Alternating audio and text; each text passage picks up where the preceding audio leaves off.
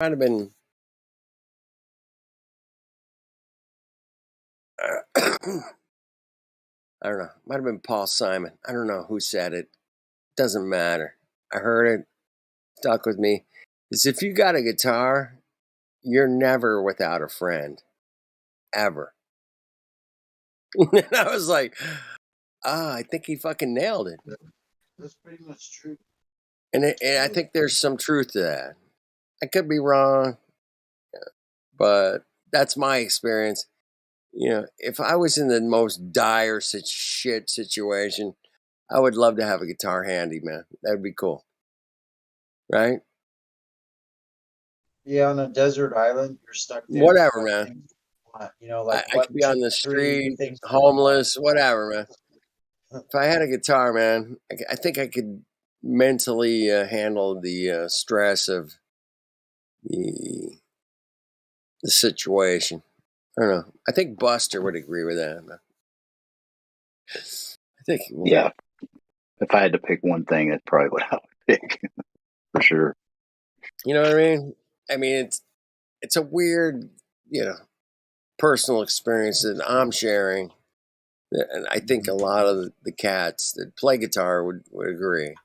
And that's like two things. It'd be like two things: an axe and a guitar. Like I could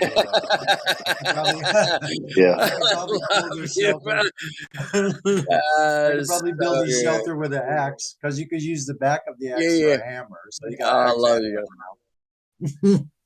What a great. Damn! What a great comparison. Fucking A. That was so sunny, bro. That was sunny, man. Sunny brings the sun to the situation, okay? I don't know if you guys know that, man, but Sunny's busting out the light, and he's bringing the love, and he's bringing the truth, man. And if you guys don't dig it, man, you guys are fucked. If you guys don't dig it, man, fuck off, okay? You don't love yourself today, you fucked. You fuck, man. Fuck you up. You love yourself today. You don't love yourself today. You fucked. You fucked. That's the sun, man. Sun shines on 24/7 thanks to Sunny. Fucking A. I appreciate it. No pressure, dude. No pressure, man. No yeah, thanks. It's fading. I'm starting to fade. Just enjoy the fade, man. Fade out. You can fade out, man. Yeah, Sonny, you faded out 100 times. At least I've heard you fade out 100 times. I don't know. And say, hey, man, I gotta go, man. I'll see you guys later. It happens that quick, dude. We'll be talking. Like, I don't feel my right foot anymore. but not really, Joe. Just the way it is, Anyway, just keep it simple, keep it real.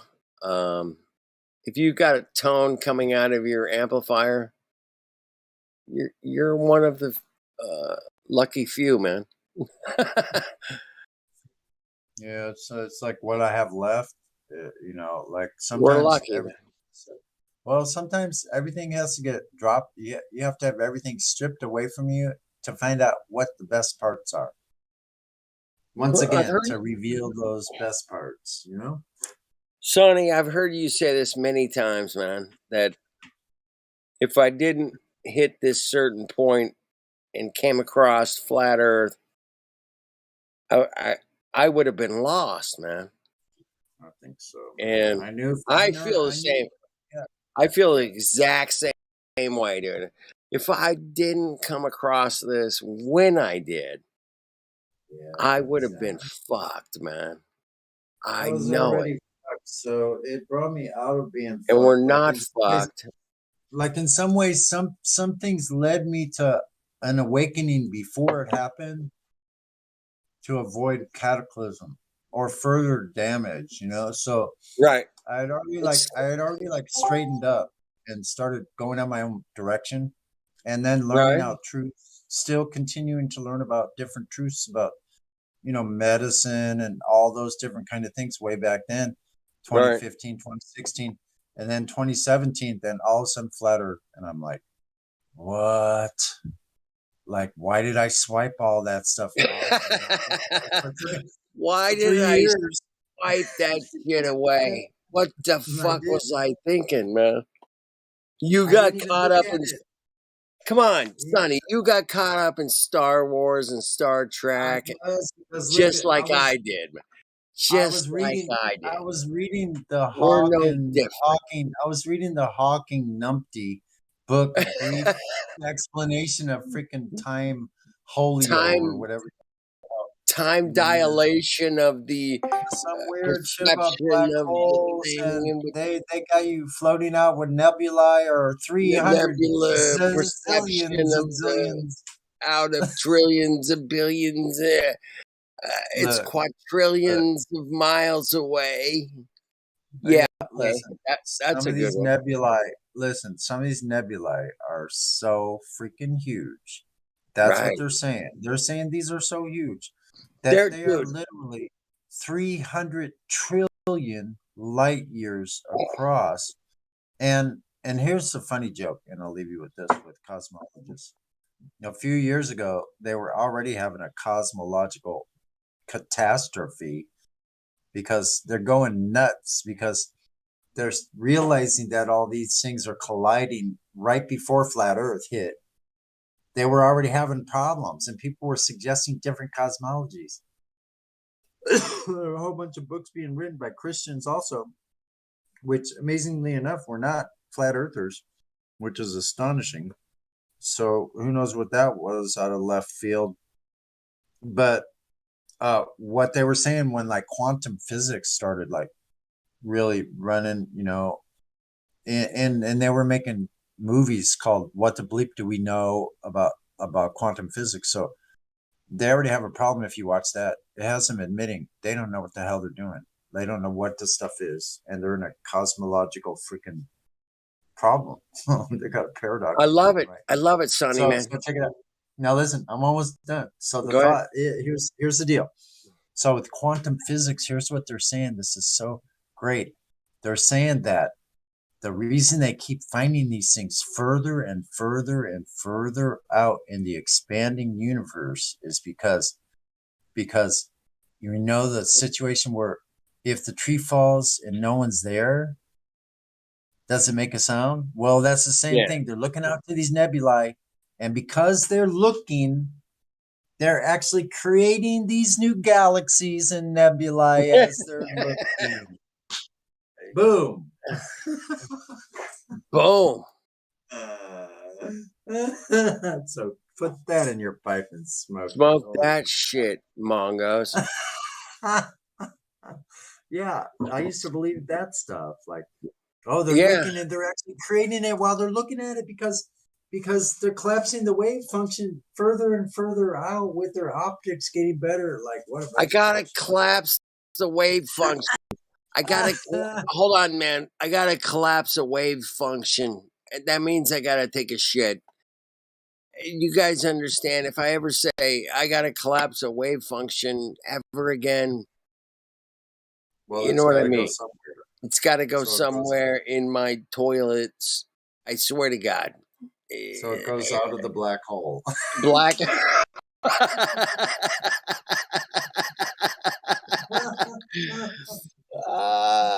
You Mongos, man. You Mongos. Fucking roll out. For fuck's sake. Oh, come on. The black hole, man. The black hole. Really? Well, That's what these Mongos had to come up with. I got a black hole. It'll explain everything because it's dark and it's deep and it totally explains gravity. Black hole. Gravity doesn't exist in a black hole. It's Oh my God. non-relevant. Oh, fuck off, man. What's on the other side of the black hole? What's on the other side of the black hole? The black hole, the double black hole. Everything in your mouth is your mouth. The mouth of the universe is taking in all those calories. It has to get them out somewhere. Gotta come. They gotta come. The black hole's gotta come out somewhere. You guys know this. I don't have to explain it to you guys. You guys are smart. This is unsaid. Like there's some things about the universe that are left unsaid. Hey, I'm just. Hey, Sonny, man, we're just going off. Sonny, we're just going off what they told us, man. We're not. We're not making shit up. We're not the fucking science fiction writers. We're just talking about what they came up with. This is how where you live works, okay?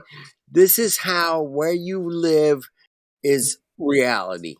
And if you don't get the reality of where you live, that's on you, man. That's on you. That's not on anybody else, man. You can't put that on any Einstein-y fucking bendy fucking space-time fuck off. I got a fucking quantum eraser up your ass. It doesn't matter. You have to realize where you live by where you live. Okay? So, if you can't go out and do that, you know, you're fucked. You're fucked. Yeah. You want to go with it. And that's why we're going sailing, Sonny. That's why we're going sailing, man, because we're just going to go out another day and say, hey, man, the flat horizon is the flat horizon.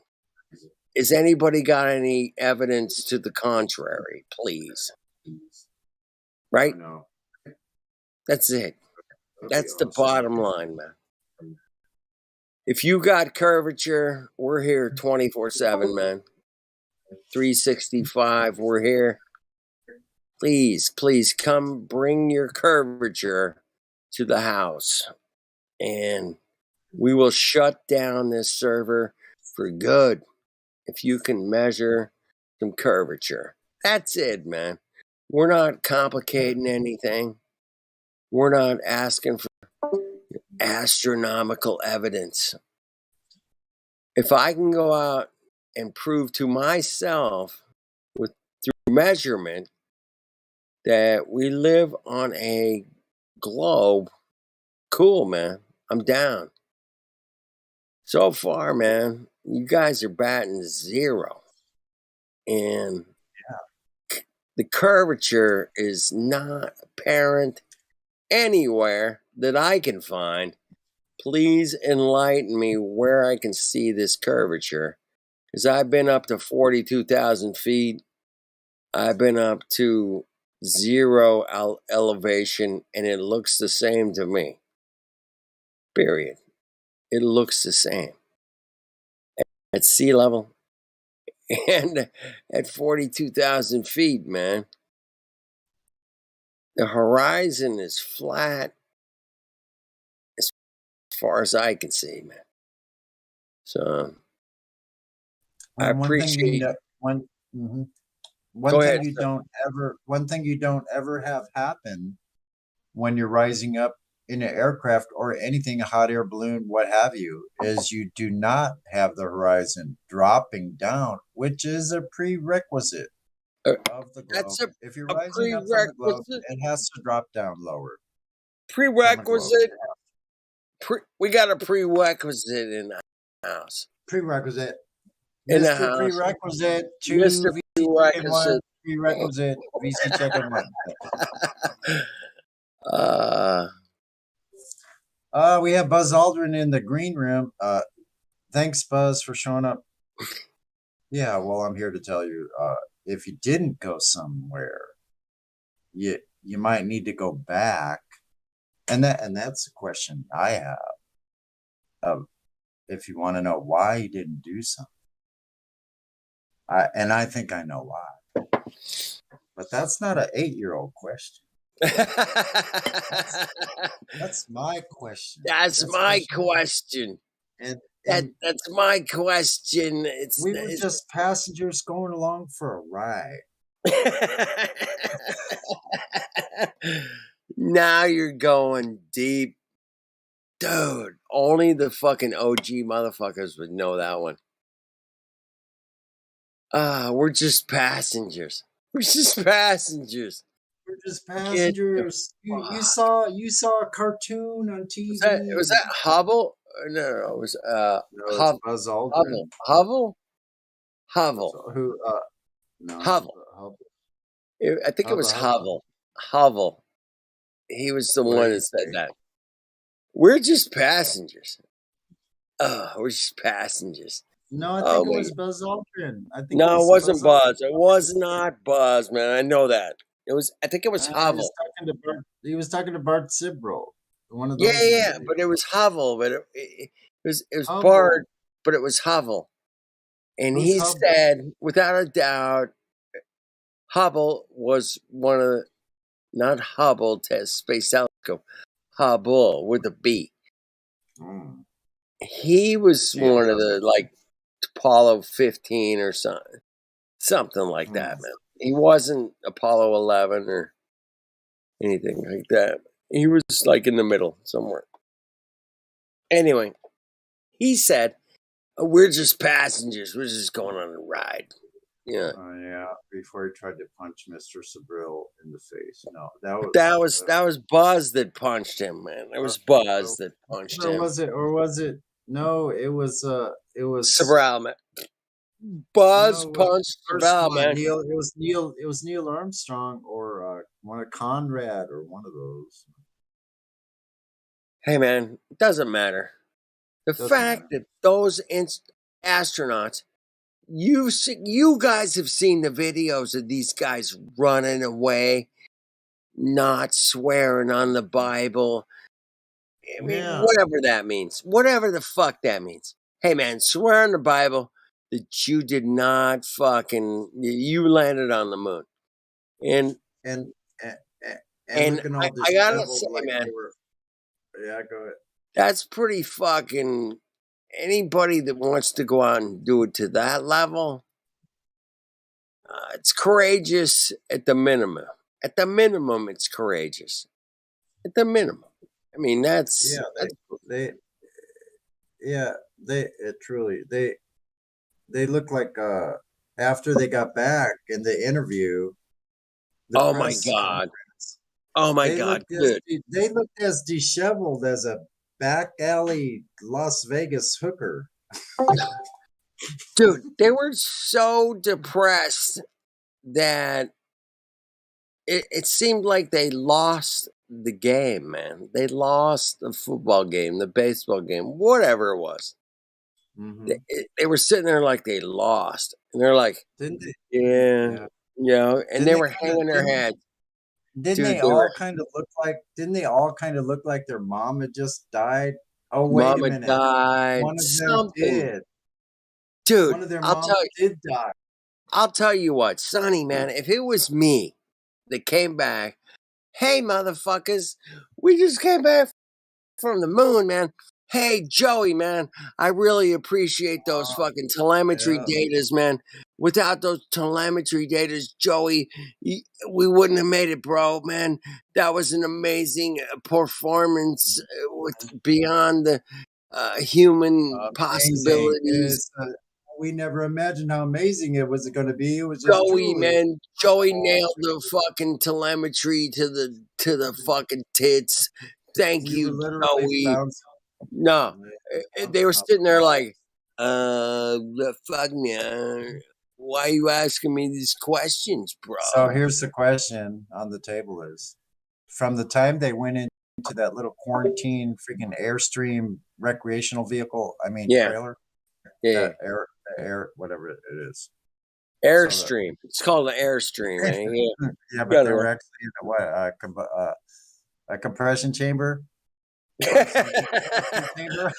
Airstream, bro. An Airstream trailer. Anyway, I digress. Dude, how many Airstream? Wait. Dude, everybody should buy an Airstream because it's hermetically sealed. I'm telling you. So don't get distracted by the Airstream trailer. So the point was, what kind of Kool-Aid were they feeding them while they were in the Airstream compression chamber? Kool-Aid. That's a good question, man. The MK Ultra people might have spiked their But geology. we need to get down to the brass tacks, though, of what I mean. What did they tell them to say? What could they have possibly tell them to say with a look like that on their freaking faces right after the most amazing thing in all of human history that had just occurred? They look like they've been dragged down a gravel alley by the Las Vegas hooker. Yep.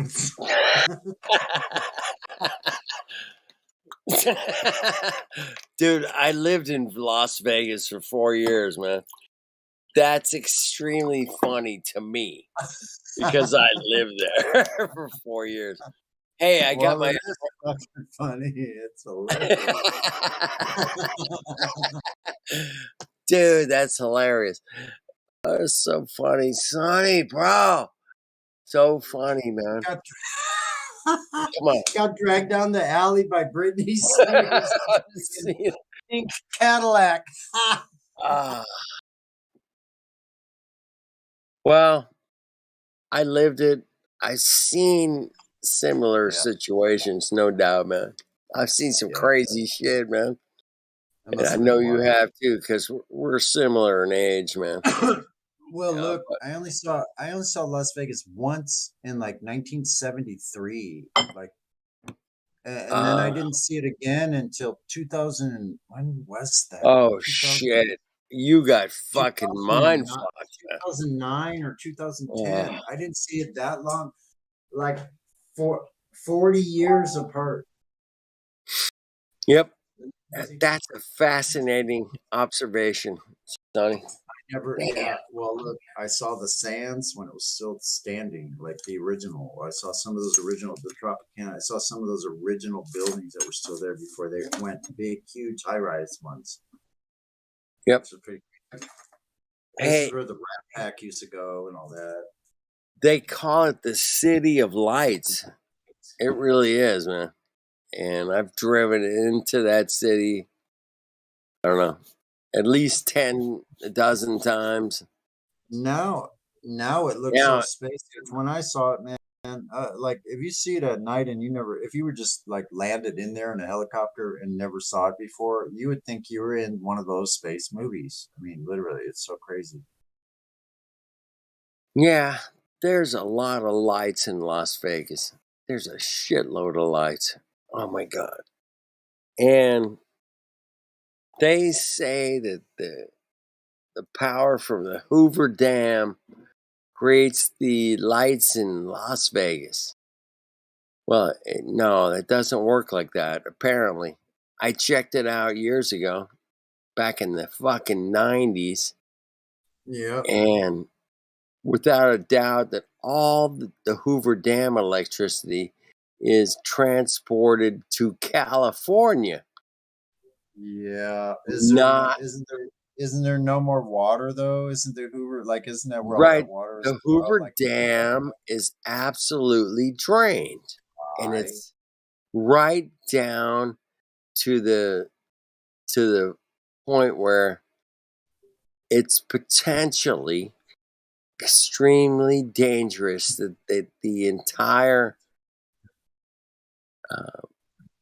Southwest. The entire Southwest. I love perfect. Right on, Sonny. Nailed it. The entire Southwest is potentially in big trouble because of the lack of water. But here's the flip side of that, is that they've had record rains in Las Vegas for the last 3 weeks, man.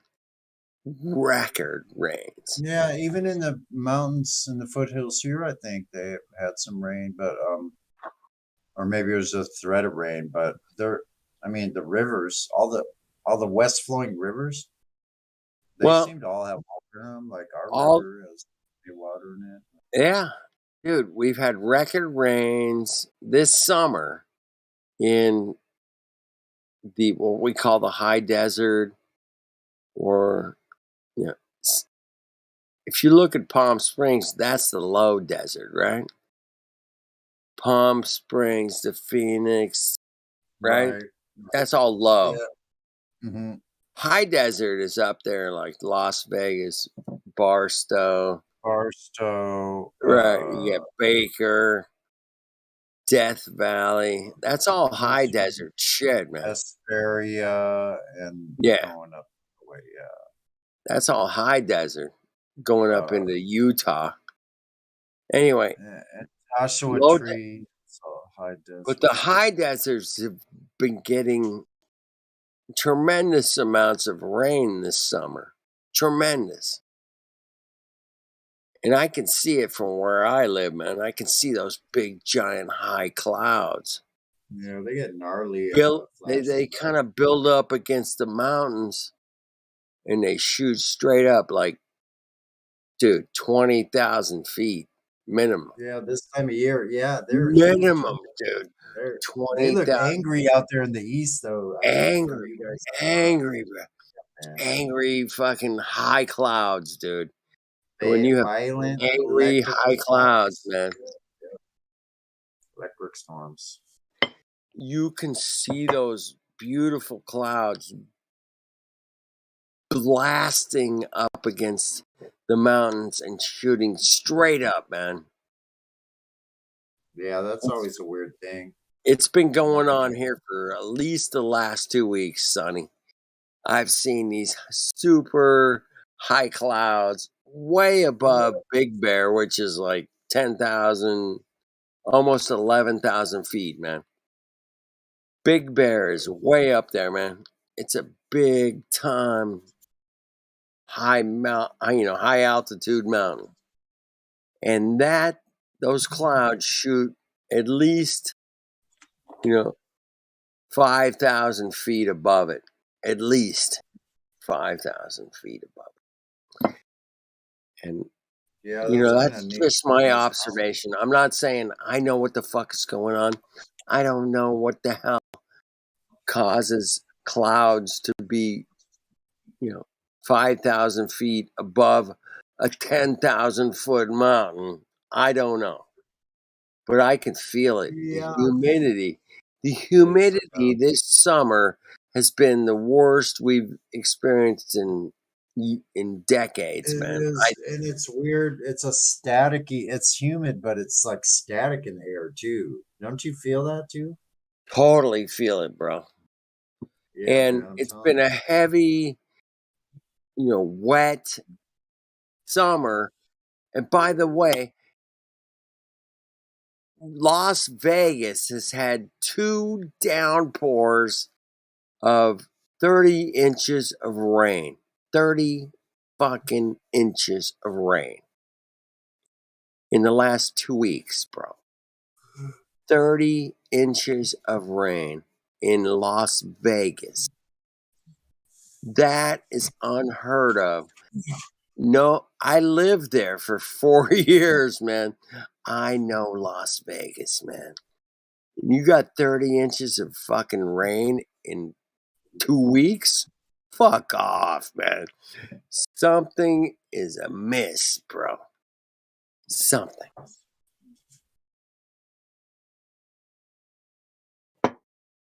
Do I know what it is? Fuck no, Sonny. I don't know what you don't know what that shit is going on, but there's definitely weather manipulation going on. If anybody disagrees with that, let me know. Please. I've known about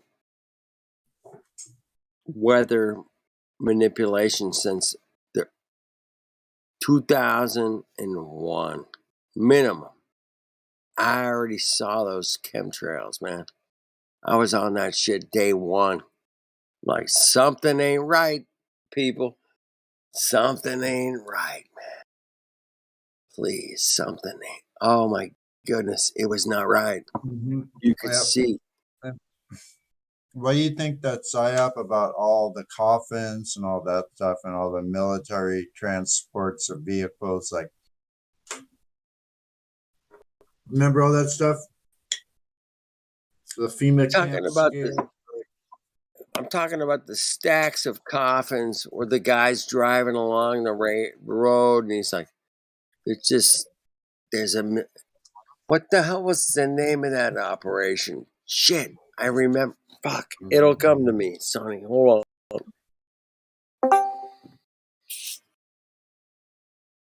Well, nonetheless, you wonder what all those little mini psyops were before Flat Earth. Or that might have been during. I don't know. Jade. Operation Jade. That's the name of it. You remember that? Jade Helm. Jade Helm. That's it. Motherfucker, I love you, Dave. Fuck off. Yeah, you did. Jade Helm. That was it. Shit, you nailed it. I remember looking at that, man. I was trying to think of it the other night. I couldn't get it myself. I was like, they were driving. Like, don't you get what I'm talking about? They had the whole thing going on. Everyone was worried about it, and I didn't get it until you said Jade, and I'm like, oh yeah, it's Jade Helm. I was so like before Flat Earth, man. The coffins and all that. Yeah, what's the deal with that? Was the FEMA camp just a scare, or are there still FEMA camps waiting for us? That's the question. Dude, we gotta be prepared for the FEMA camps, man. We gotta be. But the thing is there's no reason to house us and feed us in FEMA camps when they can lock us down, keep us in our house, and make us pay for rent. Yeah, I get it, man. There is a balance. Unless you can get out. I love that balance. You might have to go out to the wilderness. Like that's no, Sonny. Possibility. Sonny, we're locked down within the wilderness. Ain't that a bitch? Fuck. But you, Sonny, man, might have a better chance because you've been out exploring these beautiful fruits and natures that provide you nutrition, bro. Well, yeah, all the cars stopped. I could still get around on the side trails, and like as long as I could get there myself, I could pretty much get there and my bike wherever I need to go along. Exactly. Trails. Yep. Yeah, that's it, man. Can you survive on the land that's around you, man? That's it, man. It's not complicated. And Sonny's done a great job. I've done an okay job. Yeah, I know where I can get water, and I know where I can get. They're saying officially now that rainwater is unsafe to drink. Oh, dude, yeah, you have to distill this shit, man. Yeah. If you get water from a fucking creek or something, you better distill the fuck out of that shit, man.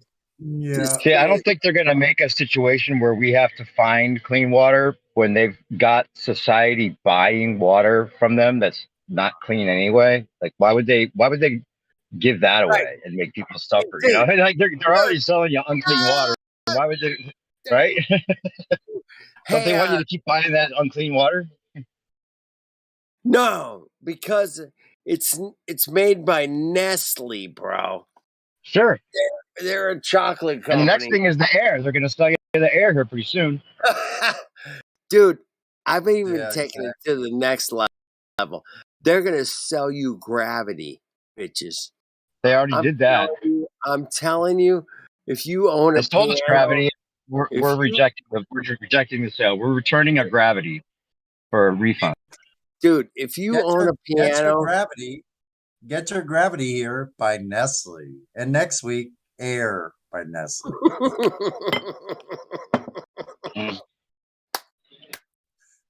I love you guys, man. We should have a speculation free for all. On the boat that you were gonna get and go sailing on. We're going sailing. Did Sonny hear about that? He checked out the prices. He was telling me all about it yesterday or a couple days ago. You need a cameraman. Why don't you Like, come on, We and help might us need out. a cameraman. But back to the point of objective reality. Hey, if anybody has a problem with objective reality, you're gonna have a talk with my friend. His name is Dell from the Imaginary Curve channel on YouTube. And Well, I got we got a problem in flat Earth here right now. You know, there's a divide somewhat going on, and it kind of does have to do with objective reality. And I'm is down. is the ether part of this objective reality? Yes, it seems so. But what do we call it, and how do we describe it without going into the conflation land of, you know, Right. non-objective reality? We're not going to conflation land, man. Nobody Well, it's here in wants conflation land. to It's go already there. to conflation land. It's Fuck, the ether's all about conflation land. You can't get away from it because fuck it's got conflation baggage. land. No. Objective reality is the point of observation from your own fucking cornea inside your head. But does that mean that you have to have a physical? When you say Fuck objective, off. does it have to be physical? That's the problem. Does it Is have to reality only physical? Is it fuck material off? only, or is there something beyond the material that we also have to say is hardly What, objective, but objectively there? what are we living in? Like, what do you call that? Simulation theory? No, fuck Yeah, off. that I'm I not. can't go with at all I'm because not going simulation theory. Fuck off. it's ridiculous. I You guys, mean, but then it depends on what you define it as. You know, like if it's a simulation, what's it a simulation of? Right. exactly. So this, right. But Well, if you're talking about like, you know, there is a there's a code to everything. Yeah, you can say there's a code. We see that, right? hey man, Fibonacci sequence, right? There's a can we code of go? some sort. Can we go complete simulation theory through video optics realization of our images? And, I mean, that's deep, man. That you guys might take a couple weeks to figure that one out, but the fact Well, is, if that Harry Carey video you showed me is a real hologram, then we're getting there. But I don't think so. yeah, It's we're too getting there, solid. right? What video realization have you agreed to that's reality? Potentially, maybe. Now, augmented reality, that's something that's very interesting. Augmented reality. You know, where that's where you're in a That's where I'm real at. environment, but then part of it through your headset is making you see something that's not there. Like a door will look like a different door, but it'll still be a door. But Dave, man, I'm gonna put this out to you. Is that I've actually had you at my house. I've actually Like a couple days ago, in fact. hugged you. I fucking give you high fives. We've laughed. We had lunch, or dinner, whatever. We did sushi. The reality of that is that we Yeah, we've participate. met Sonny. When you put a physicality to something, it's beyond what the voice on the. Right. Yeah, That's exactly. that's where I'm going. Exactly. Even there, there's more of a the physicality. Even though you know it's a real person you're talking to. Yes. Yeah, there's something beyond that. Yeah. Thank God for changing physicalities, Dave. So you won't ever have to experience that last thing is not the norm. So yeah. Hey, Sonny. None of us are the norm, bro. Did you check that one out? None of us. Normal is boring. We're not the norm, for fuck's sake, man. That's the last Rarely thing I'd has, ever want to be called is normal. rarely Just the word has itself, anyone. like just the way it Rarely. sounds normal. I'm sorry. Go ahead, just drab. I was gonna say, rarely has anyone thoroughly followed my path. I did, bro. I did. You The know it. Stacy You Bull. fucking know it. Yeah, pretty closely though. That's Pretty probably close. true. Exactly. Yeah. Okay. We're following a path. I must have missed part of the conversation. I don't even know what you're talking about. Yeah. Sorry about that, Dave, man. But Yeah. All right. Sonny and I were on the fucking level that's We had a good there's a good hello. long set of conversations over the other channel about the ether, and a lot of people joining in. It was Hey good man, too. is the ether the new fucking sexton, or where are we going with this? Well, no, but it's the division between it's the new electromag. It could be the same thing, but it's the new um, what do you call it? Downward acceleration bias that divides the flat earthers. Oh my Is there a god. bias or is there not? Right. The downward acceleration bias is Right. dividing the flat earth. Oh my god. It did. It did a while back, This and that's has where it to started. It be started with Anthony Riley and Bob doing Bob their and Bob Bob and saying there's a bias, there's a downward Riley. bias, and Oh we my can call god. it the incoherent dielectric acceleration. And Incoherent dialectic. Anthony's pointing at him saying, "You're a shill. What the fuck are you doing? Are you trying to go Oh my with some god. kind of backwards way of getting back to the globe and like that kind of thing?" The globe of the That's the problem, is that we're we're so dialectic. cautious about anything that sounds globe like I gotta that celebrate it's a good thing. of the But anytime you dialectic. try to like explain things in a way that sounds like double talk, because a lot of these things, the ether, you can't describe it without sounding like you're double talking, Hey, because but it's there but not there, right? you gotta double talk everything, Dave. I got the dilation of the acceleration divided by the correction. If you guys know what that is, help And me. then there's these tools that they use, like the accelerometer or the Accelerometer. gravitometer. These are all globe tools that do actually have applications that can be used and shown to prove that it's not a globe, Right. right? Yes, So it's exactly. like you can't just be like allergic to devices. Some of them seem like parlor tricks and are parlor tricks. Some of them may seem like parlor tricks that aren't parlor tricks. That's the thing. They got us all fucked up. They got everything associated with the globe, and if you take yourself completely out of it and say it's only observable reality and that's all it is, then you're also doing yourself a disservice. You're saying that the ether sounds convoluted, so we're just not going to talk about it. You're also doing yourself a disservice, even if it's not exactly what someone might seem to claim. We need to talk about it because it may be answering questions that the globe is just going to hang on to as their answers that they've hijacked in place of something that's not even what they're saying. Hold on. I got gravity in my pocket.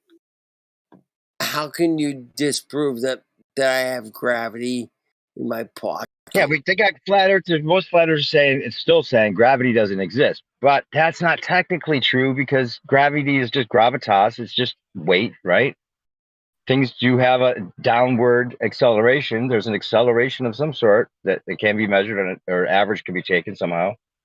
So, man, we just can't be phobic about like all the things that they're saying because they usually have mixed in 90% truth with 10% lie, and then they know that it's just like foolproof because you're always going to get a downward acceleration reading. Therefore, gravity exists, and if they're going to just say gravity doesn't exist, then they're just denying that there's this acceleration, which isn't true. Which isn't true. No, and nobody that looks into it would do that. Yeah. Damn. Ain't that a bitch, motherfucker? Yeah. Ain't that a bitch? I understand going with the simple, like, hey, I don't need to worry about what the readings are or any of that. I just my reality is what it seems. I don't need to science it, but that's fine. But if you're going to do that and then start attacking other people for saying that there's a taboo subject that can't even be talked about, that's where it's like, wait a minute, I agree. We should be able to talk about it objectively. You can't talk about that, Dave. Come on. Right? How dare you? How dare you? We should have no taboos, except when when people are literally and directly conflating and there should be no postulating things that, yeah. I like the speculation land though more than most people, I think. There is a certain enjoyment of looking into things that could be. And if any of you globers, flat earthers, man, want to look into things that could be or should be or whatever, this is the place to do it, man. This is it. I haven't ever found a better place to say, hey, man, I think you globers or you flat earthers are crazy. And you want to come on. Even the like any kind of friends group, the people, if they don't understand that they're not on the ball, it's like the whole conversation lacks a certain red pilledness or whatever you want to call it, right? Like I can't even hang here with these people that they don't realize the biggest lie. So because then all the conversations are completely subpar, right? Doesn't it seem like that in general? I mean, you get into a situation where, hey, man, we're just here to kind of try to red pill you. You know, honestly, man, we're trying to red pill some people, man, and say, hey, man, what you were taught in school, man, might not be right, man. And from all my evidence and observations, is the fact that those motherfuckers lied to us about where we lived. For fuck's sake. It's provably not what they're telling us, in fact. It's not what they're telling us, man. It's provably. It's not just might not be. It's provably not what they're telling. At least not what they're telling us. But that's. I mean, why is this whole? Why are? That's the other question. Why is it that flat earthers or people in general in this discussion still think that to call yourself a flat earther that means you're claiming that you know the whole thing, what the whole thing is? You know, Well, like I'm not a flat earther because I don't claim what the whole thing is. But that's not. That shouldn't be the claim. As soon as you know it's not a ball, you're technically not a. You're technically a flat earther. That just means that you think it's a level plane, like it seems. Because why would you think anything else if the ball isn't true, right? Isn't if the claim of the whole thing, which is the only claim of the whole thing, which is the ball that isn't really a ball, you know, then why have they been able to perpetuate us defending a claim about the whole thing still? All right, I'm going to explain You know? to you. Dude, I have the answer to this. The fact is that they manipulated the minds of the masses through television, through magazines, through radio. They manipulated the minds. And when the manipulation of the minds is passed on through a couple of generations, that's where we're at now, man. That's where we're at. And we are having to deal with mind manipulation motherfuckers that think they live on a spinning ball shooting through outer space at millions of miles an hour. Millions. The craziest claim ever. That you could be going all these different directions. That we got people in here for hours still saying it doesn't make any sense that it's like it seems. It has to be the opposite of what it seems. Now that's the definition of crazy. It has to be the opposite of what it seems in your reality. Right. Otherwise, it doesn't make sense. What? What? It can't be like it seems. It just can't be. Sonny, were you on? Is it you or somebody?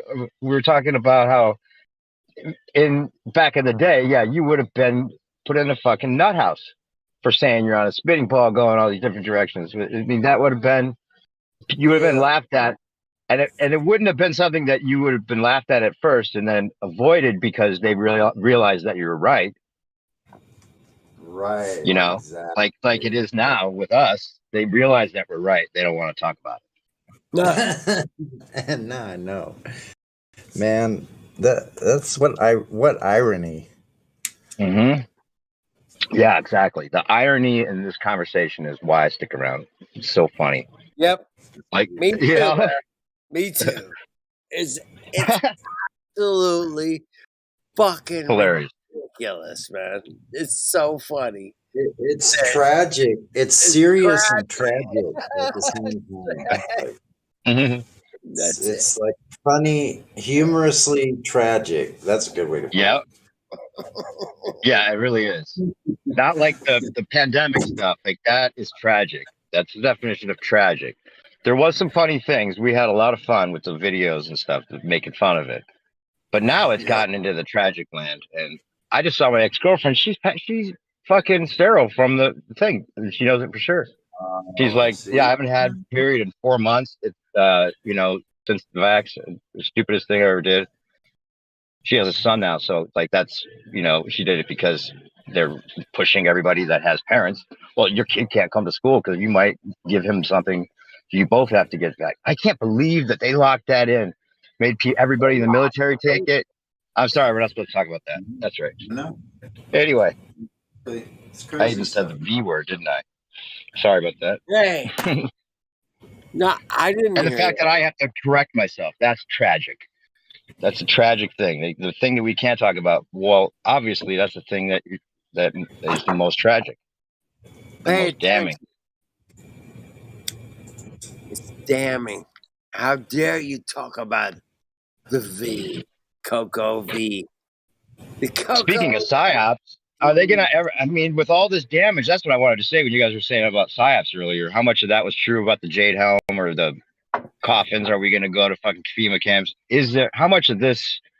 We know that this thing is, not just a psyop anymore. People are actually hurt, but if that is so prominent and consistent, how are they ever going to get to the point they require us to do this for this credit card? And that people are still thinking that they're going to be able to get us to like have to have that to even sell and trade. How are they going to get it there with so much injury already? I don't.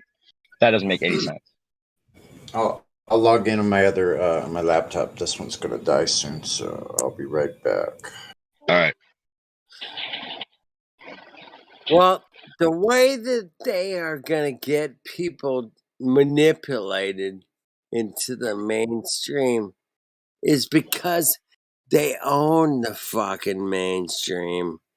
If you Yeah, guys, they own the biggest influence. if you guys haven't figured that out by now, I can't help you. I'm But sorry. if people are directly, if everybody knows somebody that had something fucked up happen with this shit, then how can they continue when it's direct injury?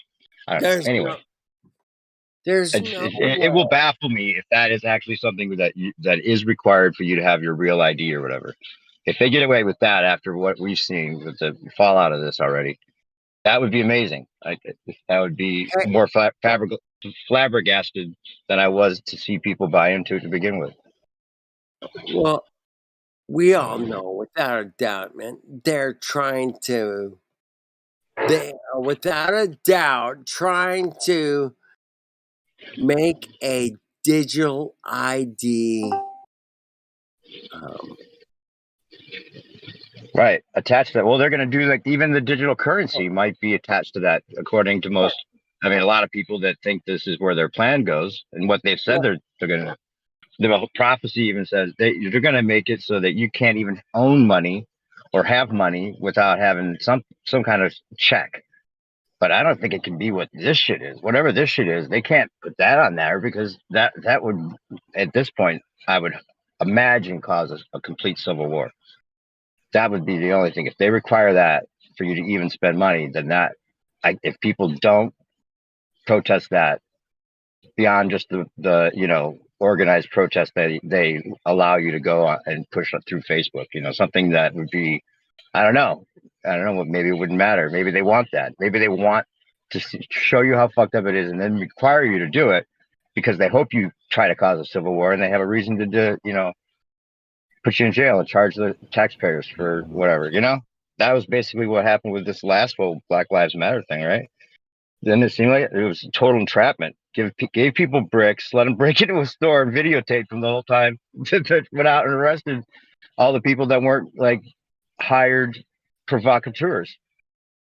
Crazy how that just what happened, and like anyone could even think that that everything's back to normal after they did that. And I saw people. I mean, we saw people hurt, really, literally hurt, trying to protect Hey, their shops. Like gruesome. I couldn't even look at some of it. Damon, have you ever seen the movie Wag the Dog? Oh yeah. Wag the Dog. Yeah, how they can give us a truth movie like that basically tells you the exact truth and makes perfect sense of it. You know, it's not like even it's sensationalized. It's like, yeah, it's on TV, it's true. Right? How could you do that? How could you watch that and then still buy into everything without some skepticism? Or even like if you watch even just that one clip of all the different newscasters saying the exact same thing over about the, birthday party or whatever it is that, if you watch that and you're not skeptical after seeing the same exact fucking, I don't know what to say, but it is that brilliant. It is so brilliant that the evidence, because the evidence is so damning, it's so scary for anybody that realizes it. They have no choice but to embrace it and just accept it. And then, try to make other people feel bad for not accepting the bullshit that they just swallowed. Because it's literally designed to scare the shit out of people because it's so obviously, a lie or whatever, right? That is another level of manipulation. Like, I like to talk about that level of controlled opposition and all that shit, because that is brilliance of a plan. When you tell them the truth and the lie at the same time, and you know that it's going to work in your favor. Hey, Edward Bernays. Yeah. And that was the psychological key that made it all happen. Yeah, man. and all the German scientists, the studies they did on the human psyche to create this plan is just deeper than we probably could even guess. So, we're just like 5 levels down from where they're even starting to. They got a psyop within a psyop within a psyop, so much so that the people at the top are probably psyops, thinking they're controlling everything, but they're not.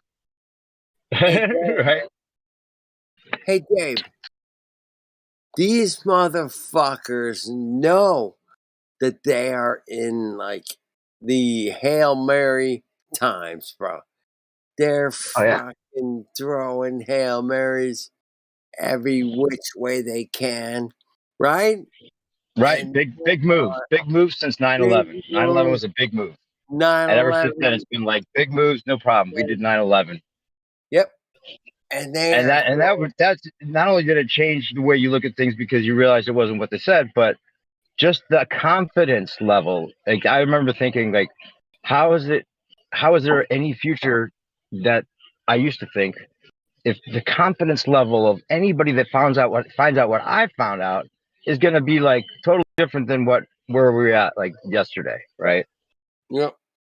But dude, don't you think people have to believe the country is giving them and they can't be like, faking all these things and expect the respect any longer? But maybe it never deserved the respect and it was all fictional. I guess it was. If the Revolutionary War was a lie and it wasn't really even what they're telling us on that front, then it's been fictional ever since. In fact, you could even argue part of the reason that they created the globe fiction is so that then they literally operate in a fictional world and don't have to take responsibility for anything they do.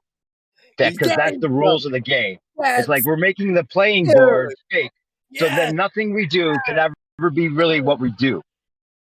Oh, fuck off, man. You fucking nailed it, bro. Right? Doesn't it seem like that? Yes, exactly, man. 100%. And same thing, it goes to like in the steps. Like America was a fictional, idea, but because it's a fictional idea, there's no limits to it, which makes it kind of good at the same time. I'm on board with that, with this one, man. Yeah, right? Absolutely. Fuck yes, Like space. Think about just the space, but not to get directly back into that part of it, but just like the NASA or whatever because space is what they say it is, there's no limits to the creations and imagination of what they can claim and not worry about how fallacious the claims seem, because it's space, and there's just no way to prove it. There's no. It's the perfect business. Yeah. It's So the largest gaslighting operation. Exactly. yeah. So Yep. almost every 70 years, like when the 70-year like bankruptcy thing is over, they just roll it over at that time in the fictional world because they Yeah. just create a bunch of fake Right. laws that work in the fictional world that nobody's really been made aware of. So you're totally out And they're of luck. charging, and there's no way to actually charge you personally as your person, but they're only charging your straw man for anything anyway. So every charge is literally fake, based on the fact that it's only your straw man that is being charged for anything. And Yeah. if you and you have to identify as that straw man in some cases, or at least be the priority interest holder Yeah. claim. Yeah. In fact, everything's already been paid for since 1933 by the Yeah. mortgage of you and your kids' future. Right. It's already been paid for. Everything's been Yeah. paid for. Right. It's there, and you just don't access that. It's provided just in case, but that just in case is what's being traded on the stock market, because the value of that just in case is bigger than most other individuals in other countries still.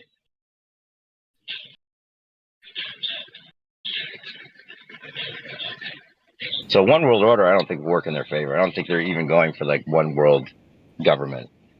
Even it's fake, and they already have it, right? They've had it for a long time. The idea that we have separate governments is also fiction to a certain degree, right?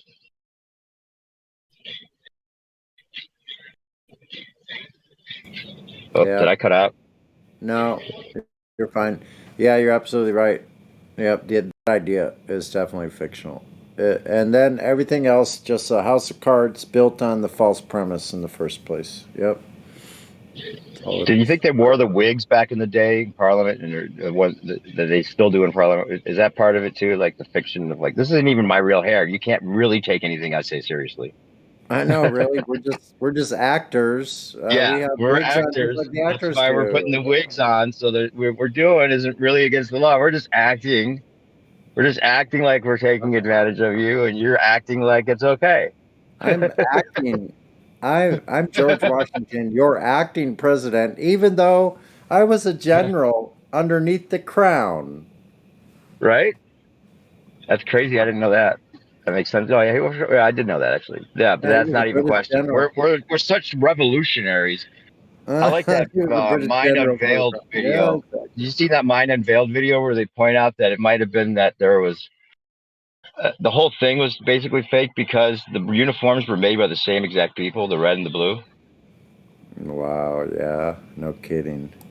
Like they're just dressing up, in these fancy clothes. I'm going out to war with you, and we're gonna march at each other with our guns pointed in front. Like the style of Yeah, fighting, I've always just been yeah, like, what the fuck listen, kind of style of fighting is that?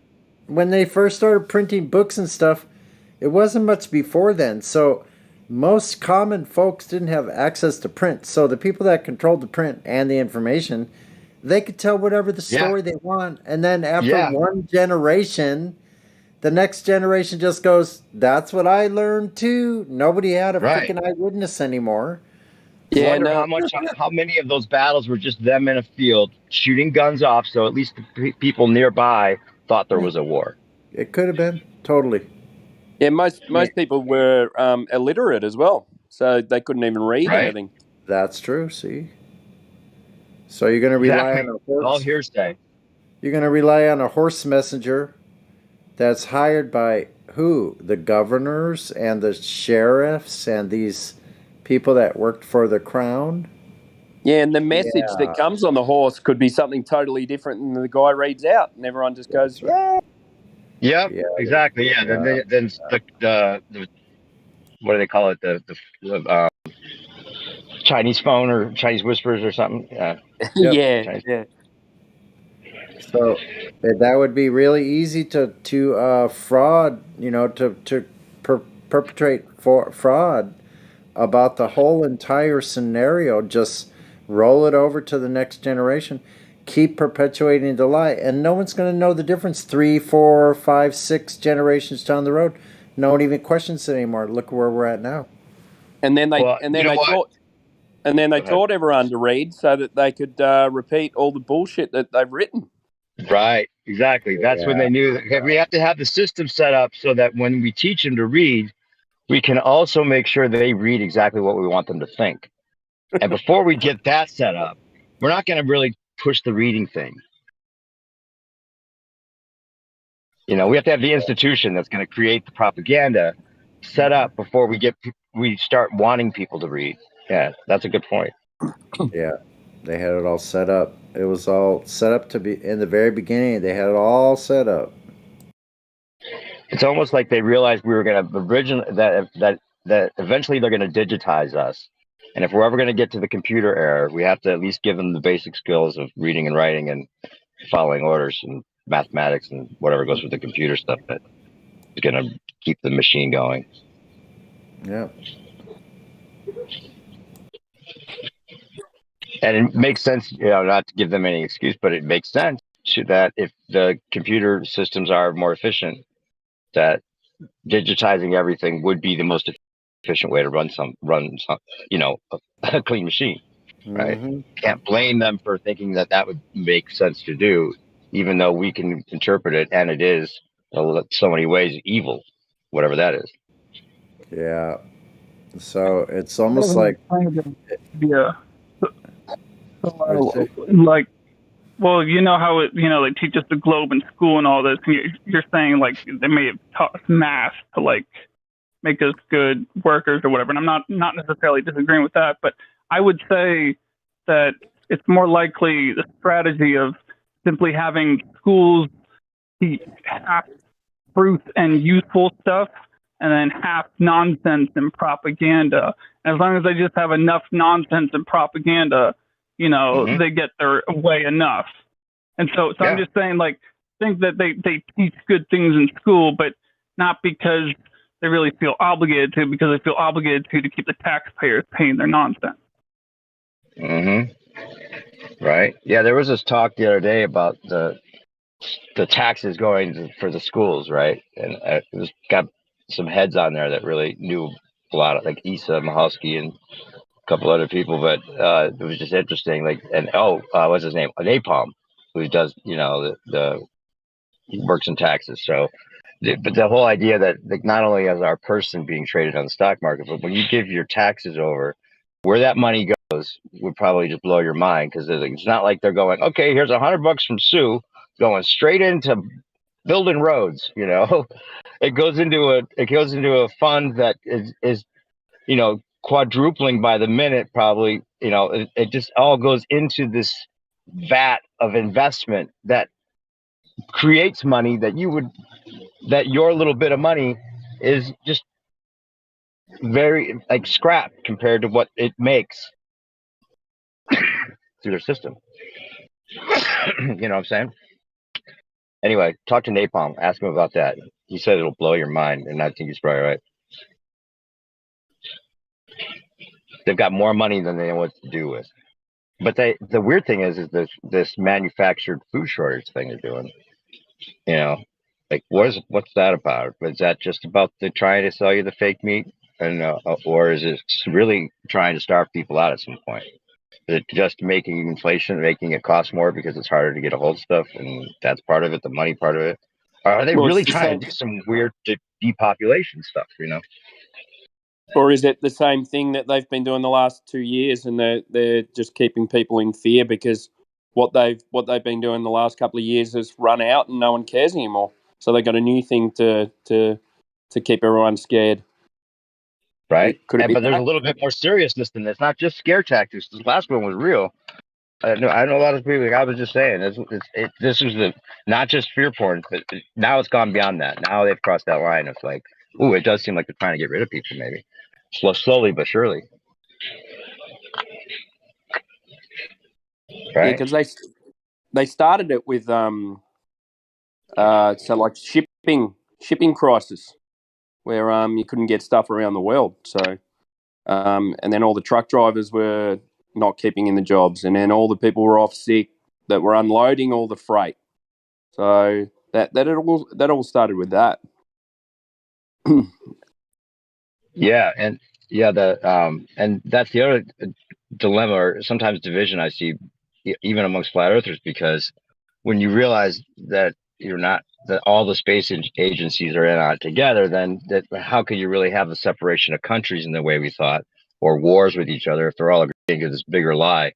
Then that's the fiction that you know I want. Some people have a hard time differentiating still. Like, are Yeah. the leaders of these other countries just acting as well, and we shouldn't be talking about it in any seriousness whatsoever because it's all just an act that makes us not only fear what's going on, but have to like economically hurt from what's going on.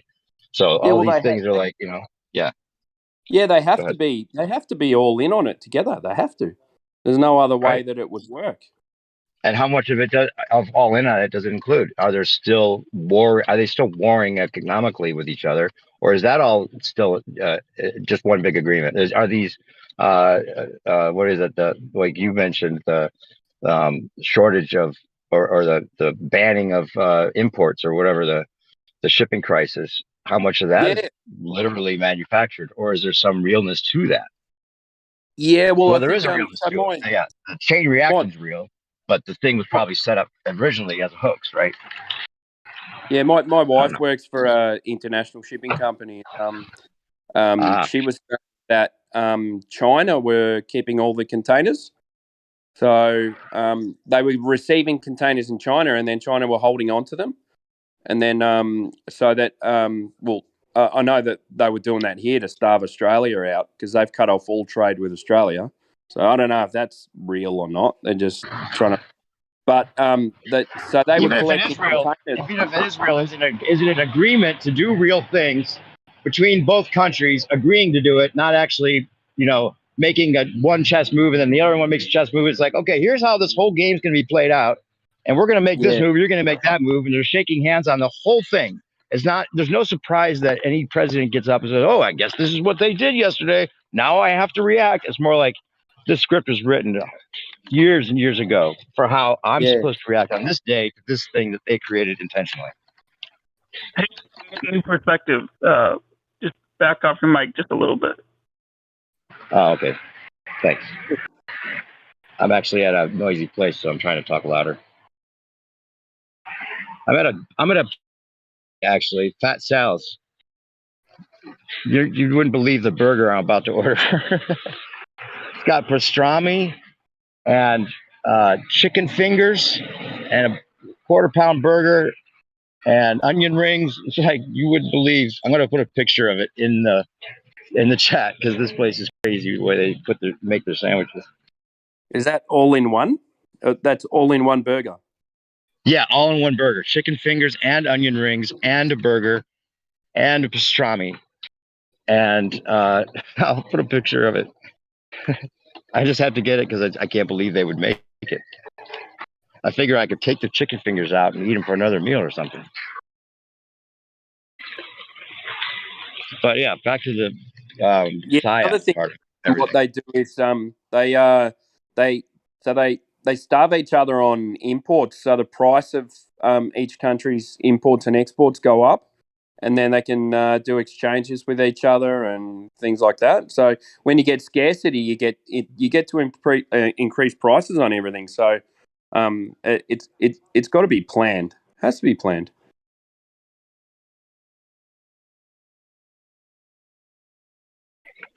It's funny And that on top of that, it's almost better if it is planned, because then at least it's not something that they don't already have a somewhat reasonable solution for. If it was just chaotic and something that was actually happening, it'd be a lot more scary in a way. I don't know which is Yeah. scarier. And then there's no control. Yeah. but on top of that thought, if taxes are higher and goods and services are more expensive, all around, then it's much more difficult for someone to save up $1 million in their own bank account or on their own credit union account, and then go and be the next Ron Paul. They're trying to make it impossible for anyone to do that. It's a Yeah, good but strategy, and it's a scary strategy. Yeah, but most of them, I would say, would be government contracts. So if you're, say, the government's doing a road contract, yeah, and they hire a company to do a road contract, and then they need materials from another country. So that country says, "Oh, we're in high demand at the moment. You'll need to pay this much more." So the government has to pay this company who's doing the road works more to compensate for the increase in price in materials. You know what I mean? Like, it's not the little guy that wins or makes any more money from it. It's all government contracts who they pay their mates. Ex-politicians go into these positions as well as CEOs of companies that they used to give contracts to. So it's pretty intertwined as well. Did you understand what I mean? Yeah, they subsidize. Well, kind of, but that has nothing to do with what I was trying to convey. The point I was trying to convey is they're trying to make it financially difficult for anyone who wants to become the next Ron Paul, someone who might actually become the next president of the United States, who's not controlled by the quote unquote they, whoever the hell they are. Oh yeah, Sorry, exactly. Yeah. That's why they give us the story, the fake backstory for an Elon Musk or some of these people like Steve Jobs, or they were created people, but they have to give us the idea that it could be you coming from rags to riches. Yeah, but it never will be. No, it doesn't really work that way. Even though people can make money, yeah, that's the one thing. People can make a lot of money if they do it right. And that's that. It's the system already has all the money is the problem. Is the funny part about it. Like, they have more money than they would, whatever money is. They have more ability to compensate for things like you're saying with the contracts and stuff. Like, if you got an LLC at the right time, right before the pandemic, you would have gotten this huge check from the government that people figured out. Some people figured out the big check for just having an LLC or a company that could be applying for this form of pandemic relief. Yeah. Well, along the lines of what I was saying before, I wanted to point out this is why I don't like it when anyone in here just likes to blindly say, "Oh, you should never vote. Voting is silly. I raise my children and I teach them not to vote," because you could at the very least just take the form that you have to vote and at least vote no on tax increases. At least that way, someone else in your community might have a greater chance of becoming the next Ron Paul, while you don't pay attention to much of anything or too much of anything. Locally, the vote, I think there's a certain amount of something you do actually have some control over if you're voting, for sure. Locally, not nationally, but yeah. It's compulsory over here, so we get fined if we don't vote. Oh, that's crazy. Yeah, I know. We get fined free if we don't have health insurance. Yeah, we don't need health insurance. Wait, was that something that was put forth by a representative, or is that something you voted on? No, we don't vote. We don't get a referendum for much, but it's fucking. Wait, what country are you in? Australia. Oh, okay. The land of the free. The jail, the island jail. Right. Yeah, there's some really fake. Talk about fiction. There's a talk I should send you up that by this Australian guy that talks about the country itself and its allegiance being more fictional than other places. Yeah. What's his name? I think it's the what's it called? I'll find it. It's you know what I'm talking about? It's black. Autodidactic or no? No. I like him though. No, not him. It's another one. It's an older it's an older video that it's kind of Santos Panacci? No, not a guy that a lot of people know. I'll find it right now. Yeah. There's a lot of weird stories about here, how the country's actually set up, things like that. It's really strange. Yeah. But I don't know enough about it to actually talk on it. But I know there is some weird shit.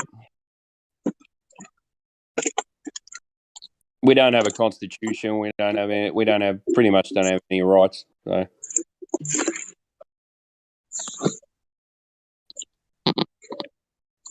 Have they backed off on the requirements for you to be at work or anything without the jab? yeah, that's all gone. That's just disappeared. Okay. Do you Yeah, think they'd we've ever got. be able to reinstate it? Yeah, well, it's statewide. So I'm in Victoria, so they changed the laws during it so that they could call it at any time.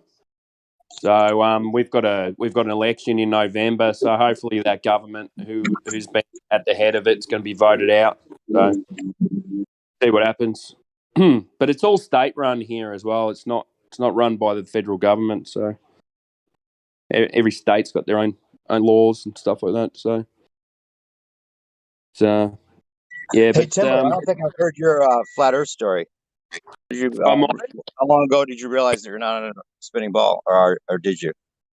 Yeah, it was a long time ago. So I started hearing some stuff maybe 2012. And so I started watching some videos on YouTube, and then I saw an Eric Dubay video, and I got stoned one night and I was watching it, and I just sat there and I watched. I think it was like 6 or 8 hours or something like that, and I just kept on watching and watching and watching, and I woke up the next morning and I went. I think the Captain Cook trip got me first, and I went. What's he talking about? It. He went 64,000 kilometers or miles around and never never circumnavigated Antarctica. And I thought I got to look more into this. And then I started looking at.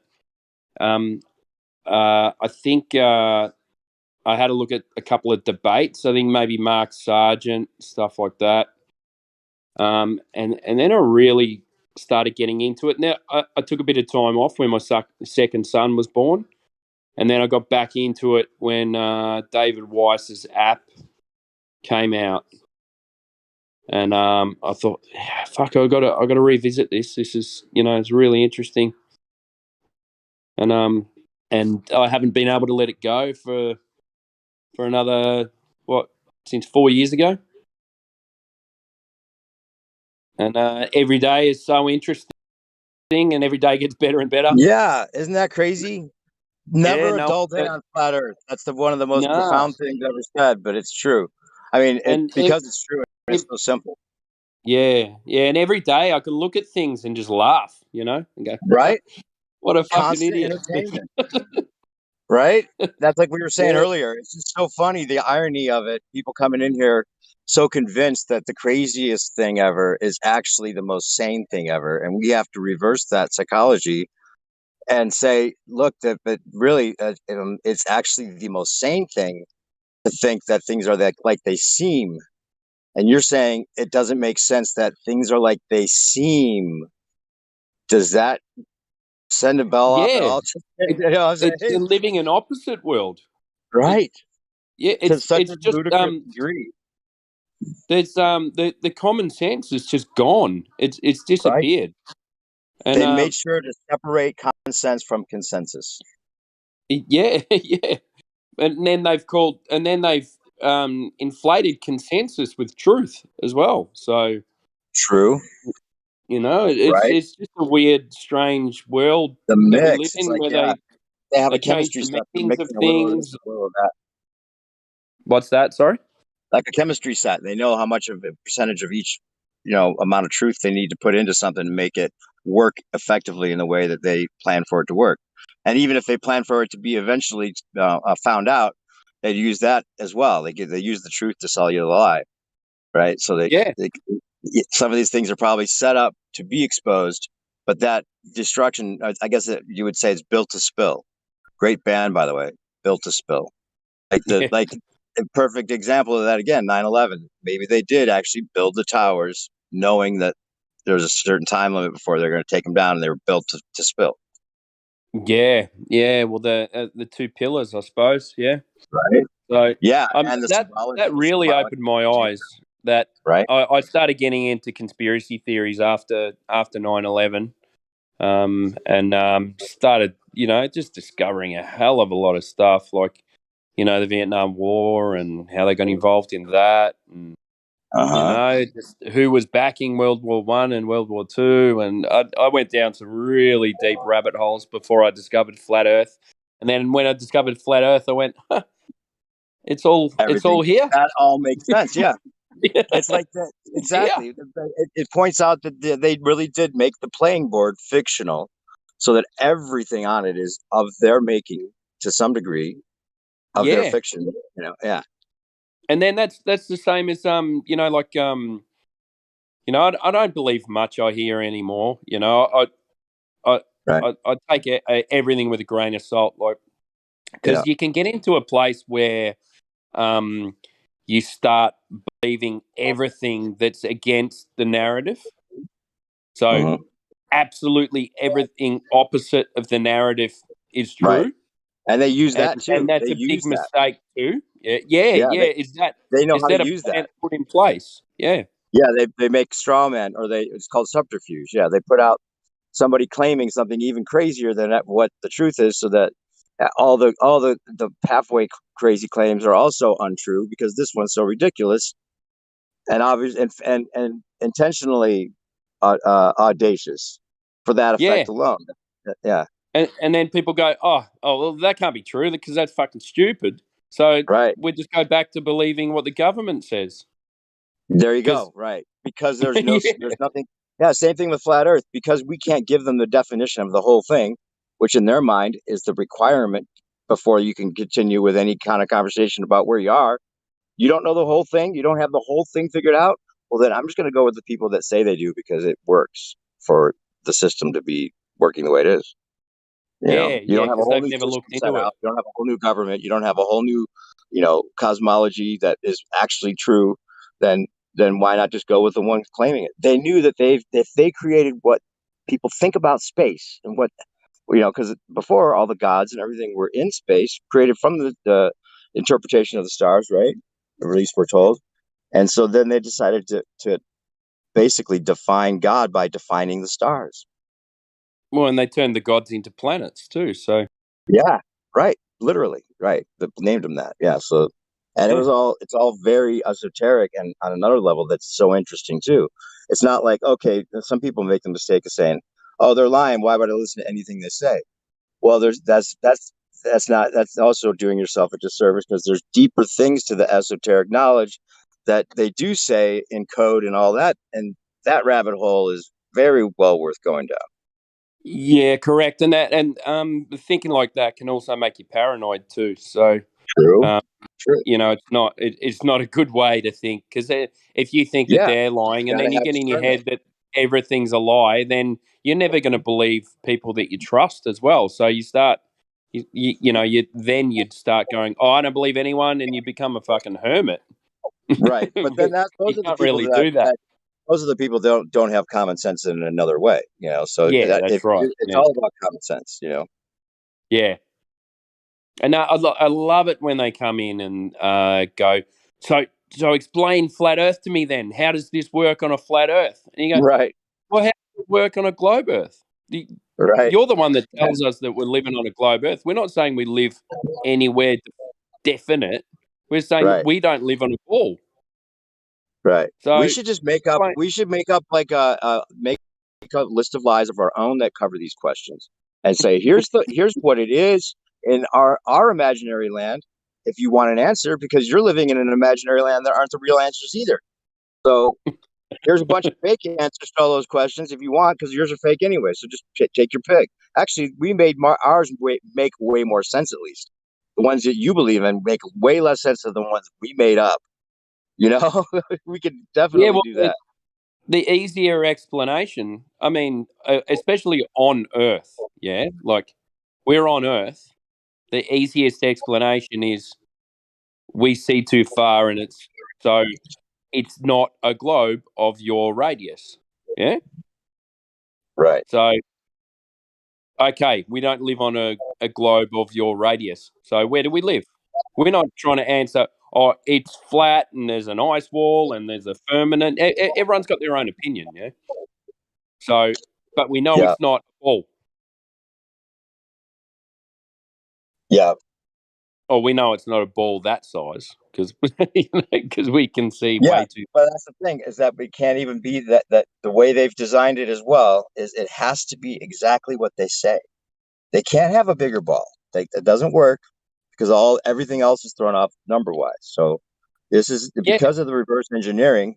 It had to be exactly what they say because the reverse engineering makes it somewhat sellable as a predictive thing rather than a postdictive thing, and yeah. it can't be any other way. So they're locked into those parameters for it to be the case.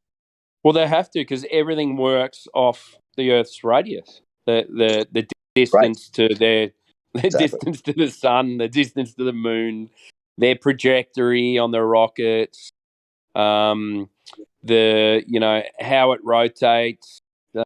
It's just And one thing everything is affirms the based on that next. radius.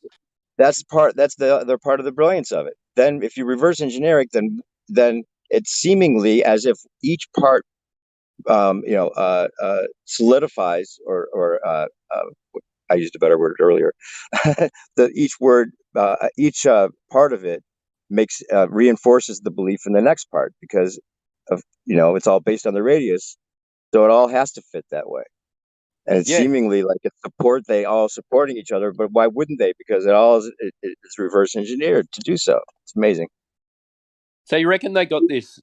It seems like they got this radius from vision, yeah. So I can only see this far before it Yeah, starts obscuring at the bottom. So right. how far out are you? Okay, if you're out that far, it's curving. I can only Yep. see What's the I can average? see Yeah, the foot of your boat. So let's make the globe that size, and yeah, let's within base an average. everything off that. And Yeah, they included refraction calculations that would convince somebody that within this certain range there must yeah, be a because that's curve. what.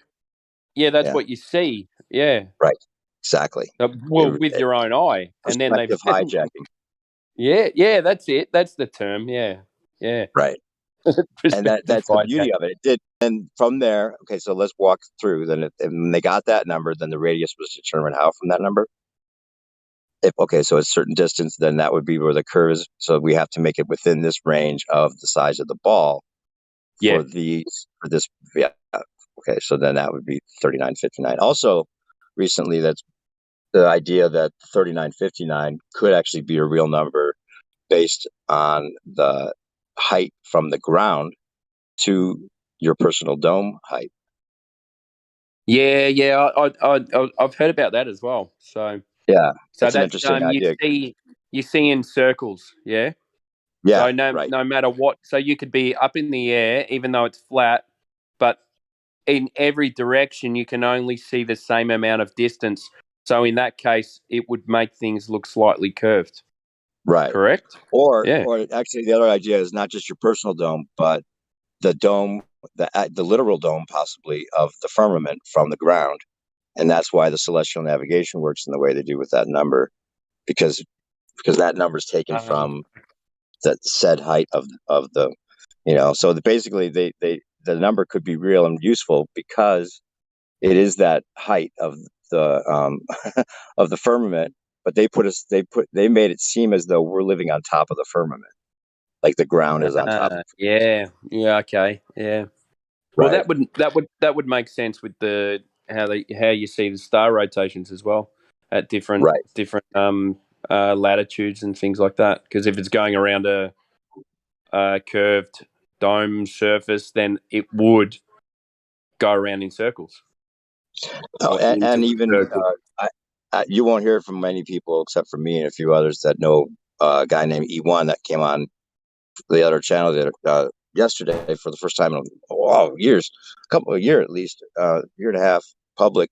He just went off grid and took his channel down, but his model that he is convinced must be the case is we don't only have one circle of stars, we have two, and they actually do go counterclockwise and clockwise, just like thermodynamics, and just like the shavings of lead that you put on a piece of paper, and they make that pattern with the Yeah. dipole. there could be southern star rotation. Another thing that the flat Earth might be overlooking or controlled not to look at, if there is some kind of controlled outgone, because if the southern star trails are actually there and we're calling them reflections as a patented scripted answer, and it's not true, then we have to be careful of those things. I don't think it is. I think we actually do have two counter rotating spirals of stars that go parallel to each other through the celestial equator and then separate from each other, and they're adjacent over a stationary Earth, just like it seems. That's interesting. I think I heard, was it AI talking about that? I think he said, why can't there be two different rotations? Oh, good. Go, I'm glad he's on board with that. Good, because that's something that got discussed in here a while back with one of my friends there from Australia. In fact, Troubled About came in here and was talking about her stars can't be fake, and you're calling my stars fake, and she was a little bit confrontational. She was a loony. Oh, I was listening but to her. she's not She was a loony. She's a friend of mine, actually. I was just is kind of she? making fun of the way. Yeah, she's a great person when you really know her. She just was taking it personally about the stars and trying to, just cause some ruckus. I guess of why she calls herself Trouble, right? Yeah, okay. Nice person. But it's a funny subject to take personally, though. Like no, but she's not literally. This side of the Earth is my side. She's a little less serious than she may have come off, I think. Oh, okay. All right. Yeah. Fair enough. Yeah.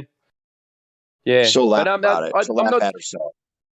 Yeah, I'm not sure how she got circular star patterns from Brisbane, though. She's pretty high up north.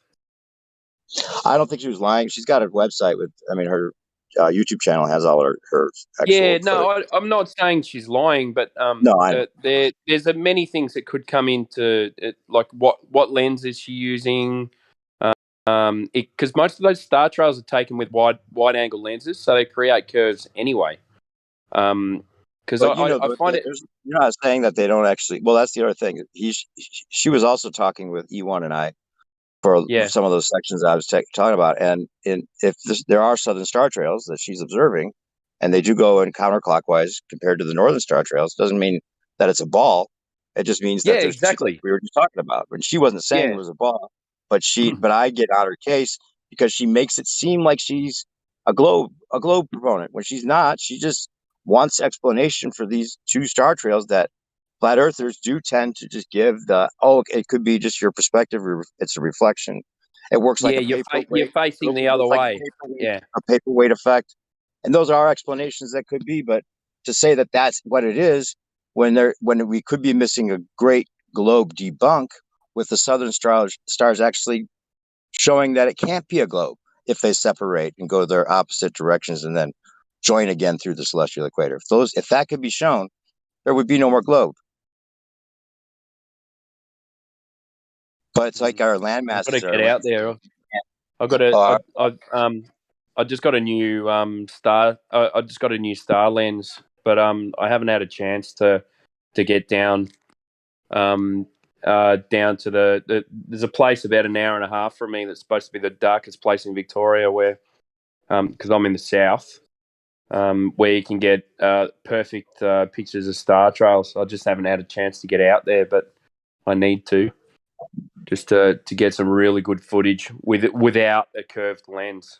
So, does it seem like that when you look at your stars that they're their own set of stars, or does it look like they're possibly just reflections? To tell you the truth, I'd be lying if I said yes or no.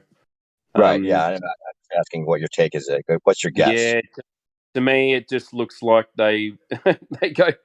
To me, with the naked eye, it looks like they go straight across the sky from east to west. But well, sure, of course, because you're only in a certain area of seeing them. But you've seen the star trail. It's not like the all star trail time elapse footage is obviously anybody can do that, right? They're going in perfect concentric circles. Of course, yeah. It's I mean, it's I don't know. I've got no idea. It's puzzled me, but it does make sense if we're looking south, from here. Let's call it the southern hemisphere for argument's sake. Yeah. They go from east to west. The stars go from east to west. Right, like but Actually, yeah, they do. They go, but then they curve around and go around in circles. So it's almost like, again, they've Yeah. paralleled the idea of a globe Earth in the same kind of way that you might see the stars. You could say, well, it looks like they're going in straight east to west, just like the horizon looks like it's going straight from left to right. So Yeah. we'll make it seem like that's what's going on with the ball. We could show that the stars are going around in circles, so therefore we could say that the Earth is actually a ball in the same way that it looks like straight lines of stars. We're saying it just seems like a straight line of horizon, but it's Yeah. actually Yeah. curving. Yeah. Yeah. Let's make these fuckers think they're upside down. Yeah. Every upside down and right side up every single day without realizing that they were just upside down. Yeah. It trips me out every time I think about it. Yeah. Uh-huh. We're supposed to be Right? on the bottom of the world, upside down. You go, what? Mate, It sounds like I'm not upside a down. kind of a it sounds like a too simple an argument to say, well, if gravity was what they're saying, it would feel like you're walking with suction cups on your feet. Because the only way you could Yeah, be yeah. upside down, literally from right side up, without suction cups, you would feel that force. There would be a very noticeable force that's pushing on you, not just the density you feel that your leg has, a real force pulling it down or pushing it Well, down. imagine how heavy your arms and stuff would be as well. Yeah, think about it. If Yeah, your exactly. legs are sticking to the ground and you're upside down, Right? wouldn't your arms want to go to the ground as well? Yeah, we would be like mush You'd people. be If we flat were, on the if ground. gravity was real, we'd all be just like these balls of mass on the ground, wider, Yeah, much wider. We'd be much yeah, we'd wider and all much look like Charlie Chaplin or something. right. That's the other thing to think of to have fun with. Yeah, thinking of all the things that would have to be if it was a globe. There was so many things that wouldn't be the way they are. Tightrope walkers would not be as confident as they may seem. Right? If they really believe they're spinning upside down relative to when they started their journey across the rope. A And lot of things that another good one I've heard is like so at let's call it 6 a.m. Let's think of the rotation around the sun and the spin of the earth. So at 6 a.m. you're facing one direction against the way the ball is spinning. So you're getting pushed, and then at 6 p.m. you're getting pulled. Wouldn't you feel different? So at one stage you're getting pushed against the ball, and then at the other stage you're getting pulled with the ball. Oh, because of the That makes no centrifugal fucking sense. versus. Okay, Yeah, yeah, because you're facing a different direction. Yeah, that's true. That's a good point. it's fucking That's a good weird. point. I can't Why get simple past things it. like that you can't get past it because there is no way past it except for whatever. Because it doesn't work. Right, it doesn't work. And how many things are there on that list of things that just simply do not work? Like even just another thing people don't talk about, which is an argument we've heard before and we've seen the meme, but it literally should not work. And somehow there are people that are convinced the calculation takes care of it. And all it is that if we're looking at those star trails, like we talked about, Yeah. and the camera is bumped, if the camera's bumped just a little bit, it throws the whole thing off. You can see that in your developed picture, Oh right? yeah. So Yeah. you can have any. It has to be that camera has to be solid, stationary. It cannot move whatsoever. So how are people convinced that it's just a matter of choosing whether we're moving or the sky is moving? Because the stars are going in circles concentrically, perfectly, from one stationary camera's viewpoint. How can that stationary camera be also moving 67,000 miles per hour around the sun, being dragged along with the sun that's 93 million miles away, that's going 500,000 miles and displacing itself by 12 million miles every single day out of its original position? And within 8 hours of that time elapsed, now you've moved how many different miles at how many, what different in different directions, different speeds, and you still think Yeah. that your picture that you're taking, that time elapse, is going to turn out with the stars just being completely perfect concentric circles because they're so far away it doesn't matter? Can you really make that excuse? Is there a calculation that even if they're billions of miles, it still wouldn't seem to work? No, it wouldn't. And I always thought if they're not far enough to go around in circles, like if they're far enough, but they're still going around in circles. But if we're moving away from it, wouldn't it make like an L shape instead of a circle? Exactly. Just the slightest bit of movement. Now, but they've got the numbers just so astronomically unbelievable that people just give up and go, okay, well, I guess it makes sense. But it doesn't at all on the surface. We're talking about separate vectors and different directions. If you have one and it's vector in one elliptical. direction, your time elapse is fucked if you have a second. And Or it's if you're moving at elliptical all, too. you have to be completely stationary. You cannot be moving at all, not even one direction, No. for that time elapse to work. If you're turning away from I'm it, not. if you're also then Oh going no, up. I'm not moving. I walk out every single morning. The clouds are still. The sun comes up in the same kind of spot every morning. And, birds are flying around, and there's no one's moving. It's so fucking weird to think about. Right. And for them to be so, it's such a logical, obvious thing that ballers have to at least admit that. And I think that's what keeps a lot of them in the conversation, is because that possible truth is in your face, obvious if we're right, so that's why they want to believe what they believe, but they know that our side of the story just makes a lot more common sense in the back of their mind, even though they're saying we're crazy. That's why they have to say we're crazy, in fact, because otherwise they're crazy. Yeah, like those 3 questions that they've come up with as well. I think it was it Miggy, his questions about have you ever experienced? Yeah, and but even that you go, do you experience living on a ball? Like, have you experienced living on a ball? Yeah, you can ask anyone, and they go, "Oh, no," but right, it is. That's when you're talking to somebody that's just trying to win the argument on their side, because they've got that answer now where, my observation's part of my experience. Right? It's just like your senses is just a sense. Your observations are a sense in their own because you're observing it and you're interpreting it and you know what you're talking about. It's not an experience.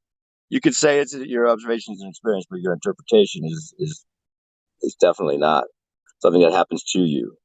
It's something that you do.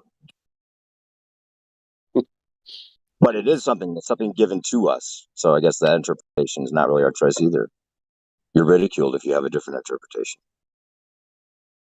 Maybe, like, we were all there once. I don't think many people grew up flat earthers. Like, oh yeah, that's how successful this campaign was. It's unbelievable. It's the most ridiculous thing you would ever propose, being what people would believe, and they've made literally 99% of whatever it is think that that's the most sensical way of looking at things. Maybe a couple of it is the one world religion for sure. Yeah, maybe a couple of generations. Yeah. So I was thinking the other day. I was thinking, what did my grandparents believe? I'm sure they went. I'm sure they didn't believe that we lived on a fucking spinning ball. It's got to come in. Got to have come in. Like in my dad's generation in the 50s and 60s. Yeah, it can't be much older than that.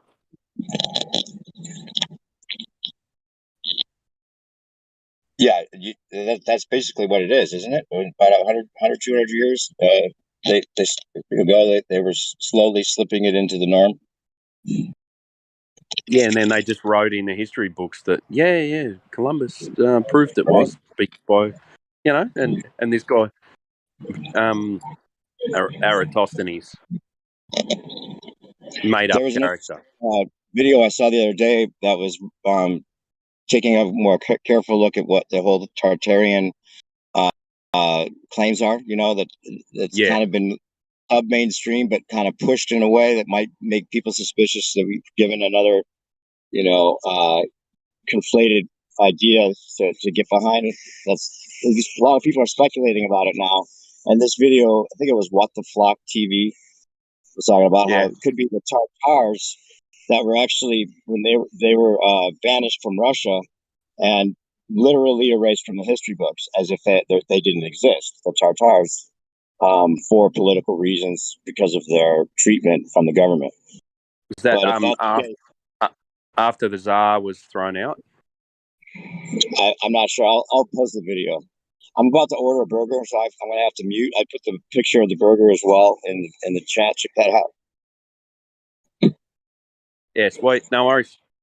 Speak soon.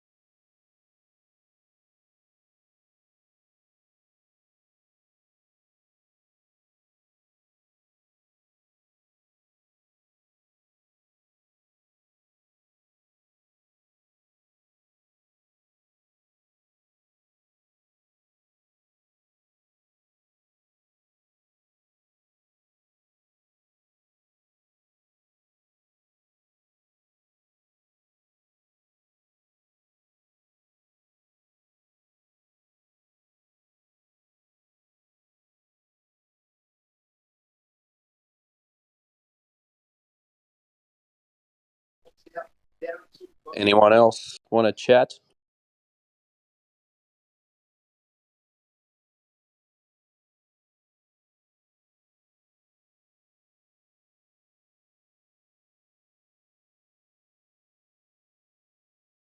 What were you guys chatting about?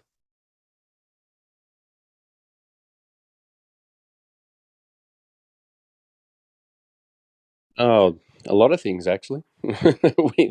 we started off. I don't think I'd spoken much to New Perspective before, but he was just asking me about my story, about how I got into flat Earth. But then we started going on to southern star rotations and possibilities and things like that. So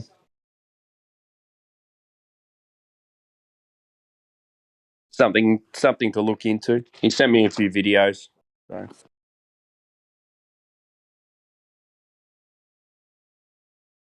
And the premise of the star rotation was? Sorry, say again. What was the purpose of the discussion about the star trails? I don't know. We were. It was just a funny kind of how they do. No, it was it was Yeah. about Solar. I sent you the video from my friend E1. That's what I was talking about, and he's the only one I've seen that actually. I think there's two sets of star trails, and that it works just like thermodynamics. I think he might be right about that, and I don't know why it's so poo pooed as far as even consideration by a lot of people. If that's the case, it looks like that's what's going on. That would have like a Taurus field. Yeah, like a double toroid type thing, right? Solar, don't you think, or no? Yeah, I'll have to watch the videos. Yeah, I'll post what I sent you for anyone else here that's listening, or if Solar hasn't seen it. I think I sent the stuff to you before, Solar. Hey, I sent that. Solar, did you get that video I sent you from my friend who got his channel shut down for talking about Bitcoin? About Satoshi video? BSV. Yeah. Yeah. What'd you think of that video? It's another one in the trail of this cryptocurrency space. Like I've tried to sort of discuss it with a couple of people before. We think flat Earth is a conspiracy, or that the globe Earth is the conspiracy. But in terms of this whole Bitcoin agenda or cryptocurrencies, there is so much undercurrents, channels being shut down, a certain narrative being strung along that we need Lightning and Segwit. All of those, it's absolute bullshit, almost as bad as the globe Earth lies, about what the real power of Bitcoin could have been or should have been. And the BSV, which is the original protocol, it's version 1 of Bitcoin, that has been shunned by every single person. The mainstream media shuts it down. Any person that starts to talk about it, they get their channels shut down. So it's like the same sort of truth as the flat Earth. When you're really talking about truth, they don't want that message being portrayed. Yeah, I've had some good chats with New Perspective. Him and I have a lot of similar interests. With the Star Trail aspect, there's still something that kind of bugs my mind. If we were in the southern hemisphere and the stars should be making one large circle loop around the exterior, say, of a clock, the southern stars should be going around the entire perimeter of the clock. Then why is it that when we're in the south, we still see that star trail that seems to form around a central location, not necessarily a star, but that we still get that circular pattern? There has been demonstrations of using a glass lens, that when you place a dome over concentric circles, that those concentric circles start to form these ring-like patterns. But then I would expect that the star trails should have like moments of loss of clarity, or that you would kind of see the stars moving in a trail, and then suddenly it would refract a little bit, and the stars would move position. Like when it would go to an edge of a window, is that what you mean? Like instead of being a point of light, it would be like an elongated light. Is that what you mean? Yeah, exactly. Yeah. Yeah, I have always struggled with the southern star trails, but it's definitely flat and measures flat, but yeah, the sky is not the Earth, but it would be nice to work out, but we may never work it out. Hopefully, we Yeah, can. exactly. Are you still in South Africa, or do you live somewhere else? Yeah, I'm in South Africa in Johannesburg. Johannesburg is like middle of Middle to north. yeah. Now, personally, I've never seen Sigma Octantis. My stars seem to make like an oval. They rise in the east, set in the west, and they kind of move across the sky in a slightly oval-like pattern. How far are But you from the equator? we're about 20. I think we're 27 degrees south. Okay. 27, 28 degrees south. Which is actually it's insignificant. Like South Africa, I think even Cape Town is only about 30 degrees south. So we're nowhere even near the 60th degree, whereas a lot of the northern hemisphere countries you can be close to that 60 degree or the 50 degree. So it just further sort of exaggerates that we don't have the symmetry. What we'd expect to see in the north is what we should expect to see in the south. The fact that the northern hemisphere always has a daylight savings time, and here in South Africa, at least, we never have daylight savings time. Just shows me that there's definitely something amiss. Another one of those peculiarities. If we're a ball faced towards the sun for 6 months and away from the sun for 6 months, we should have that same symmetry visible. So I'm at 37, so almost 38 degrees south. Yeah, and that's still like it's the 30s. It's not like that far the south. first third of whatever. It's not even close to heading south. But Yeah, the globers always argue that as soon as you're in the southern hemisphere, you must see Sigma Octantis, and you're supposed to see all the stars neatly moving in a circle around it. And it's like, but we don't. yeah. Where are you supposed to see that from? Maybe what's the bottom of Argentina? What? Let me just look that up. I think What's it's that? 50. I think it's about What's the 50 town? degrees. Ushuaia.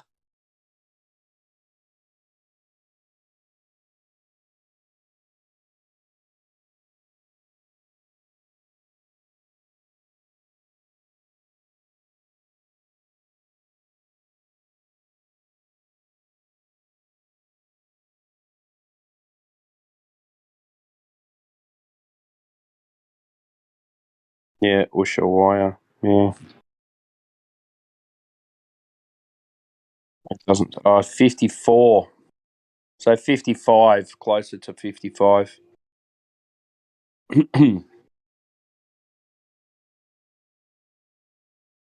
So that's only what's the second, third? Yeah, 2/3 of the way down on a ball.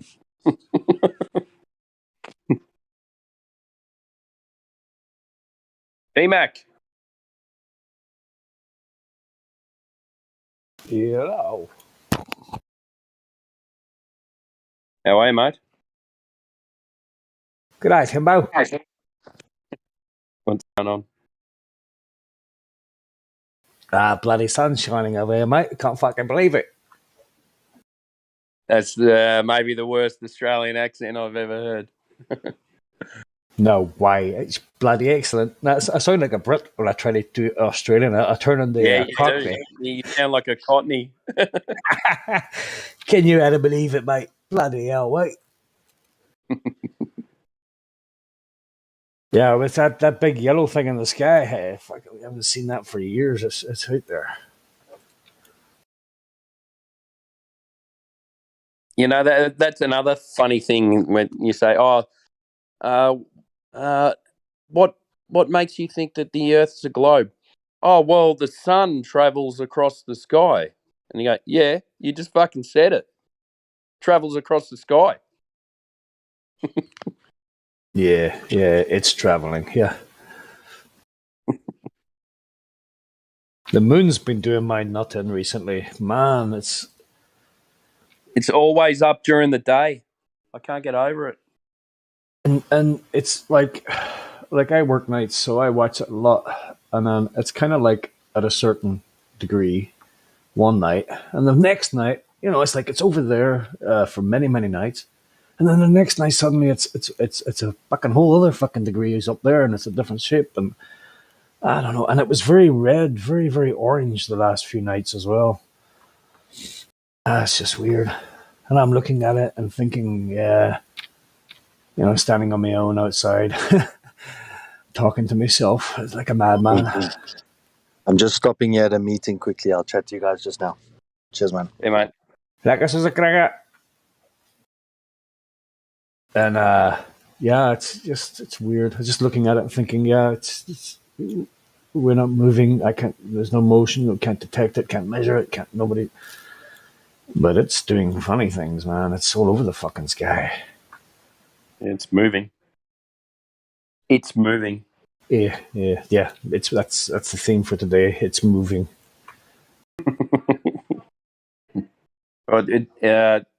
Down here, it seems to be going directly over top at the moment. We're midwinter, so that's right. But we had a super full moon the other night. I think if we're going to see it, it's cloudy. It's going directly overhead.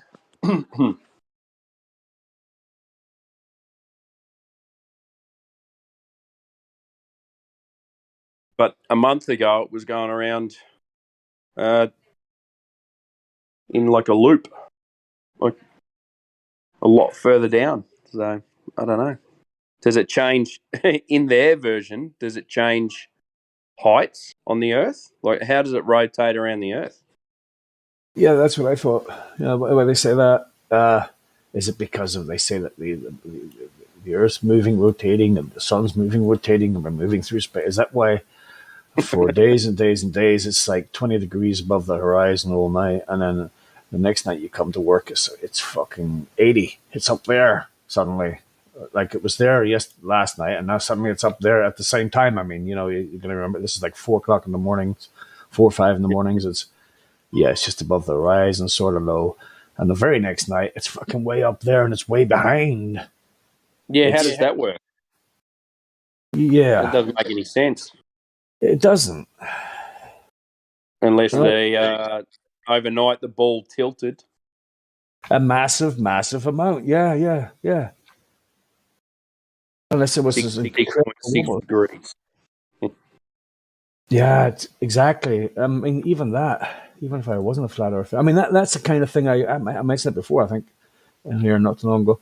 That used to bug me all the time. I used to look at the sky before, this is, probably like 20 years ago, 30 years ago, and you're like, something, I don't know, what I'm seeing here, there's something not fucking right, You know what I mean? Yeah, of course. I know it sounds weird, but I always thought the sun was a different color when I was younger. I always thought more yellow. Down in Australia, like the sun's really white. I was going to say, I was in South Africa growing up. It was more white. Yeah, it was far more whitish, and here it's very yellow. Yeah, well, that's right. I grew up in Scotland, and then we moved to New Zealand, and then came to Australia. And ever since we moved to, in quotations, the Southern Hemisphere, the sun's white instead of yellow. Yeah. Which is weird, but... Yeah, that's another thing, because you're not that far away if on their model, 10,000 mile difference or whatever. The sun's always this, what is it? 96 million. Million miles. Yeah, I was going to say 80. Yeah, so it shouldn't change that much at all, if at all. No, it shouldn't. And whether their rays are coming in directly or indirectly, why does that change the heat of summer and winter in their model? Either. Like, and in the northern hemisphere, in the winter, the sun is closer. How does that work? Yeah. What the fuck's going on there? That's ludicrous. That's right. Even they say it's closer, but it's colder. Yeah, right on, buddy. Check your facts, Jack. Yeah. So you grew up in South Africa? I did, yeah. My dad took us there when I was like 6, and I stayed there till I was like 25. For work? Yeah, they all came back. They all came back when I was 18. I came back. I seen the snow. I went, fuck this. I went back. And you went back to Ireland? I went back to South Africa for another 7 years. They stayed back in Ireland. They had to migrate back because my dad had a really bad car accident. Oh, sorry. No, he came out. He then went to work in Saudi Arabia and Holland and all kinds of places. He done very well for himself. He bought himself a little bungalow cash and a BMW cash. And yeah, he done very well after eventually. Is he in computers? No, are you? No, my dad's a computer programmer. We travelled all over the world, and ended up here and upside down in Australia. So anti-powder. Yeah, he is an instrumental engineer. So he worked in the docks where they pour the oil into the ships. His job was to be in charge of the big red button. If something fucked up and you hit that big red button, it better fucking work. You know, all the oil has to stop flowing, all that shit. So he was,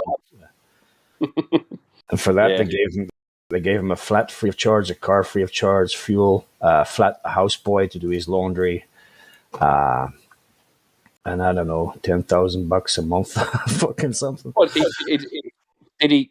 How is he back in Ireland now, or is he still in Saudi Arabia? Oh yeah, no, he retired quite a few years ago. He's 73 now. I look after him. He's on medications and shit. Oh. And where are you in Dublin? Sorry, I'm asking a few questions here. You're all right. You're gonna dodge me later, I know. Nah. Well, how many people live in Dublin? Yeah, I know. Derry, buddy. Derry. Oh, Derry. Oh, yeah. Yeah, I grew up in... so I was born in Canada, but I grew up in Prestwick on the Scottish west coast.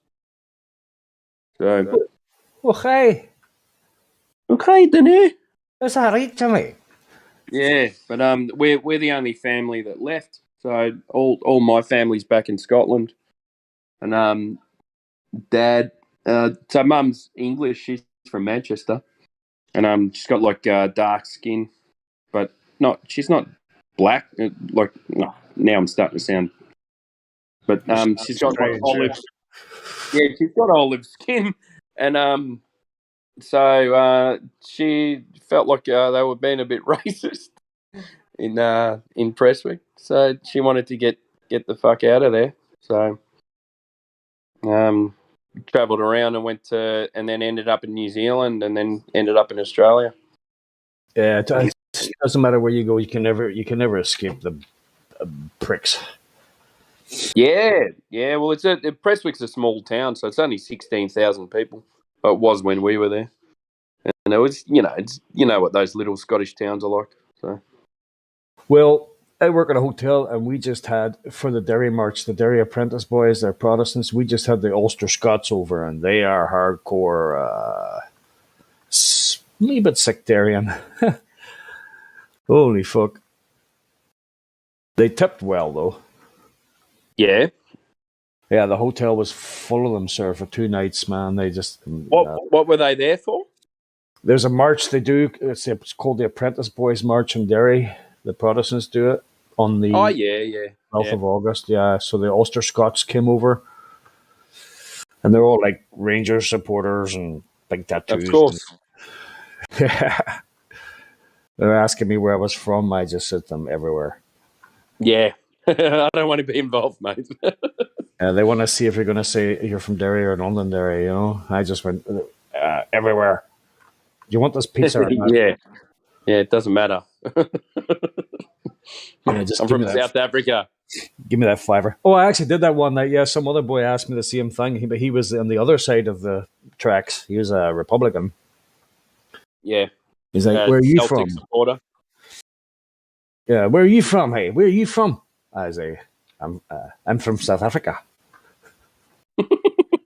Honest to God, that's what I said. Isn't it funny that it matters so much where you're from and whether you're a Catholic or a Protestant? Aye, to some people here, like small group of the population, yes. I don't get it, man. I just don't get it.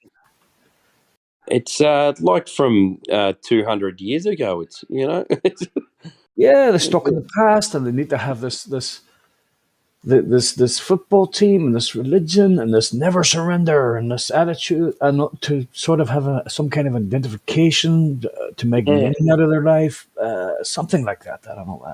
Isn't that funny? It goes from church to football. Football is like, they can't leave sport alone. It's got to be if you go to this church, you got to support this team. Or, I always found that weird. Well, the same thing's happening with everyday life, right? Because I'm getting really tired and sick and tired of every time I listen to a radio, a TV station, something. I listen to a lot of radio, watch a lot of TV, but it's just every fucking thing's about women's rights, transgender rights, the color of your skin, black rights, black people, white people, critical race theory, blah, blah, blah, blah, blah, blah, blah, blah, blah, blah, blah, blah. But is that in Ireland, or is that just the channels that you watch that relate to America? Or it's everywhere, everywhere. Happening there too, is it? All over the fucking world. When you wake up and the news is on, or you have a chat show on or a talk show, every fucking topic. There's like 10 topics, and that's all they've fucking been talking about for 2-3 years. You're like, fuck up, man. I don't care. Holy shit. Got to hear again about how unfair it is for women and how white men listen. Oh my God. Just give it a fucking break, would you? But most of the women you talk to don't give a shit about what they're talking about. They just go, no, I think they're fucking stupid. My wife, she just goes, what are these women talking about? Like, what have they've had a bad boyfriend and now they've got a bad vendetta. Yeah? Like every man, if you're man, you're bad. Yeah. White man, even worse. Yeah. I know. Are we going to get banned in a minute or what? I just, you just turn it off or whatever. Shouldn't it bore you? Because it's all it is obviously it's fucking programming is what it is. Yeah. And they haven't shut up here about who's going to be the next leader after Boris and this. That's all they fucking talk about. And it just reinforces the bullshit that this somehow is real and a necessity in society. Yeah, it's bullshit. Yeah. Yeah. It's just so obvious. You get a guy running the country that looks like every day he just got out of bed. Yeah. I just bought a shirt. There's a guy on YouTube called Carl Vernon. He does Clown World or Clown Planet. He does these little things. They're absolutely brilliant. And I just bought one of his shirts off his spring t-shirt spring thingy, long sleeve one, because the winter is coming, as they say in Game of Thrones. And it says the little fella who did the Bruce Willis one, I See Dead People. Yeah, the little kid who ended up being in. Oh, he's been in a few people. Yeah, I remember. That was AI. No, it was the other one. Oh no, Sixth Sense. he Sixth wasn't. Sense. Yes, Sixth Sense, but he was an AI as well. You're correct. Yeah, he was. Yeah, He's and he now. was in another one. Have you seen the Kaminsky Method? Nope. Remember, is it Michael Douglas? Yeah. He was in this new series where he was an acting teacher. Actually, Is it but any he good? was in that as well. He's like this little fat kid who's a mummy's boy, but he's grown up. He's like 25 years old. It was the same kid. Yeah, there was a thing about him the other day too in the news. He got into some botheration there somewhere about something or other a couple of years ago, and now he's married some kind of B celebrity or maybe even A celebrity. I think he's a big ugly man now. Yeah, he's yeah. So I bought a shirt of Carl Vernon. It's Carl Carlvernon, just in case you want to check him out on YouTube. Yeah. And he's brilliant, man. It's Clown Planet or Clown World, I can't remember now. But he does these little one minute videos. They're absolutely fantastic. But he's got that little guy on there where he's, I see dead people, but instead it says, I see stupid people. Everywhere. That would have been a good touch. You could put everywhere underneath, yeah. Fucking 30 quid it cost me, but it's going to be worth it. Oh, well. And it's a good donation as well, then. Yeah, and it helps him out as well. Yeah, I really like his stuff, so he gets maybe $5 off that. He sells a lot of those. Yeah, it's pretty bad that YouTube have, Oh, let's not talk about YouTube. Actually, I'll stop what I was saying there. Let's watch our P's and Q's.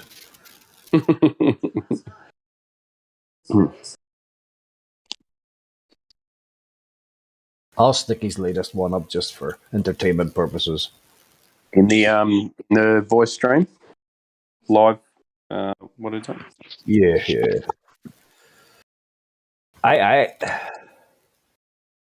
Oh, they're putting cricket. Hang on a second. Are you doing that? Sorry. That one there.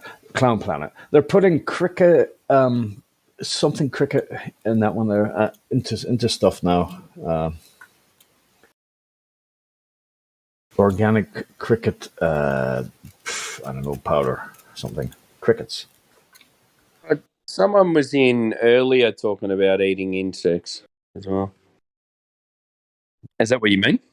Yeah, that's another crazy thing they're talking about, and everybody's panicking, and about the food shortage. Yeah, England has talking about fried bugs.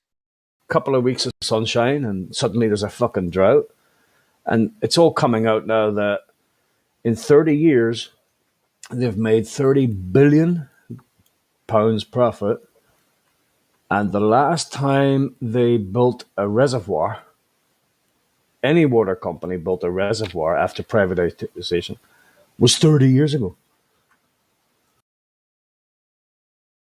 So they're not putting They're just pocketing money. They're just pocketing money. They're doing fuck all for the infrastructure or to, prepare for a rainy day or a not so rainy day. Yeah. Pardon the pun. So we've had problems here for the last 2 years.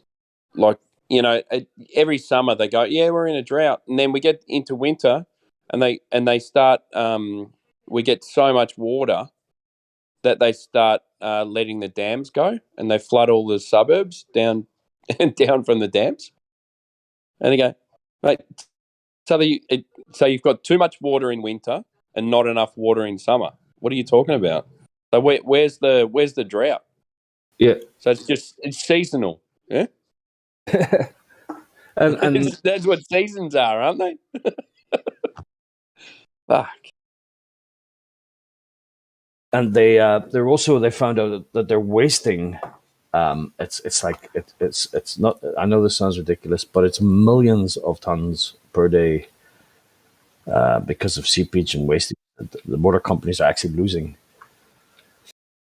Yeah, it's mental.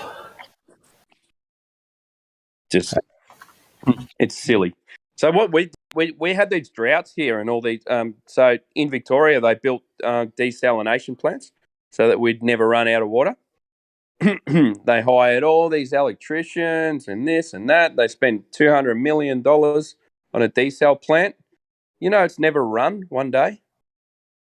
This was 8 years ago. The desalination plant has not run for one day. Wow. Because we'd never needed it. And they've built 0 desalination plants here in the last 20 years.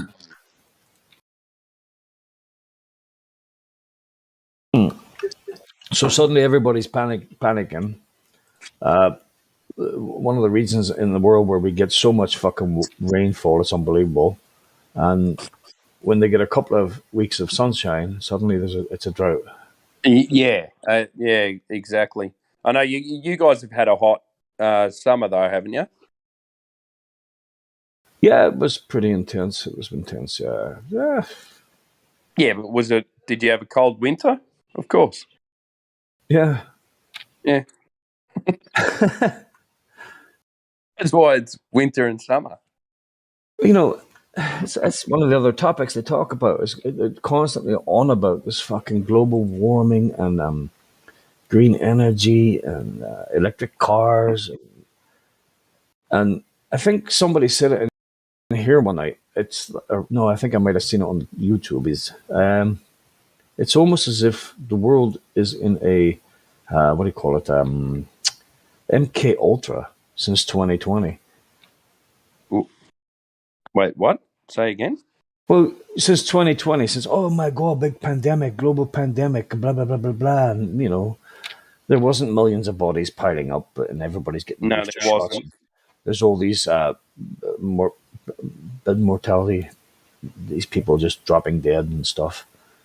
And then, war in Russia, war in Ukraine, war, and now Putin's price hike and monkeypox and, you know, it's just, fucking inflation and everything's going up and energy bills and people can't afford it and people are fucking living in fuel poverty in the UK and there's millions of us. And it's just constant since 2020. It's just constant fucking fear, problem. And I think this is going to continue for another year or two until some fucking savior comes, you know, I don't know. I don't know. People eat it up though. Some people love it. Yeah, they make it feel alive or something. I went to a job today, we turned up at this job at this lady's house. All we'd had to do was change over a spa pump because the other one didn't work. And it's 9 o'clock. We had to be there at 9 o'clock. She's there standing on the porch with a mask on and hand sanitizer in her hands. And she made us put on a mask and hand sanitizer. I've never hand sanitized in my life. And she made us do it before we walked in her house. I went, what the fuck are you doing? These crazy people love it. Yeah. They absolutely love it. Yeah, even when you didn't need masks anymore to go in the supermarket there were still people walking about with them. Yeah, there's still people walking around now. They love them. And honest to God, I wish I had had my phone with me or taken a video of this guy. I swear to God, at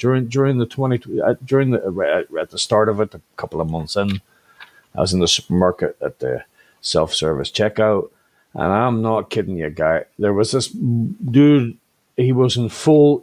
I don't know if he got it from World War II, but it was this full-on freaking mask, gas mask.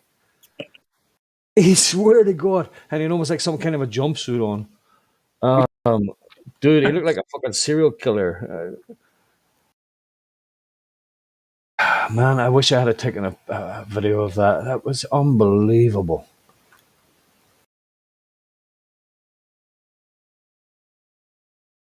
You're like standing there thinking, am I actually seeing this? Is this for real? Yeah, it's weird what people put themselves through in it, or what they listen to.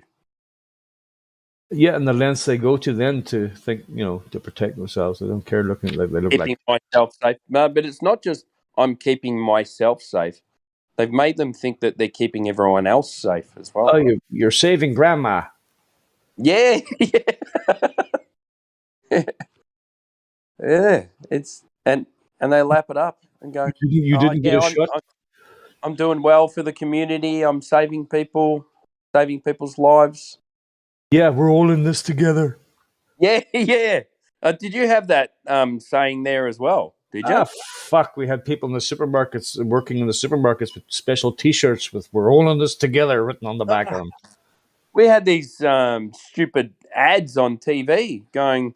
They made a song like "Oh, we're all in this together." I'm sure it's not. I'm sure it's not. They didn't make the song up, but uh, we're all in this together. We're not in this together. It's ridiculous. Right at the start too, the thing that set my alarm bells ringing was the nurses dancing, doctors dancing, and I'm like, okay, Oh, doing TikTok videos. doing TikTok videos. Weren't they supposed to be busy? Wasn't there supposed to be like bodies piling up out the back of the fucking hospital, and then fucking there's no beds left, and there's all these people on ventilators, but here they have Yeah. time to fucking do a choreographed, all 20 of them. Fucking Yeah, and then you got to think, oh, how long did it take for them to learn that dance whoops. and record it and get it right? But, What? sorry, 4 hours? But sorry, we should probably change something. I don't think we're supposed to talk about this. Oh, okay. Sorry. Yeah. Yeah, that's my bad. Yeah. I forget we're on a live stream. Yeah. Roger will probably show up here and go, dudes, Cam. Yeah. So there was a guy that jumped in. So my time today at 10. So for you, what are you 9 hours behind at the moment? It's nearly 10:30 here now in the AM. Okay, it's 7:30 here, PM. So it's at 10. 10. Is that 10? Yeah. So he jumped in and they were in like a voice text 2 or live stream 2. And he was going nuts. He was a Glober. He was going nuts. He's going, "Oh, so you're saying that the sky's not blue?" And they go, "What the fuck are you talking about?" And then so they started asking him a few questions like, "Oh, okay, show some proof. Give us some evidence of the globe Earth, and we'll unmute you." So he kept on going in the live stream text. he had no proof, and then he started apologising for being an asshole. Yeah, mate. It reminds me of that GIF there. You guys must have been like, Gene Wilder, you must be new here, dude. Are you looking in the live stream? Yeah, I think I'm on the right one. Have you seen that burger? I'm on the wrong one. Dear me. Yeah, I was in the wrong one. Look at that burger.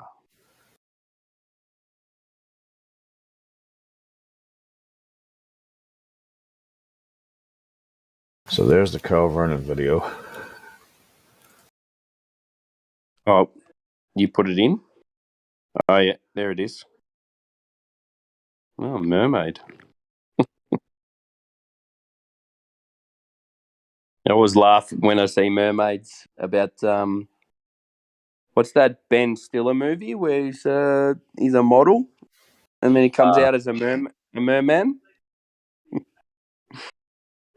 Is it Zoolander? Zoolander. Petrol fight. I never really watched that whole thing. No, it's a funny movie. Okay, takes the piss out of the fashion industry and all that, doesn't it? Oh yeah. But there was also mind control in that movie.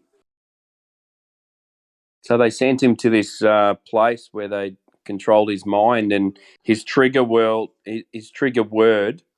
was Micronesia. So they had the president of Micronesia. Oh no, it was the song. Relax, don't do it. You know that one? Everybody get to it. And when that song came on, he was supposed to kill the prime minister of Micronesia. Like there was a country called Micronesia, but Oh, okay. look, I know it's a silly movie, but I think it's definitely worth watching. I will. I actually will. I probably will. It's a good laugh. Anyway.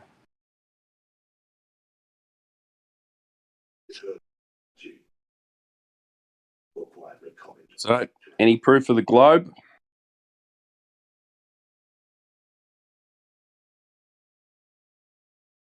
Yeah, I got it right here in my pocket. Hold on. I think it out. Ah, fuck! I've lost it. Let me guess. GPS.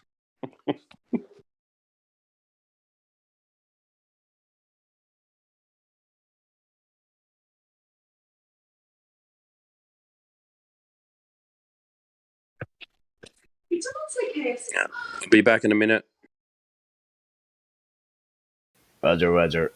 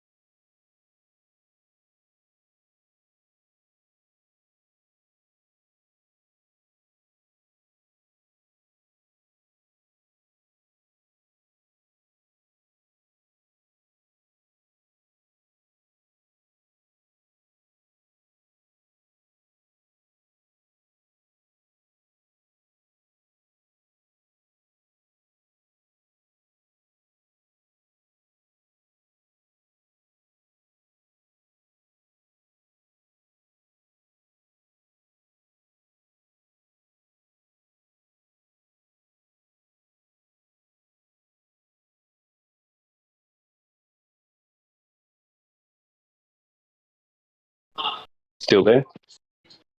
Yeah. Yeah. Sorry, mate. Just had to go to the bottle shop. You having a Swifty? Yeah, I think. What do you guys still call it? The off license, or? I've heard a few Australians call it bottle shops. Yeah, we call it the bottle-o, but yeah. Off license over here, still. Do you have like drive-through ones like we do? You just drive the car through, and they load up your car and pay them and keep driving.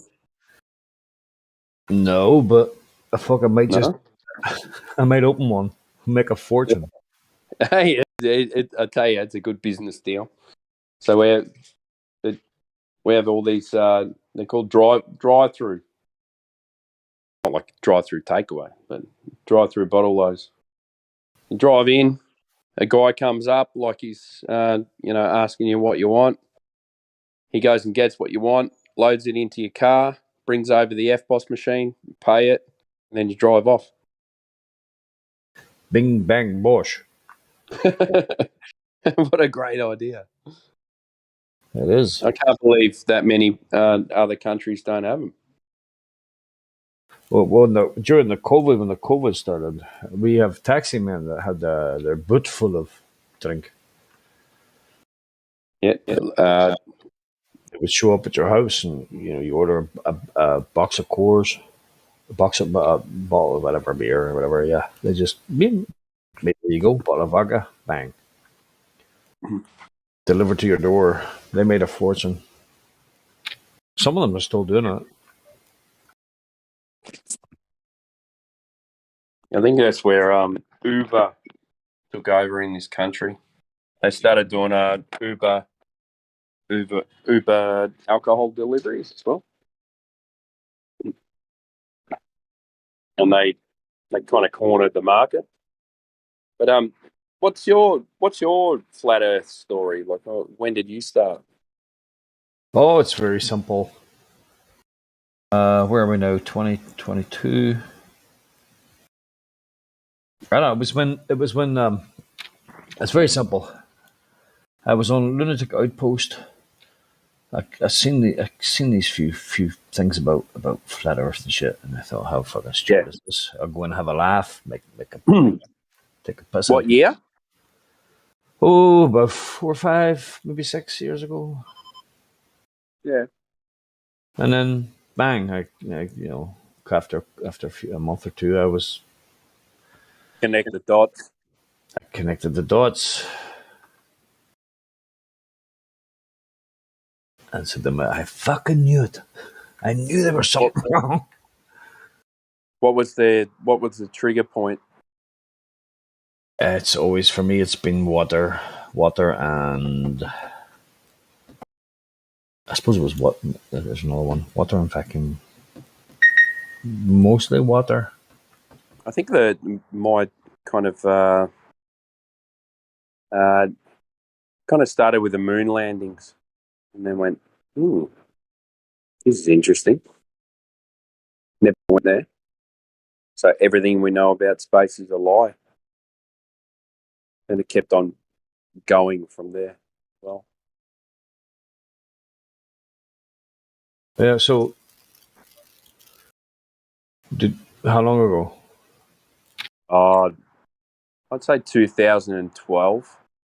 Wow. Yeah. Back in the day.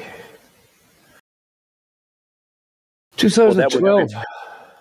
That was when information was pretty easy to come by as well. So Yeah, things really started taking off after that. They were all talking about those movies, like those movies. I think it was Bart Sabrell. Yep. Funny thing happened on the way to the moon. Yep. Astronauts Gone Wild. Yeah. Yep. Buzz landed a smacker on his jaw. Yeah. And none of them wanted to swear on the Bible. Yep. That's an interesting concept, isn't it? Michael Collins, Buzz Aldrin, and Neil Armstrong's interview looked like they just lost their fucking Michael. absorber. What about Michael Collins when he said, "Yeah, I don't remember seeing any stars from the moon. You weren't there, you dickhead." Yeah, and then Neil was he kind of shifted. Yeah. Shut up, man. It's like he was shut up. That's the weirdest interview I've ever seen. Yeah, they all look like they just lost their puppy. Yeah, I think one of their mums committed suicide as well. That was that Buzz's? Was that Buzz's mum? I think it was Neil Armstrong, but I'm not sure. Yeah. Neil became a recluse. Bud became an alcoholic. I'm not quite sure what happened with Michael. Yeah. You didn't hear much. If you're living that much of a lie, you're not gonna go in the public light, are you? The only one that kept on going was Buzz because he was pissed all the time. Yeah, he kind of disappeared into a bottle for a couple of years and then came out different. Yeah, but he looked like he was drunk when he was talking to that little girl as well. I mean, when he says, "Yeah, that's not the question of an 8-year-old girl. That's my question. I want to know why we never, because we didn't because we didn't go there." Just brought some petrified wood. Yeah, that's right. Yeah, who'd they give it to? Holland or something, wasn't it? Yep, the Dutch. Yeah, they tested it. Petrified wood. Oh, so there were trees on the moon. There was also some dinosaur stuff, bones and shit they gave to a lab, and dinosaurs. The lab came back and says, "Yeah, these are whatever you gave us." Yeah, they didn't tell them what it was, and it was like, it's about 4,000 or 5,000 year old. You know, like, hey, they're supposed to be like fucking Neolithic or Paleolithic, or they're supposed to be millions of years old, dude. And then they ban them or something. Longer than Neolithic. It's yeah. It's all bullshit anyway. But paleo. Oh, well, they're paleontologists, but what was the age?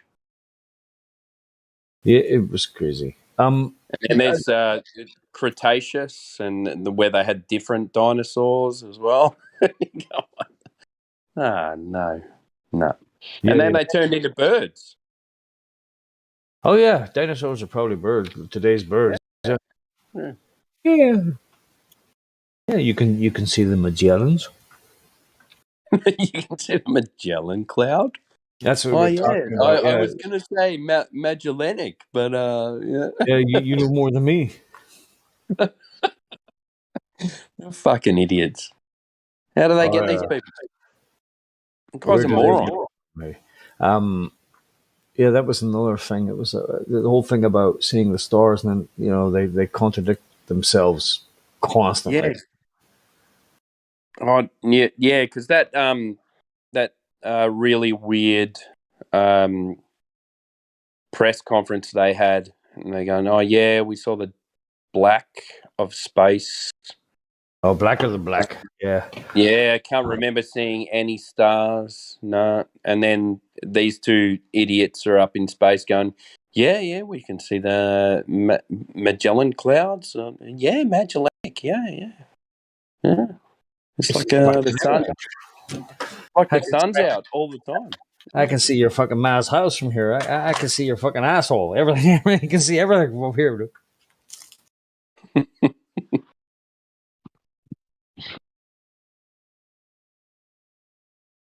You name it, we can fucking see it.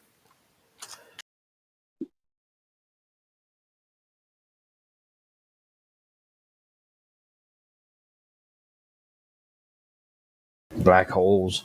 Yeah. That was another trigger for me, was when I realized that it was everything ended in theory. What do you mean by theory? Like the theory of gravity?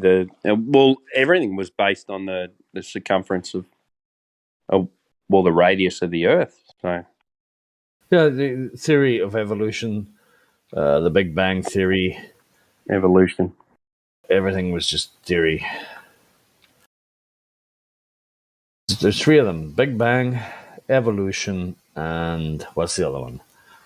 Gravity. Theory of gravity. That's the one. Thank you. And I heard those three, and I went, "Holy fuck, that's true." Was gravity before evolution? Gravity, theory of evolution, Big Bang theory. And Big Bang theory, we know came from a priest. Yeah, George Lemaitre. Yeah, exactly. And then the history of the world is Joseph Scaliger as well. So one guy got all these writings and books and everything together from different cultures, came up with a timeline that he made up, and that's the timeline that we run with. When these people existed, when this culture existed, it's written by one guy. We are church living in fiction. got a lot to answer for, don't they? Yeah, they used to take babies away from mothers and sell them on the fucking highest bidder. They made tons of money. It's all money. Have you ever looked into the orphan trains? Yeah, kinda. Okay, no, not really. Find it plausible or not? Just gives a synopsis. Yeah. It's just the Catholic Church done horrible fucking things, man. Horrible things. Used to take the mothers on with, that had babies and make them do laundry. And they made tons of money off that. And then they also take their babies and sell them to rich people who adopt them. And it's just been fucking an indulgence. Yeah. And what's all those the world fairs and stuff like that with incubator babies and. Well, you remember the little Indian girl who was giving testimony about how the Iraqi soldiers came in and they threw babies out of incubators. Oh yeah, and it wasn't true. Balls, absolute balls. We're living in fucking. Is this not even a clown world anymore? It's make believe. Everything's fucking make believe. The Iraqi soldiers came and threw the babies out of the incubators. Yeah, and everybody swallowed it up. Those bastards. Oh, they're evil Iraqis. So everybody's seen the footage of the highway of death and thought, good, they fucking deserved it because they threw babies out of incubators. One of the bullshit. It's all programming, isn't it? Yeah, of course. Anything you see on the TV is programming. I can't even watch it anymore and take it seriously. It's fucking ridiculous. No, absolutely not.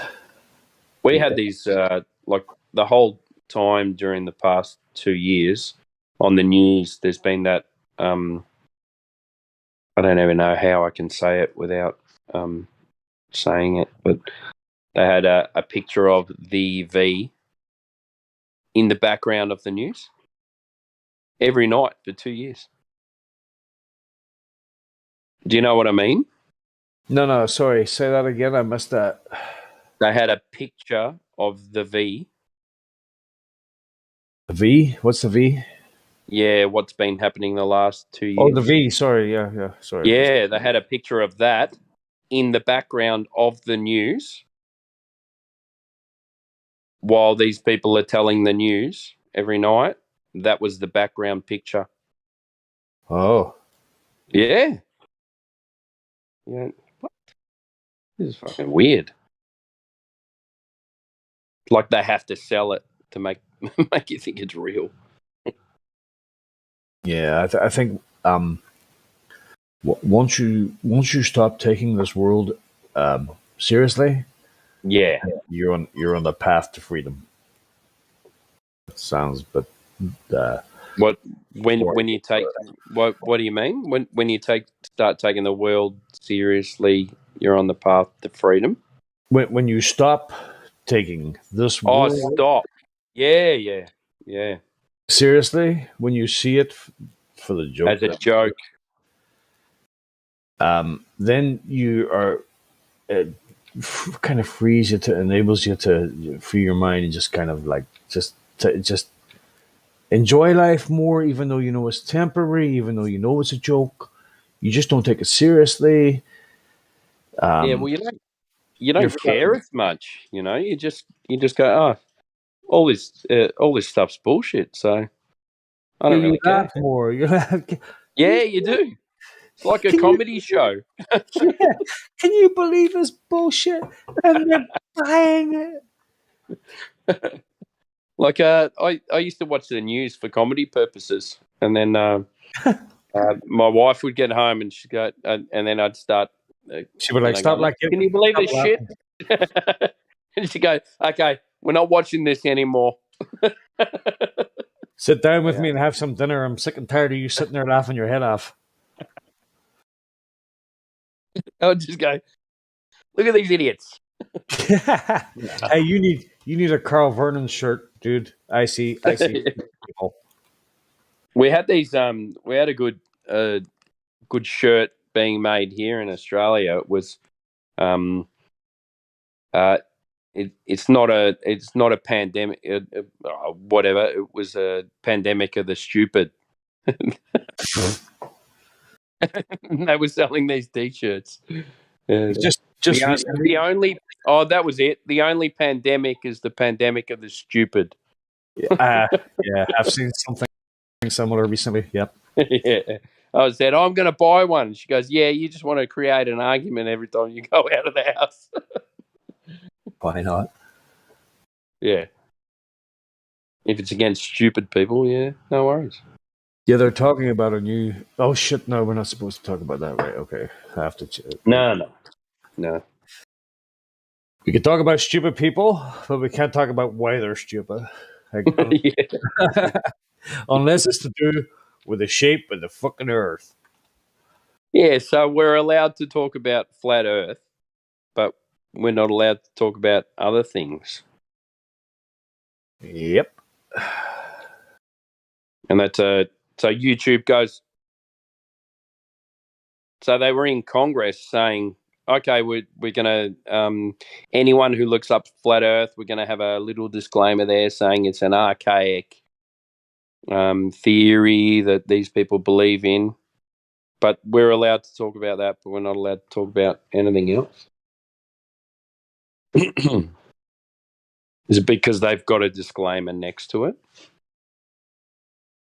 Whereas all the other stuff, they can't have a disclaimer next to it.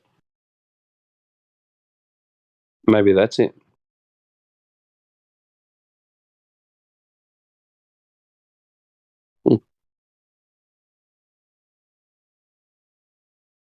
It's doesn't seem to be that many globers coming these days. No, They yeah, all- it's been a steady decline since fucking about 3 years ago, bro. And they've given up. Yeah, we can't. Yeah, we're done. I'm just going back to my blinking and my globe. Yeah. We're going to go back to unreality. Fear porn.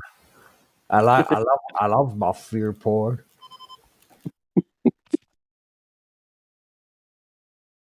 And they brought out videos there about what happens in a nuclear war. A nuclear war. Who's making a nuclear war? There was actually where videos released there. I don't know if it was the state of New York or fucking one of them states anyway, and they were about what to do in the nuclear war. This is, just after Ukraine and everything. It's just fear porn. Wait, that guy's an actor anyway. Yeah, Oh, it was some good sorry. looking, good Probably looking have black to girl. stop. We'll probably have to stop talking about that as well. Nuclear war. Nah, Ukraine or whatever. Here's a wee story. Yep. I was doing my work at work. You know how you do your work at work? And I was listening to talk radio, and the guy came on and he says, did you hear this? One of the a Russian soldier has been done for chopping off the penises, castrating Ukrainian soldier prisoners that he captured. What? Yeah, Really? no, it's a real thing. There's a guy in Russia has been done. One of the Russians, they're investigating, and he was castrating Ukrainians that he captured or something. What was this on CNN? Oh. I don't know. This is normal talk radio. Yeah. Okay. Here in the UK, and the guy said there must be a joke in there somewhere, and I thought to myself, yeah, his name's Ivor Dickoff.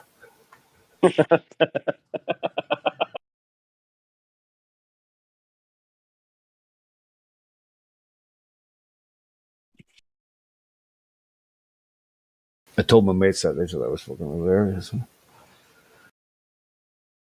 Have you got any mates that are flat earthers? Oh. You know, it's crazy because my persuasive powers are quite persuasive, but no. No. Yeah, No, they're all fucking globe heads. And Like druggies.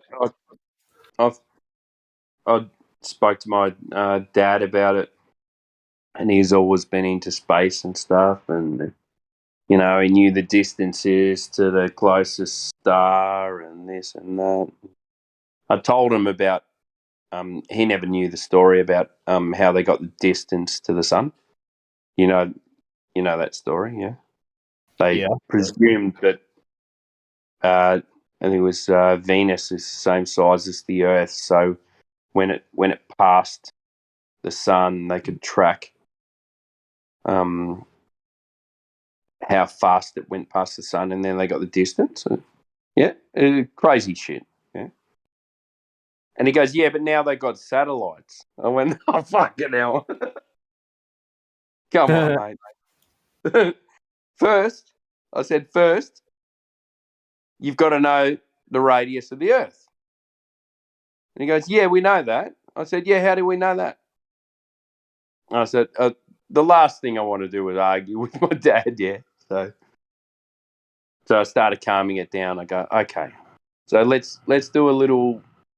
Let's have a look. Let's sit down, go on the internet, see how they got the radius of the Earth, and then we'll talk about the next subject. So we jumped on, and it came up Eratosthenes. I go, okay.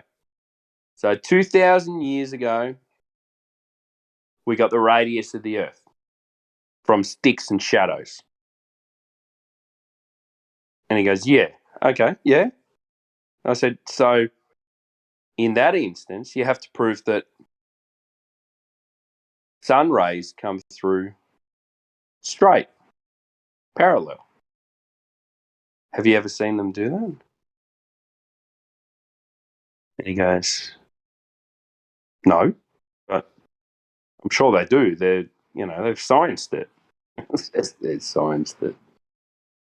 And I just went, okay, so let's look at this. And we went through Eratosthenes' experiment, and, his mate travelled 500 miles to Syene, or, how did they measure 500 miles 2,000 years ago? Straight miles. He goes, I don't know. Well, I said, well, you're the one telling me that this story is correct. So let's work it out. Let's look at a map from here to here. Does he have to go over mountains? Does he have to go over rivers? Does he take a straight path? And he goes, oh, you can't take a straight path from here to here. I was like, okay. So how did they measure 500 miles? And he goes, well, you can't. I was like, okay, well, that's one thing. Okay. And then the other thing is you have to presume that the sun is like an infinite distance away where the light rays travel parallel. How did they get the distance to the sun? So we went through that, and he goes, huh, fuck. He goes, I don't believe you. I don't believe the earth is flat, but I would say, don't worry about the earth being flat. I said, just let's talk about the globe. That's what we're talking about. Yeah? And he goes, yeah, okay, all right. Well, let's talk about the globe. So, all of these things that prove the globe are from 2,000 years ago, and we've just proved that you cannot do these measurements 2,000 years ago, and they still rely on these measurements with sticks and shadows. Prove that the Earth's a sphere, a sphere. And they need to know the numbers of the sphere to put satellites into orbit that you're claiming that we get photos of the Earth from these satellites. The So sphere. you need it. You need the radius to send a satellite. He goes, all right, okay, let me look into it. I haven't heard back from him. Oh dear, I was going to ask how to go. Yeah, it was no reply. Yeah, it was 2 weeks ago, but we've spoken, but we haven't spoken about that. Cricket powder. Yeah, I think he's ignoring it, but he's always been one of those like he's how old is your dad now? So he's 75, and he's but he went to school in he went to boarding school in London. Yeah. Oh, God bless. Yeah, God bless him. Yeah, and not easy.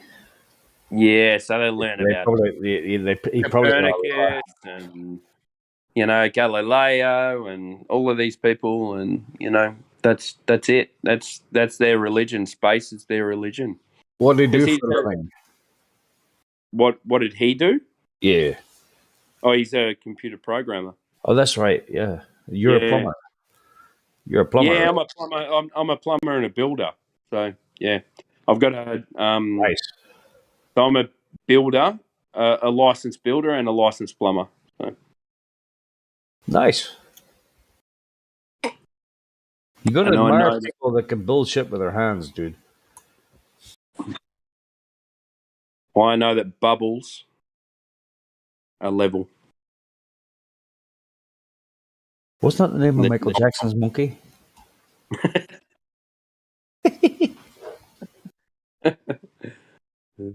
Bubbles. I watched. I listened to a podcast the other day. What's that? Sorry, go ahead. I just Logos says something. I say it speaks. Yeah, he can go. No, go ahead. Go ahead. Finish it. I was listening to a podcast. Do you know what's his name? Yeah, I know him. Yeah. Sam Tripoli. Have you heard? Do you know Sam Tripoli? Nah. Yeah, he was. He had. Oh, actually, it was Hibbler. You know Hibbler, who makes all those flat Earth movies. Hibbler. He's done Leveled and The Next Level and. Oh, Hibbler Productions. Yeah, so Sam Tripoli had Hibbler on the other day, and it wasn't about flat Earth, but they mentioned it a few times. It was about Michael Jackson. Now that we talk about it, isn't that funny? About him faking his own death.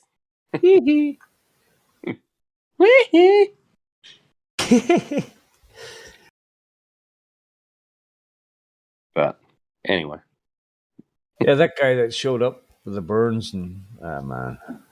Yeah, it was so Hibbler reckons that this guy is actually a real guy. His dad burnt him, but after Michael Jackson died, this guy was on like Ellen DeGeneres or something like that, and it was Michael Jackson. It was his voice. It was. Didn't they do that one with David Bowie as well? Yes, I was about to mention that. The guy that came on as David Bowie's manager for 20 years, but wasn't for the past 20 years, but the guy, he looks exactly like fucking David Bowie. What about Prince's sister as well? You know Prince? Or you mean the artist formerly known as... Yeah, and Symbol. Yeah. They interviewed his sister after, and it was Prince. It had to be. Wow, I have to watch that actually. I don't. What were you saying, Logris? The David Bowie one. There's a guy came on like it was about a week after Bowie's passing, apparent passing. It was uncanny. He was his manager for 20 years. And looked like David Bowie. Yes. Yeah, absolutely. Yeah. What? Not even in disguise, just... No. No? No. So it was just like David. It was just like David Bowie rocking up on a TV show. No, but I suppose you could see there was some differences, maybe age-wise. I don't know, but it was just so uncanny. He was so much like David Bowie; it was unbelievable. Yeah, I mean, you can do that stuff. Could have been his dad. Younger, yeah. He wasn't related to Bowie, but it could have been his dad.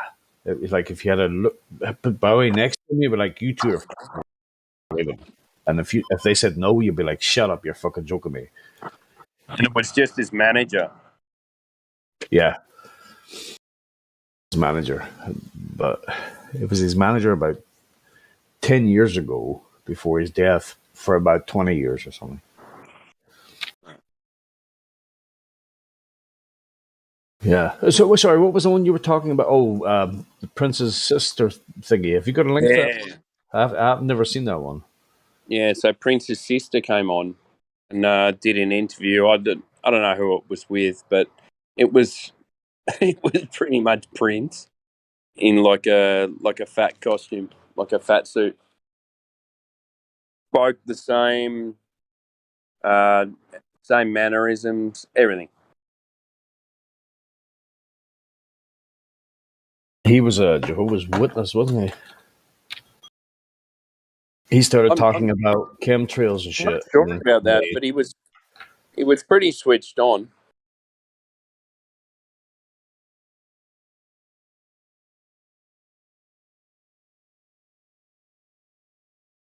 Made some really good music.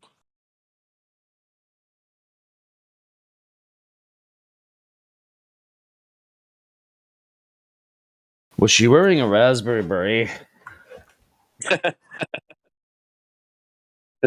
Yeah, standing in the purple rain. Did she go in through the outdoor? Fuck me. Oh, you're a Prince fan. I like that shit, man. I like my tunes. I can't deny.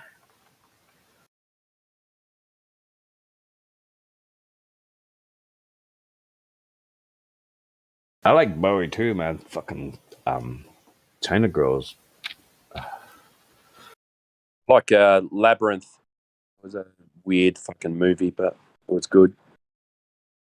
Yeah, he actually acted quite well in that.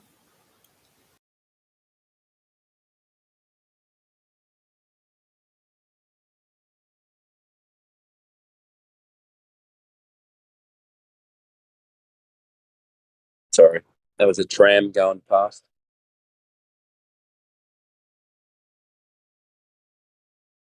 Heroes is another good one of Bowie's. That's brilliant. What about Ground Control to Major Tom? Holy fuck, there's something wrong. Did you know he was going to release that before the moon missions in '69, but he was asked not to. Really? Yeah, I picked it up from something I was staring at.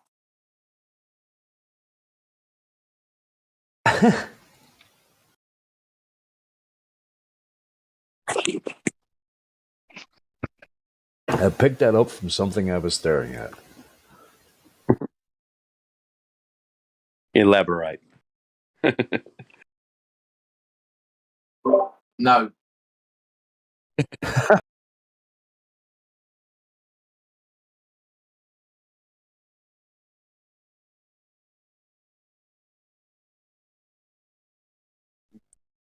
Don't you find it weird the three guys we're talking about are like really feminine kind of guys? Michael, David, and Prince. Yeah. Yeah. What did Michael name his son? Prince? Oh, he did, didn't he? Yeah.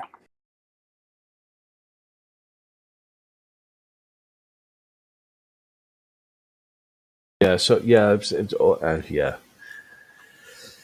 Yes, and yes. Who was David Bowie's wife? Oh, many of them, but who was his major wife?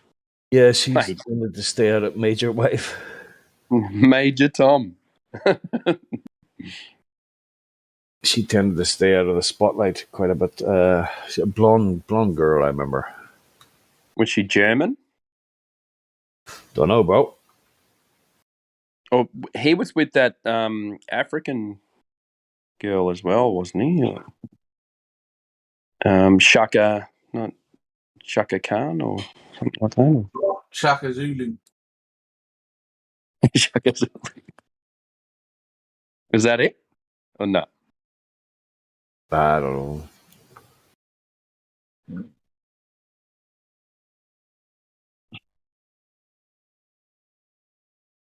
Wasn't Shaka Zulu because that was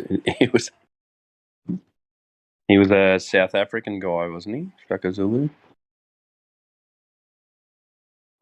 Yeah, he was their king or something. Yeah. P-Mac, you'd know that. You're South African. Yeah, Dingan was a big guy. Dingan. I can't remember who the guy was that did the Zulu thing. But he fucked them up, huh? Poor British were royally fucked that day. You're talking about Isan Luana. Yeah. Works Drift, there was 200 British against like 5,000 Impi. I think they called them Impis. That was the revenge essentially for Isan Luana, you know. Yeah. Yeah, they actually couldn't get the ammunition cartridges open and just ran over them. Yeah, they were handing them out. Oh, you can only have 5 chaps. So there's 5,000 of the buggers. What am I going to do with 5 shots? Yeah. That was a good movie. I watched that again not too long ago. Zulu. And then Zulu Dawn. They're going to have to start CGIing all these movies. They're all offensive nowadays. Oh Jesus, everything's offensive. Just fucking breathing air is offensive. Apparently, you shouldn't fart too much either. Your global footprint and all your. Oh my god! That video you posted, you can't even call him the fat controller anymore. Ridiculous. It's objective reality. He's fat. That's just truth, you know. Like this is what they always do. They always try to get people to use different words, and it's not about the word is offensive. It's just, can we get these idiots to use these other words, you know? Mm-hmm.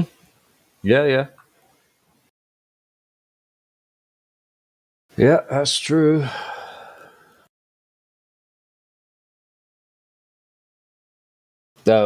we thought political correctness went mental in 2012. Well, look at us now.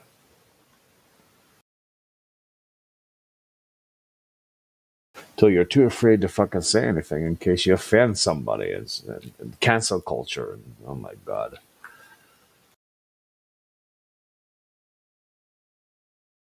And the thing that they do is they're so clever. They actually accuse you of doing the very thing that they're doing, and at the same time, what they're doing is they're bringing in this warped version of reality, pretending like it's all sweetness and light, when in actual fact it's insidious.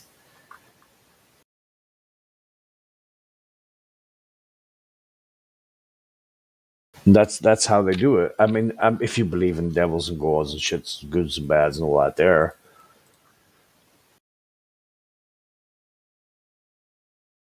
they're going to bring in whatever they're looking to bring in the name of love and joy and living together and harmony. Like, the devil's not going to come in with a pitchfork and say, "Right, motherfuckers, you're going to do what I say." You know, they're going to do it in exactly the way they're doing it now. Yeah, but if you learn anything about whoever's running this realm, they provide the heroes and the villains, the Jesus and the Satan. Yeah.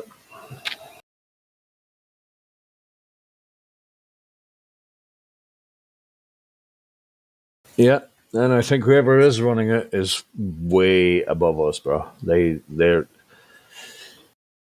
way advanced. But that's deep shit.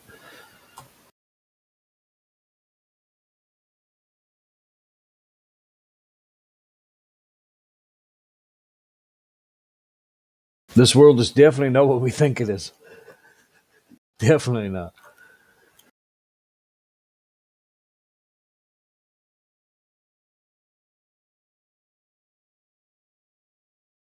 It should come with a warning, not to be taken seriously. The world? Yeah. Yeah, it seems like it.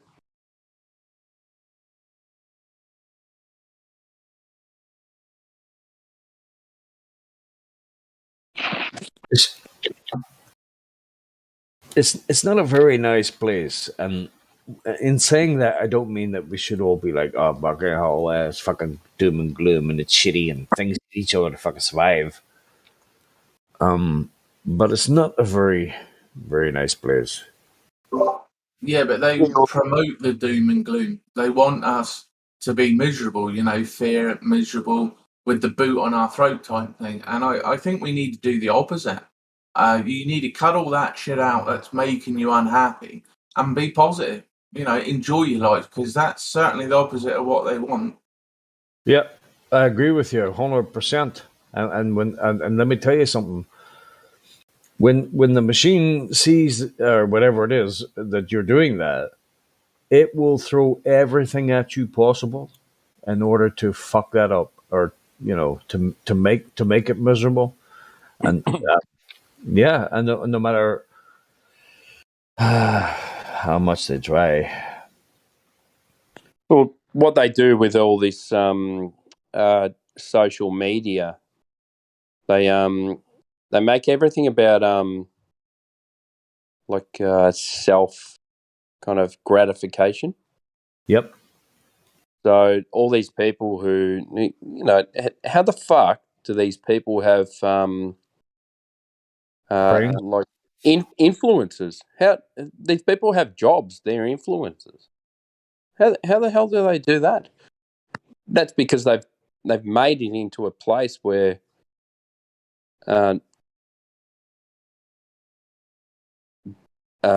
likes are like money. It's about getting people on message.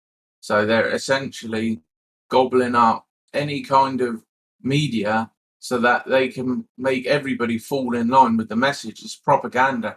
Operation Mockingbird told us that. Yeah. Yep. There's a guy on But YouTube called Johnny B Tunes. He's brilliant. He'd be like, "Look at this. This is the girl. This is the." And he's so dry. He's an American, and he's just like, "This is the girl that has the most followers on. I don't know. Is it TikTok? 26 million views, and all she does is take photos of herself. And she does these little things, and she switched it up in the car.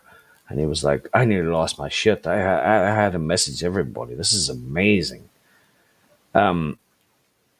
It's like it's so pointless. It's so useless what these people are doing, and these guys walking around in circles singing songs to the camera, and they're like, "Who are these people?"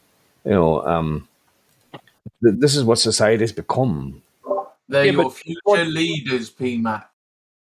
yeah, but what's even worse is that you get these guys that actually subscribe to people on what's that where the women make all that money? What's that called? Where they get all these subscribers and they show their OnlyFans. what is it? OnlyFans. Yeah, OnlyFans. Yeah, and like the only people keeping them alive is the guys that pay for their subscriptions to see these girls that don't even give a fuck about them. Yeah, but you To know show them that's their because of pussy the or destruction something, of you know? masculinity. So Yeah, it's fucked up. Oh. They're not allowed Okay. to be men. They don't know what a man is. They don't have fathers, probably. You're not allowed to see positive male role models on television or media. They're always doofuses or stupid or fat and lazy. And so again, it's they're cucks. That's what they are. We are moving into idiocracy, aren't we? Yeah, we are. Yeah. moving into or already there. We're already there. We are. The dumbing down of society, the feminism, or the feminism of masculinity. It's just Feminism of men. That's what it is. Mhm. Feminism of men. But it's the masculinity of women as well. So this is Yeah, why they're all dressing like men, acting like men. So basically what they're doing is they've said that masculinity is toxic, right? But then they're giving all the masculine traits to the women, and now they're not toxic. Yeah. Now, and then they're looking for masculine males, which they're not producing any of. The Because number one thing women want is a confident bloke, and that's the number one thing blokes aren't these days.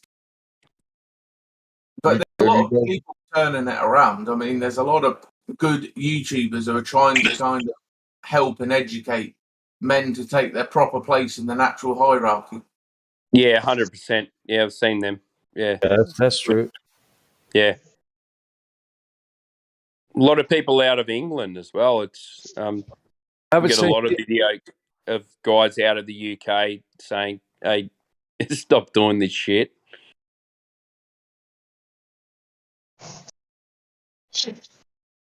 Have you guys heard of Jordan Peterson? Oh, yeah. I love Jordan Peterson. I've been listening. I've got all of his books. He's a great Nice. great Yeah. purveyor of masculinity. Sorry. Yep. Go ahead. Truth. What? I say he's truth, man. He is people's man for the men.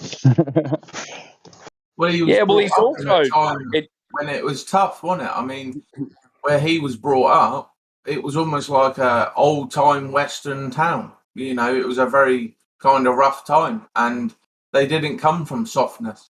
But that's the crucible that makes you a man.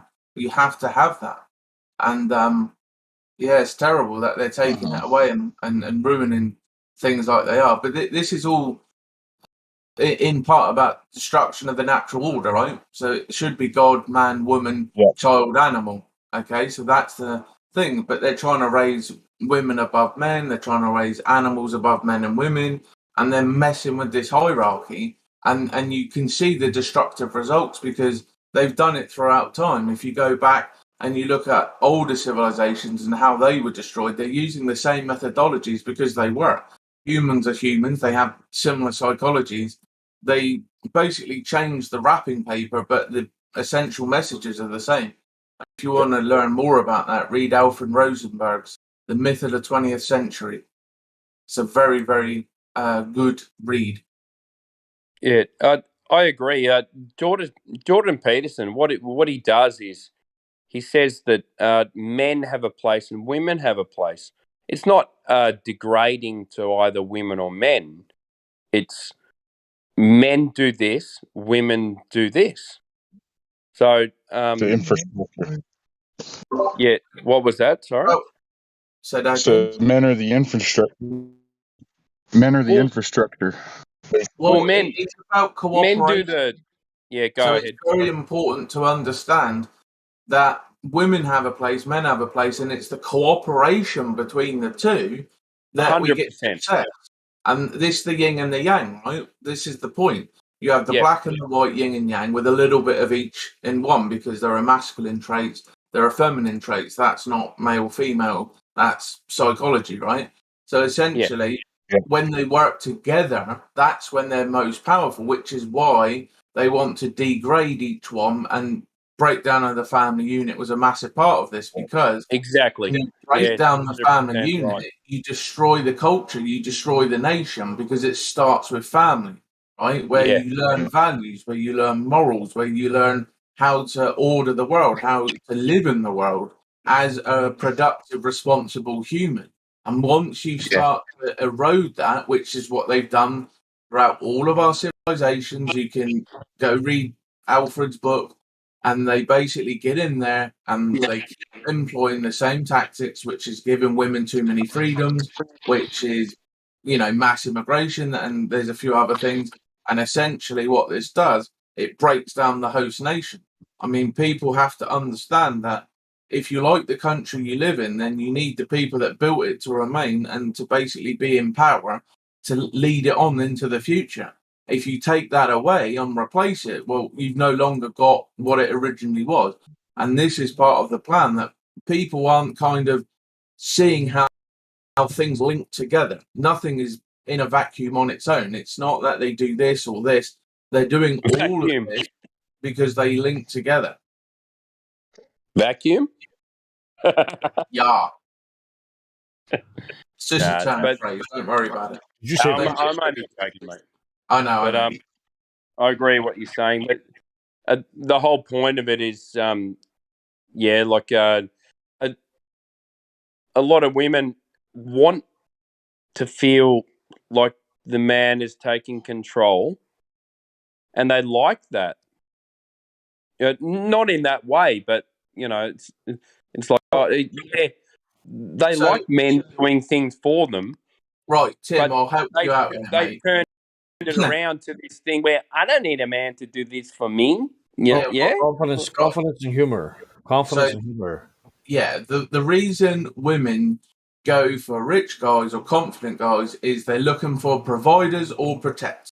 Okay, this is Correct. fundamental within like the basal ganglia of the brain, right? Yep. And they don't know this is going on. This is happening underneath the surface. It's happening subconsciously, but ultimately, those are the most attractive things to women, because it's what women have needed in the past, because on their own, they didn't do well. So it was about cooperation. It was about identifying, right, yeah, he's strong, he can protect me, or he has things that can provide roof and shelter and things like that. Yeah. But now they turn it into manipulation. Yeah, I mean, and the people behind feminism weren't even women. The people behind it were men. There were certain men that were pushing that nonsense, the same as there was an anthropologist named Franz Boas, in the early 20s, pushing other nonsense. And the thing is when you kind of trace things back to the origin, like with all this transgender stuff, you take it back to Kinsey and Money and these characters and what they got up to. You're pretty kind of horrified at what you find, and that's like the basis, the fruit of the poisonous tree, as it is, that spawned all of this crap today. It's a bit like when you watch Eric DeBay's video of the 200 proofs, and then you take it back and you go back and you're horrified about how fucking real that is. But can I Yeah. just say, we're all here like some Jordan Peterson. There is one video of his I watched. It was absolutely brilliant, where they talk about men have always had it good. They've always had it good. Women are fucking oppressed and all this here. And he was like, really? Right? Explain this to me. Men are more prone to die early, heart disease, wars, die in wars, more easy. And he broke it down Yeah. so good. You've all probably seen the piece that I'm talking about, Yeah. where he just went, da, da, da, da, da, da, da, da, da. Oh, we've had it easy, we've had it good. Wait to hear this. And then he spoke about wars and deaths and early and all this here. No, men have always had it worse, far, far worse. Always worse. So when you come out with this feminism thing and how oppressed women are, and most women are probably like your wife are going like, "What the fuck are these people talking about? They're off their." It's true. But again, that was just to create division because they got through women through the women's magazines. So they started pumping women full of crap knowledge and crap information, and then they just start believing it wholesale. They don't have the elders anymore to tell them that it's a crock of shit because they don't have grandparents and uncles. And I can do this. I don't need a man. Yeah, and they find out basically when they're an alcoholic cat lady at 50, it wasn't a good idea. But unfortunately, even Jordan's talked about this. He knows one of these alcoholic cat lady types at 50, very successful businesswoman, but she never fulfilled her purpose in life, which was to have children. She's absolutely miserable, but she doesn't say this to the younger generation of women and females. She still promote this business angle, and people have to understand what's going on here. It's terrible, and the problem is once they become ideologically possessed with some of this nonsense, then it's very hard to right the ship. And like Yuri Brezhnev says, it takes about 20 years because that's the length of an education, and you can see it now. You can see with all of this nonsense being spouted in universities, filling these heads, young impressionable children's heads, and they've got no experience of anything. I mean, they can't even make a piece of toast these days. They're that useless, and yet they want to go out and be leaders and change this and change that, and they've got no understanding of what they're taking away to implement that. They're kind of do-gooders in a sense, and they sometimes are coming at it from a certain perspective, but it's a very childish, immature perspective. Like they keep pushing the wage gap, even though since the 1980s it's been illegal in law to pay men and women differently for doing the same job for the same hours. Yeah, So why 100%. they keep pushing it? It's not because it's true. They know it isn't true, but they want power. So what Jordan talks about, they're using these things to gain power. So that's why they keep wheeling it out there, because they know people aren't going to actually investigate anything because they have no critical thinking skills. So they can just trot crap out 50 years, even though it's completely stupid and nonsensical, and they're just going to keep trying to get power. And that's what they're using these groups for, these minority groups for, stepping stones to power. And then you'll end up with 100 million dead like you did under the USSR. Brilliant system. Yeah, you're right. Yeah. And that's exactly what you're heading towards in America at the moment, is a banana republic and all of these types of things because of what they've just done to Trump. And they did it for political reasons. They know he's going to run again. Maybe he'll win, maybe he won't. And I'm not even saying like he's on the up and up, but at the lower echelons for the majority of people, this is using the state and the government for a political purpose. And the people involved in all of this, the DA and all these other characters, this is not a good look for America. Yeah, This is that's what true. you would expect in a banana republic. It At seems the to be moment, backfiring. America's shit. It seems to be backfiring. People are getting pissed. They look stupid at the moment.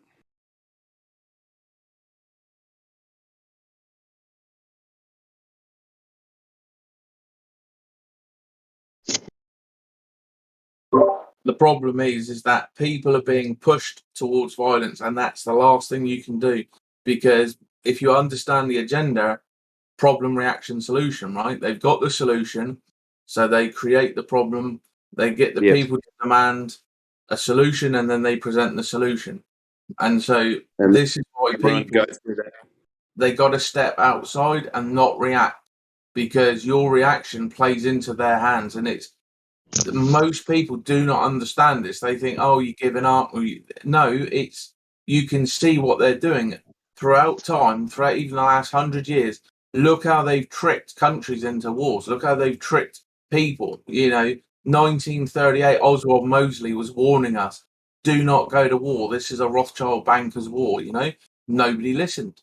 And boom, we get World War II.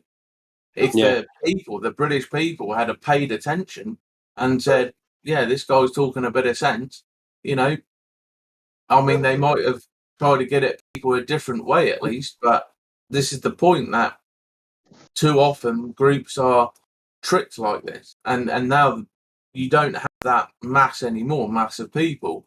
You have disparate little groups all over the place that identify as X, Y, or Z. And so it's a lot more difficult to do that. Flat earthers. Just disparate little groups, but it's like, essentially, they're going to try to maneuver you to react in some way. This is why they try to gaslight you every day. This is why they try to wind you up every day. Because if they can get, I learned this recently from a Jordan Peterson chat with this guy who kind of travels around as a war correspondent. So he was going to China, and he could see there was this massive museum that popped up out of nowhere, like $100 million or something, in Nanjing. And they were just busing children 24/7 to this museum. And it was all about the Japanese crimes. But rather than telling history, it was sowing seeds of basically hatred and anger, which leads, disgust and anger, which leads to hatred, right? And this is how they're going to prime them for another war, because that's what, you need hatred to have a war type thing. So Can I just and you also need you need the people to agree with what you're doing as well. So you need the consent. you need consent. Can I say that's an axiom that I live by that I almost forgot. Is hang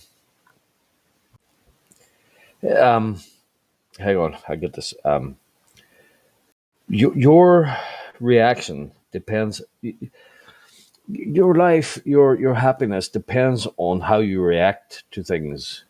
It's your reaction. Like if somebody's being a ball bag, if somebody's speaking on truths, if the news is telling you this and that, your life actually depends on how your happiness, how happy your life's going to be or not. Depends. It's really hard to say this. I'm trying to put this in a nutshell. How you react to something is dependent on how your happiness is going to be.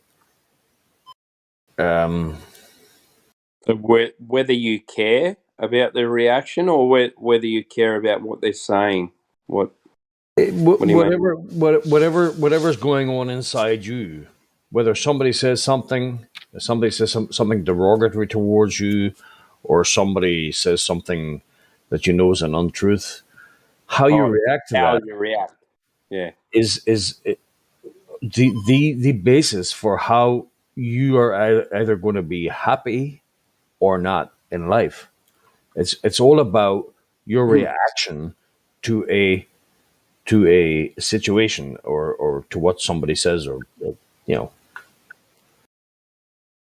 that fucking true, bro. Because if somebody tries to upset you, or you hear other things in the radio or the news or whatever, and your reaction is, it's a fucking clown world, I'm just gonna ignore that and be happy, then that's your reaction. Your reaction has propelled you into a state of not caring. or it's not anger. just not caring, but it's understanding the trickery. So you understand what you're hearing on the radio is BS. They're probably actors. It's set up in some way. It's nonsense. And it's not there to inform you. It's not there to kind of give you a gist of maybe what's going on in the realm. It's done specifically as propaganda, and it's done to get a reaction, which is one of generally anger and things. So Which is why I brought that up, because you mentioned yeah, reaction, and that's key to me, because reaction is key. It and depends on how you react. if you can find acceptance, right? It's not 100%, but it's pretty close to what you can achieve, right? If you have enough time and you kind of get enough data points as to what may or may not be going on, you can find this mental state where you're always in the place of acceptance. It doesn't mean you agree with it and that you're okay with it, but you're like, okay, shit's going on. And you're dealing with it in that final stage. You're not going through anger. You're not going through the 7 or 5 stages, whatever it is, right? You don't have any of those. You're always in the final stage of acceptance, right? And therefore, you're able to move quickly through different topics and data points so that you can collect things to make sense of the whole. Yeah, but if you, yeah, go on, sorry. Sorry, buddy. Yeah. Because anger is very, very negative emotion to have. Sorry, fear. If you have no fear and no, what was the other one? No fear, no regret. No, it was just no? I think I've got fucking Alzheimer's. Too much carbs. Too many beer. That's carbs. But yeah, if you basically can avoid those other stages, it allows you to move quickly and gather the data. Because the problem is, right, they've essentially got a narrative for each psychology. So they know that psychology 1 will watch sports ball and they will never leave that container. Psychology 2 will go into politics, psychology 3 into religion, psychology 4 into conspiracies, right? They understand how we operate, and we kind of need answers. And it's not about truth so much, but it's having an answer there. And so essentially, if they can lock you down into one of these narratives, you're going to be ignorant of the rest. It's compartmentalization 101. And so you have to break the cycle. You have to force yourself to go and learn about all of these things to get a gist of, because you've got 1,000,000,007 to get through, right? So until you get 1,000,000,007 data points, you can't even say what's going on, because you've been manipulated at every point. Every single piece of information you've got, you've been allowed to have by the agenda. They've put it out there, right? So this is why this is so difficult and convoluted, because people want to focus on the vehicle, not the information. Oh, you got that from YouTube. It's like, yeah, and you can either watch physics lectures or cat videos. YouTube is just a repository of information. What you do with that is up to you. It's like, where'd you get that from? A library. It's a redundant thing, but you'll hear it bandied around quite often by people. And at the end of the day, it's dependent upon the information and the time you're putting in. And this is why they take away your time by making you work so that you can't figure this stuff out. I mean, I often say jokingly, but seriously, go live in a cave for 10 years, because it's going to take a long time to kind of allow a lot of this stuff to be processed and allow a lot of this stuff to be kind of ejected. And the thing is, if you're constantly looking at information, you're overloading yourself. Your brain does not like to be constantly bombarded with info. You got to give it time to calm down, process stuff, and then come back. 1 sec. We are all here. Do you want to speak? No, sorry, man. I was just moving around. My bad. Oh, sorry, mate. No, that's 100% what you said there, Logos. 100%, bro. The bombardment. You haven't got time to think. You're constantly bombarded with this, that, and the other, and you're worried about this, you're worried about that, you're fear of this, fear of that. And no time. You know the worst part? People do it to themselves. It's self-inflicted. Yeah. I've spoken to people, right, who are spurging out, and I said to them, hold on a minute, why is it the first thing you do when you get up is look at the news or look at your phone? I said, why can't you wait till midday? Have a coffee, have a crap, go about your day. They can't leave it till midday. I said, what about giving yourself 1 week off in 4? just to sit outside and watch the river or something. No, they can't do it. And I'm like, what do you think you're gaining by spurging yourself out? You're not gaining any knowledge or information that you don't already know. You know about these dating points. You're aware of the shenanigans, right? At these kind of levels. So I was trying to understand, like, why do you keep going back? Like, it's crazy. And if you're sitting watching the river for a week, you suddenly realize that life is different, right? But because this emotional input, this input, is doing something to your body and your brain. It's doing something to your brain, which then does something to your body. And people are living in this anxiety-driven, fear-driven fucking hell. And if you realize that, you know what? If I don't listen to this, if I go fishing and I go look at trees and I go, it doesn't fucking matter anyway. And you just reminded me of something there.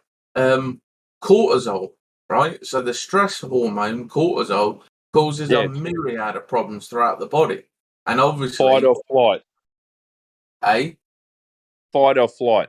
Yeah, cortisol, stress hormone. Yeah. Yeah. So, and basically, this is what people are doing. They're stressing themselves out over things they don't even know is true. Because I said this the other day, right? Even the stuff we're into, right? Apart from flat Earth, which is objective, right? The other stuff about what the elites may or may not be doing. None of us were in the room, right? We've got people giving us information. That's it. We don't know that information is true. If you're going to be honest about this, right? Now, I wouldn't put it past them to do some of this shady shit. Let's be honest. Do we know it's true? No. Right? Yeah, but you're not stressed out, are you? No, because I exactly. have a completely different understanding of things. But when we're talking about the elites, it isn't about money. Anybody talking about money, because money doesn't exist. We've got fiat currencies, right? Yeah, so if you've not worked this one no out, option. Yeah. Money's a tool of control, like religion, like conspiracy theories to some extent, okay? Because they understand that if people are going to break out of the first container, the government narrative, they're going to need a second one. This is firewalls, right? This is how they protect what they're up to and what may or may not be the actual truth, for want of a better word. So there's layerings to things. If you escape the government container, or now in the conspiracy container, and you think, oh, look how good I am, I'm so fucking great, because I'm not in the government container, right? But they haven't figured out they're in the conspiracy container. Now you've got to escape that. Now you're in the third one, then the fourth one, then the fifth one, right? And this is what I'm trying to say. Though all of this helps build your brain like a muscle, okay? But ultimately, you never get to the truth. It's designed to keep you spurging out, looking 24/7 hours a day. Now, there's a certain point where you get to where you're like, yeah, fuck that. I'm just going to enjoy life, right? And a lot of people don't reach that point, but you need to. You need to understand that everything you're interacting with and everything you're taking on board, you can't prove any of it's true. This is the problem. And also, when they're sat there waving around bits of paper, where did they get that information? It was allowed to be disseminated. It's done on purpose. It could be cosmic karma. It could be something else. But this information is disseminated on purpose because they want you to know about it so that you're going to spurg out. And you're going to run around trying to tell normie twats, and it's just going to cause more because your family's going to go like, you're a fucking twat, and you're a fucking twat, and then you're all going to have arguments and throw food at one another. And this is part of the thing, right? So you've got to sort of see the trickery that they've been doing for hundreds, if not thousands of years, and then you can see it plain as a nose on a Jew's face, you know? And so if you can kind of start to pick up the rhythm of things, the patternation. Patterns are anti-Semitic, by the way. But if you can pick those things up, you can start to see what's happening. And you can get tricked less. Whereabouts in England are you from, bro? Southampton. Southampton? Yeah. And what was your journey into Flat Earth? Basically, I went in the social services care at 3. They screwed me around and my family. They lied to me at 7 years old. They said my mum and dad had tried to kill us all by setting the house on fire. But I knew that wasn't true because I remember my dad saving me at 3 years old from the house fire. So I'm like, yeah, these are slimy bastards. And then they moved me sort of about 20 times. I got a placement for a while, and then that broke apart. I moved again. So by the time I hit 20, I'd had like 30 odd moves, 35 moves. Wow. Took me 13 years to kind of recover from that. But whilst I had the time, I decided I'm not just going to watch schlock. You know, I'm going to try to. So I watched the TV documentary. How old are you now? 43. So Okay. most people, they want to say how bad television was, but what they really mean is they are dumb and they only watch Coronation Street or something like this. If you actually looked, there was a broad range of shows on. I used to watch medical weirdness, paranormal weirdness, technology weirdness, Mark Thomas comedy products. You know, although he's a socialist, he put some good stuff together about Menworth Hill and things like this. 99, 98, that time frame. So that's what I had access to, was like cable and that, and I used to watch documentaries. When I got access to the internet, I met somebody who started putting me on to other things, and the thing was, and this is why I kind of try not to talk to normies, is that when you try and introduce something that they're not interested in, I pieced this together recently, right? It's not flat Earth, it's not conspiracies, it's anything you put to them that they are not interested in, they hand wave.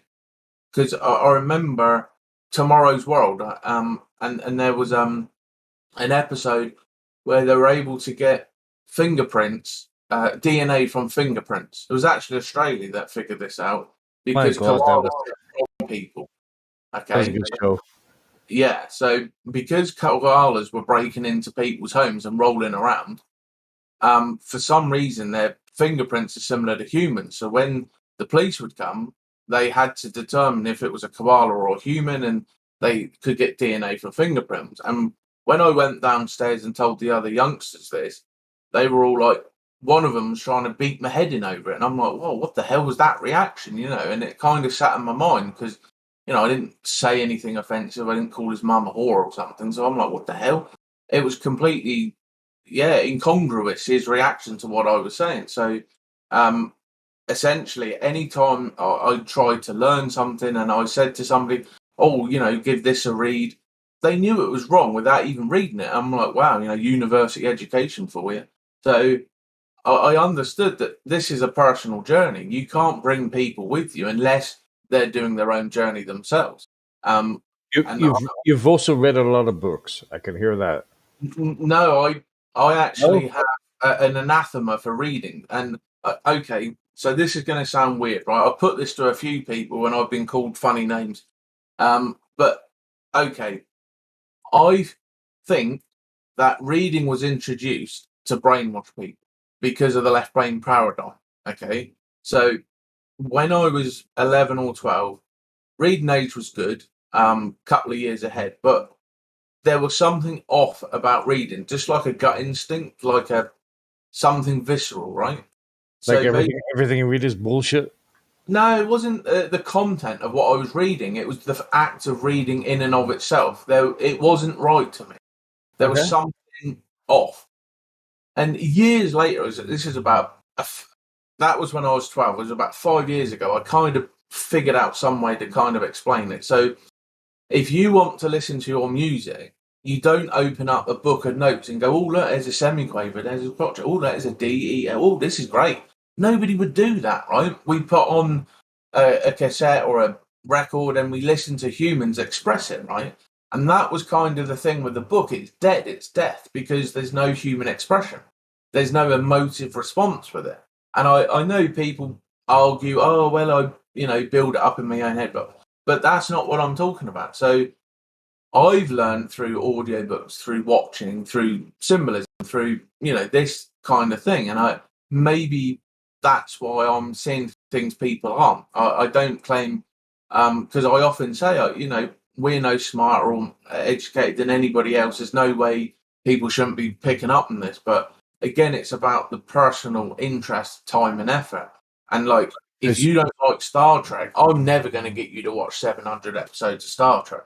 Simple as that. If it's not your interest, So wait, so audiobooks are better than paperback books? Yes, 100%. The thing is today. Tell me again why that is. So, okay, this was just my. We don't have to listen to it again, do we? Yeah, when I was Godric, when I was 12, I had a reaction to reading. Like the act of reading was wrong in some way. And about 5 years ago, the way I was able to put this into a way of understanding is that if you try and listen to music, you don't open a book of notes and go, oh, look, there's a crotchet, there's a semiquaver, a D, E, F, this is great. You listen to humans express it to you, right? Through singing. When you listen to a song, you don't just read lyrics and imagine a voice. You hear somebody express it, okay? So the moving picture, it has a lot more power. Why do you think they've taken symbolism away from us? We're not symbol literate for a reason, because symbols work on a subconscious level. And so you understand about the left brain prison. You understand that basically they can make people believe complete absurdities if they trap them in the left brain. Well, I'll tell you, I'll agree with one thing about what you're saying. They focus too much on the left brain and not on the right. So basically, right brain stupid. So if you can enhance the right brain, so think of the right brain. When you leave school, the left and right were working equally. According to David Icke, they did scans on children's brains. When they entered the school system, the right and left were equally functioning. When they left, the left was very strong and the right was very weak.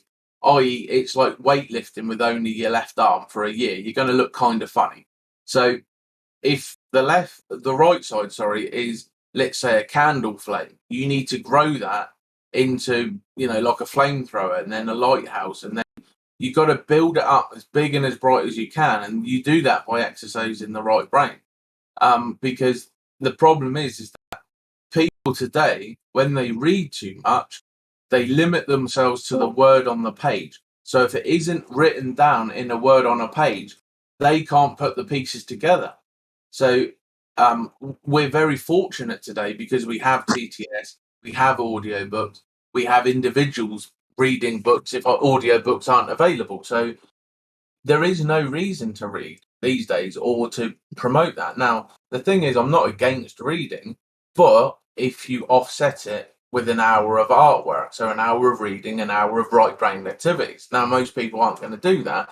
So therefore, they're going to have to stick to audio and that sort of thing alone. But yeah, as I was coming through, I was like 13 years deep into weird shit.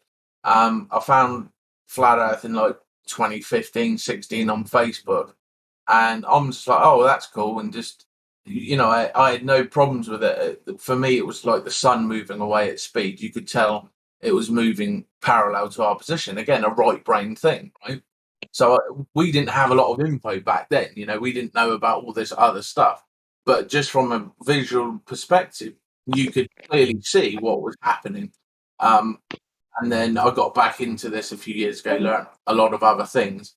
And essentially now I'm kind of at a certain point where I'm just trying to, live a good, happy day mostly, and essentially wait to be guided by the universe, whatever that is or isn't.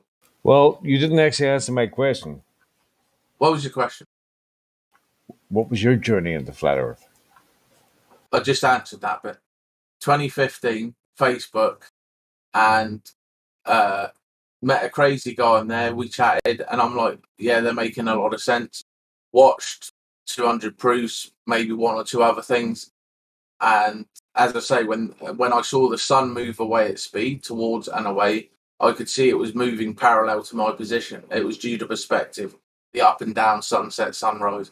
So that was kind of like, oh yeah, Earth's flat, that's cool. And I moved on to the next thing. But then about 2 or 3 years ago, through the ice wall, got back into it, started learning a lot more and trying to help other people. But as I say, if people aren't interested, they're not going to do the 100 or 1,000 hours necessary that it takes to kind of work this stuff out.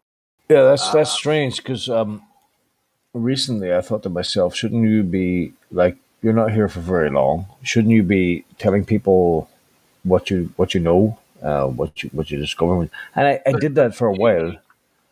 You know, Huh? what you figured out is for you and you alone. It's not for anybody else. Do you know what I mean? So why would I walk into my work and exclaim to people like, right? So what I've noticed is that there are people talking about things that we used to talk about 20 years ago. You're 43 now. What's it, 43? Yeah. We used to talk about 20 years ago that you would be afraid to say to other people because they think you're a fucking foil hat wearer and all this shit. And there was a guy at my work. Everybody would like, Paul, watch out for this guy. He says he believes the Earth's flat and was here. And I never mentioned it the whole time I was there. Not for fear of anything, but because I just sort of gave up. Because, like you were saying, if you talk to the normies, you tell the normies, and you put it down in fucking black and white, it's not what you think it is, bro. They will find some reason and do some other thing and just write you off as fucking whatever they want to write you off as. Yeah, it's almost like a waste of talent. Like I don't know what it is. I couldn't be bored anymore, bro. I'll give you an example, right? Most of the people I talk to are supposedly truthers, red pill, whatever you want to label us, not normies. And I can't even then get them on board with half of the stuff that I'm putting to them. As even an option. I'm not even saying it's true or it's correct. I'm saying, look, as an option this or as an option that, or here's some information, and they won't look at it. Well, that's my best friend always says that to me. He says, Paul, you're the kind of guy that you okay, I know what you believe and everything here, and then I'll say this and I'll say something stupid or whatever, but you won't take offense. You won't, get upset if I think another way. You'll find another way to talk to me and maybe tell me something.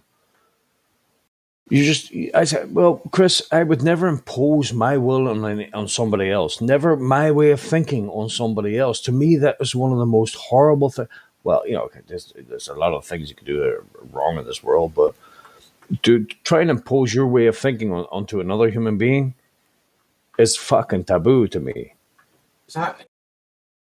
Because we've just escaped the government mind prison, Yeah, that's the reason why we are in the fucking situation we are in the first place. But it's so difficult to move people to that next stage, even people that have got themselves out of the government narrative, that to get them to that, third or fourth option, that place. And again, it comes down to them not having time in some regard, and in other ways, they're still normies, but with a bit of extra information. And it's important to kind of distinguish that because there are a lot of people using certain phrases and terminologies, and only normies would ever use those phrases and terminologies. And when you're trying to say to them, well, look, this, and you piece it together for them, and they're just not really leveling up, so to speak. So this is why I say about it being a personal journey, and go as far as you can with it. But also, if you're not putting in, and when you're looking at information, truth is everywhere. It's not just in conspiracy stuff. I've learned truth from watching gardening programs or watching whatever, So if you just pick a topic that you know nothing about and watch an hour each night for 30 days about that topic, it might grow neural networks and neural pathways. I presume that's how it works. And that's obviously going to give you possibly more brain stuff to kind of bring to bear to the problem. So you're gathering all this data, and this is why when people say certain things, I'm like, well, yeah, but then this, and this, because there's these extra bits to it that maybe they haven't picked up. Well, because again, typically when we get an answer, we go back to sleep. So we had the government answer, we went to sleep, we thought that was true. Then we hit the conspiracy thing and we think that's true because now we've got that as an answer. But then there's a third, fourth, and fifth option. So ultimately, whatever you think of as true is just dependent upon your level of information. And if you're not inputting information, then you're going to stay at that level that you think is true forever until you add information which shifts you. If you're going to be honest and say, well, yeah, that makes more sense than this, I'm going to move. So you hover over the places, you don't anchor yourself to any point. And therefore, when information comes that proves you wrong, you're like, oh, brilliant. And you just move. You know, that's what I did. I mean, I've been to Cape Canaveral. You know, I had one of the Challenger rockets in a mission patch, and I loved all space stuff. But when I saw that, I'm like, oh yeah, cool, Earth's flat. And then I moved on to something else.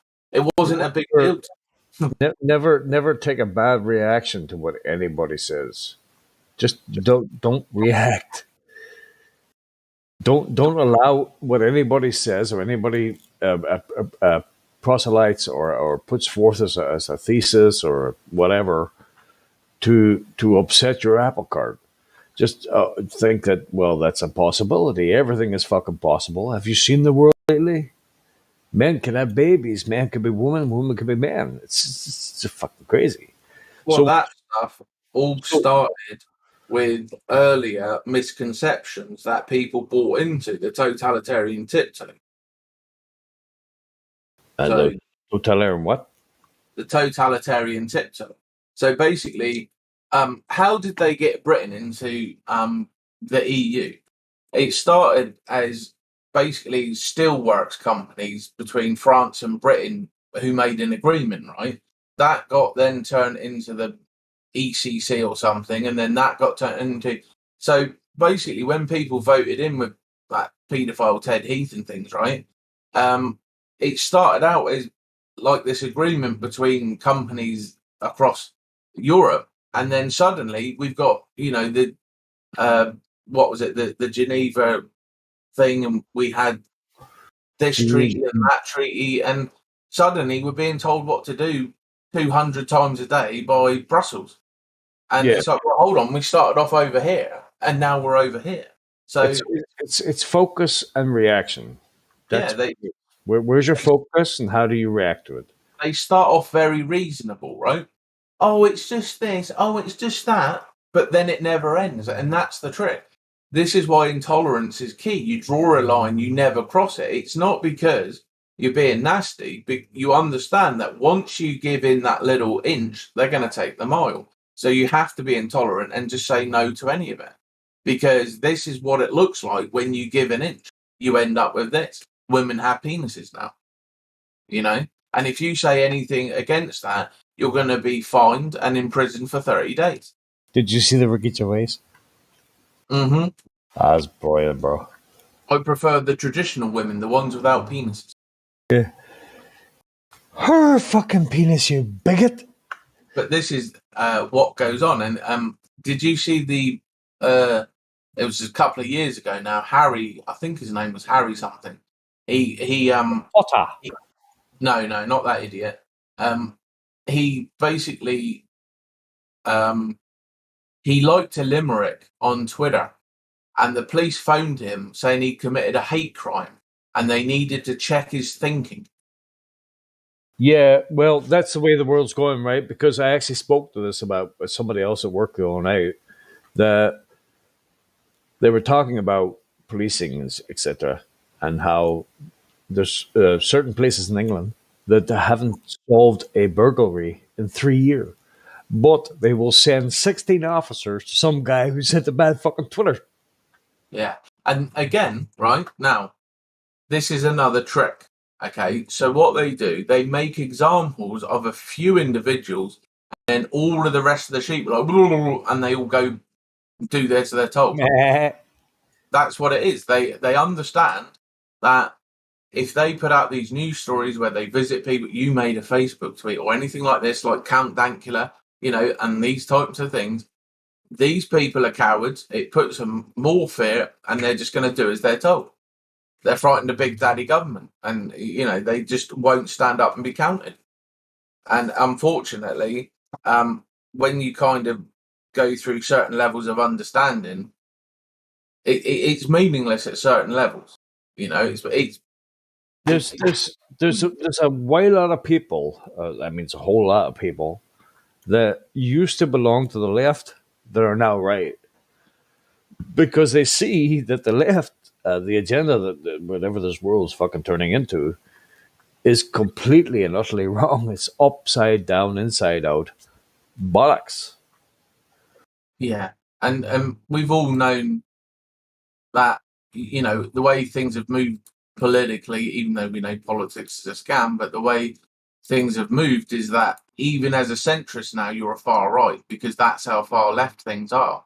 And Yeah. people don't understand the weaponized words. I've tried to point out weaponized words, and I've tried to explain that they're used as a cosh to control you.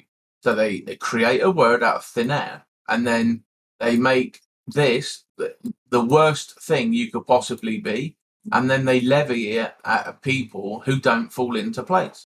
The nail that stands out is the first to be hammered. It's a communist phrase. So if you try to stand up and be counted, they will come after you and they will lambast you with these labels, which is why now everybody is a far right racist, bigot, sexist, homophobe, blah, blah, blah, blah.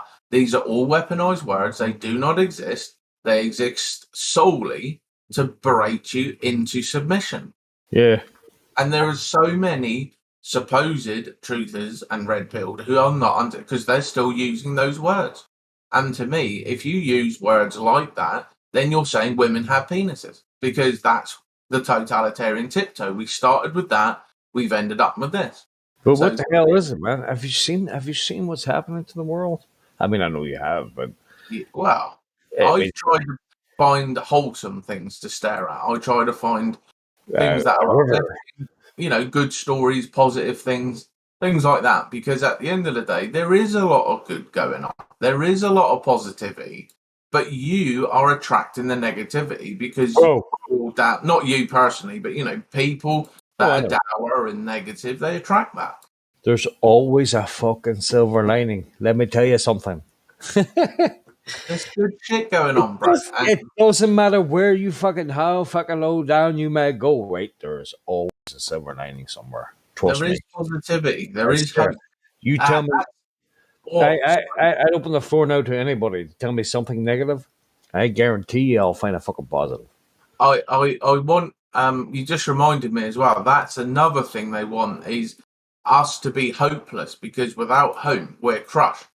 And that is what they've taken away from people. This is why they promote nihilism and apathy and solipsism and all of these types of things, is they do not want people to have hope. They've taken the archetype away, that light outside of yourself, to push yourself to be better, to strive.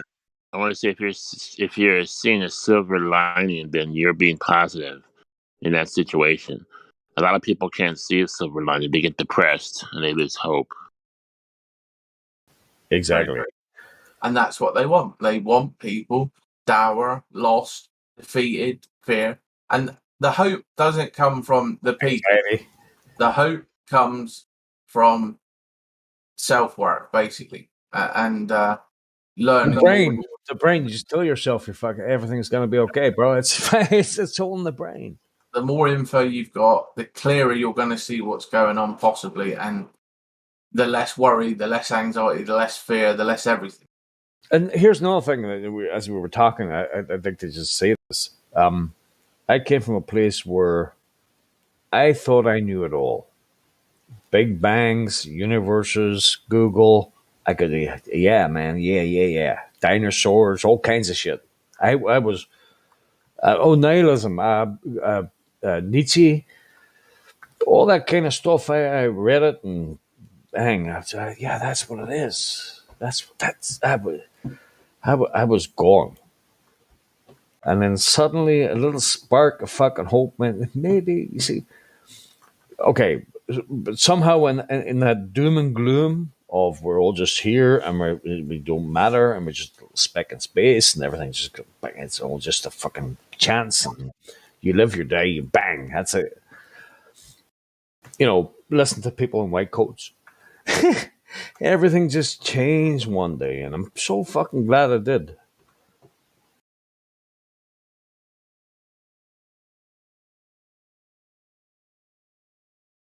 But yeah, whoever finds their way on the path, just keep learning, keep informing yourself. If you hear about something and you don't know what it is, go and do some cursory research. Keep positive. It's not difficult. Yeah, Don't don't take let your life too seriously. don't let the bastards grind you down. Yeah, and don't be a ball bag. Blah, blah, blah, blah. Don't be a ball bag. It's not as bad as you think.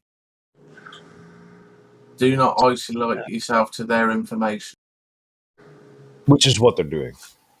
Yeah. One day you wake up and you realize the whole thing's a fucking fugazi.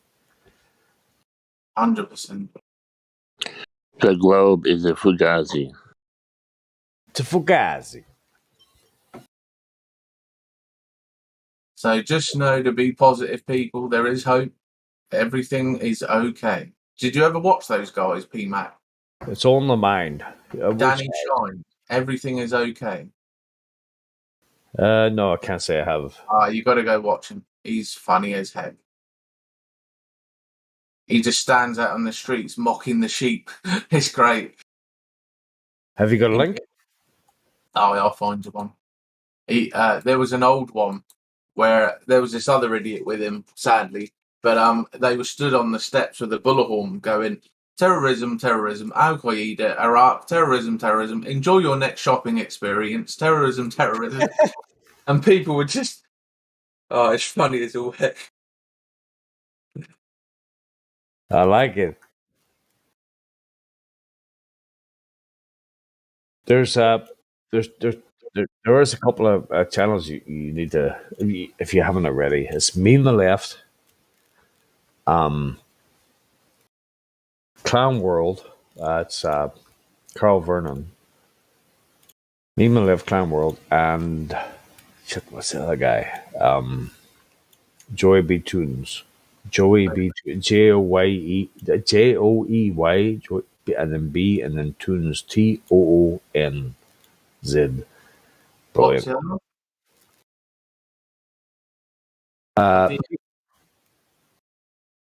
Hang on. I'll tell you what I'll do.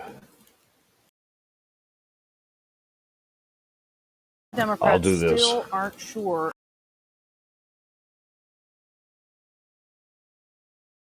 I already posted that, yeah. Should he?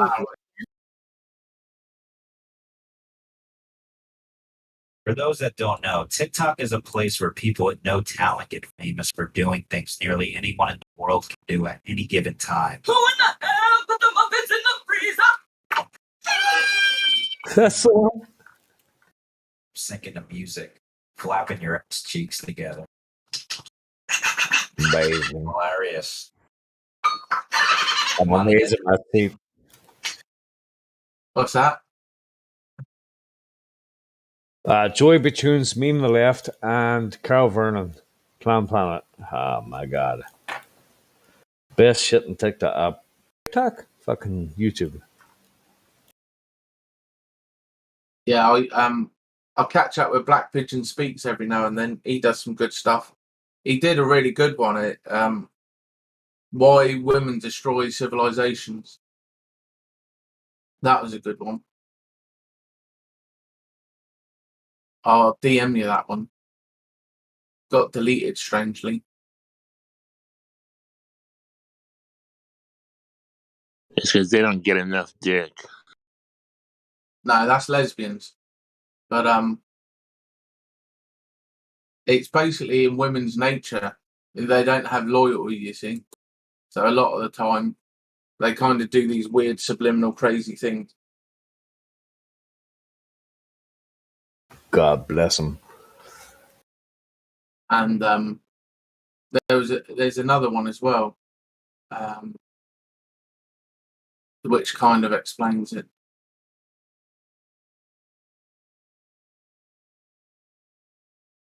So, if I were to say something, if I could use a terminology now, tell me the first thing that comes into your mind. Are you ready? Go. Mandela effect. I think that's psyop. Mandela. I think it's nonsense. Because here's why, right? I've got an okayish memory, But I get things wrong all the time. I think, oh, didn't you say that? Like, unless you've got an eidetic memory, right, you're going to forget shit or you're going to word it in your own way. I watched Trainspotting 13 times and I still can't get that speech right. 13? Yeah. Maybe 15 now, but it's like, even the V speech. Have you ever seen V for Vendetta? Yeah, it was a shit movie. Yeah, you watched the wrong edit. You should have watched the fan edit. It was amazing. But the speech that he gives, voila, in view, a humble vaudevillian veteran, cast vicariously as both victim and villain by the vicissitudes of fate. However, this valorous visitation of a bygone vexation stands vivified, and is vowed to vanquish these venal and virulent vermin vanguarding vice and vouchsafing the violently voracious and voracious.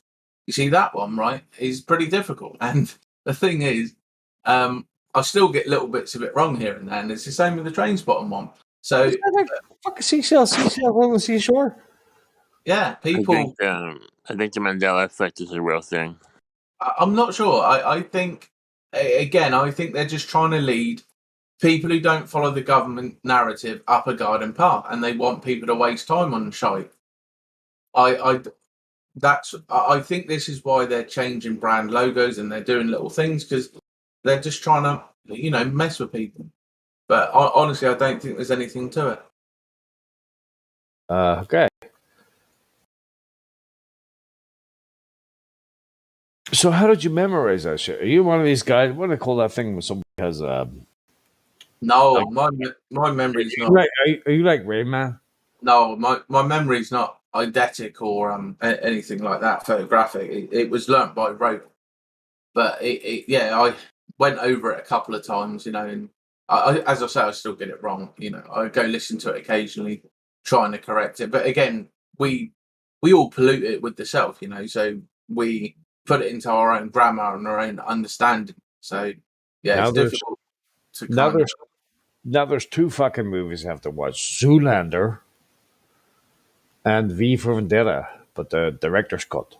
Yeah, well, the fan edit. There's sadly, this is quite difficult to find now, but sometimes you'll get a movie and fans will just go and edit it, right? I can find it. And they move the chronology around, and it was a way better because I watched it and I didn't think much of it, but I got this fan edit, and yeah, the way they'd done the timeline, they cut out lots of stupid stuff, and I was like, wow, this is a good film. Yeah, but I suppose what put me off of it was the way that it jumped back and forth. And a lot of that is kind of cut out of this one, from what I can remember. So yeah, if you find your websites and type in V for Vendetta fan edit, you may find it if you're lucky. I'll find it. It was not it was only like a 700 meg version, but yeah, very nice to have. 700 megs. Some movies are 500, but yeah. Well, nowadays, yeah, because of the extra compressions and that, but it still looks fine and it's way more enjoyable. And I watched a really stupid one the other day, Geostorm with Jared Butler. I'll tell you a good one that you'll like, Priest. I seen that. That's the guy that did the guy with the short blonde hair. Yeah. Yeah, you sound like a South African. Blixen, you fool. Yeah, that's I remember that. That was a good little movie. Came out of nowhere. Barely any advertisement or trailers. What do you call it again? What? Priest. Priest. Yeah, sorry, I have Alzheimer's. That's okay. That's the sugar. But Joe Biden. I'm shaking hands with ghosts. The Biden effect. Yeah, Biden effect. That's him. Her. I don't know. Is it him or her? Does it have a penis? Yeah, it's probably her. That's how it goes. There's a guy called Jared Van Skalk. Probably fucked that up. He did a wee rundown. He does all body language shit. Hang on, I find it. He did Neil Armstrong. Sorry, what was that? Did he do the breakdown of Neil Armstrong? I think so. Yeah. Let me see. Jervan. Where he was using distancing language.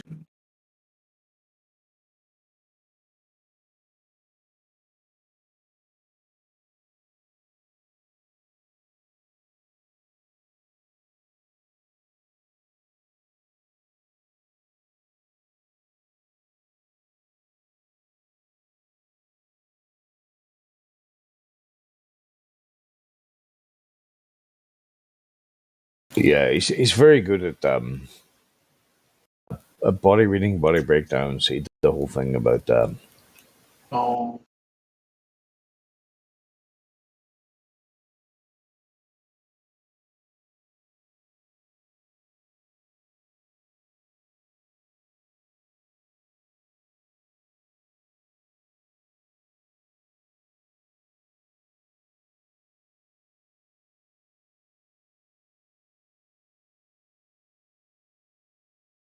Dutchman.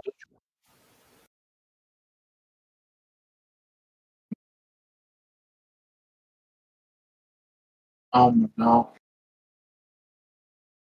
Yeah, it doesn't matter.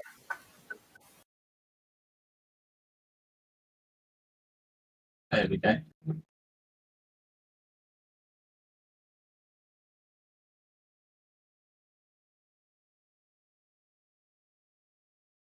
Oh my god.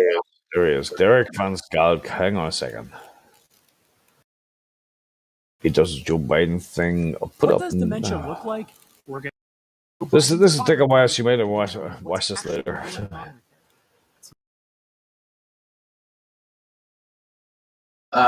It's all been removed. It's been showered. Sorry, say that again. It's been showered. It's been what? Been showered. What does that mean? How women destroy civilizations. It's been deleted. It has. Yeah. Oh, they probably fucking deleted it, them women. And the other one has as Yeah. well. There's a guy at work. He's kind of almost a tinfoil hat wearer, and he says to me, Paul, do you know who really rules the world? Fucking Germans. The fucking Germans, bro. Oh, everyone's trying to pick somebody. That's why I just call him the agenda. It's ridiculous. Nobody knows he's at the tippy top, and anybody claiming that they do knows just retarded. They have a body of information that leads them to that, but that doesn't make that body of information true. You know, again, they make these assertions. Information is king. I just sent you a talk about that because I can't seem to find the original thing.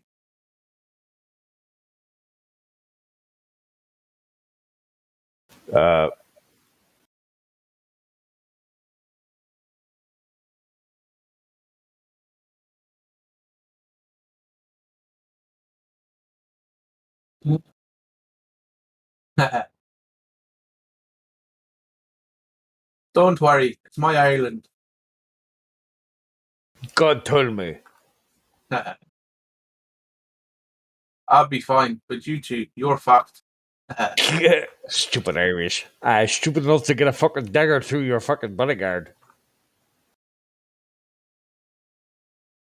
Loved it. That's brilliant. I still don't know why they got an American to play an Irish and a freaking Scotsman. That's one of the. I think that's one of the pieces of cinematic history that I just can't forget. The long straggly hair and just the way he goes on. It's brilliant. I'm sure there were a few Scots actors that could have played that role. He was fine, bro. They've made a statue of him now, though. That's what I find funny. He's like become that. They're probably going to tear it down because of some kind of fucking something or other. The patriarchy. Yeah. The other thing, here's a strange one because I do love movies, right? Waterworld. The guy that plays the Irish guy is actually American too. Oh wow. Have you ever seen Paper? Paper. Look at Pig. it. Look at it. Look at the pig. It's iconic, bro. That's it's probably the to me.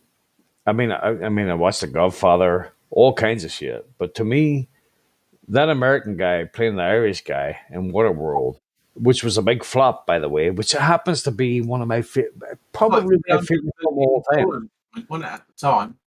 Isn't that strange? The biggest flop, one of the biggest flops of all time, and then they came out with The Postman.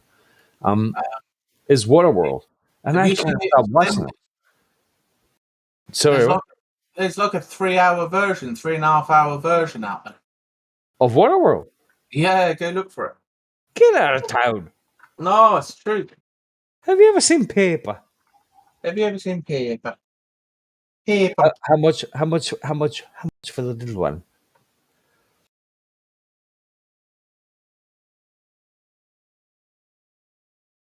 I think that's a brilliant piece of cinema. I really do. I mean, when they meet that Irish boy, that's an American who plays it. That's one of the best pieces of movie acting I've ever seen. And I like movies. Oh, really? Not really. I was just joking. I hate movies. In fact, if I had a choice, I'd burn them all bastards. Anyway,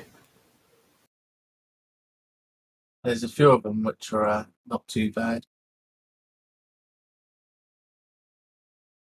I like that Luc Besson, Fifth Element, and Valerian. That was amazing.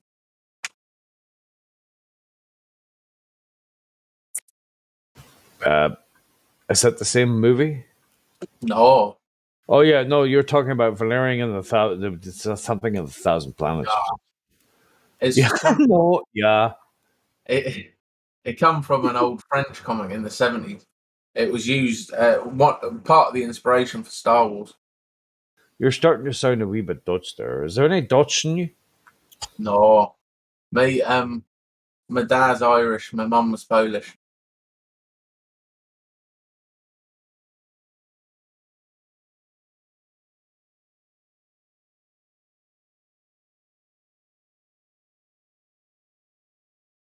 My dad decided to make me the odd one out by giving me a weird Irish name. So that was nice.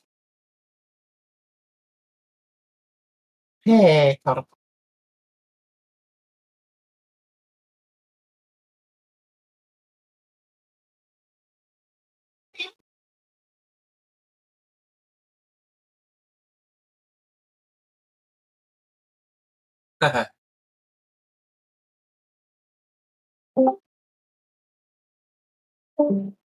Oh, he got scared.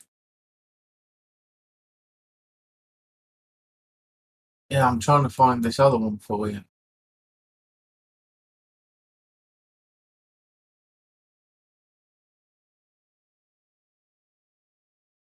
The Fifth Element was a good movie too. Yeah. Bruce Willis and Mila Milojevic or whatever you call her. It's probably a Polish sounding name like your mother.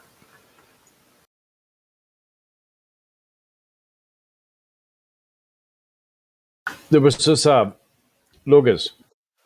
Yeah. There's just you stop with the na and the na. Did you ever sound German? No. 9. Jawohl, mein Herr. Dankeschön. So, let's see. Where was I going with that?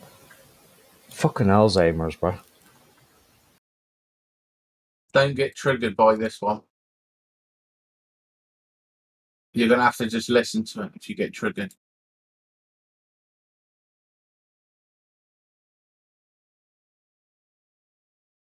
Um,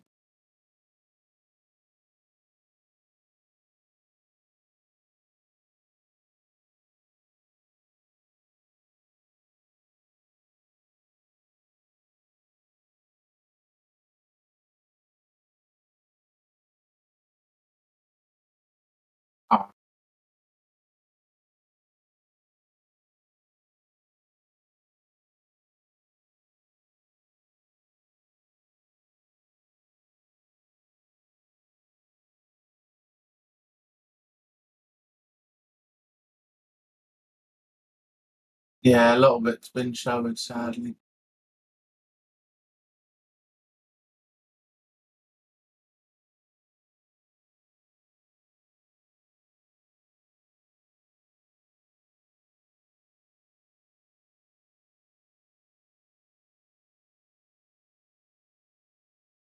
Haha.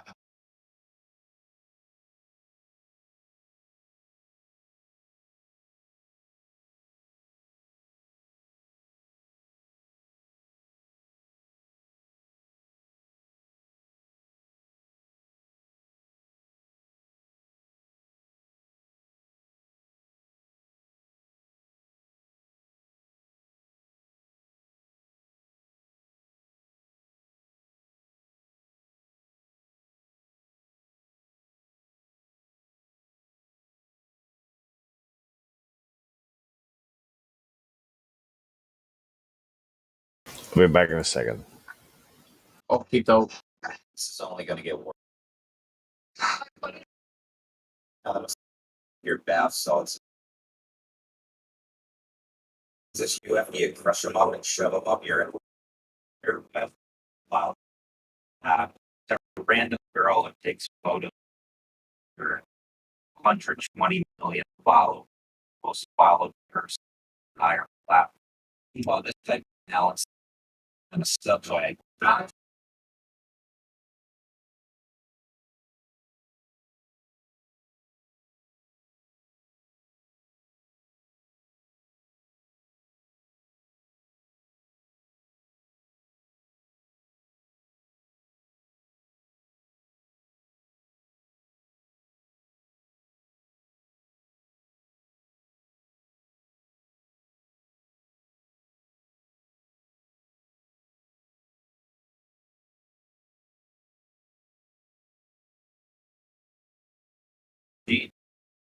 mean, now I understand my.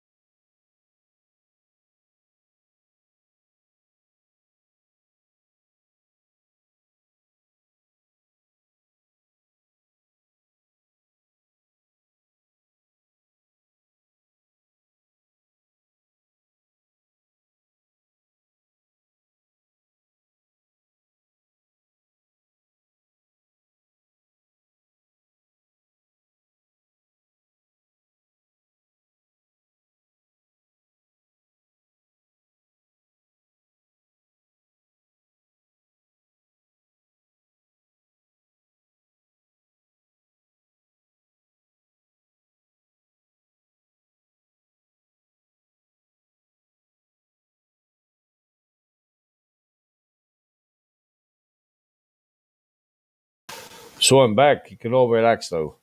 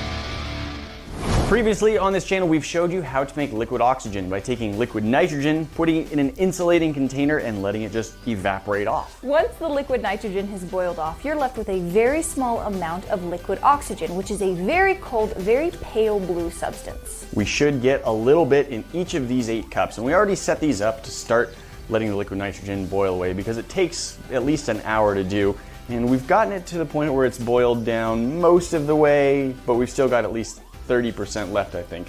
Hopefully over the next 15-20 minutes that will boil off and we'll get that pale blue liquid Callie was explaining about. That should be liquid oxygen, and we should be able to just combine that all into one cup once we're done and hopefully do some cool experiments with that. Wow, well, it's a very simple method to obtain oxygen from the air and liquefy it. Yeah, absolutely. Yeah, we've looked at this before, haven't we? Yeah, I know. Yeah, and it seems to be the what's the word? The Holy Grail. You could consider it the Holy Grail of to attack globies. Oh, all right, these people with their science, because they all think their science is true. Sure, but this is a classic little conundrum for all of these globy people. Yeah, because with a very simple, straightforward method to obtain oxygen from the air and liquefy it, what more could go wrong? Absolutely. You can be very intelligent and very good at what you do, and you can still be stupid.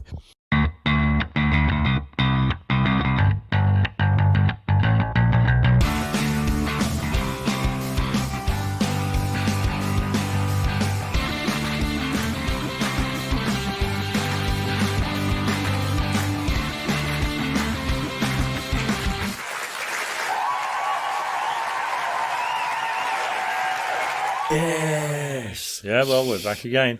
Annoying people with our views and opinions because Blue Marble Science dislikes hearing other people's views and opinions. Bum, bum, bum, bum, bum, bum, bum. Yeah, absolutely, of course. And a lot of people do dislike hearing other people's views and opinions. They get enraged, they get mad, they get bad, they get dangerous. They get sad. And they get sad. Of course. But unfortunately, that's the way it goes. We can't get everyone to agree with us, unfortunately, because a lot of people, I don't know, a lot of people have got mental health problems. It's called psychosis. It's called delusional. Yeah. They think things to be true that cannot be proved to be true or have not been proved to be true. Yeah, but they still think that these things are true. Yeah, like that there's 21% oxygen in the air. Absolutely, of course. Or, for example, the Earth is a spinning ball. Or water's made of hydrogen and oxygen. Absolutely, of course. Or fish breathe dissolved oxygen in the water. Or the Earth has has opposite opposing poles. Magnetic poles.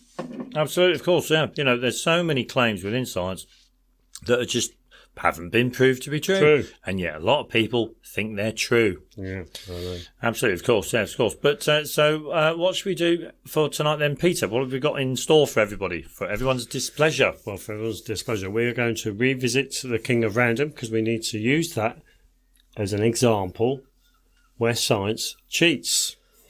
Oh, no, we're going to have a look at that to show how globies, we can use that as a classic example to present to globies to debunk their bullshit science. It's a good example. It's an example where we can present information to a globie and Absolutely. we can get their head scratching. Absolutely, of course. And we did that with a guy called Sean Hawkins. So we're going to show people that. We'll have a look at that. And we're going to have a look at F equals ma, Newton's second law of motion. Absolutely, of course. Because we have got a very, very straightforward understanding of what F equals ma actually is. And it does have some bearing on this Blue Marble Science, Blue Marble Madness. Blue Marble Madness, absolutely, of course. Because we were fortunate enough to be on the Blue Marble Science's last 2 videos. We were, and he was disputing or trying to debunk our previous video when we were covering the The heat. Well, our opinion that the Cavendish torsion balance moves due to heat. Yes. Subtle heat variation. So he put a video out, and we'd just like to put forward our view in order to just do a little video response. Correct him. Absolutely, of course, yes, of course. So not only will we be covering the Cavendish experiment, we'll also be looking at a couple of documents relating to what other people have done with their torsion balances, but we'll also be looking at a Crookes radiometer from Action, and we'll also be looking at a Rob Durham video as well to support our view. Absolutely, of course, yeah. Our opinion, yeah, sure. And we'll have a look at BioDuel as well. BioDuel as well. Brian Leakey gave us that link to his video, and that's about it, really, isn't it? Yeah. So let's go. Of course, yes. So we'll start just by laying out a little foundation for the rest of the video. And the first thing we've got to kind of like present to everyone is our views, our current views on science, mainstream science, regarding the natural world. Now, we've come to the conclusion that science regarding the natural world, presents to people hypotheses or ideas to account for explanations regarding the natural world. Right, I think there's the air contains 21% oxygen. Yeah, that's a hypothesis. But you see, the thing is that but these hypotheses are palmed off as being factually true. So there is 21% oxygen in the air. Fish breathe dissolved oxygen in the water, for example. Plants absorb CO2 and release oxygen in the natural habitat. That's another one. An object falls because of gravity. Yeah, a large mass pulling a smaller mass downwards or attracting that smaller mass. The Earth has two opposing magnetic poles. These are all accepted as being true, and yet they're only hypotheses, only ideas that have yet to be proved to be true. But the hard part is that none of them can ever be proved to be true. Man and science has limitations, and science cannot prove hypotheses to be true with regard to the natural world. Can't do it. Can't do it. Hasn't got the means, hasn't got the proper tools or equipment or anything. No, hasn't got the know-how. And this is why he accepts hypotheses to be true. In relation to the natural world. In relation to the natural world. So this idea runs all the way through biology, through chemistry, through physics, regarding the natural world. Okay? And when we showcased the Blue Marble science video that he's done, and we put forward information, we'll present another hypothesis or another thing that cannot be proved to be true. Absolutely, in relation to the torsion balance. Absolutely, of course. But so you've the limitations. Looking at the limitations of man. The limitations of man's science. Human endeavours. Yeah, sure. So always bear that in mind throughout the rest of this video, and all the time, really, because it's so true. I mean, people could disagree with us, but nobody can prove that we're wrong. Nobody can do it, because nobody can prove these hypotheses are right. Absolutely. And should be accepted and not rejected. But anyway. But you're more than welcome to do so and leave a comment below. Yeah, if you think all of these science claims regarding the natural world are true and their hypotheses have been accepted and been through testing, okay, well, let's see that proof. We'd like to see it, because I've not seen bugger all. Okay, well let's set the scene for later on.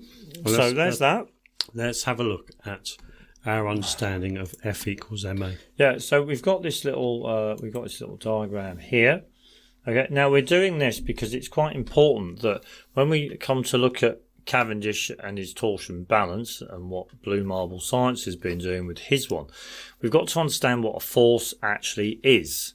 Okay, we've got to understand what a force is in order to understand, or try to understand, what's going on in the torsion balance and why there's motion there, okay? Which seems quite reasonable, doesn't it? Of course. Yeah. Now, this is a very, very simple diagram. Yeah, very simple diagram. Now, I'm assuming that car is starting off from 0, and obviously it's accelerating to the right. The yellow arrow there, which is behind the car, it says is the force. Now, did you ever see a force behind a car? I don't. I don't see loads of people pushing it. Absolutely, of course, yeah. So that's kind of an error in this diagram. Sure. But the main thing we want to focus on is that we can all agree what the mass is. Yeah, the mass is the car. The mass is the car.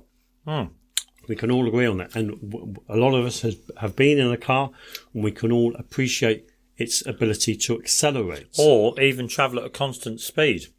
Absolutely. Or, to simplify it even more, to move. To move.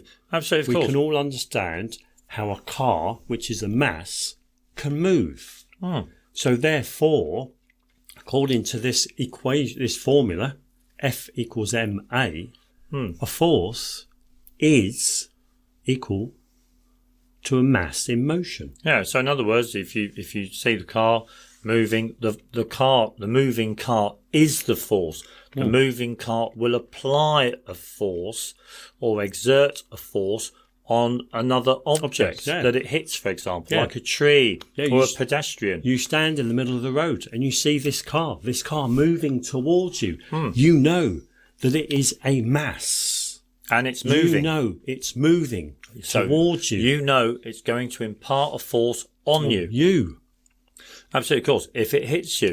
Okay, so it's quite easy to understand that when we can apply this to an awful lot of situations where there are moving masses. Strictly, we're only using forces to apply to contact forces, aren't we? Yeah, but that's what Newton was talking about. Yeah, ideally was contact forces. So we're not looking at magnetic. We're not including magnetism or other influences like that. But we're looking at forces. Okay. Now we can apply this to a falling object, couldn't we? Yeah, we could just rotate that diagram 90 degrees. Apart from, as we've highlighted with the car, no one's pushing the car from behind. So no one's actually, or nothing is actually pushing something down. Or pulling it down. Absolutely. The object, it merely falls. But you see, the thing is, when you see a falling object, you've got a mass in motion. So the object is the force. So you can't really apply gravity as being a force. You can't understand gravity to be a force. You can't do that because gravity is not a force in motion, a mass in motion. Yeah. Sorry, yeah. Gravity is not a mass in motion. Okay. That seems quite reasonable, doesn't it? Yeah. Now, some people say, what about an object that's still, for example, that's stationary on the ground? That's not moving. Isn't that a force? Well, it has potential energy to apply force. Like if I came along, like if there was a small when it stone. moves. Yeah, like if there was a stone on this table and I just accidentally knocked it off the table and it fell on the floor. It would then realise its potential to impart a force on the floor. No, its potential force would be an actual force. Become an actual force because it's moving. Yeah. Whereas if it's stationary, it's not really imparting. It holds a potential force. Has a potential. That's the way we would understand it. Given this is the way we understand F equals ma. Absolutely, of course. So we've always thought this along these lines, that a force is a mass in motion. Yeah, but the important thing that we want to put across to people is that the force is an inherent property of the mass, because as long as the mass is in motion. Absolutely, of course. Now that's very straightforward to understand. No, I don't think we need to, veer off into lots of other didgeridoos. I mean, somebody did ask us about how do you explain a spring balance?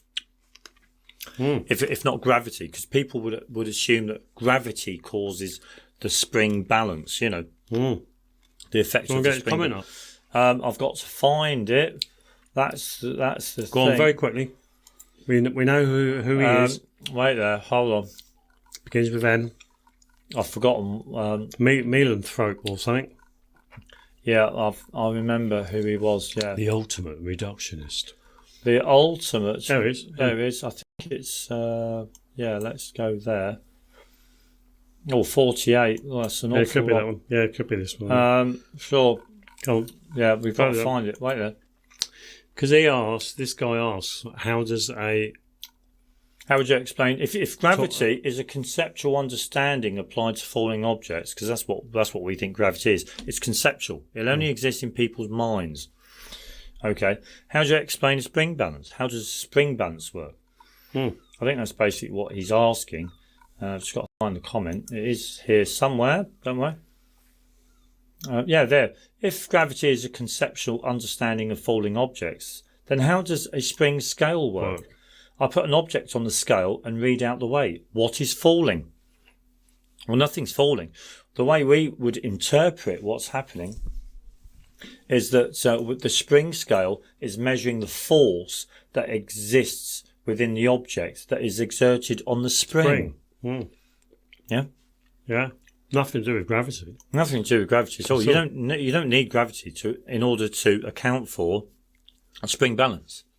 Or how a spring balance works. Yeah, or the readings of a spring balance. Absolutely, of course. So, there you go. You've got to bear that in mind, and that is the force is a mass in motion. Or may the force be with you. May the force be with you, Luke. Be with you. It's an inherent within property. you. And if you're moving, there's the force. Yeah. Whereas if I'm holding my hand there, there's no force. Whereas move, there is the force. Yeah. Mass, motion. Yeah. Easy, isn't it? Easy. So simple. Yeah. Anyway, come on. So, what's next, Peter? Let's have a look. Bear those in mind for the rest of the video. Yeah. Well, when we come to blue marbles, torsion, balance, and if anyone thinks otherwise, that you don't agree, you may not agree with us or whatever, feel free to leave a comment. Yeah. Or quite happy to read your comments. This formula you can't interpret it as being a force, a mass in motion. Yeah, you see, the thing is, this shouldn't be F equals ma. It should be F equals mass in motion. Yeah. Just in motion. Yeah. Because you can have a mass at constant speed. At constant speed, it's travelling at constant speed, but it will still impart a force on an object that it hits. Yeah. So that's why it makes you wonder whether F equals ma is actually correct. Well, yeah, because they only take into account acceleration of the object, and you think, well, that's just a bit ridiculous, really. But anyway, so let's go back to King of Random and Sean Hawkins. Sean Hawkins. I'm now, thinking of Jack Hawkins. Now we've got.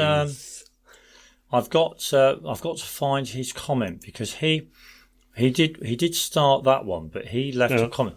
Yeah, he left a comment on this one, didn't he? Yeah. He left a comment on this one. There you go. And he asked us. He's just curious to know about. He's just curious to know. Well, anyway, come on. Oh no, it wasn't there. No, which one was it? He left a comment on one of our videos. Yeah, but the conversation resumed on this. Yeah, this one here. He left a comment on this one. Well, that's not our video. Yeah, the King of Cheats. Oh, sorry. Yeah. He left a comment on here because I did actually find it. Yeah, people watch your channel for your views and opinions because that's all you have. That's all everyone else has regarding the natural world. They only have views and opinions. 'Cause nothing can be proved to be true. You have nothing valid or scientific to add to the conversation. You base your opinions on nothing that is ever remotely similar to science or anything that we as a society have discovered through careful observation. Rigorous testing. What on earth is he talking about? And peer review. And peer review. To tell you the truth and to be brutally honest with you, you're sort of embarrassing yourself. Yeah, you don't want to spend a lot of time going through the comments. So what we do, now we're just highlighting waiting for that promotion. Highlight how globies are just got mental health problems. Yeah. And by using the rise up. King of Random's little what's the word, demonstrations with his oxygen, liquid oxygen. But people are gonna rise up, fumble these people and take their share. Yeah, don't forget also Sean Hawkins mentions about careful observation, rigorous testing, Don't and you peer review. Yeah, thanks. We reply. Thanks for your opinion. That is all you have to offer as well. While you're here commenting on the video, can you please tell us how King of Random managed to obtain liquid oxygen just by leaving out several cups of liquid nitrogen in ambient room air, and yet his successors didn't obtain any by using the same method? So, we saw this on the first video that we showcased earlier. Let's just turn the volume off. Let's just we got eight polystyrene cups, and they pour liquid nitrogen. Those brothers armies observation. And they say, Wait and they're following on in the unemployment line, sitting around waiting for a promotion. Did exactly the same thing. So let's just watch Grant doing this. Okay. Yeah, there we go. There we go. Okay, ready? So listen to this. Remember, this is a classic argument to present to any globies or promoter of science, mainstream science. Okay? I don't want to try. Hold on. So listen. Use the most for making liquid oxygen because it's very cheap, very economical, and you certainly get a lot more than 1.5 ounces. So what exactly do we need to generate liquid oxygen? Well, surprisingly, the only materials we're going to need are a canister of liquid nitrogen and some styrofoam cups. Now go ahead and grab yourself a styrofoam cup. In this case, I'm using 8 just to speed the process. And I thought you were my friends. Now that we got our styrofoam laid out on the counter, that's the first time I've ever called a cat one. Fill each of them up individually to the top. Must have sounded awful. I'm just going to step back and let them sit for 25 minutes. Styrofoam acts as a really good insulator, so we don't lose nearly as much nitrogen filling these up as we would with any other container. And the best part of this nitrogen is it's all homemade. There we go. All of our styrofoam cups are completely filled up to the brim. They couldn't go any more or they'd be overflowing. All we have to do at this point now is simply step back and let them sit for about 25 minutes.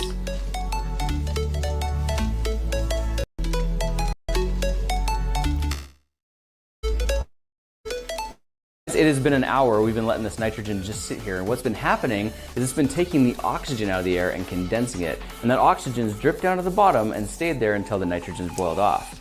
You can see each of these containers have reduced to about 1/8 of their original volume, and if you look really closely, you'll notice that the liquid has turned blue. That blue liquid, my friends, is liquid oxygen, and now if we take all 8 of these cups and dump them together, we get 1 full styrofoam cup of liquid oxygen. Very, very cool stuff. The other thing that's really interesting. Yeah, it's very, very, very cool stuff. Yeah. Now, so King of Random carries out a certain method or technique to produce liquid oxygen in this video. Okay, and yet his successors. Let's see what his successors are able to do. Let's see what his successors are able to do. I think we're here. Let's see what they get. Are we ready?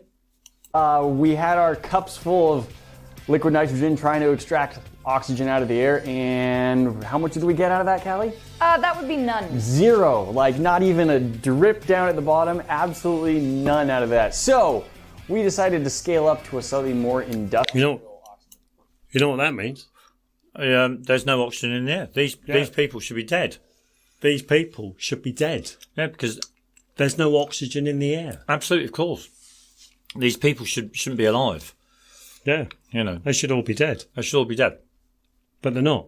They're still alive. Yeah, so to us, it supports our view that there's no oxygen in the air anyway. Yeah. We know that. Well, it's our view anyway. But the main thing is if you ask a Globie, why was Grant, the original King of Random, able to get liquid oxygen, from what he says is from the air. From the air. Using a very simple method. Yeah, there you go. He's got it. He's showing people there. And yet the other people didn't get any. And yet his successors doing the same thing.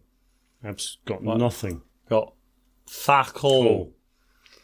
Absolutely, yeah. Quick update. Yeah, now it's our opinion. Yeah. Yeah, it's our opinion. It's our opinion that the king of random put in liquid oxygen when he liquefied oxygen gas. Yeah, he liquefied oxygen gas. In other words, then he fudged the demonstration. Yeah, while the camera was switched off, obviously he didn't record it, but he liquefied oxygen gas. Okay, pure source of oxygen gas, liquefied it and then poured it out into each of the cups. Poured a little bit out to give people the impression, that's what you see here. And then he started filming, carried on filming. That's what he did, because there is, in our opinion, there is not oxygen as a constituent in the air at all. However, saying that, I'm just going to throw this one in, because if you look at his Dewar flask, as he's pouring it there, would you say that it looks? Oh, you can't really tell, really. I was just wondering whether there was some blue within his Dewar flask. Well, I don't think you can tell. Let's see. No. Sorry, no. No, you can't really tell. No, yeah, no, because he made his own nitrogen, liquid nitrogen. He was able to liquid. He made his own liquid nitrogen. He set up to manufacture liquid nitrogen in his own. I watched the video. Right, okay. But anyway, so he can get shitloads of oxygen, but the other people can't using the same method. So it's a great classic, what's the word? Confrontational piece to present to a globie. Or to anyone. To anyone, yeah, of course. If you're a science geek or whatever, you know. I've got, was it on this one? Was it on this one? Yeah, so we discussed it with Sean Hawkins. Yeah, we discussed it with Sean Hawkins. Oh, it wasn't this one. It wasn't that one. Which one was it? Wait there. Oh, this one. Was it that one there? Why is it there? Oh no, sorry, it was this one. Do apologise. Yeah. So, yeah.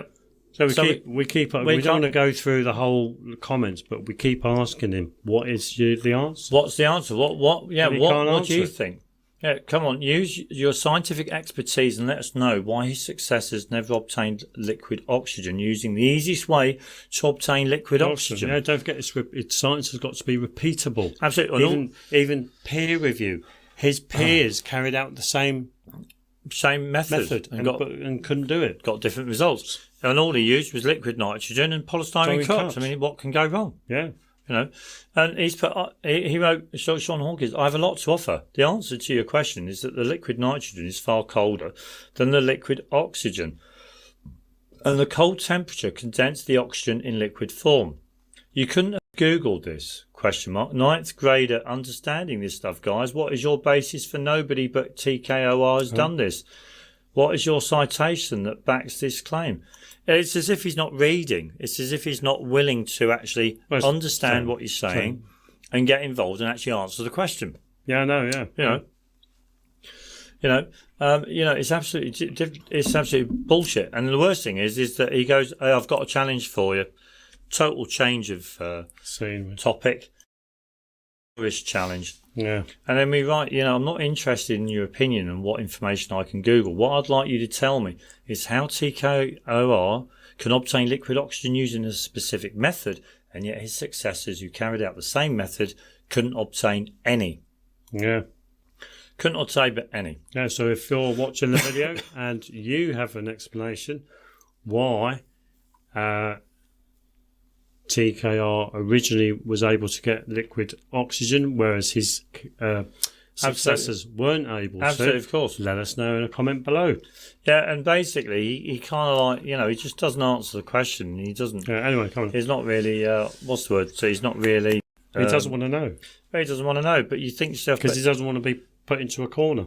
He doesn't want to be put into a corner and shown up. Yeah, anyway, come on. Stupid.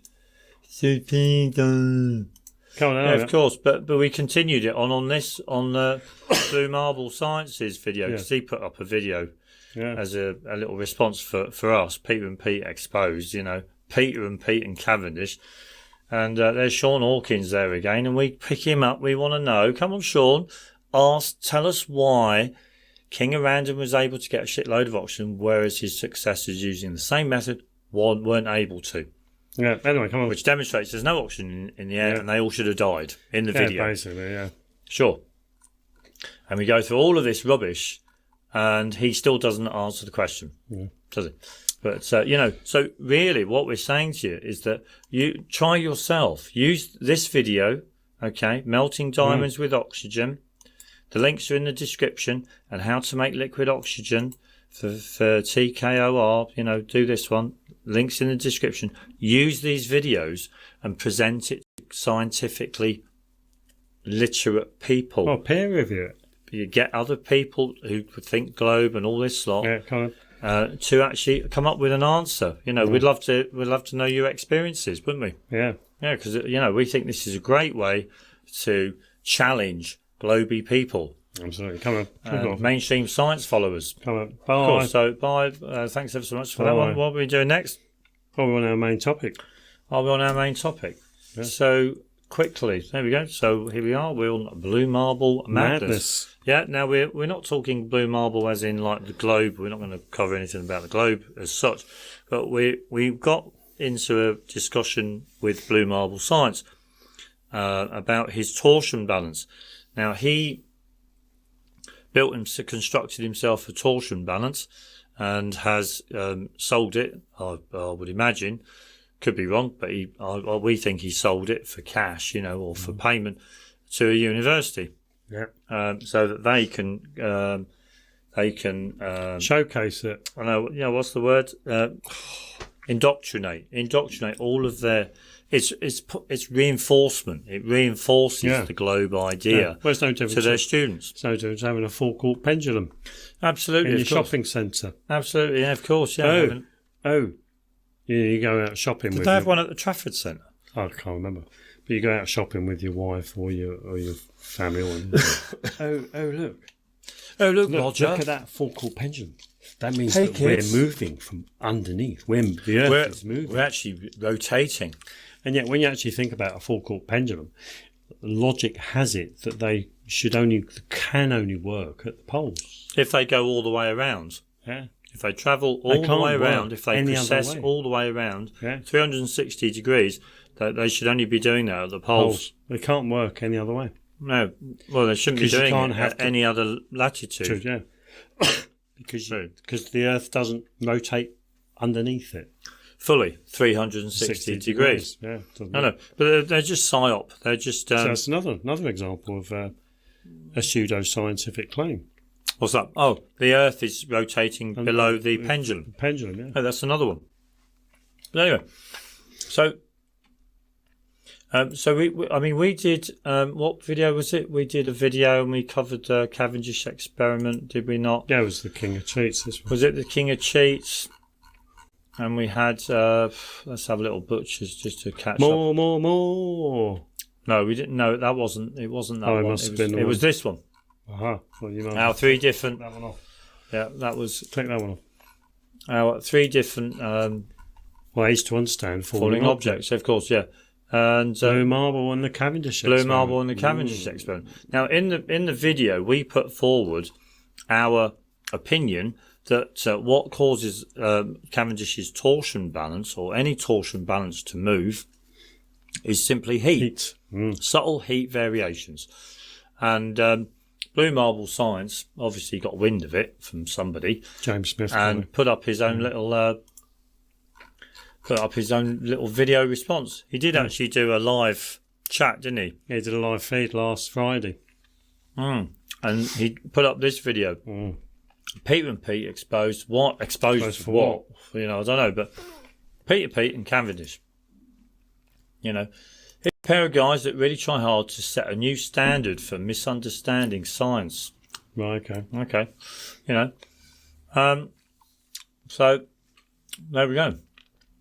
Or anyone would think that you and me might moan at him for copyright, but wouldn't have bothered. Fair use. Well, we could apply the same fair use copyright notice. Oh, with his. Oh, well, I suppose you're right. Yeah, I suppose we could do. Yeah, sure. So Which one should we start with? I mean, I actually left a comment. I can't believe this video has been put together as a number of things have been overlooked. Mm. And we enter into this whole dialogue. Yeah. Blue Marble Science, David Lee. Yeah, sorry, yeah. If you could scroll up, yeah. He's put that link. He's made that public. Oh, he's made it public.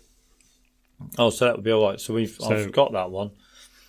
And that's that NIST one, isn't it? Yeah. So we can have that one as well. Which you've probably already got. Right. Can you click off those F equals MAs? No, we don't need that. Don't we need those. Don't need that. So anyway, now let's go through his video. Okay, we're not going to play too much of it. There's only a few things that because we just want to follow up on our position that it's heat that causes the object. No, that it can be heat. It could be heat. Not that it is. Well, I mean, I don't know. It's a possibility that it's heat. We think it's heat. Yeah, in our opinion. In our opinion, that causes the small sphere to move closer to the large sphere. Should we just have a little look at... we need to have a look at a diagram of a torsion balance, don't we? Well, go on then, yeah. To set the scene, we need to have a little look at... The torsion balance. It's very simple to do. Torsion balance, I would imagine. Balance C. So you've got one... Images. Go on images. Hopefully you get an image of Cavendish's one. Torsion balance. Oh, look, there you go, look. There's his little picture, look. Yeah. Torsion balance. There we go. I bet you get his... there you go.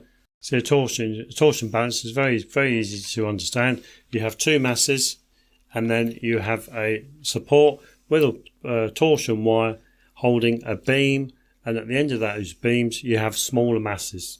Yeah. And they're suspended between those two larger masses. It's very easy. So you got your wire, torsion wire, beam. At the end of that, two small masses, and nearby are placed larger masses opposite each other. Yeah, one thing I will say about this diagram, just to highlight to people, like we showcase people with the car, the F with the arrow was behind the car, and we see the same thing here.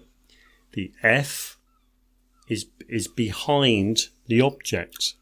Well, it's just where they've written the letter F. I can't. Yeah, but it implies that it's behind the object. Well, I think that's negligible, but irrespective.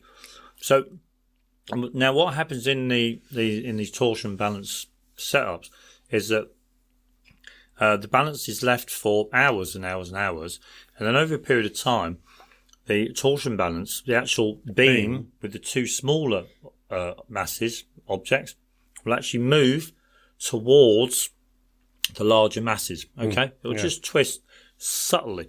Now, the amounts of movement are very minuscule. They're minute. Yeah. They're carried out over a long period of time, like hours. Okay, it's not a quick thing. Absolutely, of course. And that was, I believe, that was first performed. Cavendish was the first person to perform it. Yeah, perform. It wasn't his idea. It wasn't his idea, but he was the first person to perform it many years ago. But if we get up Cavendish's... And now this proves, allegedly, gravitational... To science, mainstream science, it proves or demonstrates gravitational attraction. Okay? How mass attracts mass. Mass attracts mass. So what time do we have to look at? Well, we just get up Cavendish's original document. Oh. Cavendish, which is the name of a banana. Density of the Earth. No. That one? That's the one. Get a cup of coffee ready. There you go, here it is. Quickly. Yeah, you drank all that, haven't you? There we go. There you go, so we want... 497. It's probably about there. See, when Cavendish carried out his torsion balance experiment in the late 1700s, he actually recognised that heat was a factor in that heat would affect air currents. Yeah, well, heat would cause. It would be an indirect cause of motion. Yeah, basically, yeah. That's according to Cavendish. Heat, temperature is an indirect cause of motion. Yeah. Okay. Now, what page are you on? Well, 507. What one? 49. 49. So nearly there. There. There you go. So he writes here, it seems sufficiently proved, therefore, that the effect in question is produced, as above explained, by the difference of temperature, and the effect he's talking about is the movement. Well, just movement. By the difference of temperature between the weights in the case. For in the 6th, 8th and 9th experiments in which the weights were not much warmer than the case, their effect increased, but little on standing, whereas it increased much when they were much warmer than the case and decreased much when they were much cooler. He goes on, it must be observed that in this apparatus the box in which the balls play is pretty deep, and the balls hang near the bottom of it, which makes the effect of the current of air more sensitive than it would otherwise be, and is a defect which I intend to rectify in some future experiments. So a couple of things there, and that is the heat creates the air current which affects the balls as they hang near the box. Which moves the balls. Basically, and is a defect which he intends to rectify in some future experiments. And he doesn't. Yeah, we haven't read the whole... we haven't read the whole lot, but as far as we're aware... After you skim through it, you can skim through it and think that he hasn't really... He didn't rectify the error, the defect. Error. But it's a defect that he recognised. Yeah, so heat, all you got to know from this information, and that is heat indirectly causes motion. Okay? Heat indirectly affects the torsion balance. Yeah. That's all you've got to come to the conclusion, because that's true. Okay, according to this information. Yeah. Let's go on Blue Marbles Science. His video. So what time do we need to look at first? We've got 1808. Before then. We want the... we're going to swap and change between sort of things here, because 1 minute we've got heat, next minute we're going to talk about force. Where's his video? Where's his... we're here. See, we're going back to force now. Here we go. For the torsion balance, this is his understanding, because he's stuck in the physical world. Well, he's stuck on Newton's mechanics. Mechanical. In the physical world. He cannot explain anything that's metaphysical or something that he just cannot explain. Well, that's science, because science has limitations, doesn't it? Yeah. So for the torsion balance to move, a force must be applied. Okay. Now, Now, force must be applied. Now, remember the car. Yeah. Okay. Now, a force is a mass in motion. So when we look at the torsion balance itself, where's the picture? When we look at the torsion balance itself, okay, so the red balls are moving towards the grey balls, okay? Now, the actual balls themselves are the mass in motion. Yeah. Okay, so they will impart or exert a force on the grey balls, the larger grey balls, when they come into contact with each other. Yeah. Okay, that seems reasonable. So, therefore, we cannot, if we consider the red balls, the small balls, to be the force in motion, because they are the mass, okay, we cannot explain the movement, why they move, in terms of the force. No. The force is the effect. Unless of course, and not the cause. Unless, of course, you are saying that in like Cavendish's situation, that air is a mass and that air can exert a force. Yeah, unless, of course, it's the possibility that it's the air that's moving the small balls. Yeah. Nearer to the grey balls. Yeah, so the air is the... It's the air is the cause. So it's the air that's causing the balls to move, not gravity. Yeah. Not this gravitational pull Constant. Or whatever. Okay. Now, so essentially what we're saying is, now if we put these in a vacuum, okay, that would take out a lot of the air, or a reduced pressure that would reduce the effect of the air on the apparatus. Well, okay, that would be the most sensible thing to do. So it's either the air that's causing this to happen. If you think of forces, like Blue Marble. Blue Marble says a force must be applied. For the torsion balance to move, a force must be applied. Okay? It's got to be the air.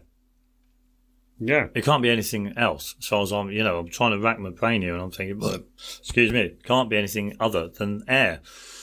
But then, if it was placed in a vacuum and the beam with the small balls still moved, it can't be the air. It can't be the air. So where's the force? Because there's no mass. Absolutely. You can't... yeah, absolutely. So if it's placed in a vacuum, okay, the torsion balance, if it's placed in vacuum, you can't explain how this moves, how the torsion balance moves in terms of forces. Can't. You can't do it. Impossible. Okay. Because Blue Marble Science gives us a link to... Well, you may as well go on to this one, won't we? Won't we? Well, we can do. We can do. I can't see no reason why not. While we're talking about... while we're talking about vacuums, because we suggested in our previous video that the only way you can be certain that it's not heat, okay, and that is to place... Well, no. The whole... Not certain that it's not heat, but to eradicate air currents. Or to eradicate air currents, at least. Because science should all be about eliminating variables. Absolutely. And air, according to Cavendish, air current caused the ball to move. Yeah, is a variable. So you've got to withdraw that variable in order to isolate or identify your cause and effect, yeah? Yeah. So come on. So we got this... Blue Marble Science gave us a link to this paper here.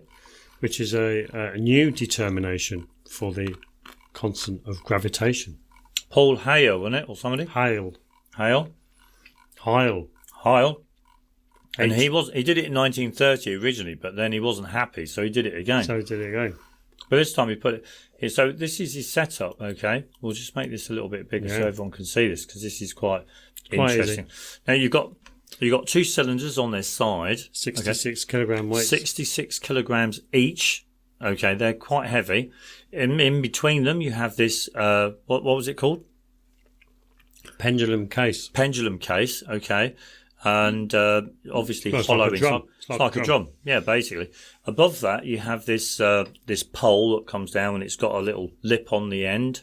Okay, and hanging suspended from that pole is a small wire, an aluminium beam, and at the end of that, you've got your small balls being suspended on each end. Yeah. Okay. Yeah.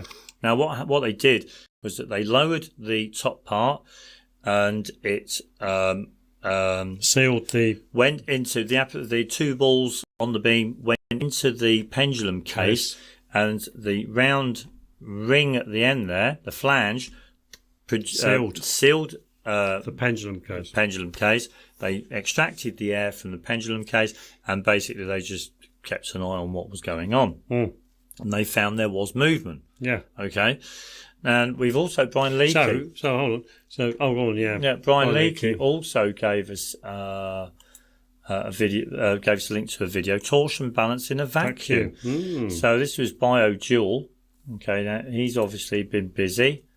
Or been bored, I should say. I'd say bored. And he's got his acrylic tube. He's extracted all the air. That inside is his torsion balance, or a torsion balance kind of setup. And he's got his two weights either side. And he's got his laser light to notice or register any movement. Any movement or whatever. And whether he does or I've not watched the whole 10-hour long video to know. I've not gone through it, but I think he does. There is movement in the laser. Yeah. Okay, I think there is. Okay, and what they're saying is, there you go. That eradicates the air currents, but you've still got movement. Okay. Yeah. So Cavendish. Okay, we can say Cavendish was let off. Let off the hook. Yeah, but again, it brings up another question: where's the force? Absolutely, this is the thing. Where's the force that's being applied to the torsion balance? Yeah, there has to be a force for the torsion balance to move. A force must be applied. Neither heat nor temperature are forces. Okay. Now, the thing is that when we do look at these, I've got to find it now. Where's this little? Is it not that one? This one. When we do look at this demonstration and what BioJules did, this one here, we can tell that there's no actual kind of like physical forces that are applied to the torsion balance. No. You know, I would agree they've kind of eliminated that. So we can't explain the movement of the torsion balance in terms of forces. No. Because the torsion balance itself is the force. Because it's a mass in motion. It's moving, so it will apply a force. Yeah. It will exert a force or impart a force on another object. Which brings us back to our suggestion in the temperature. The temperature differential could be the reason why the torsion balance moves. Absolutely. Because another thing with them putting the objects in a vacuum, and that is there's still not thermal equilibrium. In relation to all objects of the let's torsion balance. Yeah, let's do this and then move on to the thermal equilibrium. But he says here that temperature is a measure of the average kinetic energy, of a system. Okay, I'm going to miss out the word atom and molecule because that's rubbish. But temperature is the measure of the average kinetic energy. Kinetic. That means movement, doesn't it? Movement. Well, kinetic. because heat can move. Heat can transfer from one system to another. Yeah. Okay. So it's possible that heat can actually cause movement in another object. Yeah. Okay. Only subtle. Only subtle. We're not saying that, it's got to be like 5 meters. You know what I mean? We're not saying that. All we're looking at is very subtle movement. And there's no reason why heat cannot account for that subtle movement. Okay. So you can't look, in order to explain why the torsion balance moves, you can't understand it in terms of, or explain it in terms of a force. Okay. Mass. Or a force. Yeah, which is a mass. Yeah, you can't do that. Okay. Neither heat nor temperature are forces. Okay. Well, that's great because heat, that's great. Because that could account for why the torsion balance moves. The heat. Okay. Now, he moves on through the video and starts talking about thermal equilibrium. Okay. Because another thing to discount our view is that he's putting forward the view that his torsion balance was all at the same temperature. All of the torsion, every single aspect of the torsion balance was all at the same temperature. Okay. So let's just listen to this. I'm sure we'll be all right with this. Retain heat within its structure. Now, see, we're going to have a problem with the idea of thermal equilibrium. So let's see if we can go through this very quickly. Let's imagine we've got a thermodynamic system that is isolated, indicated by that blue box I've drawn there on the screen. And there is air inside the box that is at a temperature we'll call T1, and then I have two masses in there. Mass M1 is a large mass, M2 is a smaller one. M1's temperature is T2, M2's temperature is T3. Now when we start, the temperature of mass 1 is exactly equal to the temperature of mass 2. So T2 equals T3, but they're both less than the temperature of the air, T1. By the laws of thermodynamics, heat will be transferred from the air, which is at a higher temperature, to both of those masses. And it will look like this over time. Initially, the temperature of the smaller mass will increase at a higher rate than the temperature of the larger mass. So for a time period, temperature T2 will be less than temperature T3. But eventually the system comes into thermal equilibrium, where all three of the temperatures are equal. The temperature of the air has decreased. There you go. So he's explaining thermal equilibrium, even though in this diagram T1 is the wrong colour, or the air outside the walls is the wrong colour. So this is his point. So let's have a look to see what he did to look at the temperature of his apparatus. Oh, okay, yeah, sure. Now that's that would be on. This is his manual that came with the torsion balance. It's on public view. We're not going to go. It's available publicly because he left it in the link, so he made it available publicly. Yeah, so I don't think we're breaching copyright or anything like that. No. Especially as we're only critiquing his. No, we're not, because he's made it available publicly because he's made it available on his channel. Oh right, okay. Oh, sorry, right. Oh, right, yeah, sure. So he's put a 4-channel thermocouple probe system was used to document the relationship between ambient temperature conditions around the enclosure versus the skin temperature of the enclosure, the skin temperature, and the large lead weights. This was an issue for Cavendish, since he had no method of controlling the atmosphere in or around his apparatus. It was therefore important that we demonstrate the stability of this device, and that was achieved through repeated measurements of specific temperatures of the critical components, as well as constant monitoring of the overall ambient temperature around the torsion balance enclosure. Right. Now, a couple of things that I'd like to mention this, and that is he's got a 4-channel thermocouple probe system that was only was only placed on the surfaces of the enclosure, the skin temperature of the enclosure, and the large lead weights. Only on the surface. He does not measure the internal temperature of the structure of his apparatus. We don't feel that he's actually ascertaining a true value for thermal equilibrium. No, we don't think he can do it. Absolutely. Because it's just impossible. How can he measure every single part of his apparatus? Inside and out, everything. How can he measure the inside of his large lead weight? Yeah, it's madness. And the worst thing is, hold on. There was also the bit there. He says, and that was achieved through repeated measurements of specific temperatures of the critical components, as well as constant monitoring of the overall ambient temperature around the torsion balancing enclosure. Now, if you go to the end of this document, he'll have a table of all the results and all the monitoring. Well, it's data collection. But he's got nothing in there about temperature. There's nothing in there about temperature and a table of all of the temperatures that he logged to ensure that he can say to people, there you go, managed to get thermal equilibrium. There's nothing there at all. So we could have variations in temperature quite easily within the apparatus. Yeah. Okay? Within the different components of the apparatus. Yeah, Remember, they're not all the same materials. You either skim through it. Anyway, I don't think you need to, do you? Yeah, well, we've skimmed through it. He does not chart temperatures where he's monitoring them. Yeah, over the period of time. Yeah, another thing we'd like to mention was also, and that is here, systematic errors. Now, going back to Cavendish's paper. Here.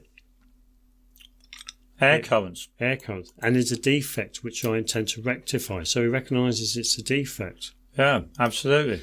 Cavendish identified 6 potential sources of systematic error. The effect of the mass on the wooden torch. Well, it doesn't mention anything there about temperature and air currents. Air currents, absolutely. And yet it was a problem in his setup. Cavendish, yeah. It should be there because he has to show in this document that he has eliminated. He identified it. He identified it and did something about it. Yeah, but obviously not. No. Anyway, so we can't accept. We can't accept that, although, because we got this page up here, energy education. I like this, energy education, and yet nobody knows what energy is. Is. What is energy? Draw it. I don't know. Draw energy. I couldn't even tell you what energy is. Do you know what I mean? I can describe it. Maybe. But anyway, we've got this here, and it's heat is the flow of energy from a high temperature to a low temperature. And that energy, in our view, is possible for that flow of energy to create motion, to influence an object and get it to move. Yeah. And this is what we're always saying. When these temperatures balance out, heat stops flowing, then the system or set of systems is said to be in thermal equilibrium. In other words, you don't get any kind of, influence on physical things, on masses. thermal equilibrium also implies that there's no matter flowing into or out of the system. There you go. You know, that's basically supporting what I've said. But you see, the thing is, how can you actually show or prove that a system, an apparatus that's made of different components, different materials, is all at thermal equilibrium? Especially when you're only measuring the surface temperatures. Especially when you're limited with how you can measure the thermal the temperature features of each single part of that apparatus. Yeah. Again, it's another limitation in science. It's another limitation. Man's limited with what he can measure. I can't measure. If I've got a cannonball, for example, I can't measure the inside of that cannonball. Can I? Yeah. I don't even know what I could use. What can I use to measure the inside of that cannonball? I can't use me laser thermometer because that was just measuring surface temperature. I can't put a probe directly inside. I can't drill a big hole or a hole and put a probe in because that's going to affect the temperature that's originally there. Without the hole being drilled. There's limitations with science, and this is one such limitation. And we think that thermal equilibrium is an ideal. It's an ideal. It's conjured up. It's conceptually ideal. Yeah. If everything's ideal in a setup, laboratory setup, or a piece of apparatus or whatever, if everything's ideal, you'll get thermal equilibrium. But in nature, nothing's ideal. There's no such thing as ideal in man's world. Yeah. So let's go back to... Well, apart from one thing anyway. Yeah. But let's go back to his video. So we'll go back to his video. Now at, I think it's 23:12. No, I think it was just after this, wasn't it? Wasn't it just after that? Where he talks about the... No, it was here. Oh, it was there. It was here. What 23:12. Not what's that? Oh, sorry, 13:31. 30:31. Oh, wait there. Let's just play this. See here, Blue Marble talks about the thermal equilibrium. Absolutely. So let's just listen to this. Is simply take the measurements as quickly as you can after you move those large masses into position. That's what Cavendish did. It takes time for that cabinet to change temperature. Wood is not that great a thermal conductor. I addressed this issue in two ways. First of all, I ensured that everything was in thermal equilibrium. The experiment was in an environment that never varied more than about a ½ degree centigrade.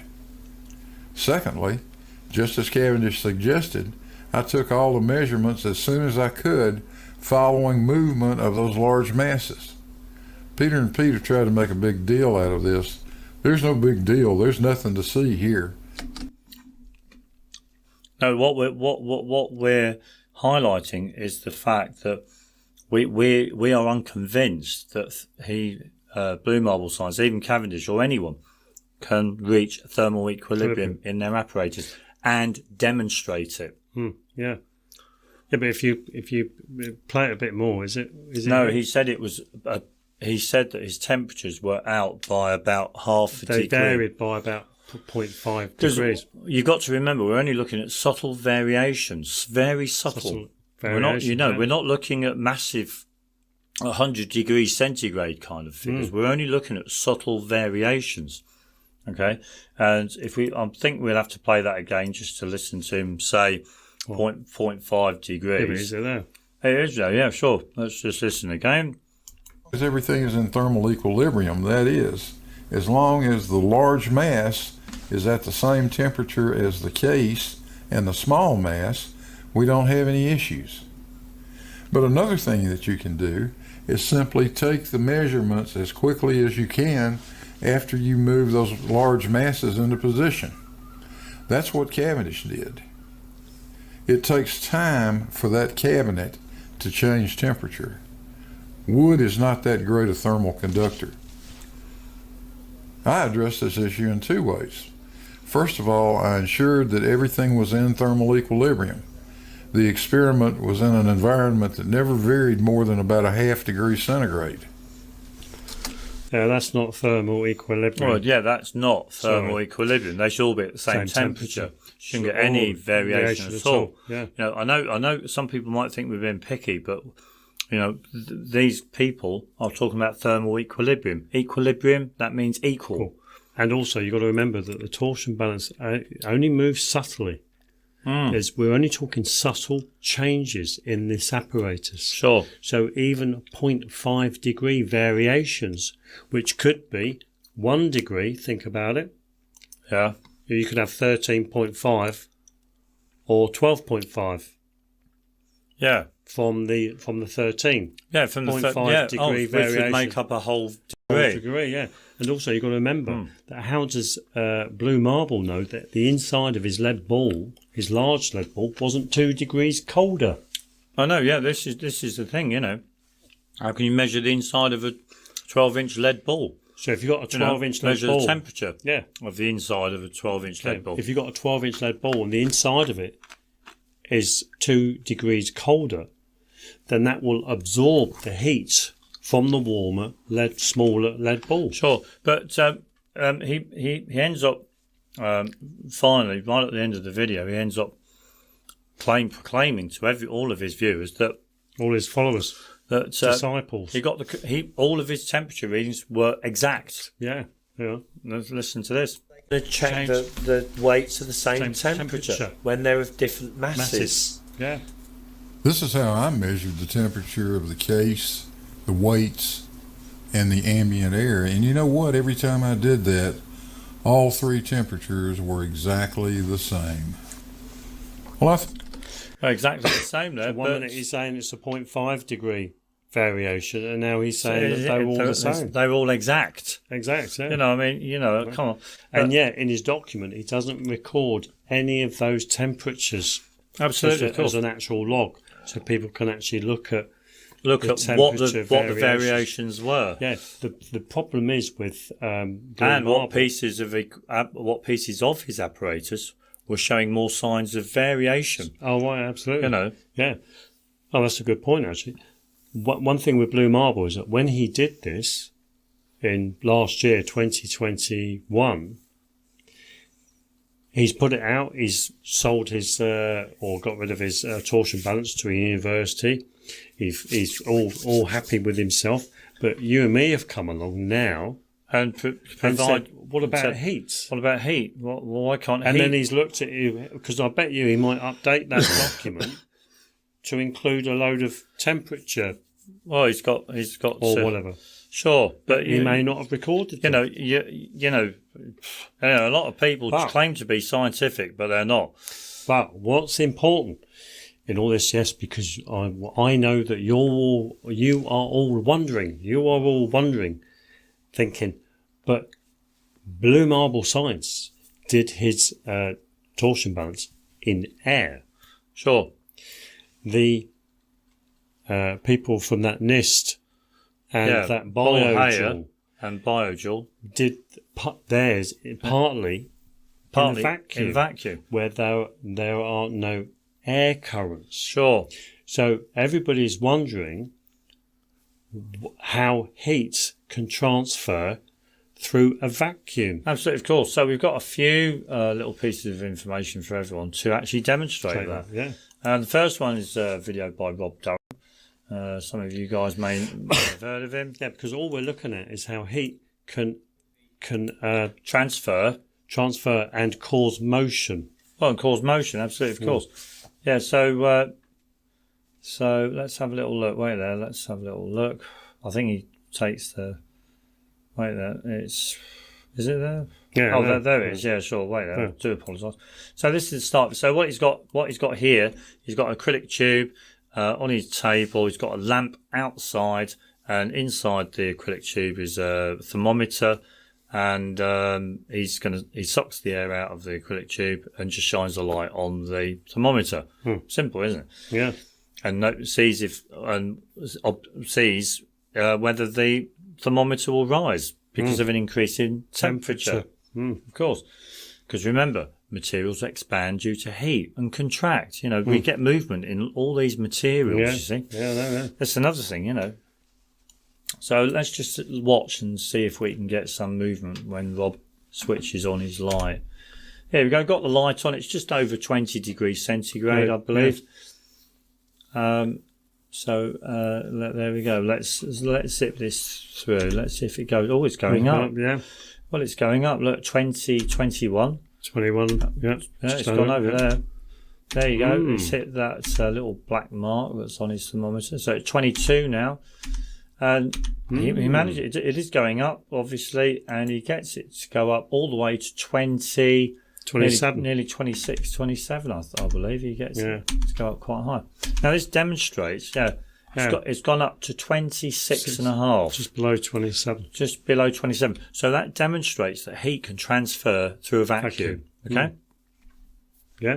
That's number one.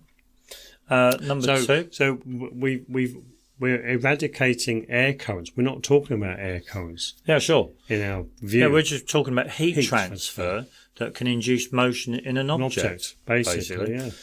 Now we've got, this is shining 100,000 lumen flashlight at a Crookes radiometer by Action Lab here. And now everyone should know that a Crookes radiometer, inside that bulb. Oh, wait there, sure. Inside that bulb is a spindle, very fine spindle with 4 veins on it, and it's held, able to rotate, and it's within a partial vacuum within that bulb. And the veins, one side of the veins are black, and the other side, the opposing side is white, reflective. Okay, so let's see what happens when a light from a torch is shone on the radiometer. So let's have a little look. Come on, get on with it. We'll move it. On there. There we go. And you can start. We got motion. Where's the force? Where's the force? There's no force there at all. But there's an influence there that's causing a force to occur within the veins. Yeah, because the veins are moving. Yes. There's motion. So they will impart a force if they hit something. Yeah. Within that radiometer. Yeah. Wouldn't they? So you can see it. I mean, it zips around. I mean, obviously he's just showing off his new torch, you know. But that'd probably be bright enough to light up a whole football pitch, that would. Possibly, yeah. Sure. Could be. Absolutely. I would have thought so. But so you can get an idea on how fast this is zipping round, you know. So, you know, another example of where heat is being transferred, because what comes with light is heat. And heat is has been used to explain how a radiometer works, hasn't it? Heat. Yeah. Okay. But you get heat transfer. Okay. Heat transfer. So it's more than possible that when we do look at the torsion balance, when we do look at the torsion balance moves because of heat. Fluctuate minute, subtle variations of heat. Okay. Which accounts for the subtle variations in motion. Absolutely, of course. So, you know, I mean, we're not saying we're right or wrong. We're just saying that that's our opinion. But we can't accept that it's this gravitational attraction between the large mass and the small mass. No. We can't accept that because it hasn't been demonstrated. Which gets back to what we were talking about earlier, and that is science is limited in what it can prove. It can come up with these ideas, these hypotheses to account for observations, but they've got to be able to test them. So, for example, with the torsion balance, somebody's come up with the idea, well, I think it's a gravitational attraction which is causing the larger mass to pull on the smaller mass. Well, okay, it's a good hypothesis, but where's the testing? How are you going to prove it? How would you prove it? You can't prove it when there's other variables that can account for the observation. The motion within that torsion balance. Yeah, I mean, if you get that image up on the, this image here, there's temperature variations here. Absolutely, of course. Outside the pendulum case, there's warmer temperatures, and inside it's a lot colder because there's a vacuum there. Yeah. And it's the same with biojoule as well. I've got this one here. It's exactly the same. You know, it's quite cold inside his torsion, inside the acrylic tube, but outside it's a lot warmer. So there's going to be temperature variations or temperature dynamics going on with regard to his torsion balance. In this and we think it's those dynamics that cause the small because there's no objects to move. There's no way here that you can say that this is being carried out with thermal equilibrium. No, you can't do that. Huh? Because the objects, the weights that are said to pull the torsion balance are warmer than the torsion balance itself that's inside the vacuum. Yeah. Get it? Yeah, and it's exactly the same with the NIST as well. So exactly the same with that one. With this one. Yeah. The larger 66 kilogram weights are warmer than the small. Absolutely, of course. So there you have it. I think we've covered it all. Yeah, we've covered it all. Yeah, we have. Yeah. So there you have it. I mean, it's it's all out. I mean, I don't think I'm totally unconvinced that it's gravitational attraction that's causing that torsion balance to move. Yeah, because there's no proof to say that it is. So I think the best thing somebody could do is do the whole demonstration within a vacuum or a low pressure environment. Yeah, but then you still got to determine whether all the pieces of the apparatus are all at the same temperature. Sure. Inside and out. This is the problem. To get thermal equilibrium is very difficult to do. You can't just use a thermometer. Yeah, I know, yeah. Where are you going to put it? Where are you going to put it? Absolutely, of course. You might as well shove it up your arse, mightn't you? Just because a nurse could put a thermometer under my tongue doesn't mean to say that my whole body is at that temperature. Absolutely, because there could be temperature variations. Yeah. A certain part of your body that's injured could be a lot warmer than the temperature under your tongue. Possibly. Absolutely. Well, it would be because your injured part would be inflamed. Or my big toe could be slightly colder. Absolutely, of course.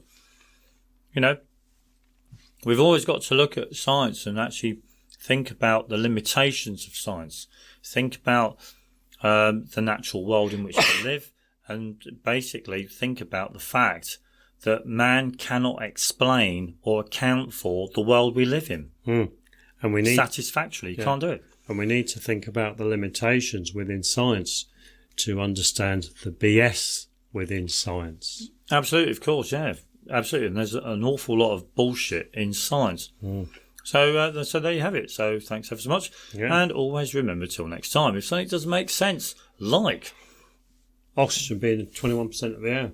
Absolutely. Absolutely. The king of random. The king of random. Successors should be dead because they couldn't get any oxygen from the air. Absolutely. Well, absolutely, of course. They should be dead. Thinking that the torsion balance actually demonstrates gravitational attraction. Oh, right, yeah. When it's just a hypothesis. When it's only a hypothesis. Absolutely, of course, yeah. And there's no testing being carried out at all. I mean, it's all absolute bollocks, isn't it? Of course. So thanks ever so much, and we'll see you next time. Okay. Bye. Ta-da. The Earth isn't round, it's flat. How do you know? I've observed it in all my travels over Europe. It's flat. Everywhere it's flat.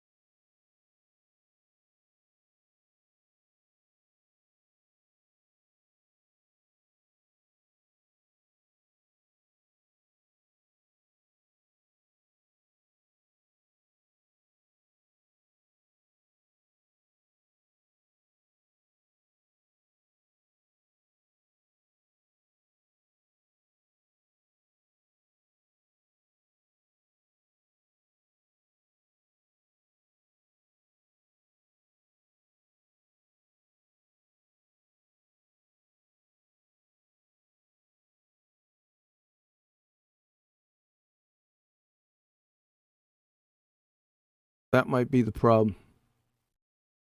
Righteous, are you still out there? Yeah, I'm around. On YouTube? Yeah.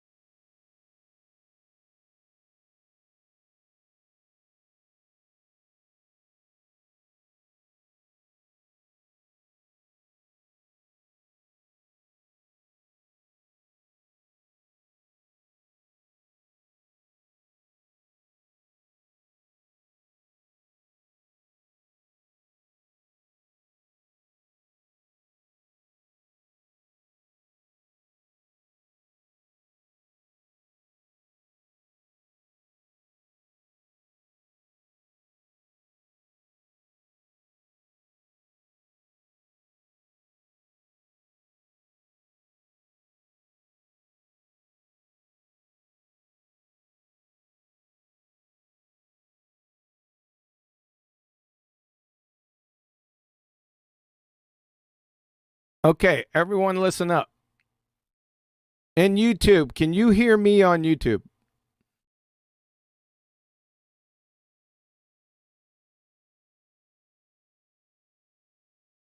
Not yet.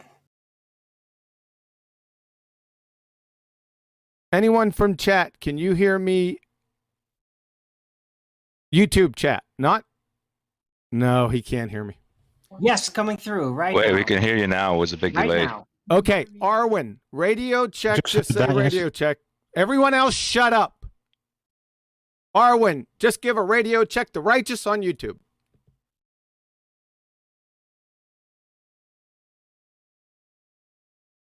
Go on, Arwen. Oh my God. Would somebody from Discord give a fucking radio Hello? check and let Hello, Righteous try to hear it? Hello, Sound Righteous, is can you stable. hear me? Sound is stable right now. You, Righteous. You fixed it. Righteous, can you hear? You can hear Discord. Unfrigging believable. I think I got it. We patchwork this together. I'll tell you something, dudes. I don't know how I did it.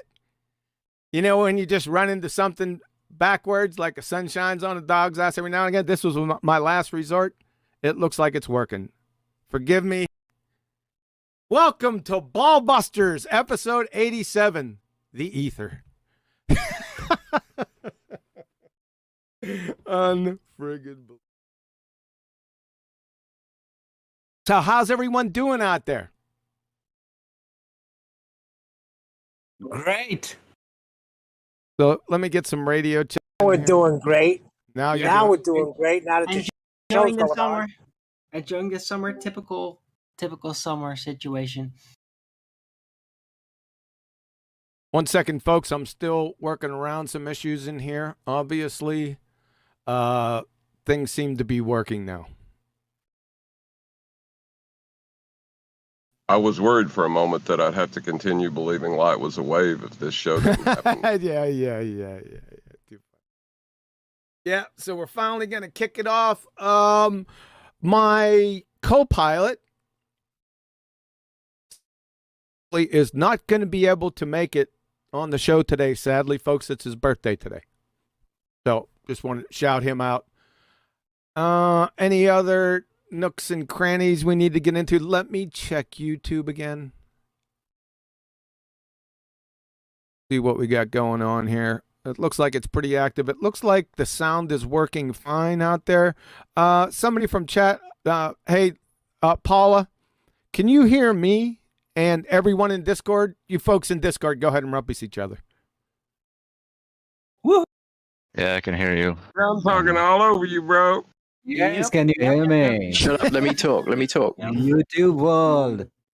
No, my point is more important than yours. Everything I say should be heard. Okay, Paula, can you hear all of us lunatics? I'm just waiting for a text from Paula.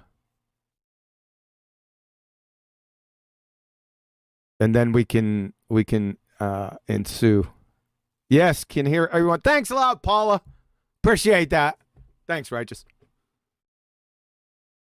All right, let's see what we got going on here. Okay, check. That's working. Check. Yeah, thanks, Jeff. As usual, if you'd like to support this channel, there are PayPal and Patreon links in the info box below. Welcome, finally, to Ballbusters episode 87, Ether. We're going to get down to it here in a few seconds. I just want to make sure everything is GG. Good to go. What's ether? That is the question. Okay, looking good. What's up, Tony? All the guys in chat, thanks for coming, guys. Well, we got another potential problem, but I think I can muffle that problem.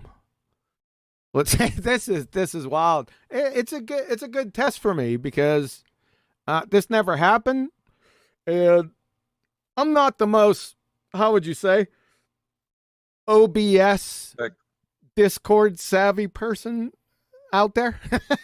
It's called computer adaptation skills, Kiwi. Yeah, I'm not all that. I wouldn't. If there was a scale of 1 to 100, I'd be like 3,000. And the higher you go, the worse it gets. So that's where I'm at. So it was like walking on eggshells in here. Sorry if I got a little impatient. Patience isn't one of my virtues. I have few, and that is definitely not one. So sorry I was barking off, but I thought I gave simple instructions. Apparently I didn't. But hey, we got it. So let's see what we got going on here. Look at, yeah, you think I'm the good guy, Tony? Yeah, I think you're in the minority. I think everyone thinks I'm the bad guy. So say goodnight to the bad guy, right? And I'm going to be a bad guy again today because no one else will be the bad guy. So I might as well. Yeah, I thought so too. Let's see if we can get this going. We're not going to play around. We're going to get right into the presentation. Does anyone else mind on Discord? No, get to it. I've been waiting. Yeah, I didn't think so. All right. Kiwi's going to be a bad boy. Yeah, be careful with your mics. Mic discipline, please, while I'm in the presentation. I'd appreciate that. And I'm sure all the folks out in the YouTube land would too. Let me just make sure everything... No, I can't make sure everything's good to go out there. I got to do this. Let me do it one more time anyway, folks. Sorry. Yeah, everything looks good. Let's put that down. Let's get to the Ether presentation. All right, listen. About 4 years ago, I came out and said that the biggest threat to flat Earth were pretender clown flat earthers. And I started naming the players, one particular one that was going to lead the charge that wasn't a flat earther. And I was quite vocal about it and expressed my views to a lot of people privately. All I got back was the majority. I'm saying 99.9% was just QE, chill out, right? We don't need this. More or less, they were saying kumbaya and all this stuff. There was a lot of people that messaged me, and I went against my better judgment and rolled with the flow, what they suggested, and I didn't say anything. Now, I've said it behind the scenes privately plenty of times since then. And I'm sure there's some people on the panel here, the Discord panel, that have heard me say it. All right? You are going to hear it again. This time, I'm not going to make a questionable judgment call. All right? This is over. I'm going to end it. Any questions? That's rhetorical. Okay, so about 5 months ago, I was in Discord, and there were a number of Ether believers in the same voice channel. And I asked them, I said, what is it? What is Ether? 99% of the answers are from that meeting on this list. The two that weren't there were number 17 and I don't want to say number 1 wasn't there because they did say it was a medium, although they didn't say it was a non-manifested medium. But you guys get the picture. Let's go through them. This is the answers that I got. Number 1, non-manifested medium. Number 2, the oneness. The dome. Magnetic fields. Space. The substance of space. Liquid flowing in and out of matter. Everything. Photons. The background medium. We can see it. We can't see it. Quantum foam. Subtle energy. Inertia. Lightning. No cookies. Vacuum energy. Now, I don't know about you, but if I ask somebody something, even a few people, I may get 3 different answers. I shouldn't even get 3 different answers when I ask people what something is. One thing. One something. And I get all these, you know that there is a rooster in the hen house.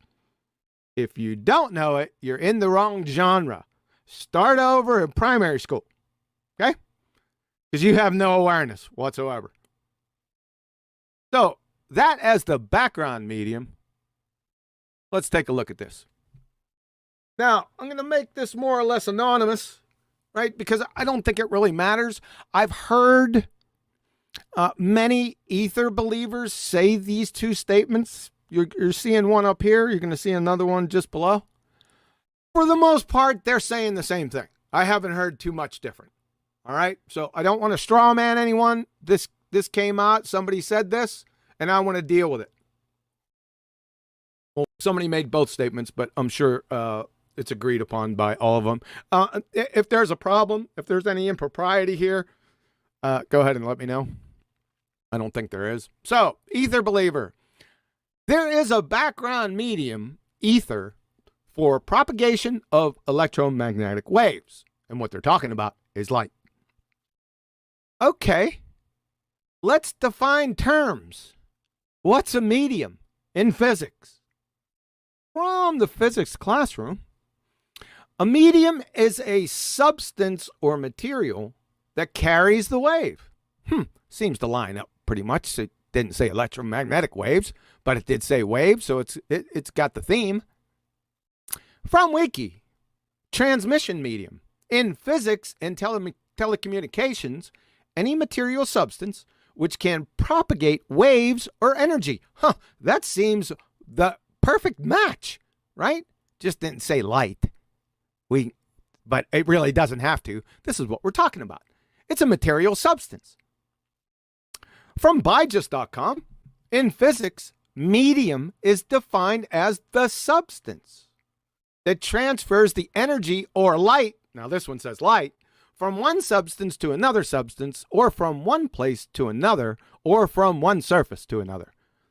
So everyone gets this, that a medium is defined as something material.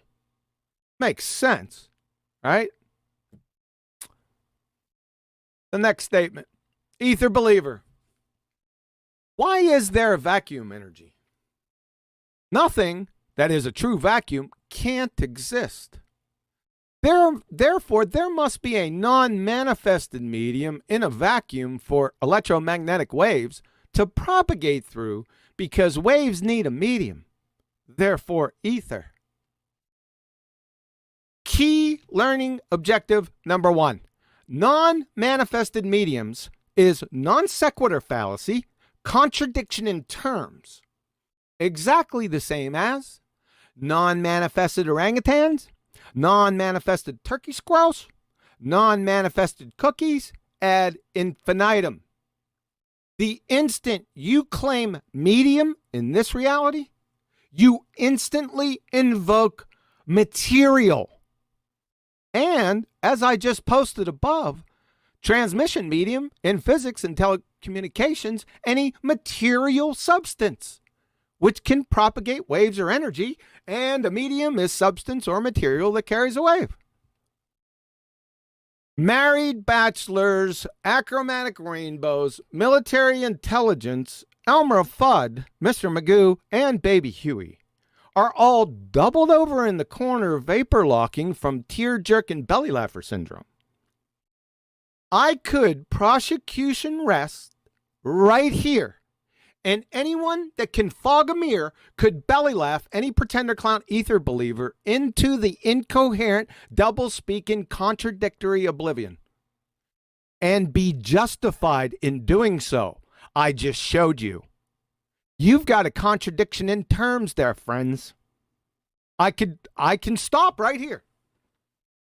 Prosecution rests. What you gonna do? The only thing you can do is redefine a medium. That's all you can do. Baller-esque, right? You'll not only be in a law of identity violation, you'll have an equivocation fallacy cherry topper. So it's really all over right here. How you like that? Usually with lies and abject, mind-numbing speculation, you can destroy it pretty quickly.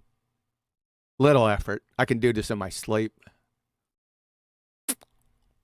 But should our prosecution rest right here? I'd probably disappoint everyone that showed up and said, well, come on, QE, is that it? Okay, I guess I can entertain you.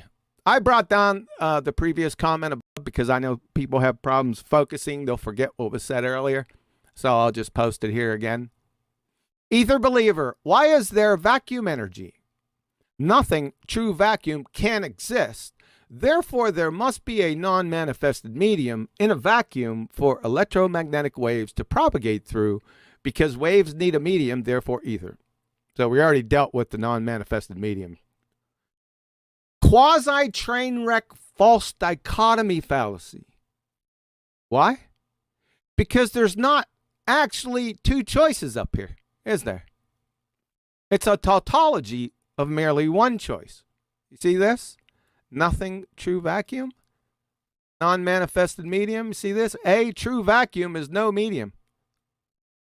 B, the train wreck non-manifested medium also is no medium.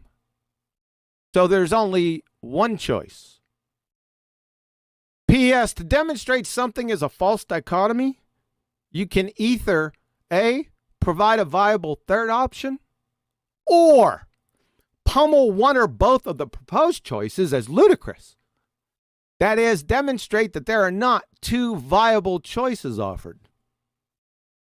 Make sense? Probably have to teach on that for the next 6 years. Number 3, this is, I'll have to admit to you, when I first started writing this, I got all these thoughts in my mind. I'm trying to connect them, right? When I put this together, right, it was much longer than it is right now. I figured I'd stop right there, down here at the facepalm. But I could go on for quite some time. Check this out. Number 3, which one is the non-manifested medium? The electromagnetic wave train wreck? Oh, by the way, they don't exist. We're going to get to that here in a few seconds. I know that's shocking. I'm going to show you in spades. So, which one is the non-manifested medium? The electromagnetic waves or ether? Because they also agree a wave is not what something is. It's what a medium does. Therefore, electromagnetic waves, being waves, must be the medium. As a conclusion from the premise of the first statement. Where's the ether? Is it a non-manifested medium somewhere else? Moreover, don't electromagnetic waves manifest? They think they're light, right? So to them, they manifest. Isn't electromagnetic waves a description of what something is?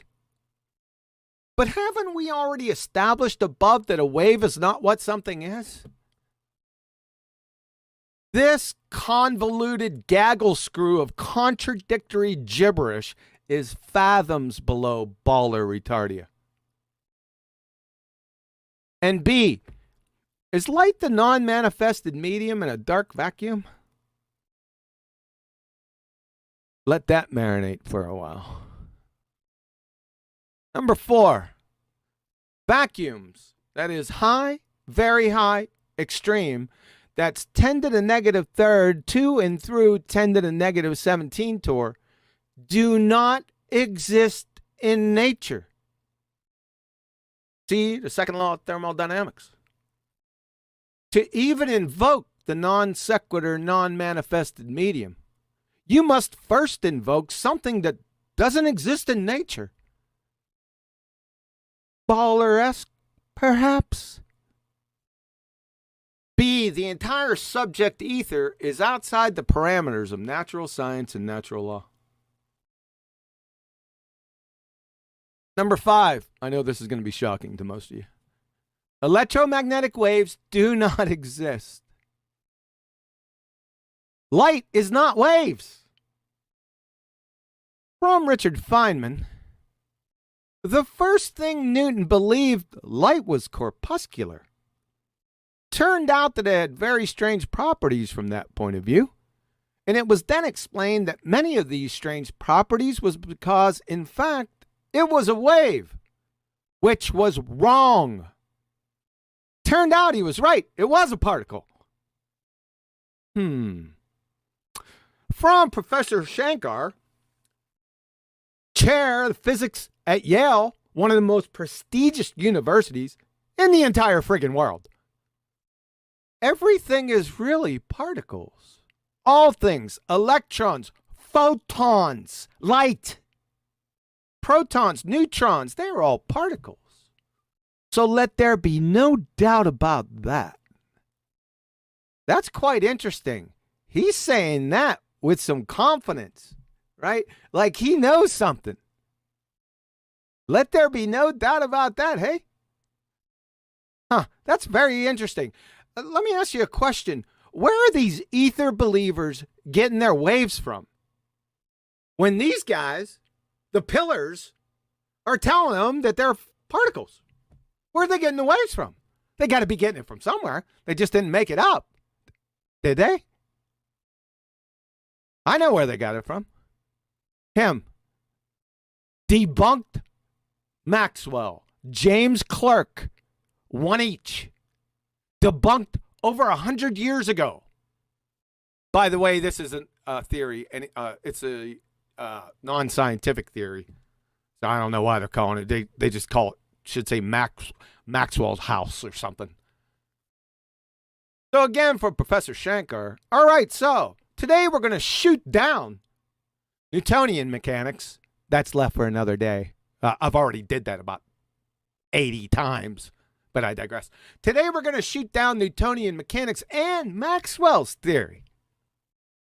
We're like the press. We build somebody up only to destroy them. I wonder what destroy means. Back to Professor Shankar.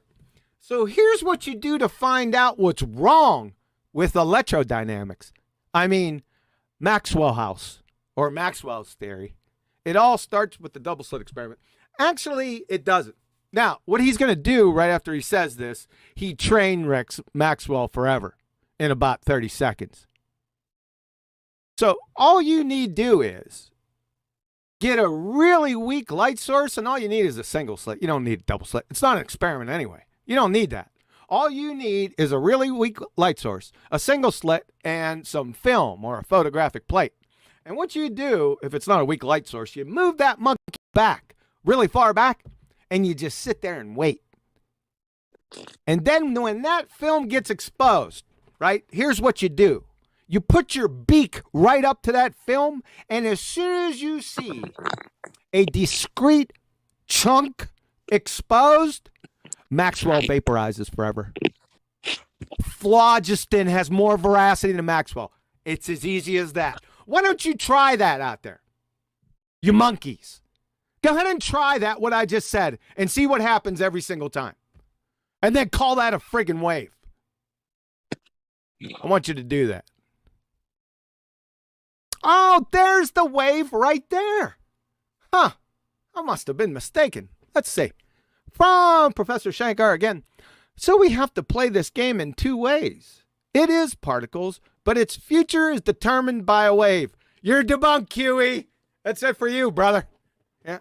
But, that's a really big but. The wave is purely mathematical. Uh-oh. You cannot put an instrument to measure the energy due to that wave. It's a construct we use to determine what will happen in this experiment. Over. Well, it was over above. Right there at medium. Yeah. It's purely mathematical. This wave has no energy. But you got Jedi mind trick. I know who you got Jedi mind trick by. I'm going to get to him below. Purely mathematical. Well, if you think Professor Shankar, the chair of physics at Yale, is a numpty, then let's go to the University of Tennessee. Let's see what they have to say. You're going to find this everywhere, by the way. In one dimension, wave functions. There we go. See, that's what they're talking about. As soon as you say wave in mathematical, it's a wave function. Get it? I digress. In one dimension, wave functions are often denoted by the symbol psi. They are functions of the coordinate x and the time t. But psi is not real. It's not real, but a complex function. The Schrödinger equation does not have real, but complex functions. I don't know what else to say here to you folks. The wave function of a particle at a particular time contains all the information that anybody at that time can have about the particle. But the wave function, itself has no physical interpretation. It's not material. It's purely mathematical.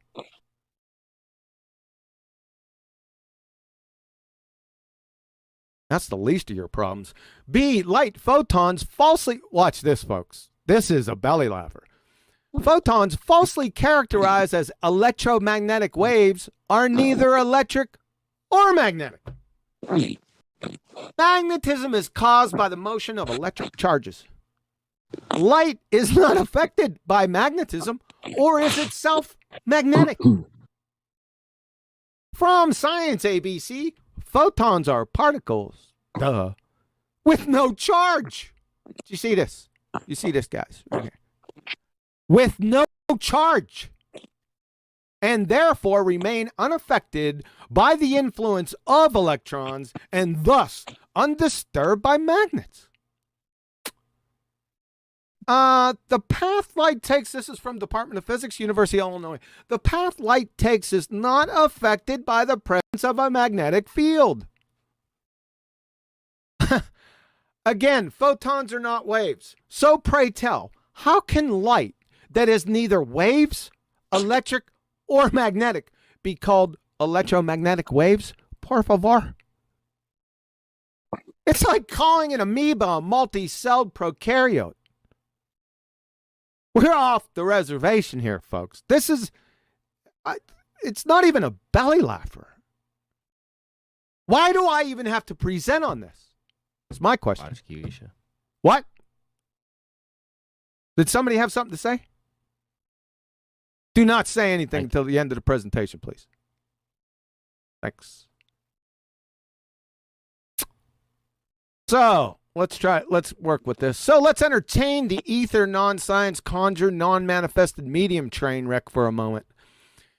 Ether believers smelly belly slobber their way up to the bar with a vacuum chamber, pull as much air as possible out of it, and shine a light from one end to the other, then say, ether must exist for light to propagate through.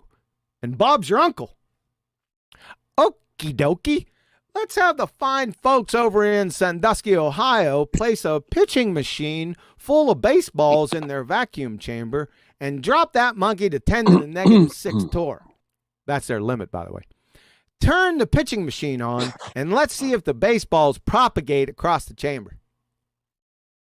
Do the baseballs, which are not waves, or maybe they are. You'll have to ask him. I digress. Do the baseballs, which are not waves, need a non-manifested medium to propagate to the other side of the chamber? How about if I then invoke non-manifested carrier pigeons as the mechanism for propagation? Then challenge you to show proof of the contrary, and when you can't disprove my claim, therefore my non-manifested carrier pigeons mechanism must be true. How you like them apples? You know what this tear-jerking Mr. Magoo belly laugher is? The whole thing up here? Their whole spiel? You know what that is? A textbook argument from ignorance fallacy. Description: the assumption of a conclusion or fact based primarily on the lack of evidence to the contrary. What more do I need to do, folks, for you? I don't know. If you don't get it by now, you need to call your therapist. More. Oh, there's still more. Sorry. More friggin' over. These pretender clown flat earthers all in unison claim Einstein did away with the ether. Y'all heard it before, right? How many times have you heard that? So I guess what they're trying to do is they're trying to juxtapose all the pretender clown pseudoscientists along with Einstein against the virtuous flat earth ether believers, and to say, just because Einstein said that, therefore ether must be true. I guess that's what they're going for. I can't tell you. You're going to have to ask them. Right? But we all heard them say that. Well, let's see if this is true. From Albert Einstein in 1920, from his own hand. It even has it in the title, Ether and the Theory of Relativity. You can't make this up. We may say that according to the general theory of relativity, space, you understand that the general theory of relativity is not an actual scientific theory, and space, that is the vacuum of space, doesn't exist. But I digress. Let me start over. We may say that according to the general theory of relativity, space is endowed with physical qualities. In this sense, therefore, there exists an ether. But wait a second, I thought that Einstein did away with the ether. I don't know, unless my reading comprehension is hovering right around Helen Keller. Am I mistaken here? What am I missing? Continues, according to the general theory of relativity, space without ether is unthinkable.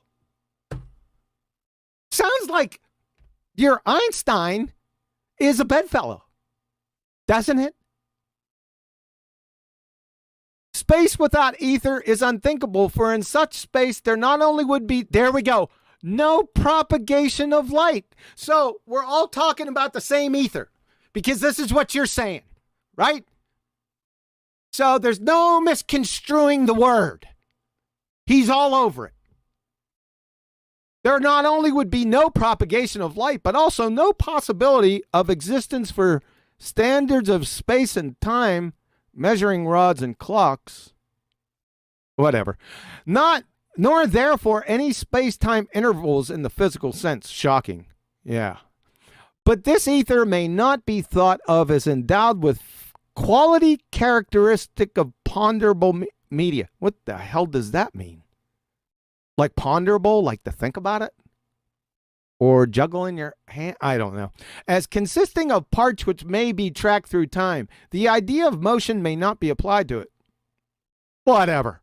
The important point, there exists an ether, and space without ether is unthinkable, is directly contradictory to the pretender clown flat earthers' claim and their juxtaposition as a whole. Conclusion. Check this out. The main reason why we're in this heliocentric religious mess in the first place is we had pseudoscience pretender clowns masquerading as scientists who took effects, not apply any scientific validation whatsoever, conjure then substitute logical fallacy and models for experiment, Jedi mind trick the science illiterate masses into mindlessly parroting belly-laughing ball-tarred fairy tales as science, and voila, the heliocentric model complete with ranting religious lunatic support. Now, we have the so-called higher-up flat earthers who take non-natural effects. Listen, at least the goobers up here, the pseudoscience baltards, at least they had some effects that were natural. You can at least give them that. These guys down here don't even have natural effects. But I digress. Now we have the so-called higher-up flat earthers who take non-natural effects, not apply any scientific validation whatsoever. That is experiment. Then substitute their fairy tale train wreck logical fallacies, which I identified above, and philosophical stories, mindlessly parroted from and brought to you by the tattooed Jabba the Hutt, Elmer Fudd, Uncle Fester fuckwit, Ken Wheeler. Substitute logical fallacy in their model in lieu of actual science. Jedi mind trick the science illiterate pretender clown flat earther masses. And yes, it's a big mass. Into mindlessly parroting, belly-laughing, fallacious fairy tales is valid. And voila, ether, complete with ranting religious lunatic support. What's the difference? P.S. The belly-laughing garnish. The higher-up pretender clown flat earthers justify their dumpster fire above by couching it as a retort against the scientist and an actual bedfellow of theirs, Einstein, that lied to everyone in the first place and against natural science in general. All the while, the scientists who were/are peddling the heliocentric horseshit were not and are not actual scientists. But the higher-up pretender clown flat earthers and their parroting parishioners don't know this because they themselves wouldn't know what natural science or the scientific method was if it climbed up their arse and started kicking footballs wrapped in concertina wire. I asked this before. Got a question. What's the difference between the heliocentric pseudoscience pretender clown spinning space monkeys masquerading as scientists and what they did, and the so-called higher-up flat earth pretender clown flat earthers and what they're now doing? Prosecution rests. Which pretender clowns are you specifically referencing, Kiwi? Wasn't I clear? Well, there's a lot of directions we could go with this. I have my own suspicions. I don't care about the people. I care about the topic. Except one that I already identified. You know who he is. The tattooed Jabba the Hutt, Elmer Fudd, Uncle Fester, fuckwit, Ken Wheeler. That's the only one identified. Other than that, I really don't care. This argument is about cowbell. It's about substance. Pardon the pun. Not I about would people. just like to. Sorry. It's not about people. So, next question. With you. I just wanted to shout out the chat and say that I call it. But yeah, this is something we just have to do, right? I mean, if people get out of control, grab too high, and just don't learn from their mistakes, we have to move in, right? We have to figure it out. We have to figure out what they're doing and why they're doing it and what's driving them, how that works, and just get it under control or adapt against it, right? And we're doing that. We're all going forward, and it's going great. I think that adaptation in a spiritual sense is happening quick, and it's looking glorious, really. Like, tension is high, but it's working. We're doing it. Okay, I would like to say something.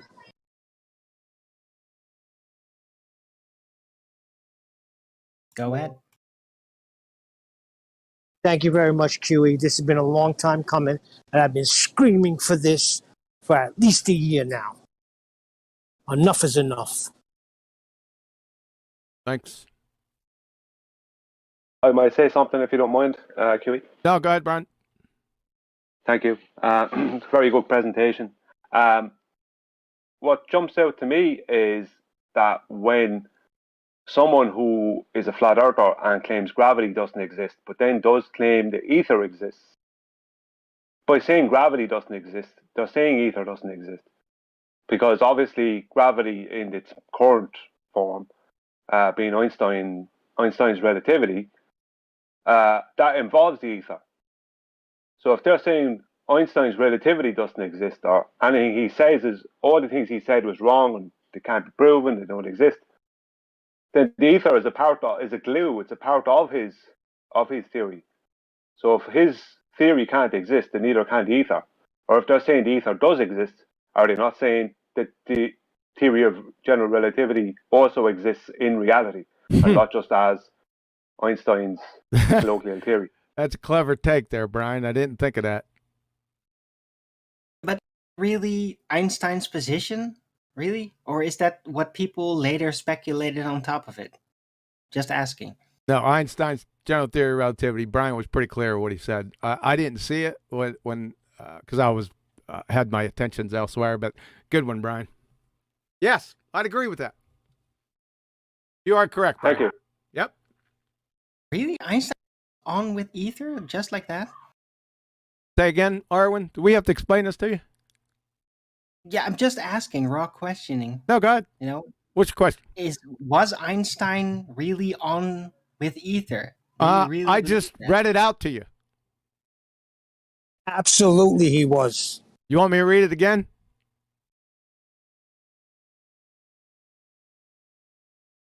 Sure. Yeah. Yes, please. I missed it. Will be good, John. All right. So, Albert Einstein, 1920. From Ether and the Theory of Relativity.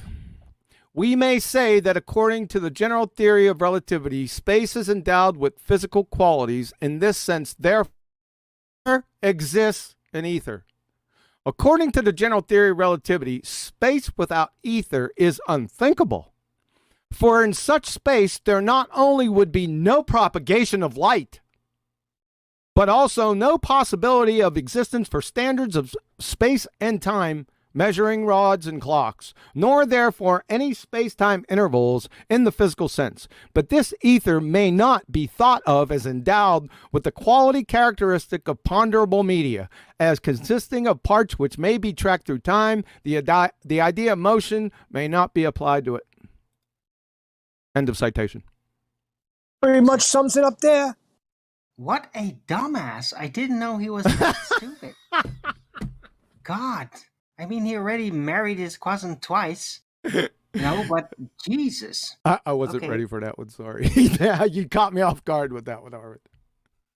That's why it's called the relativity. Okay, I got a question. Okay. Can I? Yeah.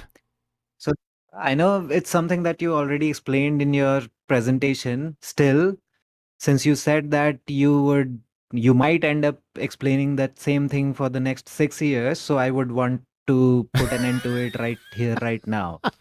Why is it a false dichotomy to say that either there is a medium or there is not a medium? What is the third option? No. Why is it a false dichotomy? No, you're missing it. What he did, what the person did when he made the argument. Let me go ahead and put this up so there's no mistake on what I mean. Hold up 1 second, I'll put it up. Let me find that was up a ways, wasn't it? I'll spend the next 6 years explaining this. That's a good one. You caught me on that. Where'd it go? Was that up in the beginning? It was close to the beginning, Kiwi. Yes, yeah. Oh, yeah, it went off. That was the real close point. Okay, sorry about that. Just give me a moment. There we go. Let me put it up. Let me read the statement for you. Ether believer, why is there vacuum energy? So here comes the two choices. Nothing, a true vacuum, can't exist. Therefore, there must be a non-manifested medium. You see it? So the two choices are true vacuum, well, that's no medium. And a non-manifested medium, of course, that's a contradiction in terms, that's also no medium. So there's only really, that's why I call it a quasi-false dichotomy, because it's masked. So there's only one choice. It seems like there's two, but in actuality, there's only one. You got it? Yep, I think I do, but how to tackle the questions of those who are coming up with these arguments that in case of a water wave in an ocean or maybe sound waves, there is a medium. So when we extrapolate that to electromagnetic waves, they don't exist. They don't exist. They don't exist. Let me tell you something. When you say medium, you immediately invoke material. What's the material for electromagnetic waves? Even if they did exist, what is it? Yes, that's the part that I got, and I'm going to pose it to those who bring up those questions. Yeah, because all you would do is have to stop. You don't need to be an expert physicist to figure out how to kill this quick. I just gave it to you. Exactly. It was the first one out of the gate, besides what they... Exactly. Yeah. I would stick with... Go ahead, sorry. I'm sorry. Thank you so much because you made it so clear. Please go ahead. No. I overtalked you, man. There could be a little bit of a delay here. I'm not rolling out anything for today's sound. No. No, I got my point. Thank you so much. Yes, you did. Yep. I would stick with that one because you could kill it quick and everyone's going to laugh. Kiwi, is that not basically both of those questions are begging the question? They're both begging the question fallacy. You can... Both of those choices begging the question? No, they're non sequiturs. Okay, thank you. Yeah, they're non sequiturs at their base.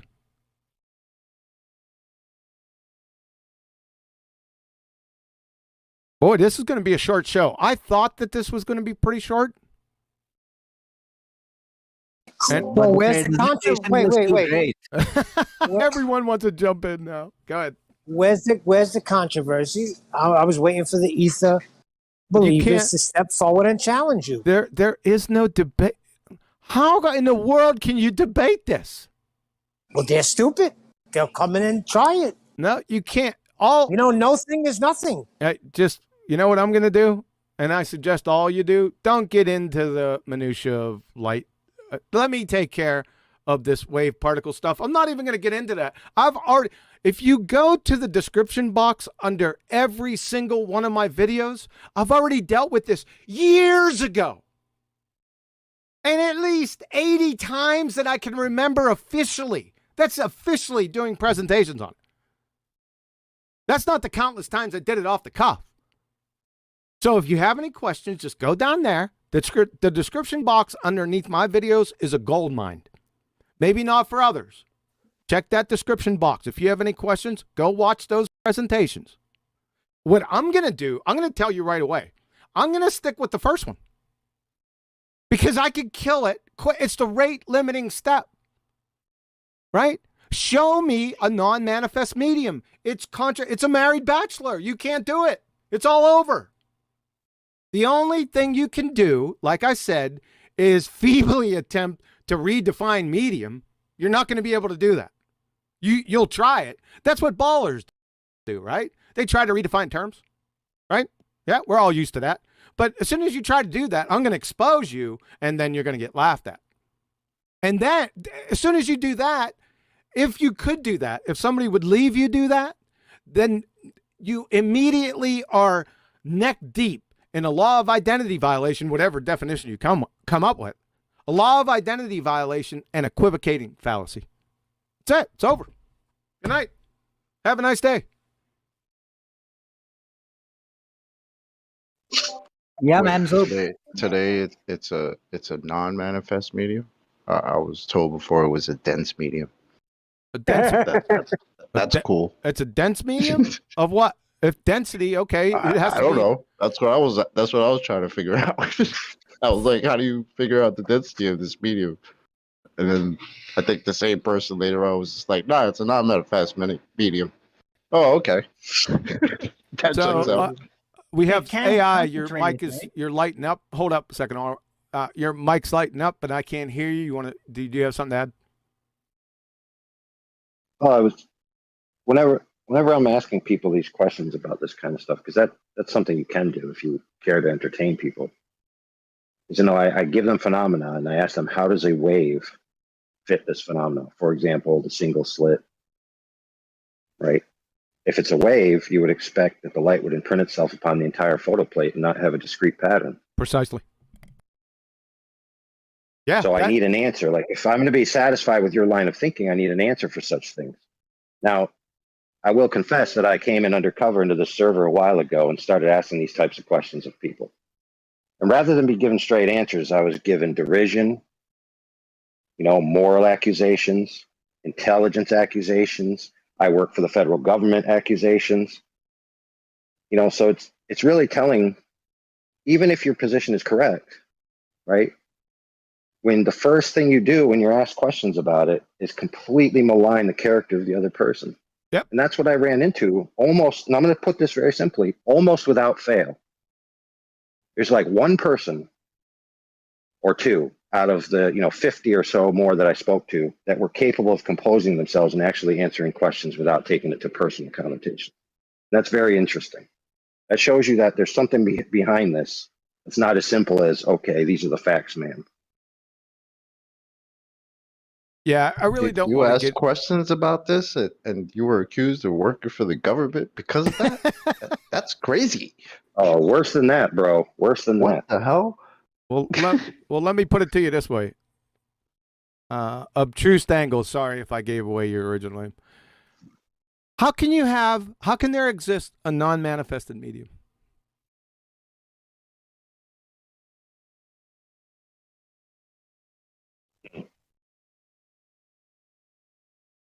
I know that sounds like a God tier question. Well, it's not manifested yet. That's all. Oh, exactly. Yeah. Well, look, this is the wiggle room in which a lot of people live within this argument. Is like, okay, obviously, if you believe in specific theism, right, we're an immaterial entity that has no spatial dimensions or spatial properties or material properties created the material world, which has those things. And somewhere in between those two things is some kind of transformation or manifestation. And in there's a plausibility of belief that you can come up with any kind of story you want. And especially if you have no validation of it and you use logic alone, you can say, oh, it must be true because I've defined the premises in this manner, therefore the conclusion follows. The problem with logic is you must prove the premises to be true. For example, let's say, for instance, you say light is a wave that behaves like a wave, just like a water wave. Okay, where's the evidence of that? Well, it's called a wave, isn't it? Yes, you dodged my question. I want a direct answer. How can you have a non-manifested medium when a medium is defined as material? You couldn't. What did you? I didn't hear that. You couldn't.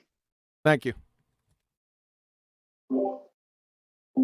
So I got my answer from the quote of Einstein where it says that space without ether is unthinkable. That's exactly what I was looking for, because the flat earthers who invoke ether are of the opinion that Einstein debunked the ether. Yes, because sir. he debunked the Michelson-Morley experiment. Experiment? That Somehow. wasn't an experiment. Yeah, but let's not get into the technicalities. So whatever, the Michelson-Morley, whatever that was, people invoke that experiment that That's not an experiment. Einstein debunked. Say it right, Politrick. Politrick. That's not an experiment. Demonstration. Demonstration. Okay. Yeah, that's the right word. All right. Yeah, we're just messing with you, flat earther. We know, because you have to say it, because that's part of the title. Michelson-Morley. I know. You'll see some of them now. They'll walk softly, right? They'll say Michelson-Morley, but they won't say experiment because they know it's their ass. I've heard that. The Michelson-Morley, yeah. Well, the answer, friends, the answer to all those problems is simple. You redefine terms within your niche. It's that simple. That's how you solve all your problems with your conclusions. You just redefine all the words you used in your logic. I've heard people redefining the term vacuum. Come on. They have redefined the term vacuum in order to suit their own perspectives, and I'm talking about flat earthers. Yep.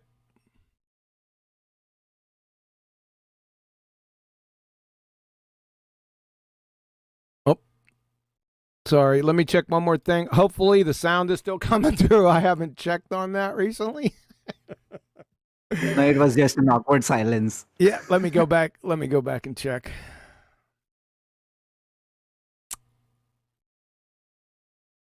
Hey, give me a thumbs up out there in YouTube land. Are you guys hearing me? Are you hearing? It's coming through. I hear. You hear? Okay. Yes, sir. Okay, cool.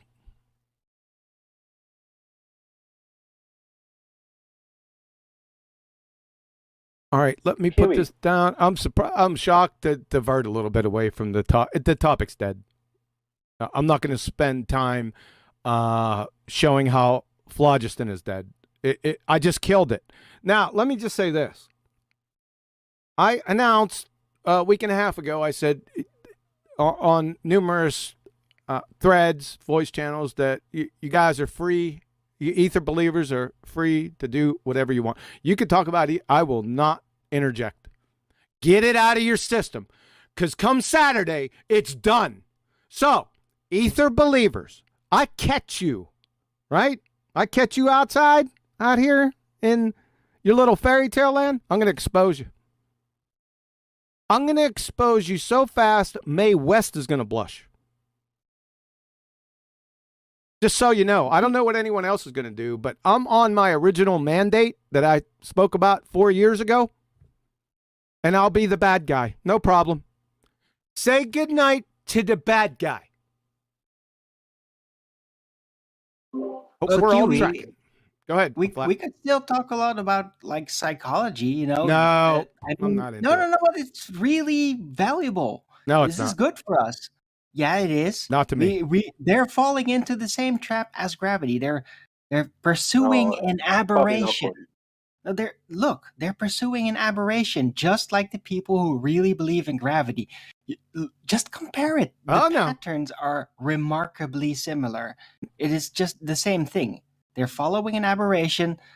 They're following a ghost of connections, short-term connections, and it never really adds up to actual proof. It's right? actually, hold on. They even went as far as to embrace this and declare, like, yeah, it's provable because something has to be there, even though nothing is there, right? They've gone that next step.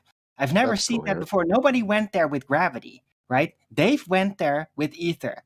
So this is the next level, but we can still deal with it because they're just delusional. I changed the analogy. Aberration. I changed the analogy that the ether is the flat earth's gravity. I changed that analogy. It's dark matter is the flat earth's ether. Dark matter, same thing, only it's dark. Right? Hey, from some fundamental substance level, yes, that's probably the best comparison. Yep. But the overall implications of people doing it, it's more like gravity. It has that kind of bandwidth, that kind of Yeah, weight. but there's no dark matter without gravity, ain't it? Yeah, but ether believers don't necessarily fall for that. And it's probably likely that a lot of ether believers are ex-gravity believers. Hey? So QA, I have a more Look at the fundamental record. question, if you may allow me. Go ahead. QA? Yeah. So, physical waves or mechanical waves are actually physical in nature. That means they have a medium. Am I scientifically correct in saying that electromagnetic waves do not require a medium? Because that is what the definition of electromagnetic. No, electromagnetic. You need to listen to the presentation again. Electromagnetic waves do not exist. Oh my God, I did listen, but then you have to address the point that electromagnetic waves do exist. So after I destroy that electromagnetic waves don't exist, I mean systematically, now I have to deal with the topic of electromagnetic waves. Really, is that your point? Yeah. What I are don't think so. electromagnetic waves then? I don't what think are so. electromagnetic waves and how are they different from mechanical? You can try to overtalk me, right, and be louder. It's still idiotic and non sequitur. My question is, how are they different? How are electromagnetic waves different from mechanical waves or physical waves? Okay. Friend. One doesn't exist and one does. In the presentation, he identified electromagnetic wave as a misnomer. So if you take the name in light of that and say it's called an electromagnetic wave, therefore it's electromagnetic and a wave, but it's a misnomer, then you're kind of screwing up. So we shouldn't be using the word wave for electromagnetic something, or we shouldn't be using the word wave for physical waves. What's the case? False dichotomy. Well, yeah, a physical wave is definitely a wave. But electromagnetic waves don't exist. But they are waves? They're not waves. So why did you call them electromagnetic waves? No, I didn't call them that. They did. The ether believer did. So what should we be calling them then? What should we call what? Electromagnetic dash. What should we call something that doesn't exist? I don't know. You're going to have to give me something else. I mean, light, you are saying... It appears to already have a name, though. What? Like, I mean, it doesn't. Electromagnetic Whether it exists or not, you're calling it electromagnetic waves, right? No, the spectrum, electromagnetic spectrum, X-rays, UV rays. Light? Are you talking about light? Hold on a second. Wait. Yeah. Hey, hold on. You said X-rays and the electromagnetic spectrum. That's light. Light's not an electromagnetic wave. So I call it light.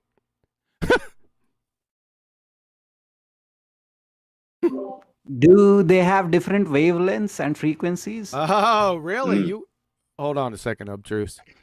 Can you tell me how light is assigned a wavelength and a frequency, please? You're going to get from me the basic answers. No, you don't know. You need to find that out, and I'll tell you how to find that out, because I'm definitely not going through it. Hold on a second. Relax. Go to the description box underneath this video. And you go to, which video is that?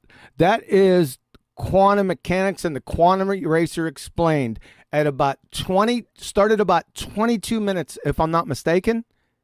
And then you'll see and you'll say, OMG. How about that? I might need to watch that once again, but I have watched all your videos, QE. I'm a big fan.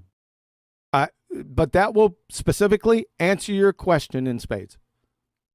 Or answer the question I posted to you that will explain the alleged predicament that we're in. Okay, got it. How about that? And if you do that, Flat Arthur, you come back next time, could be Tuesday, and say, hey, listen, I went there, QE, I listened to that, and you're full of it. And here's why.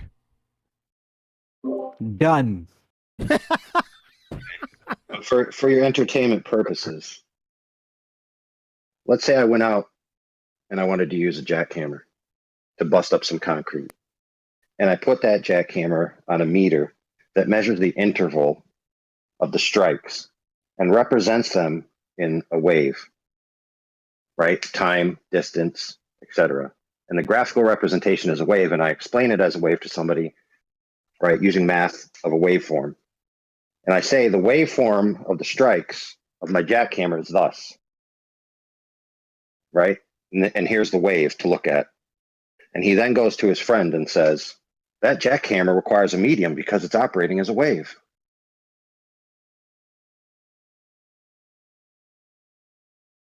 I like that. Yeah. I already know that part really like where, that one.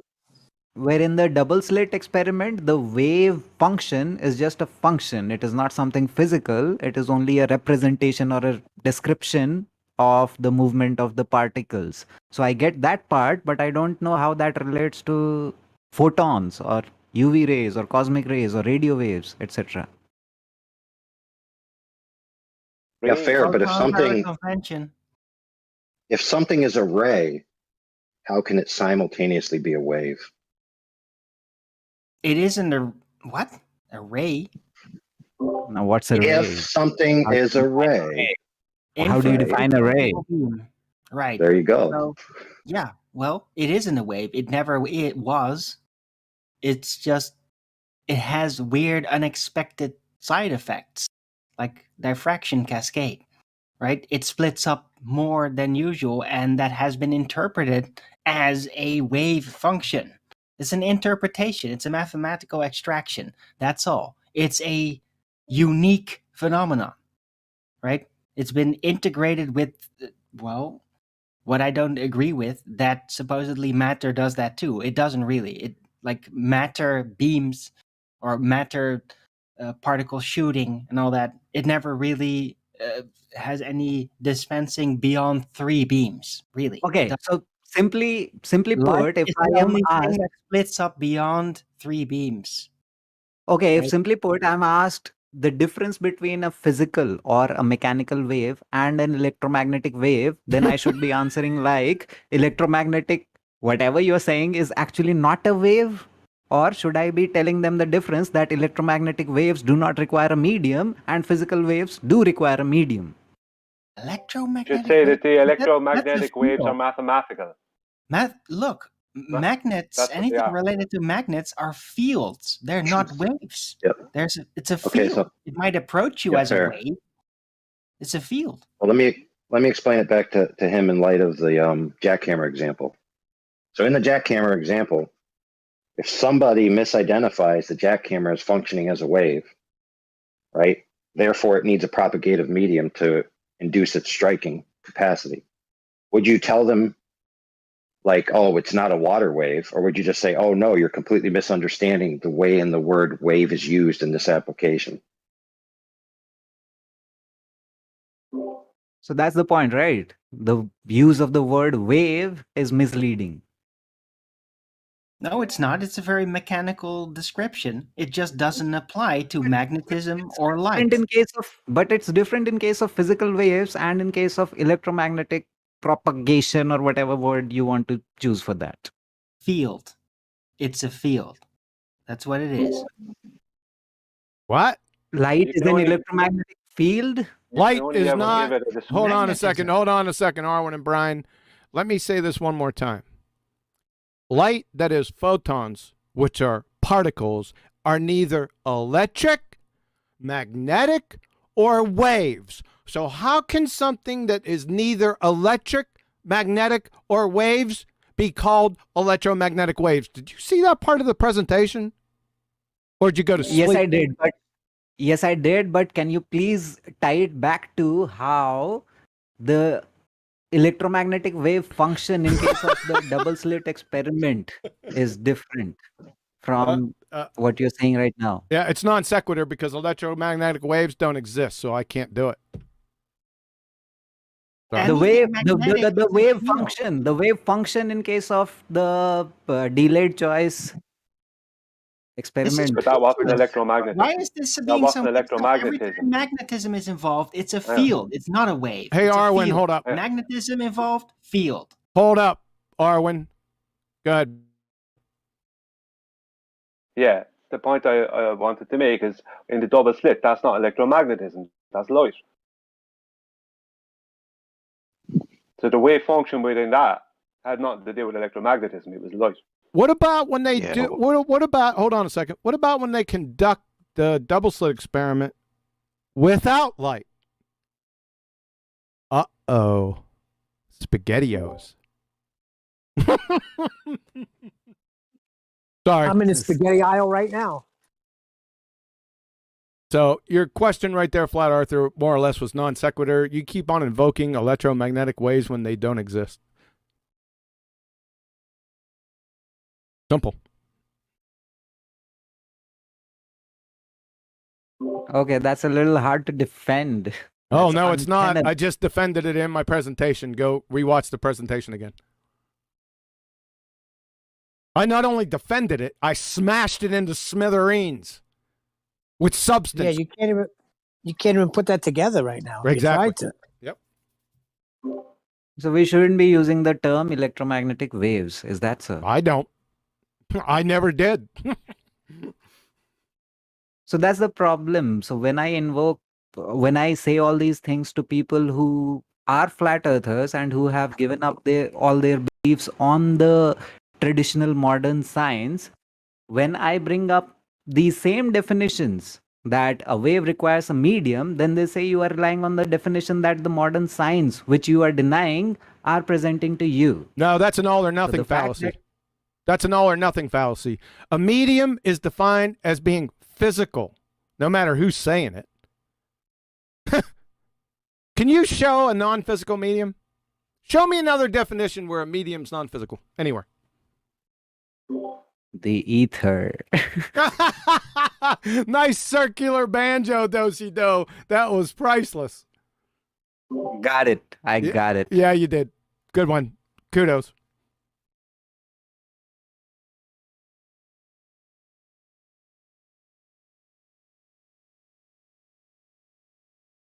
Can I ask a question? Yes, sir. Thank you. If the double slit experiment showed that light, I think I heard, correct me if I'm wrong, because I don't want to misrepresent you, that shows that light is instantaneous from A to B, or from point to point. So it can't have a speed, a rate, a measurement, right? Then if that would, that debunks, let's just say, Einstein's relativity claims and his Einstein's what they call Einstein's convention, which is his speed of light, which is the two-way speed of light convention that he needs for that whole colloquial carry on.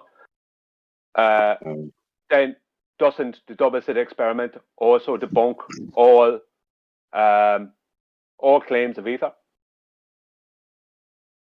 No. I don't know why we're getting into quantum mechanics. I really don't. This is an ether presentation. I suppose we're getting there because of the propagation of light. Maybe that's the angle. Is that correct? Well, yeah. Well, it's fair because sorry, 1 second. I just want to clear up there. The point I was making is that if the double slit experiment debunks Einstein, and Einstein requires ether as part of his relativity. No, your premise is wrong. No, stop. Yeah, is it? Stop. Your premise is wrong. No, that's not what debunks Einstein. Einstein's debunked long before the double slit experiment. Yeah, we can get into. So Go ahead, Brian. This is relevant. AI, 1 second.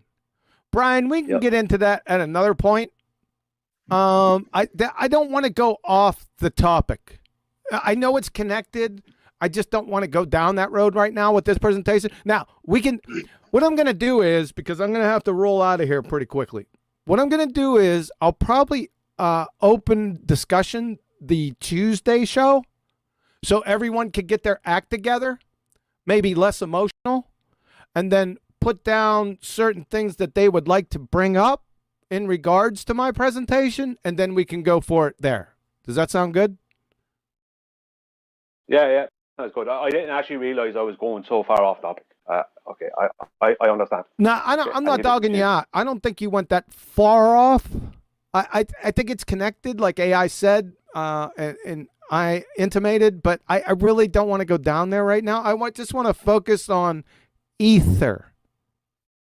What is it? Yeah.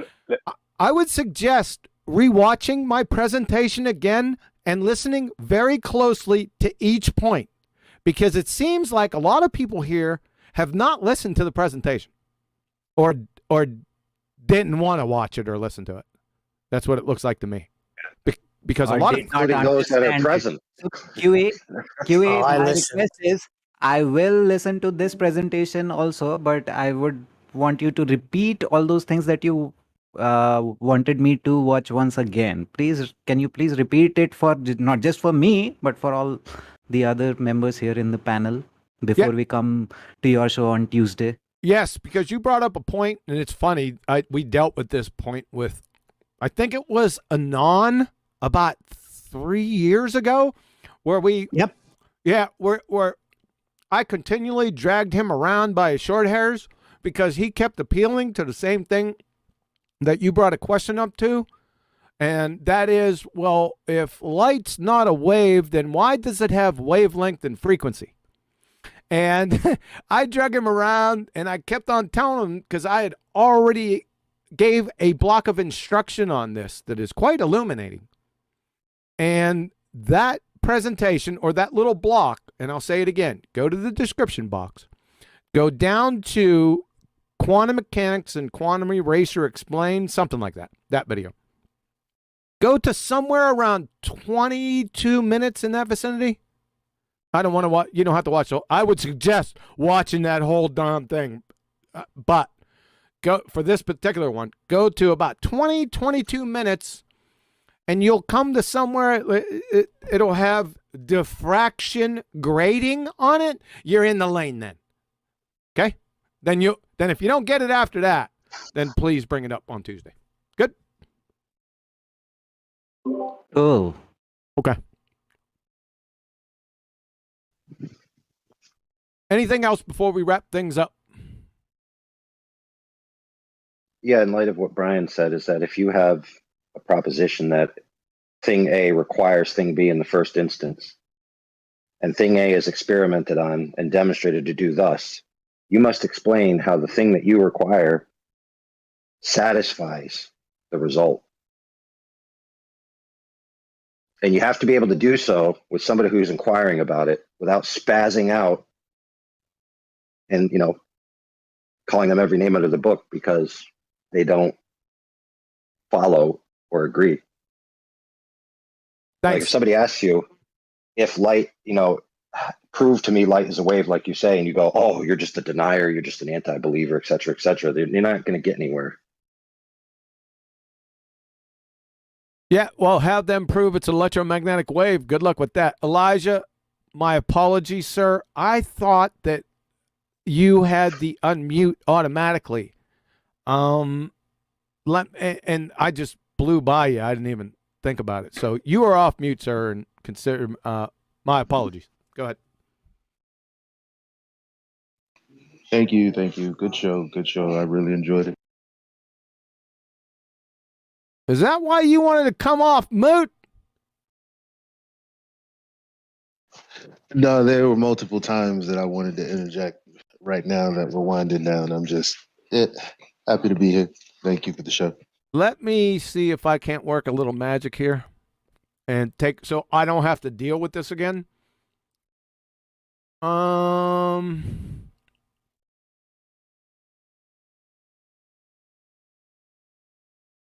was a great show, not just a good show. It was great. Flat Arthur, you just at ease. I agree. Just a little hot. Just deal with it. So I think I need to make you something in rolls here. Let me see if I can't do that for you, Elijah. I hate this thing. Go up there. Let me check that. Make sure I don't go out of it or it'll collapse. That should hook you up, Elijah. If it doesn't, then you can bitch me out next time. Okay? All right, appreciate it. Yep.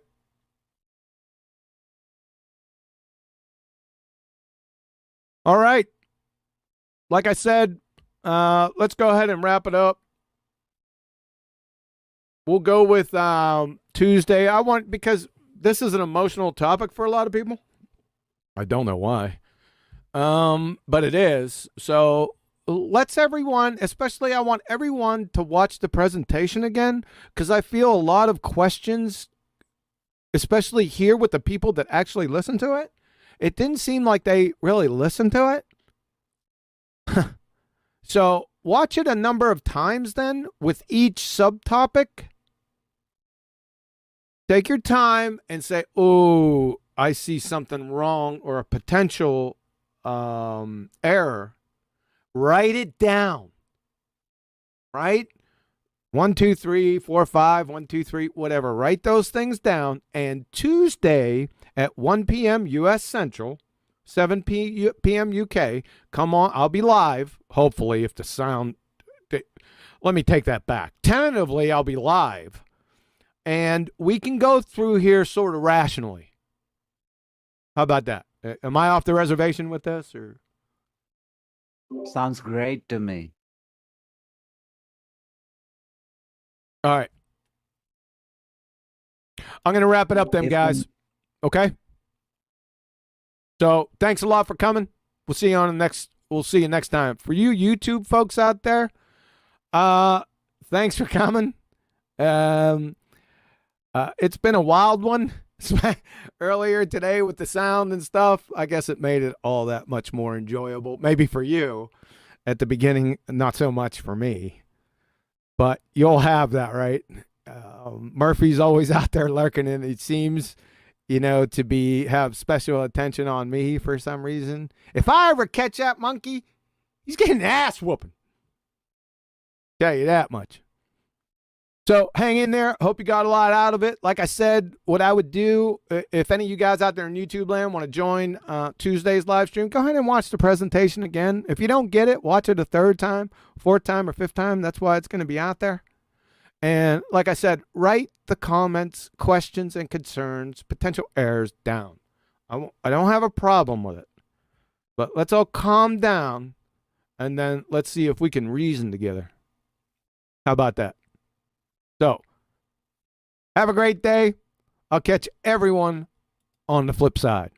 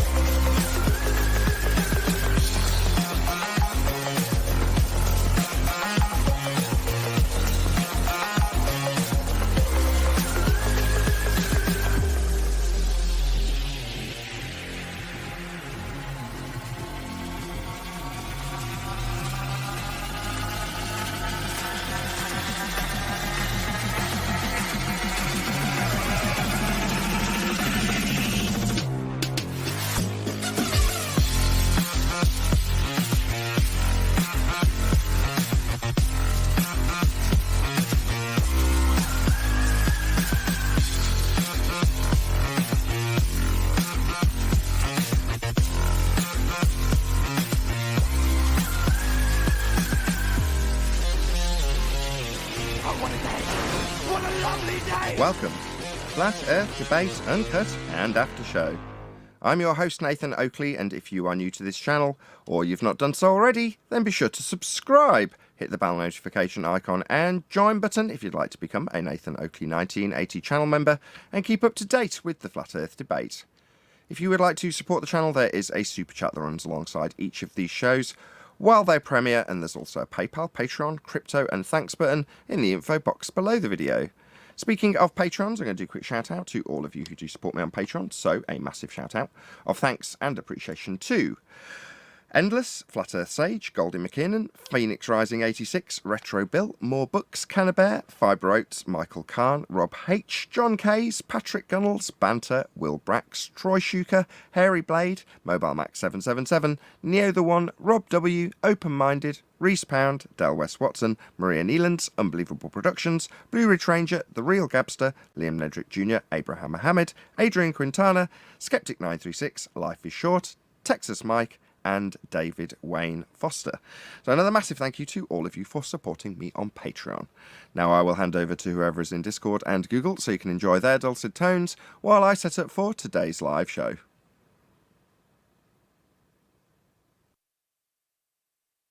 I was just given proof of God.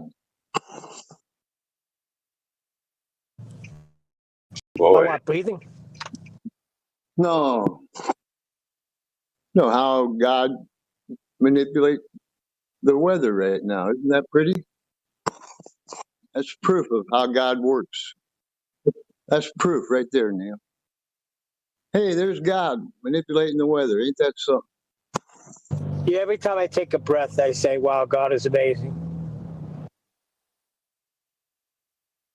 Yeah, that's what I'm saying. I don't see how people miss it.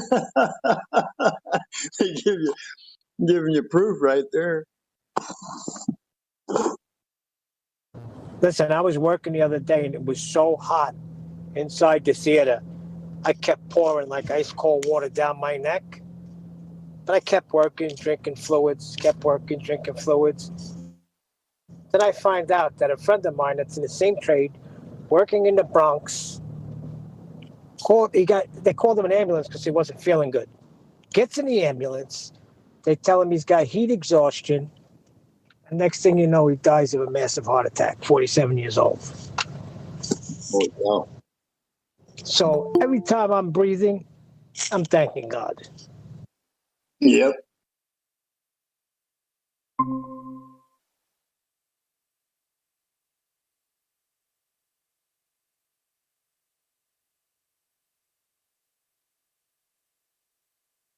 That's why I say all of these like codes that they're coming out with, the OSHA and all of that nonsense, it's a bunch of BS to just put people in positions. Because if OSHA cares so much about the working man, then why is anybody working in a place without the proper conditions? You know what I mean? Yep. It's all part of the get you on both sides, Neil. I'm here to save you. Yep. But it's going to cost you a little more money. like Nathan said, they're all reading from the same script. Yeah. That's what I'm saying. There's proof of God everywhere you look. Then Witsit accused me of reading from a script. Yeah, that's right.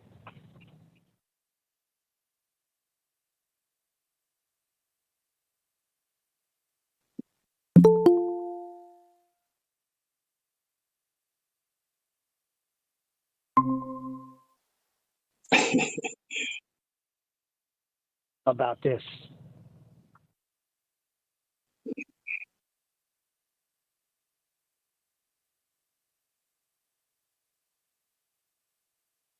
Well, who knows? Maybe somebody will come up with proof of this luminous ether and well be wrong. All we're asking for is validation, right? Doesn't matter. We're not on anybody's team here. Just validate what you claim. Neil, how are they going to prove that there's a medium that the wave of light is propagating through when light is not a wave? medium that the probability distribution of light, when qualified mathematically, requires a medium. Yesterday I was trying to get my head... I'm doing it now. I'm trying to twitch saying it. It's just so silly. There's no way of dumbing it down either. That's the problem. If you try and explain to somebody that to describe light as a wave requiring a medium means that you don't understand that a wave function is the wave that you're talking about. And light isn't its wave function, it's probability distribution through diffraction. That's not what light is to have a journey to require a medium. That's a likelihood of where it's going to hit if it's undergoing interference. I don't know. I have no idea how to dumb this down.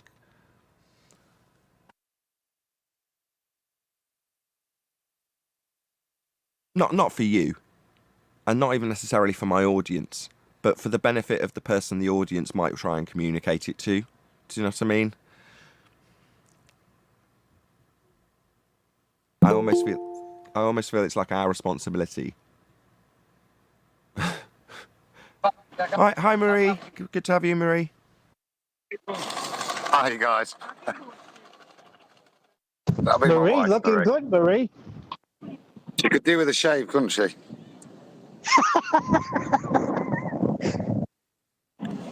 Well, you guys, you all right? Very well. You're looking good. Looking good. Day at the beach, mate. Day at the beach. So, what nice. more do you want than to sit at the beach and listen to flat Earth debate? Perfect. Show me the shore. That's what I want. Beach where? Show you the shore. Beach where? Oh, hold on. I'm not quick enough. Oh, I love it. I love it. Where are you, Adam? We're on. It's about south of Pescara, so it's a place called Fossa Kesia. So just on the Adriatic coast. So I don't know any of that. I'm not very good at geography. What country is that? Italy? yeah, Italy. Yeah. Sorry. Adam, watch your mouth. There you go. You You might like be able to Italy, see eh? the sea in a minute. I'm nearer the bar for the sunbeds than the sea. Is that a flat horizon I'm looking at? Oh, yes. Yeah, we just had that discussion, me and Archie, because if you look out there, there's oil rigs. So we were just trying to discuss the distance to the horizon. Your fingers in the camera shot. Well, not oil rigs, but the communication platforms. Adam, can you do a dip correction? I mean, height of ice, so I can see the water level, please. You might struggling to hear you a bit now, but they're a bit breezier. But there you go. There's the beach. Do me a favour. I know this is going to sound weird. Can you get on your knees and point it at the horizon? There we go. Oh, wow, look how much it all compresses. Isn't that weird? Now get on your belly. How low can you go? Very good. It's a bit blurry this end, but good enough. Thank you, Adam. Always. Unfortunately, there's breakers in the way, but yeah. All good fun. It's like back in the day at Isle of Man, isn't it? Well, it's good to see Adam identifying as someone else today. No, what's amazing is that he's in Italy talking to us, showing us footage. It's amazing. And it's all due to Ball Earth. While you're sweating to death in the factory. I'm actually in my car. It is a miracle, but it's a miracle of infrastructure and people working together is what that's a miracle of. No. All technology comes from Ball Earth. That's what somebody told me a while ago. Plasma TV, everything is due to the spherical Earth.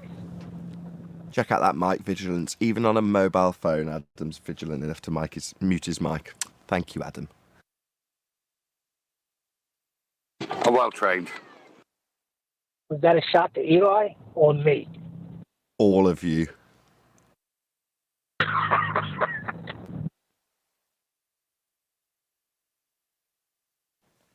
Can I give you a bit of a computer update, if you're interested?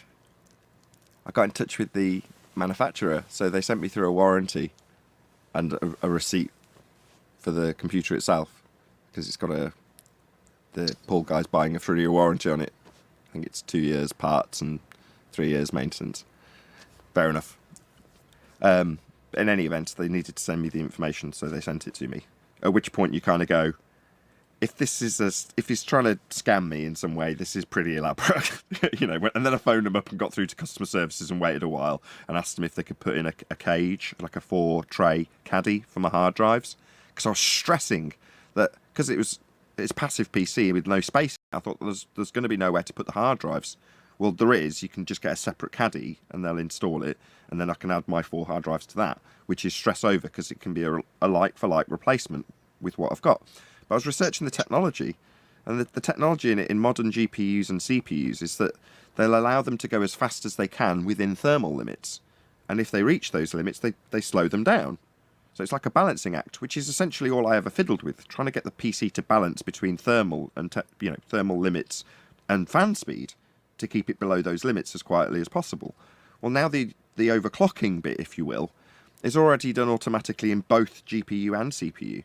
I think that's why this is possible in a modern computer, actually, because it can just, bung a crap load of power in it for a few minutes, but so long as it doesn't overwhelm the cooler, doesn't matter. It can have 250 watts sent to it on a 150 watt cooler. Because at first I was second guessing the design. I was like, surely this won't be able to cope with the chip.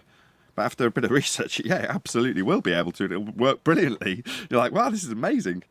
Everything you could ever want in a computer. Everything I could ever want in a computer.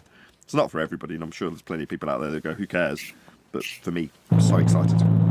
Well, you're speaking another language to me, but if it makes you happy, I'm happy. The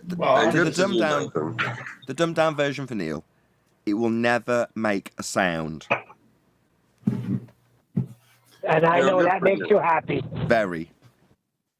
What's interesting is that you asked us, hey, does anyone want to hear about my computer? And then no one answered.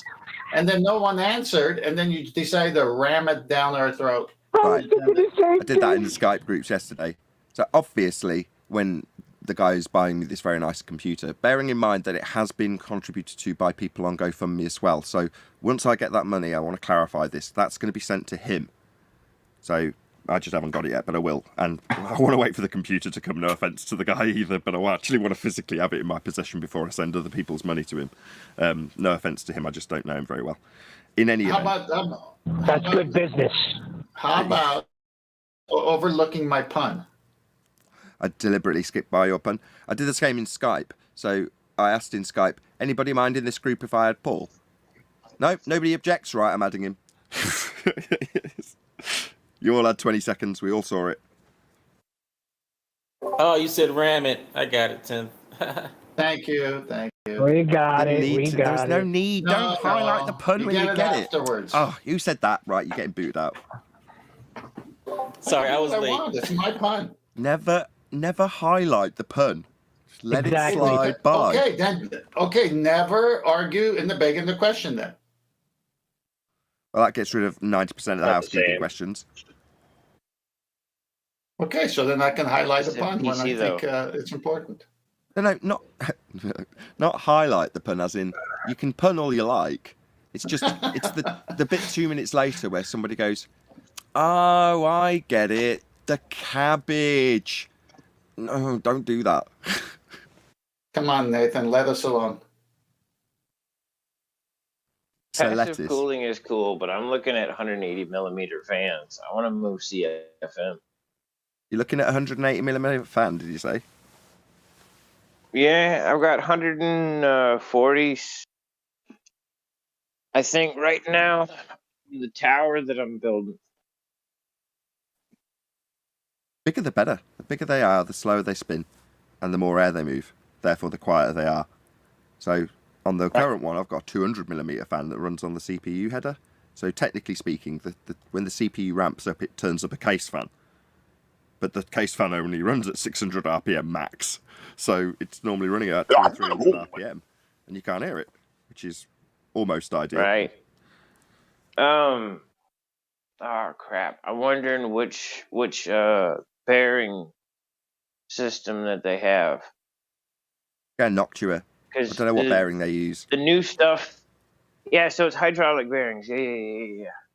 So that's quiet. Yeah. On a Noctua, it's hydraulic. I didn't know what bearing they had, to be honest, but I know they're quiet. I've used all sorts of different fans over the years. Noctua are very, very quiet. And they come with a low noise adapter, so you can make them even slower. So on on my CPU fan, I've got 3 of them daisy chained and a splitter to try and get these fans as low as possible. And it reached the point where the computer wouldn't boot because there's too many low noise adapters on one header, and it was just like, there's no fan there. I'm like, there is, it just wants to run at 50 RPM, let it please, come on. Well, Nathan, this goes to show you that you're on the right path, you're doing the right thing, and people care, and people are invested in this show and the information that Flat Earth Debate is putting out. Well done. Well said. Well said. Oh, I absolutely agree. And it's just good timing that previously, the last literally week or so, I was saying exactly that. You know, the good stuff in the community. And I'm not ashamed to say that now. I will call it a community as a result of one guy's actions. That's a terrible turnaround, total U-turn. Anyway, for now, I'm going to endorse the idea that there's a good community. When it acts like a community, it's good. It's because it hits people hard, and therefore their passion levels get high quickly. So I don't think it's any coincidence that this particular individual that's supporting me at the moment is relatively new to us.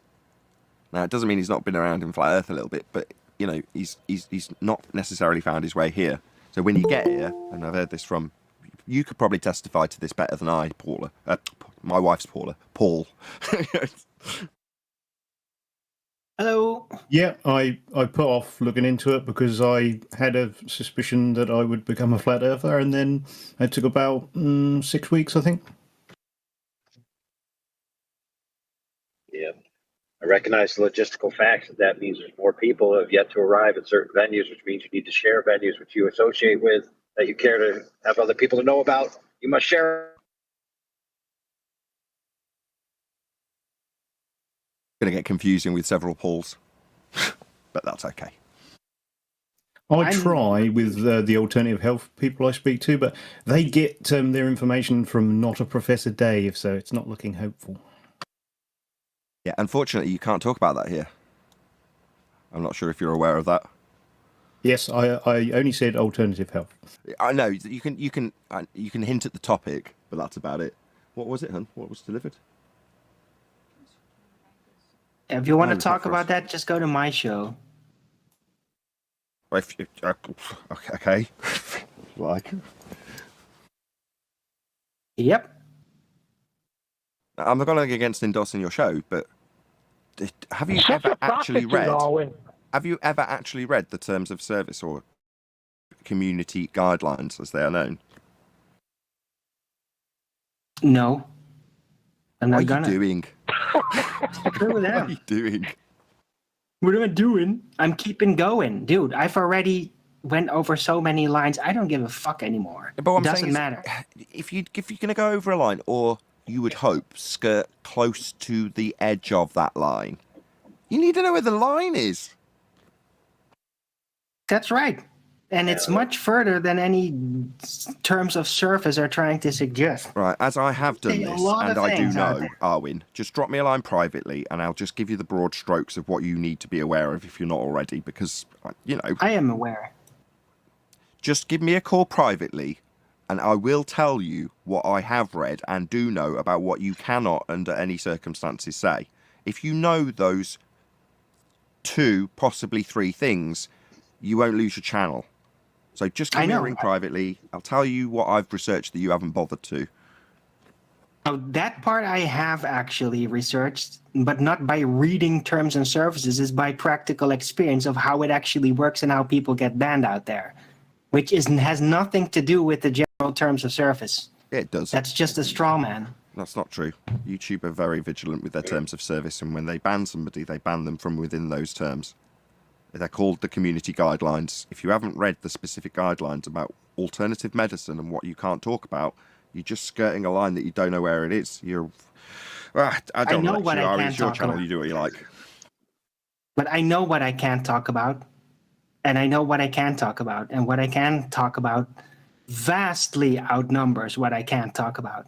And I don't need to talk about what I'm allegedly not supposed to be talking about, according to them. What's that saying about pride coming before a fall? That's correct. That's what I was just thinking. Be careful. Nathan's trying to help you. Yeah, well, thanks. Thanks. That's great. I don't need that help. Okay. I mean it. I don't No need problem. I won't give it you. Good. Because my show is still there, and I've said things that go over so many lines, it doesn't matter.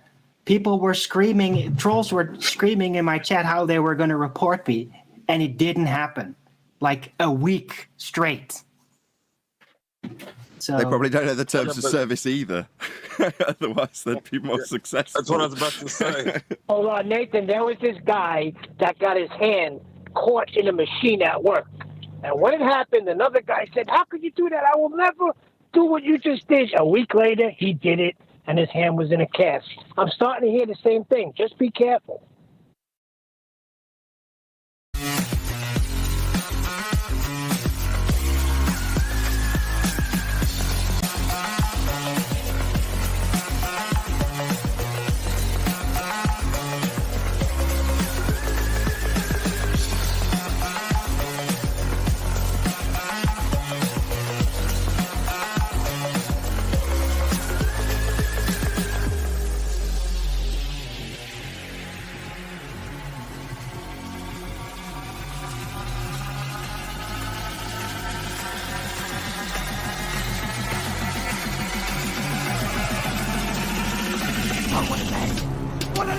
Welcome to Flat Earth Debate Live.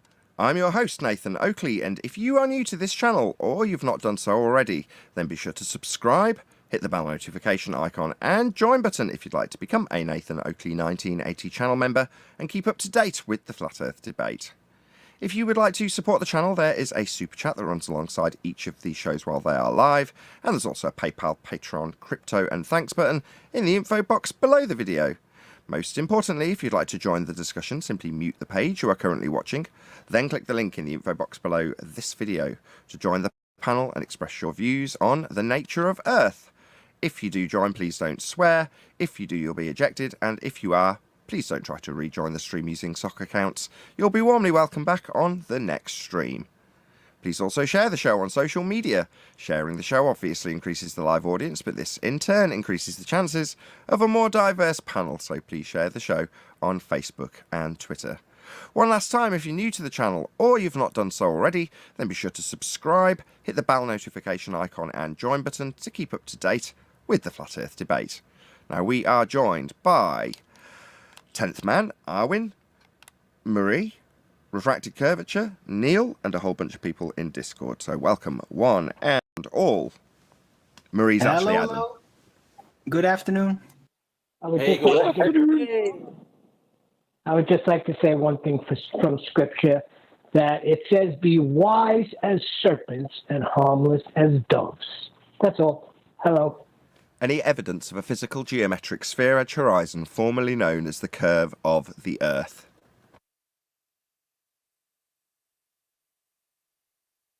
Geometric considerations. Evidence.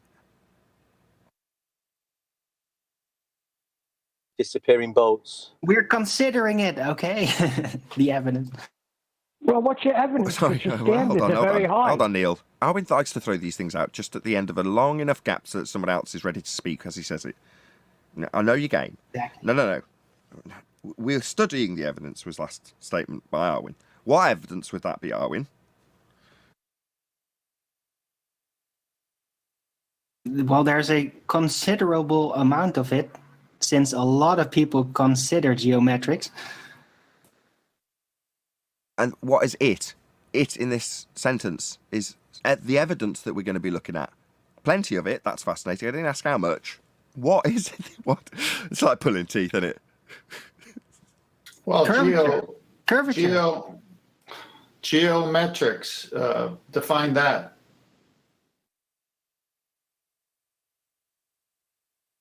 Geometry? What's geo? The sphere Earth. Nah. What's metrics? My chat's loaded. Yay. Meters? Measuring? Yeah, measuring Earth. Now, why'd you beg the question it was a sphere? You haven't measured it yet.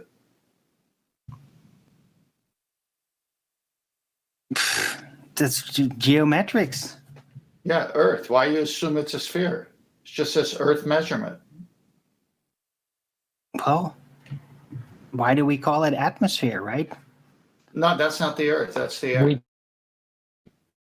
Air, Arwin. Was the air part of the Earth? Is it? No. It isn't. No. Then how can we be breathing here? Sorry, what's Earth? not Terra. What's Earth? Is Earth a Terra solid? firma. Sphere. Solid? Is it a solid? What about a liquid? Yeah, you could definitely say the Earth is a liquid, just about. But is it a gas? Is gas part of anything when it's unbonded and moving at high velocity in all directions, independently of everything around it, unattached to anything? Is it part of Earth? No, the gases aren't part of Earth. I mean, they need containment so that we can experience them on Earth. But they're not part of it. Very much separate from it. It's a solid fluid. No, it's not. There's no such thing. That's an oxymoron. No, it is both gas, liquid, and a solid fluid. That's just a description of the three different states. No, Earth, regardless of how you define it, isn't going to include gas. Earth is Earth. It's funny, the geometric considerations he's talking about, if you actually do give geometric consideration to the Earth being a sphere, then you wouldn't be able to measure anything. Yeah, you'd no longer be able to acquire elevation angles to Polaris to derive the model that the sphere is based on. It's a paradox in terms of their own origin story for the globe in the first instance.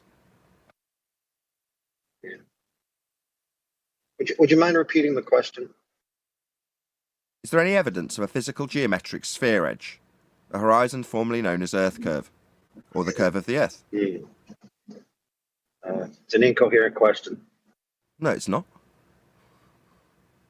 Yeah, spheres don't exist in reality. The Earth is something that exists in reality. Therefore, they can't have properties that they share.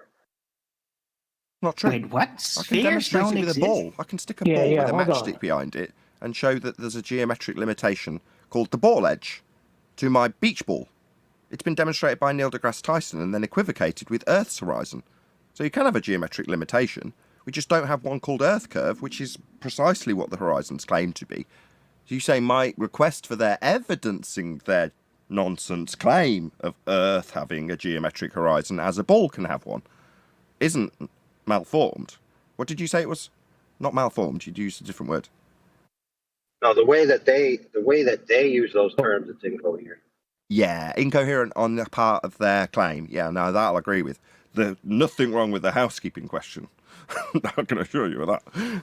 Mumble, mumble. Yeah, for example, in their model, if you asked me to provide the geometric horizon, quote unquote, would I show you a photograph or would I show you a circle on a piece of paper? Because in their view, it exists in the circle on a piece of paper. When describing so they do have evidence of that. Yeah, when describing what they've got in a photograph next to it. So they'll have a photograph of a horizon and then a diagram of the side-on view of your own head. But what they're comparing it to is the horizon. Hence my question, or the housekeeping question. I'm not going to even call it mine because it's been so carefully crafted by so many people. That one question and all of them. Sorry, I'm talking over you just to defend the housekeeping questions. I'm really sorry.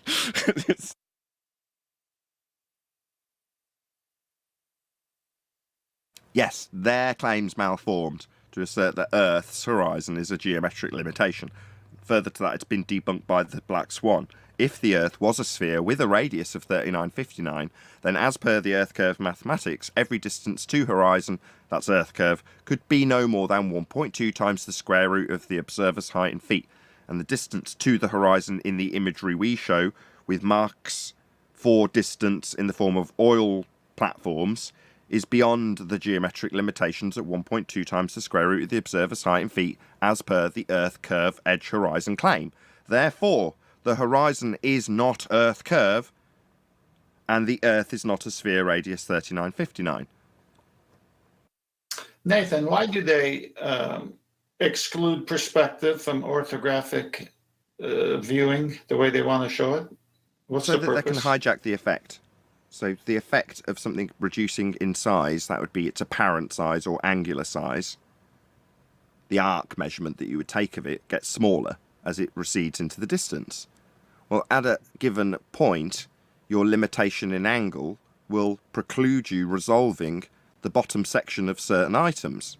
For example, if I take a brick and put it on the horizon at, let's say, 1/4 of a mile, there's a reasonable chance that you can make out the brick. You can just see it on the horizon.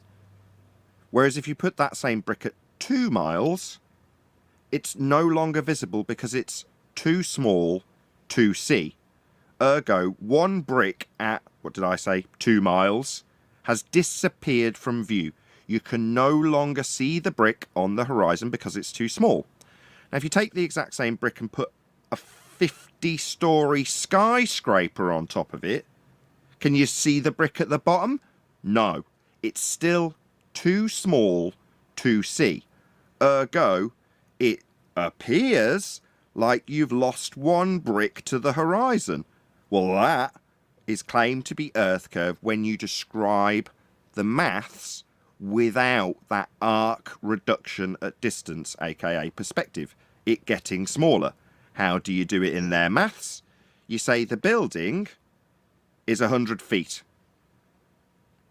Ergo, as it goes into the distance, it's still 100 feet. And when it's at 2 miles, in my example, it's still 100 feet. But what do you know? There's a foot missing from the bottom. Because my bricks are vertically orientated for this example. So there's a foot missing from the bottom. Well, if there's 1 foot, not an angular size, missing from the bottom, and we show it in a diagram that excludes angular relationships, we can claim that the 1 foot is being obscured by, drum roll please, the physical geometric limitation they call Earth curve at the horizon. So to answer your question, although it wasn't very concise, they exclude perspective because they've renamed perspective Earth curve at the horizon.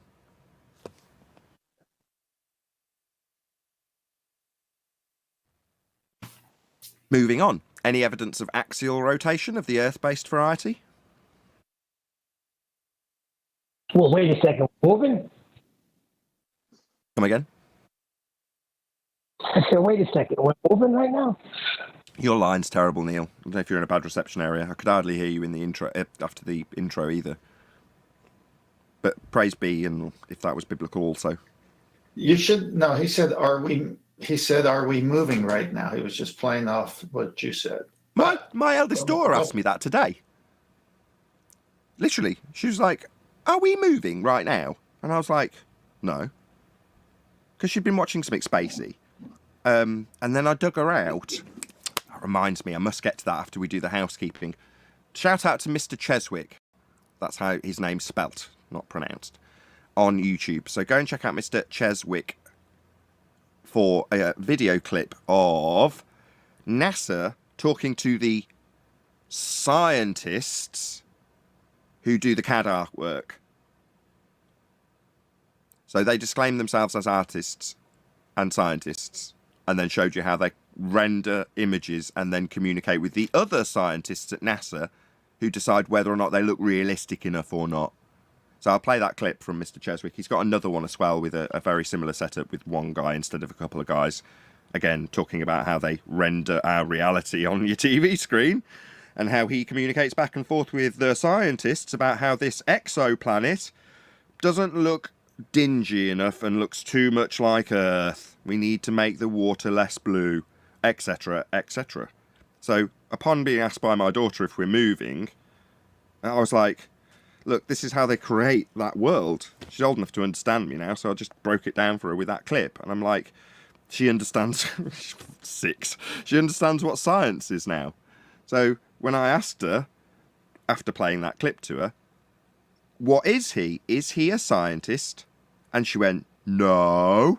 I went, well, what is he? She went, well, he's an artist. And I went, yeah, that's right. He's an artist. If you want to call it that, illustrator maybe, whatever the term is. It's certainly not scientist. But she recognised that. But anyway, that was off the back of my eldest 6-year-old daughter asking me if we're moving, because to her it was patently obvious that we weren't, and she was a bit confused. Anyway, there we go. No, we're not. It's claimed we are. We'd have Coriolis drift, i.e. things looking like they curve when they're actually travelling in a straight path as a result of you turning beneath them. I think you didn't pause long enough after the first question. What was the first question that I didn't pause long enough after? Well, when I asked you about why do they exclude perspective from the orthographic, you answered it, but then there was a silence, but you didn't wait long enough. And when I moved on to axial rotation. Oh, okay. Yeah, you went right to axial rotation. There was at least 5 seconds. If I was a radio station, I'd get a fine. All right. Well, I'm trying to get to a point here. If you stop interrupting, now come on. My bad. The pause and in silence completely interrupted your point. I'm so sorry. All right. Yesterday, we showed a picture of how our eyes actually see the horizon. Adam showed it today at the Adriatic coast. They use a drawing, side-on view, which no one sees that way. Everyone who's listening to our voices right now could testify that the mountain is really small, far away, based on their view, and their thumb could hide it. As they drive closer to the mountain, it's enormous, and their thumb can't hide it anymore.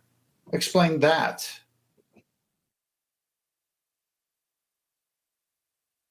It's just perspective. Right. No, right. No, I know. That's why it's such a hammer right now we're delivering to how they lie about the globe. Every time you see that side-on view, they got a tangent plane and this circle falling away real quick. That never happens in reality. That's not reality. This is why you got to get away from these pictures. This is how they brainwash you. Okay, well, so nothing in a picture like that. Go on, sorry. I was going to say, in a picture like that, okay, when you draw a circle and you put, let's say, for lack of a better term, an observer, let's say, on top of the circle, and then you draw a line from that dude's eyes across the circle, right? You call it a tangent. You can see all 3 things simultaneously. You can see the guy, the line, and the circle, right? So you know it's a circle. You know, for example, when McToon showed his example of squiggly lines to John and asked him, oh, can I get angles between these lines? Right? Now, obviously, McToon was wrong in his assessment, even though John had the correct assessment, which is you can draw 2 points, right? And you can draw rays to the points in a vertex, and they get an angle at the vertex, which is true. But the problem there, too, is you also see in the McToon's example the squiggly lines. In reality, you don't see a circle or a squiggly line when you look out across the land or the water. You must infer that at best. And where are you inferring it from? You're inferring it from that previous drawing. You're taking the drawing, which is just an ideal reality, right? And you're putting it into concrete reality. And that's a faux pas because you haven't confirmed that what you're standing on is the circle in question yet.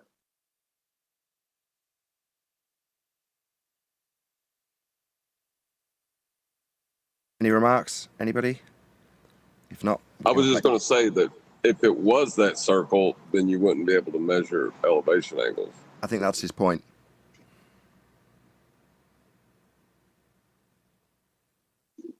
Speaking of elevation angles, I have a question about celestial navigation. If I can work it in. Go on then.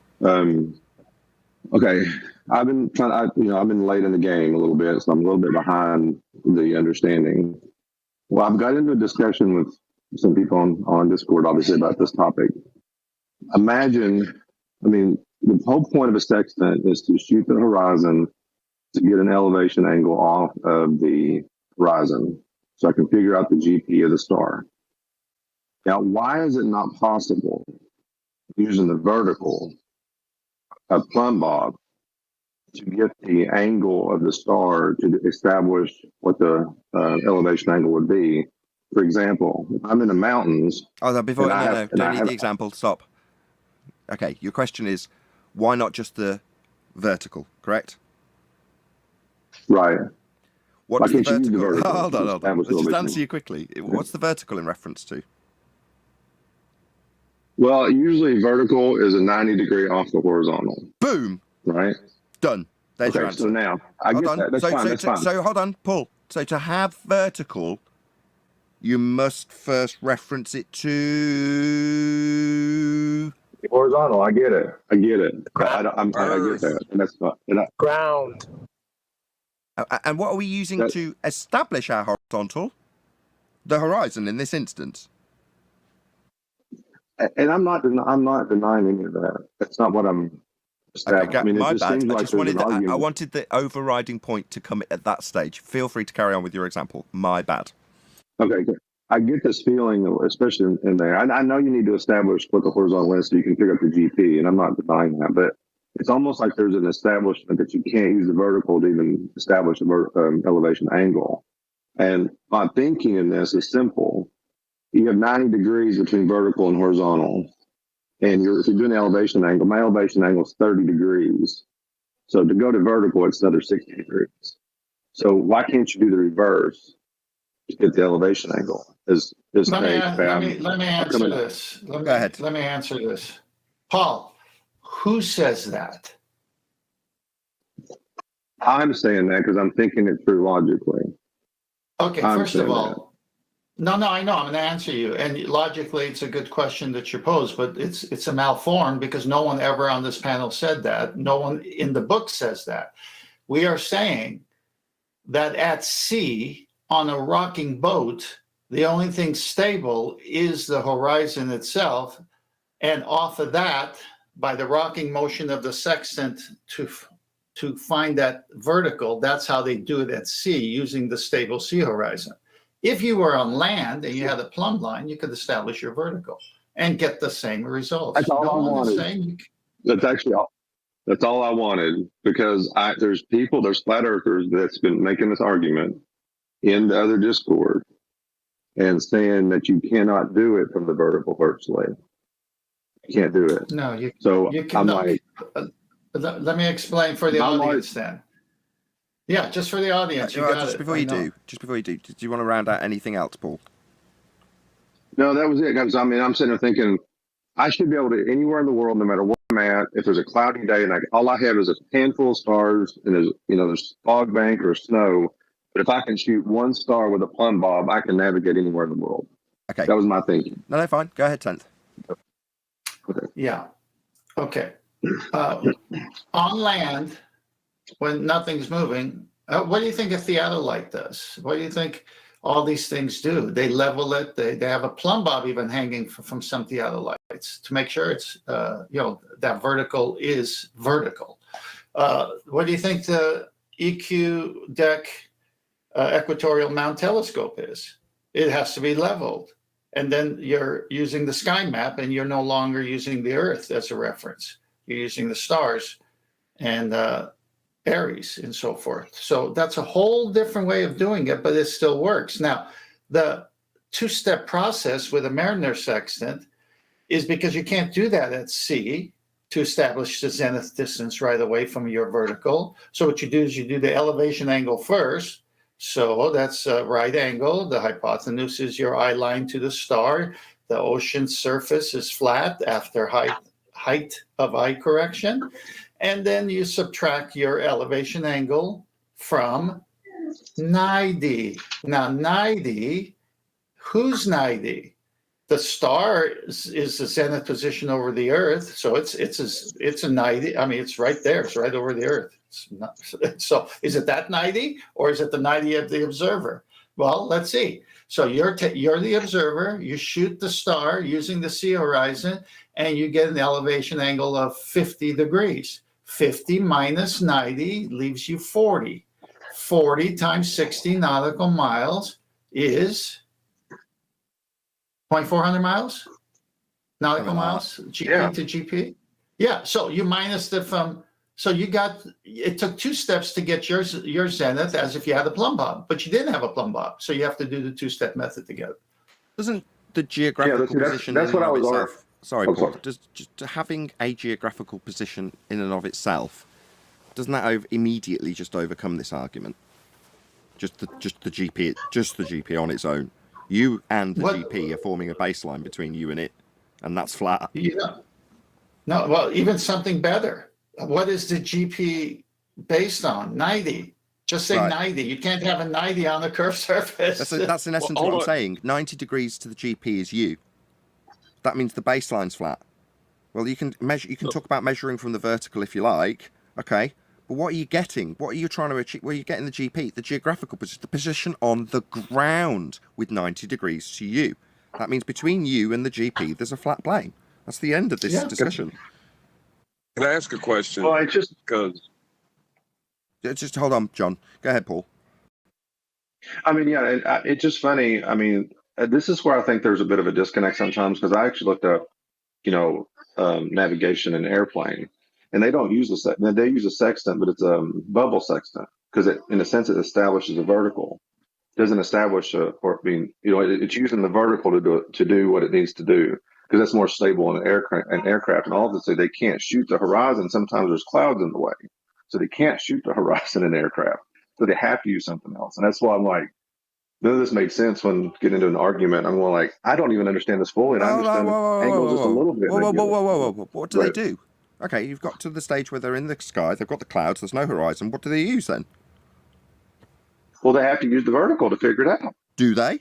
They have to. And how do they establish that? In the plane, how do they do that? Well, they do use it's a bubble sextant. A bubble's and bubbles, they're establishing a vertical, are they? Bubbles establish vertical, do they? Well, I mean that's how. Paul. Yeah, I mean I hear you, but you're not answering me though. You're not answering me. I know it creates an artificial. It creates a reference horizontal. I get that, and I read that. That's the end of this discussion, then. Paul. That's the end of this, then, isn't it? Okay, I get it. Why are you being resigned to it? Hold on. Don't be resigned to okay, well, that's the end of that then. No, that's the end of that then. Irrespective of what height we're at. Hold on, Adam. I'm really sorry. Hold on. Everyone just calm down. Paul, have you got anything else to add? If not, it's over to John. No. It just seemed like it was some flat earthers were saying you could not establish a horizontal off the vertical, and that's what they don't understand the argument, Paul. Like... They don't understand the argument. That's the bottom line. I'm not just saying that to be demeaning. That is a fact. Go ahead, John. Okay. I was going to state it as a question. I'm just going to state it as an absolute fact. Vertical references the Earth. Full stop. Anybody that doesn't understand that is incapable of having any kind of conversation with you. Hold on, John. They don't understand. Hold on. Let's just see if that's true. So if I go out into space, because I'm a globe-believing muppet who thinks I can travel into a second law of thermodynamics violation sky vacuum away from the sphere Earth that we've reified with an R value you can't measure. If I'm in space and I drop a plumb line, can't I just have 90 degrees to the plumb line in space as my horizontal? There is no dropping a plumb line in space. Everything floats in space. There is no reference to the vertical. So I can't even drop the plumb line?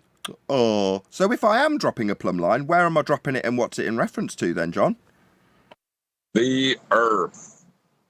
Boom. Like that's why Ruhif wouldn't answer me when I kept on asking him, well, are we doing this in free space or are we doing it on Earth? It's always in reference to this Earth. is the problem they've got, isn't it, John?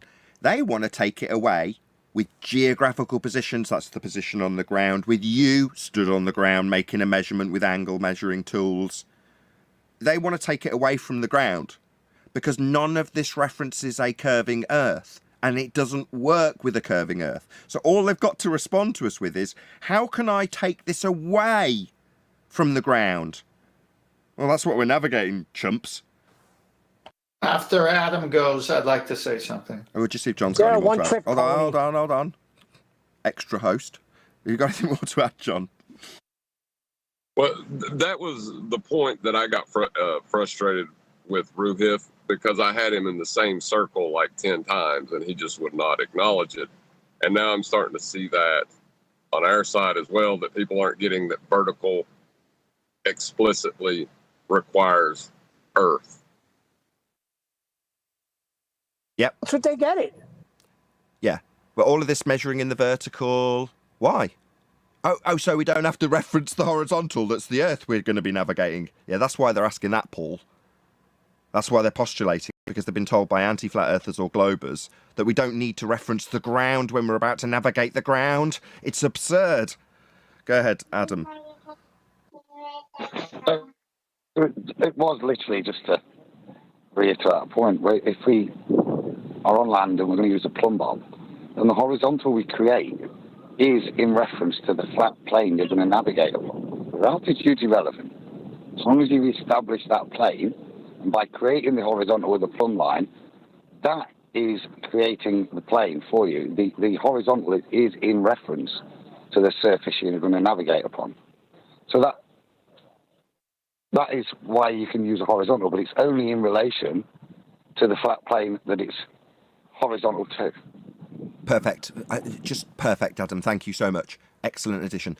If you're listening and you're new, I say this like there's anybody who's going to come by this place not already in the pond. But anyway, if you're watching this and you're new and you don't realise that this this argument, the elevation, angle and navigation in general argument, is absolutely devastating to a globe Earth claim. It annihilates it at every single stage. From the very first step, flat Earth is required. It's a prerequisite. You establish it in the very first thing you do.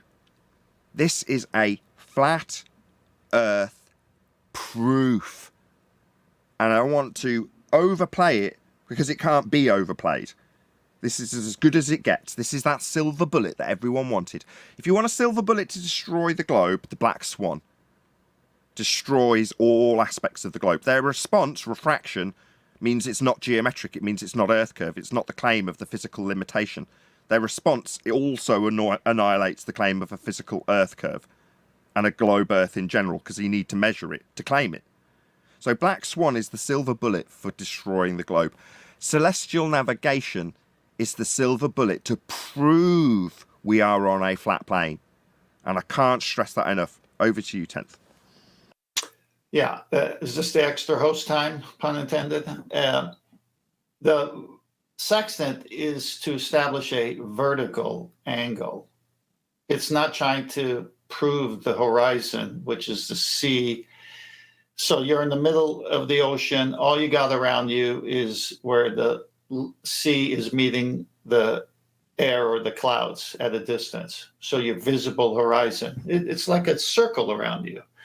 And you turn around and you say, my goodness, that's a perfect horizontal for me to establish a vertical. Let me grab my sextant. You grab your sextant and then you sight the star or the sun and you bring it down through the index mirror to the horizon mirror that's at the horizon. And you rock it from left to right to establish vertical. Once you have vertical, that's when you take your reading in degrees, minutes, and seconds. So it's not there at sea to say, okay, let's make sure I have a horizontal first. No, you're already assuming the Earth is flat. That's the beauty of it. It's not that you're assuming it, you're measuring it in that manner. Now, well, again, my language is the same as yours. I'm saying that the navigator is not thinking twice. I got to make sure I have a horizontal. He already knows it's horizontal. Well, he needs his tool to establish the horizontal he'll be navigating upon. So he does. It's a great argument. You don't get any better than this. I've said that so many times though, for so many different arguments, and lo and behold, we do add more housekeeping questions because we end up coming across fantastic arguments. They're all good. I know we do a top 5 occasionally, but this is definitely a top of the pile. It's a flat Earth proof. Yeah, but the sextant can do horizontal angles if you turn it sideways, like if you're offshore, you're going to use a lighthouse against a building. Okay. But you have to turn it sideways to establish a horizontal angle. But when you use it the proper way, using the horizon, it's only to establish a vertical. Just out of curiosity, the argument, as you're calling it, is their position as well. You know, they're using the celestial sphere model to derive a globe Earth, and so we're in agreement about the celestial sphere model. Where does the argument part of this happen? It doesn't. The moment they agree that the derivation of their globe claim is from a flat Earth celestial sphere model, there isn't any argument anymore. The step before assuming a sphere is measuring a flat Earth, and the measurements come from that plane in that model that it's not predates, what's the word? Precedes the globe. So when they say, oh, well, the map's flat because it's come from a globe projection, yeah, that's right. The globe projection came from the flat Earth and celestial sphere around it, though. So there is no argument to answer your question. Earth's flat. That's how it's measured. And even if you model it as a globe, you modeled it based on a flat Earth. Crippling. This argument is crippling to the globe. Nathan, I posted some slides in Master B. Where do you want to begin? With the perspective stuff or with the celestial sphere projection stuff? Let's do the perspective stuff with the railroad tracks. Okay, it's up to you. No, it's fine. All right. So here's how we see. You could see that these tracks at a distance converge to your eye line because of perspective. They don't show this. They don't show the Earth this way when they do their drawings. They do side on. Next slide. Here's a description of how it works. So below the object, even with the object, and above the object. And then there's the horizon, eye level. The horizon at eye level is not the sea horizon. The sea horizon appears to rise to your eye level. So they have many different things for horizon. So this one is called horizon at eye level. But then you've got the sea horizon that rises or appears to rise to your eye level. Those are two different things. So if you're a worm on the ground, the horizons, you're looking up, the worm's eye horizon will be looking, and the versus if you're a bird looking down, kind of like a depression angle. So just watch a few ARC videos. They do a tremendous job of showing this.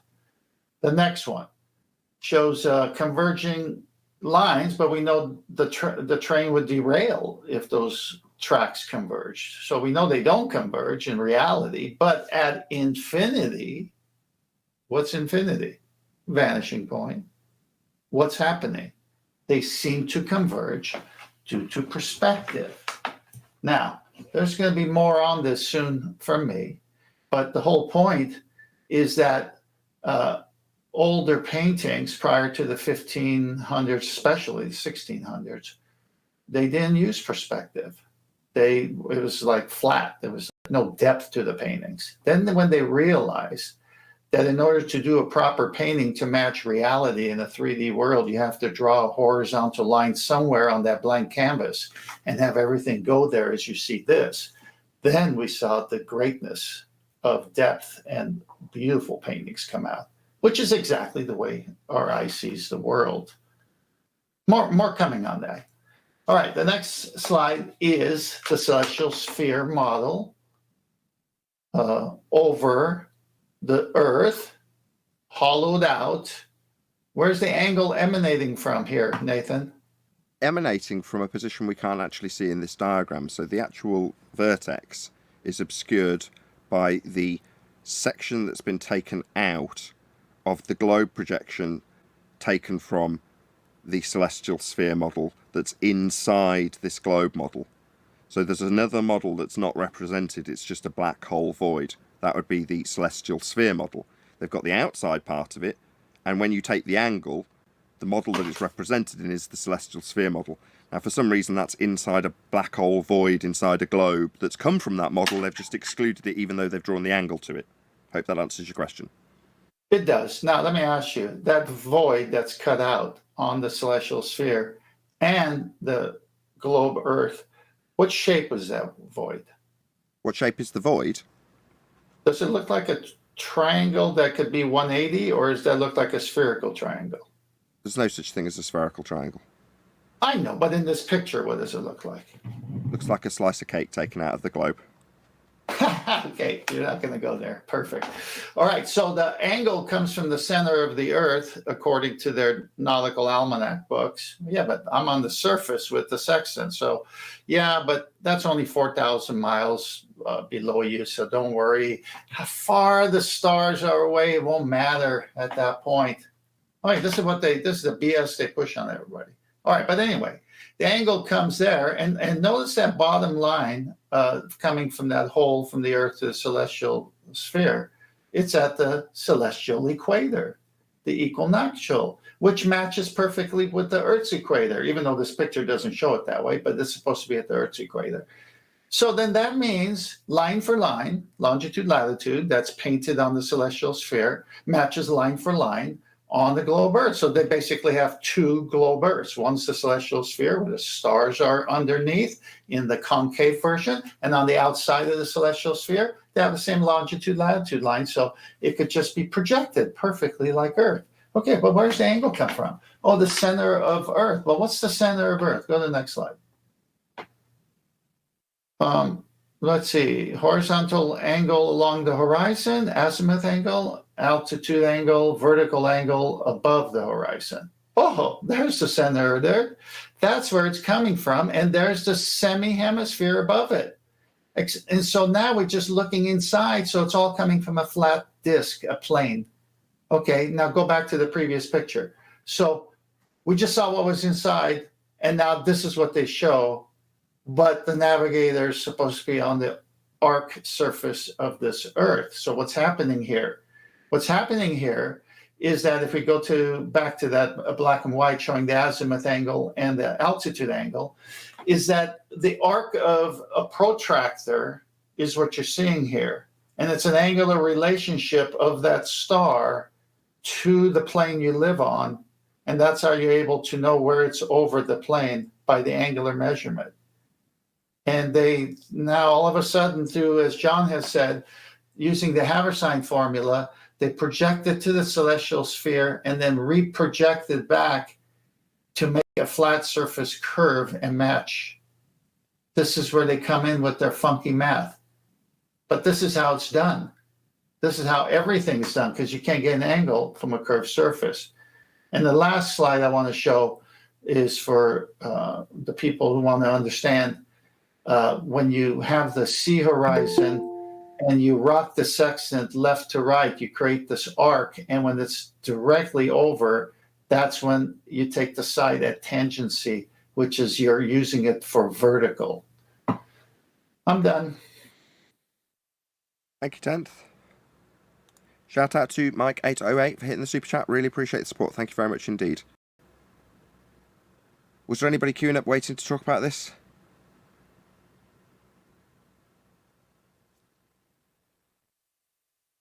No?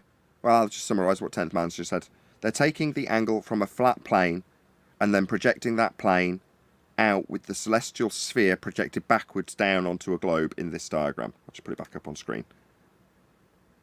So the origins of this depiction are something that doesn't include the sphere map in between. It includes where the angle's taken from. And that is a flat Earth model. And that model is where the globe came from. It's the only way it can be made, because you're using angles to the stars. Angles require two straight lines. This is a flat Earth, stone cold proof. And if looking at this depiction of a globe with an angle coming from the centre of it doesn't make you go, huh? What the hell's this? Why would I be standing looking at the inside of a projected map? Well, what's the projection of this map come from? What's this with the Americas? What is it? Well, I'll tell you what it is. It's a projection from a flat model. That's what it is.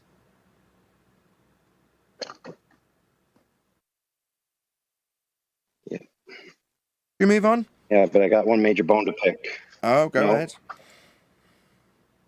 Okay, Kent said that after the advent of linear perspective, this helped us realize how we actually see. That's false. We don't see in linear perspective. Linear perspective is an ideal model which doesn't take into account the physics of light or the angles of propagation from the target source. So it cannot be an accurate depiction of reality. It would be another model reification if you said such a thing. That's fair enough. We like hyperspecificity here. That's good. Now, let's be clear, a lot of false arguments came out of this assumption that we see an ideal perspective. You know, for example, if the Earth was flat, the horizon would always be at eye level. Horizon is not always at eye level, therefore the Earth's a globe. What was my mistake? How many times you're... He said linear perspective, and he's just pointing out that in physical reality, we don't have linear perspective. There's a lot more to it. Hang on, I'm just trying to see where I made a mistake. I said the artist figured out how to do paintings on the flat surface that most realistically match our 3D world. Yeah. Fair, but you actually said that this is how we see, which is false. Well, when I say this is how we see, I may have a whole different version of that rather than the hyper-specific one that I'm being held to. The way I see a painting done with perspective allows me to see with depth. I see with depth. That's my reference. The basics of how we see with what 10th and you're criticising in this is the linear perspective aspect of it is close enough. But if you're actually talking about how we would qualify it at the minutiae level, they have their maths that qualifies it at that level. And in that respect, he's right. But when they qualify it at the minutiae level, they're doing it with geometric mathematics that aren't in any way in relation to what we actually see. So by contrast, we've got a criticism that says, just be specific about it. If we're going to qualify diffraction limits and refraction limits and distance and lens capabilities and the Rayleigh criterion, you need to take in absolutely all of it if you're going to give an accurate description of how the horizon behaves. Because if you don't, you end up diluting it to the point where you get an assertion from the dilution that is the horizon rises to eye level. That's his main criticism. That's where the dilution ends up. So here, we'd just like to be hyper-specific. Now, it doesn't take anything away from your presentation because you are generally correct. How we view things in terms of the linear drawing presented in 10th Man's diagram, and I'm going to show this right now, is close enough. Yes, we can be hyper-specific if we were detailing it in a CAD drawing and qualifying something, but it's not. It's a generalised description of how we see things. And when we take the drawing of the track and compare it to the very basic pencil drawing of the track, completely linear in nature, it's close enough. Now, does that drawing take into account the fact that, well, we do have some, light conditions going on, and maybe the lens, we haven't really figured out what distance it's going to... No, we haven't done any of that in more specific terms, but in a more general way, 10th is absolutely correct. It doesn't take anything away from his presentation. What we see in general terms matches with just a linear perspective description of the world. That's what's drawn here. Does this not match what we see? Does this look like what we see? Can you go to the last picture I just posted? Yeah, same thing. That's what I was showing with the train tracks. Okay. There we go. That's it. It doesn't mean his criticism's not right either. Your criticism's perfectly valid. No. Don't miss it. What's the writing say? There's infinity right there. Oh, I thought that was the horizon. But it's a diffraction limit. But if I say that, he could jump on my back and say, no, it's not just the diffraction limit. There's far more going on. No, you're missing the point. Listen, the horizon is their infinity. No, it's their Earth curve edge. No. More to come. But the horizon is the vanishing point to the way our eyes work. And you can see it right here. and they call it infinity. Now, how can the horizon be infinity? I thought after the Earth, there's all this vacuum space, and it's got to go all. They still hasn't even gone to the celestial sphere yet.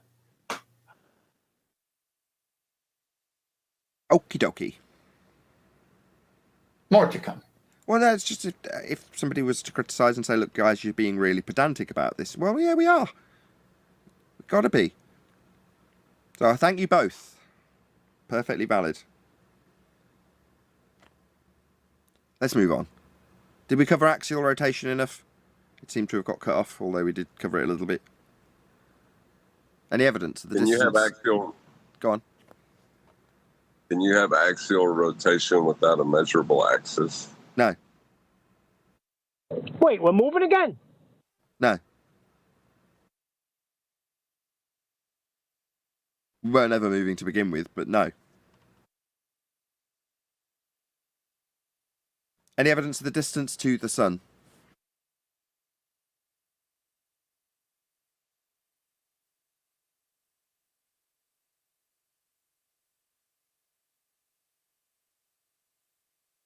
That'd be 10 grand fine if I was a radio station.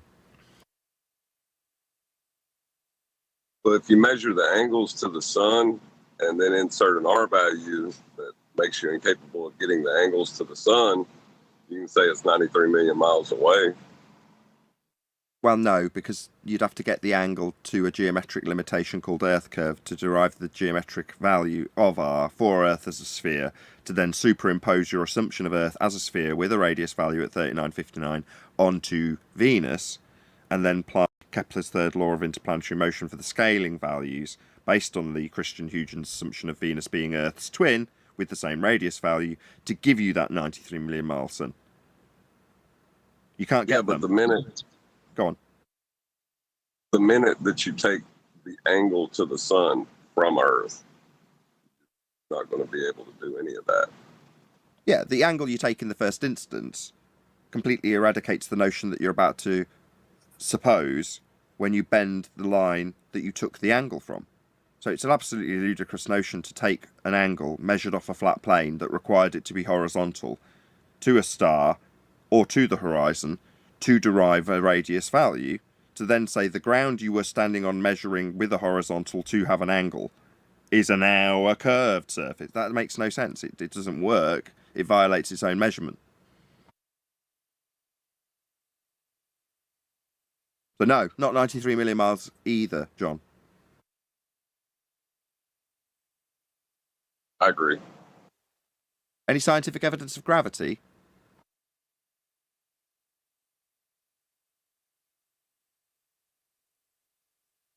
Isn't that what's supposed to keep us held to the surface of the ball? In roundabout terms, yeah. So if we're not on a ball, then how can you have scientific evidence for gravity? It's not required anymore, but they still claim that we're on a ball, and therefore they still claim gravity, and they still claim they've got science for it. What is gravity? Shout out to Unitox Femo for the super chat or super sticker. Thumbs up. What is it? Bending of a pseudo-Riemannian four-space geometry. So nonsense. Well, pseudo-Riemannian geometry is just mathematics. I mean, I'm not going to say nonsense, but it's not real. So it's not nonsense that could keep us on a ball. On the ball in the model, in violation of the second law of thermodynamics.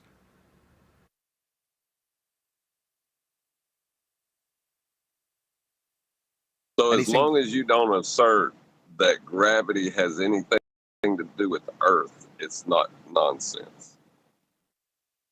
Well, it is, because they've got a bending of space-time with Earth in that bent space-time. So, yeah, the assertion directly links to Earth.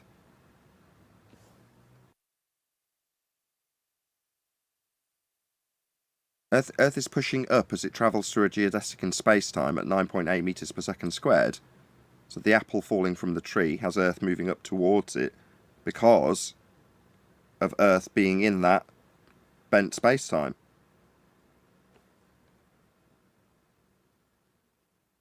That is utter horse shit, and you know it. Yeah, well, it's taking place in a pseudo-Riemannian four-space geometry that doesn't represent the world. We don't have a fourth dimension. But that's where this takes place. The description's kind of irrelevant, therefore, but, you know, that's what it's described as doing. Does it make sense? Well, no, and if you translate it to physical terms, no, it doesn't, because it's nonsensical. We don't have a fourth dimension. Well, aren't we all about the physical here? Yeah, this isn't physics, though, is it? It's maths. And there you go. Well, what I'm saying is, as long as your description doesn't involve Earth or reality, then you could say it makes sense. But the minute you try to apply it to reality, it becomes nonsense. Yeah, if you were describing it like, what's the word? In a continuity way. So if you're trying to describe how Narnia functions, you can get it to the point where at least, even though it's non-existent, logically consistent is all you will achieve.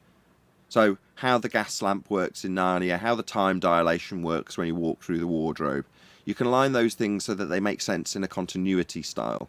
Therefore, they don't shatter the suspension of disbelief when you imagine that there's a place called Narnia. Well, you could describe that in a mathematics. You could give the mathematics of time dilation via wardrobe travel, or Narnia gas lamp power consumption with no source of fuel. You could quantify all of those things mathematically. But when, as John just said, when you try and translate those into the physical reality, well, there is no translation from Narnia science to physical reality. Number one, Narnia science is just some maths they've made up. They've only called it science so you believe Narnia is real. Now, when I translate that description from Narnia science to heliocentric sphere Earth in a vacuum science, there's no difference.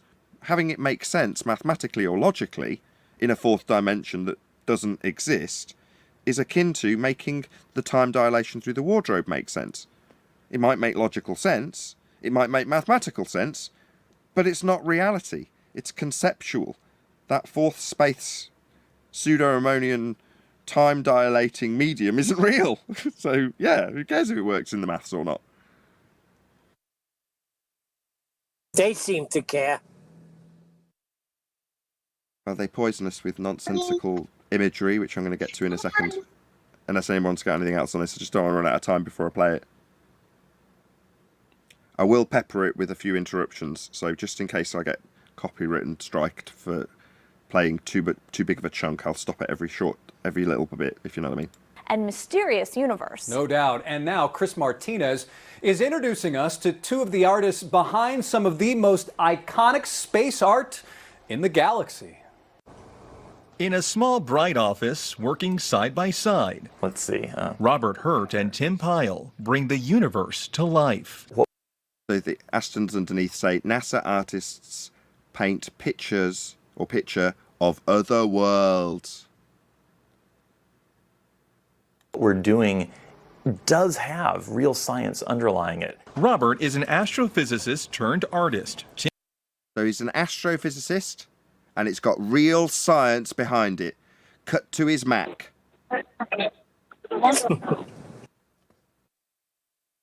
Any comment? That's hysterical. Tim, once a Hollywood animator, is now a Planet illustrator.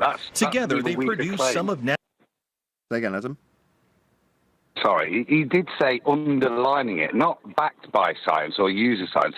Science underlining it, which I don't know, it's the most wishy-washy, unambiguous link between science and art I've heard, but well, they science follow it, underlining art. They then follow it up with, he's an astrophysicist turned artist. So they make the connection or reaffirm the loose connection again. So in the mind's eye, we're talking science here. We've said astrophysicist. But that's like claiming he used to... Sorry. Go on. It's like claiming he used to be a baker, so it's now a combination of cooking and art, because he used to be a baker. It's kind of irrelevant what you used to do. What are you doing now, son? Exactly. That's that's the distinction my 6-year-old managed to fathom. In other words, is he an artist or is he a scientist? He's an artist. Okay. Well, what's his art about? quote-unquote science of our world. NASA's most popular images, from renderings of how planets light years away could look to actual photos of stars and galaxies captured by NASA's powerful telescopes. And this is cut to the picture of the NASA telescope that we only had up for a couple of seconds. Whoa, hang on a second. This looks suspiciously like a piece of artwork. So this piece of artwork captured the photos for them to make new artwork. Why don't we just have the photos? Let's just have them from the sky vacuum where this telescope is. You feel free to comment. Well, I'd say the real photo doesn't exist. All you've got from there is 10111111111111. That's the data they're getting, isn't it? Not a picture. Telescopes. And this is sort of how it comes to me. And then Many of those images have a dark, grainy start, but color and light reveal an astonishing glimpse of how the deepest regions of space might appear to the human eye. What I'm trying... How they might appear? Might? Hold on. The night sky is available to my eye. Shockingly. Why do we need you to do this again? What, how the night sky might appear? What, if we imagined it in your space vacuum way? Yeah, because that only exists on this screen, doesn't it? Copyright. What I'm trying to do is show people sort of the broader colors that the universe has to offer. Right, the offer is available to my eye, and you're adding to it and telling me that this is what the universe could have to offer. I see. No, it's just what you're adding to it, what you've decided it has got to offer because you're adding it to it and then offering it to us. It's a delicate blend of imagination and data. The artist... Ooh, delicate blend. Yeah. Of data and imagination. Yeah, that's pretty much summing it up beautifully, isn't it? That's what the heliocentric deception's all about. A mix of imagination and real data. Artists meet with NASA scientists. Say again? Mostly imagination. In this instance, almost 100%. Over many drafts to ensure a planet or galaxy's look lines up with the research to make each one as accurate as possible. So if it's lining up with the research and the research is taking pictures of it, why do the artist renderings need to match up with the research? Just show the photo, then it would match implicitly. It's nonsense. All they have is the artist renderings of these spheres, because that's where they exist, on your television screen only. I love the challenge. It's kind of like a puzzle to me, of trying to create something that looks really cool within the restrictions that were given by the scientists. Like restrictions given by scientists? You mean the guys who are establishing cause and effect relationship by way of systematic experimentation based on hypotheses that establish a natural phenomena and the cause thereof, if validated correctly? They give you limitations on your artwork, do they? Oh, right. That doesn't seem to make a lot of sense to me. Why would any artist have a limitation put upon them by someone who establishes cause and effect relationships empirically? I don't see why they should impose any limitations on anybody ever, other than the limitations that hypothesis-based systematic experimentation poses to them. Anybody got any comment on that? About the scientist's limitations this artist has placed on him? How is it that they're getting the data? Aren't they claiming to have like red waves and blue waves measuring the distance and therefore extrapolating to the prism of color that we see in this world and then transferring those colors to the wavelengths? No, they're claiming to have photographs from satellites. Oh, that too. It's to make it look really cool, like you said. But they've got photos from satellites already. They've already got photos, but we need to pass them off and then negotiate with scientists to see how cool they are. Yeah, we also have to add the cool factor post after the picture. It can take days, even weeks, to produce just a single image. The dazzling final results, enough to keep us all dreaming of the final frontier for years to come. That's the main purpose of this, to keep you dreaming of the final frontier for years to come. That's it. Shout out to Mr. Cheswick. So that's his video that he's published, although it's not obviously his original material. But shout out to you, sir, for republishing this. There's another one that goes alongside it. I might actually show that now while we're on stream and we're live. So yeah, I'll grab the link again and stick it in the live stream chat so you can go and watch this video. Give it a thumbs up. Tell him I sent you. Say Nathan Oakley 1980 sent me. And then subscribe to him and listen to his cool music and watch his cool clips that he finds. But Mr. Cheswick's channel has also got another video. You know what? I'm actually just going to play that too. Why not? This is starting to get like Globebusters. Excuse me? Where we place our virtual camera when we're creating these artist concepts is often very important to telling the story. If we place our camera behind the planet, so the planet is silhouetted by its star, we get a good look at the star. Another reason we wanted to take this viewpoint is it highlights the fact that there are other exoplanets in the system. And in fact, you can see that in our first draft. You can see there's the star in the distance, and you can see the other 4 inner planets. So get this right, the YouTube algorithm has identified this as damaging to the point where it's got to highlight that the Earth's not flat. It's like, this is a discussion about how they render the globe Earth in the fake images we see. And yet it's got a disclaimer about Earth isn't flat underneath it. There's not even a single mention of flat Earth in this video. Why would you need to disclaim to somebody who watches this that Earth isn't flat when it's detailing how the globe's created in CGI? I mean, I'm shocked that this should need to be here with its Wikipedia entry telling you that Earth's not flat. Surely this would convince you of how spherical Earth is. Look how many spheres there are in it. That was the first actual image that the scientists got from us. The feedback was that water was way too blue. Yes, it fell within its habitable zone, but it was barely within the habitable zone of the star. Sorry, barely within the habitable zone. It's in a CGI rendered image. You mean the fantasy that people will envisage when they watch this and see it and have a little article below it about this exoplanet, that which you're fantasizing and creating in CGI is somehow in the habitable / non-habitable zone on the border, so therefore needs more green water. This is how your world's been presented to you people. This is how the wool has been pulled over your eyes. This is how it's done. What are we listening to? This is a Mr. Cheswick clip. Good morning, by the way. It's Mr. Cheswick.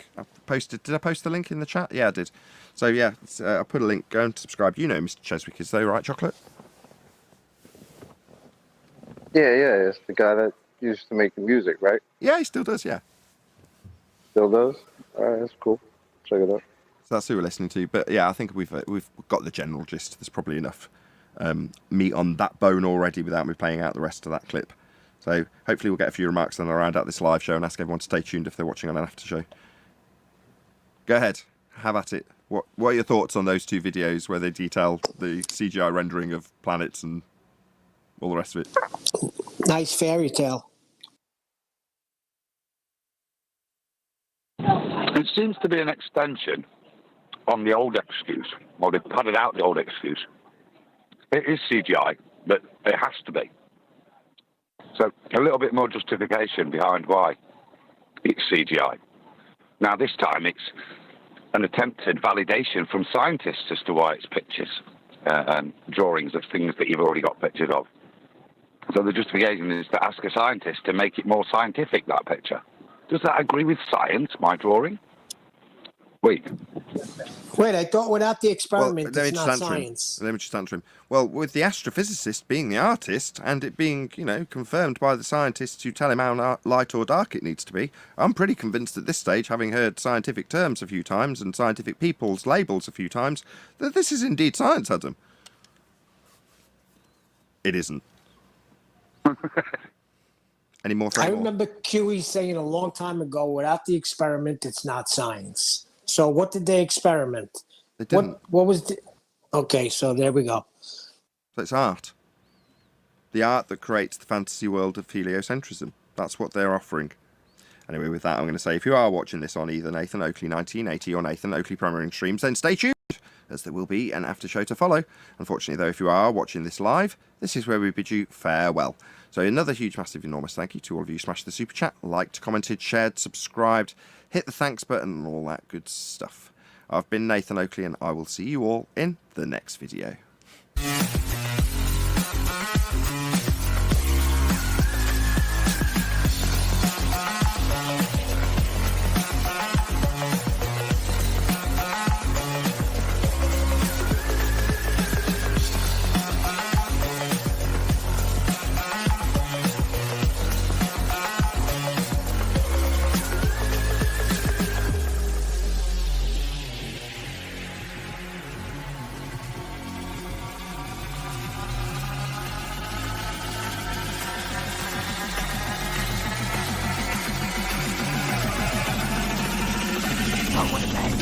What a lovely day!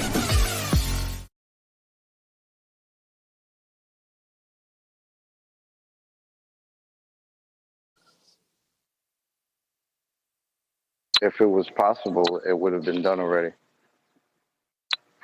That's why I asked my son. We wouldn't be waiting for things like that. We would My just son have said- that stuff, and then yeah. we wouldn't have to be talking about how it's not that stuff because we have that stuff. You know what I mean? Yeah, my son said no because it'll look fake, and everybody will say that they're faking it. Now because we've had to ask for that, but if it was reality, we wouldn't have to ask. Bingo. So the fact that they would provide something now after being asked is kind of silly because if it could exist, it would just exist, and we wouldn't have to ask. I mean, maybe that sounds crazy, but that's just how our mind works. Like, there's a certain way in which reality works, right? We know it. They know it. Sorry, it's loud at my job today. That's all good.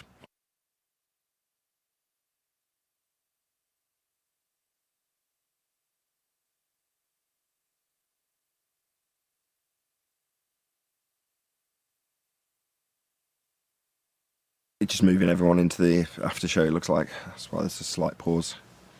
Hello, by the way, John. How you doing? QE? Good. How are you, Nathan? How are you, Marie? How's it going, Chocolate? Marie's doing well. You get me super chat. That's good. Did it not get read out right at the end, Adam? I don't know because I was in a restaurant, so I just sent it to as my apologies for missing QE live last night. Yeah, we got your super chat that was read out. We didn't understand it. Your friggin' salami stuff. No. Scusami. Per favore. Salami. Please excuse me. Another family event, QE, I said. So while you're here, QE, that, like with myself, I don't know if Paul's still around in the Discord. Let's have a look. Can't see him. He sent you a link to a mic that he wants you to buy. Like with me, he was like, I want you to have this computer. Yeah, I sent a message back saying, where would you like your refund? Oh, yeah. Why? What? Because I got a mic, and it's sitting right here. It's called a Blue Yeti. Not a Blue Yeti. Yeah, it is. Blue No, it Yeti. isn't. Yeah, it is. You got a Blue Yeti now? I've had a Blue Yeti for about 3 years. Blue No, you Yeti haven't. Micro. You've had a Snowball. No, I haven't. I have a Blue Yeti Micro. Micro? It's got no gain control on it. Who cares? Because you distort, that's why. My ears care. Part of my pieces of flair. Bro, you're not about that game control life, bro? That's right. That I'm not about it. Yeah, I've tried. I've spent many hours trying to get QE. Worst case scenario, you don't like it, you can give it to someone else. How about that? How about no? Well, it was a request. I didn't write it as an instruction. Right? Oh, is that are you Paul? Yep. What would you like a refund? No, and I did say please buy this mic. I didn't say will you buy this mic. It was just a polite request. Okay. All right. Well, I didn't cash it. So I was prepared to refund. I sent you a message. I don't know if you got it over PayPal. I'm not too familiar with sending messages through PayPal. I don't know if you got it or not. Well, you posted in Skype on the presentation, so I replied there. Oh yeah, I did post it in Skype on. Why are you so against having a new mic? What's your problem? Because my mic is just fine. No, I have it's a not. Blue Yeti micro I've had for 3 years. No, it's not. It's sitting horrible. Right in front of It's horrible. It's nasty. Well, okay. Then it's horrible and nasty. You can still hear me, right? Your explosives, when you're bashing globe numpties, you ejaculate and you cause horrible distortion. Yeah. Okay. Well, that's what, like I said, it's my part of my pieces of flair.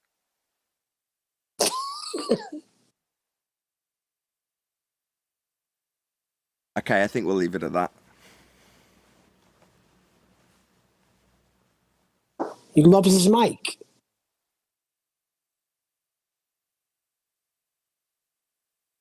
So if you're a fan of QE and you want to put a comment under his video saying, you know what, I totally agree. It would be so much nicer if my ears didn't bleed when you got angry. I knew you wouldn't let this go. I knew it. It just, you can't let it go. You should let it go because it's not going anywhere. Oh, it's not like I've dedicated any of my time to this or anything. Yeah, but your main point, John, was that it was $200 when you bought it? Hold on, Paul. It's not like I dedicated hours and hours of time to this or anything, is it, QE? I mean, it's not like I should really have a say. Not to my mic. Did I not? No, not to my mic. Your mic? There's nothing to control on your mic. That's the way it is, man. Yeah. That's a problem, though. That's not a problem. It's your problem, not the my gain's problem. too high and you can't adjust it. You've got a digital gain control, so the care. preamp in the mic is set too high for someone who shouts. Well, I'm in therapy now, so on shout. Yeah, I'm not going to win this round. I don't think you are either, Paul. Ain't got a shot. This is like a glober holding on to their globe. And it's sad. It's like, nah, I'm good. I'm good with my mic, thanks. I like it being horrible. Great analogy, Chocolate. Thanks. No problem. Hold on. I'm on the show all the time, and I listen to the show. I don't see a problem or hear a problem. That's right.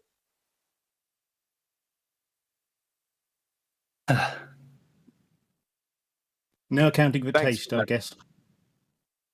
We love feigned exasperation. Neil, the reason you don't sense a problem is because you do the same thing to my ears.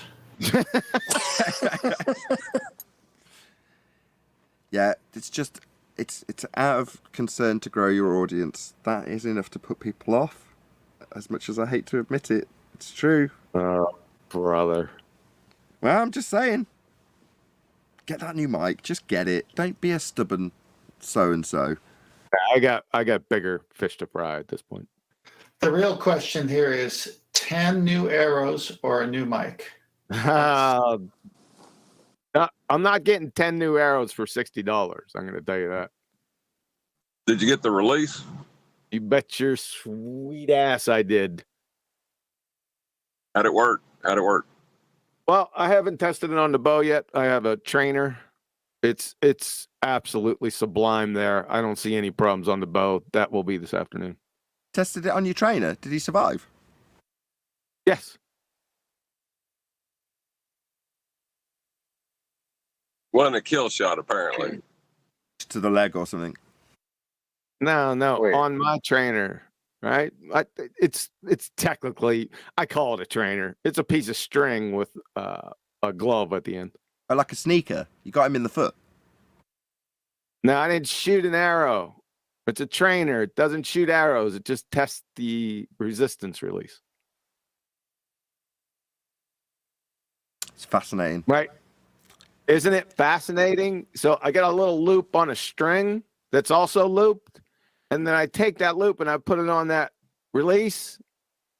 And I push my left arm out and I put the release on and pull it just like a bow with really strong tension.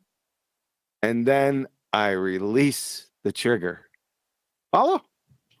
Yeah, On I a follow. modern- It's on a- very important. on a It's very modern- important. Go on, 10th.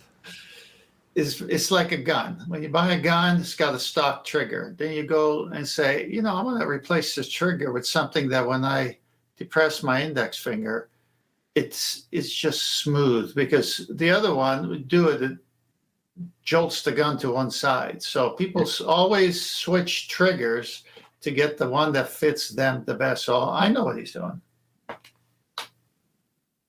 So on a modern CPU, it's got this function where it'll throttle back the speed, the frequency of the chip on the cores as it reaches the temperature limitations. In other words, it's overclocking in real time based on thermal limits.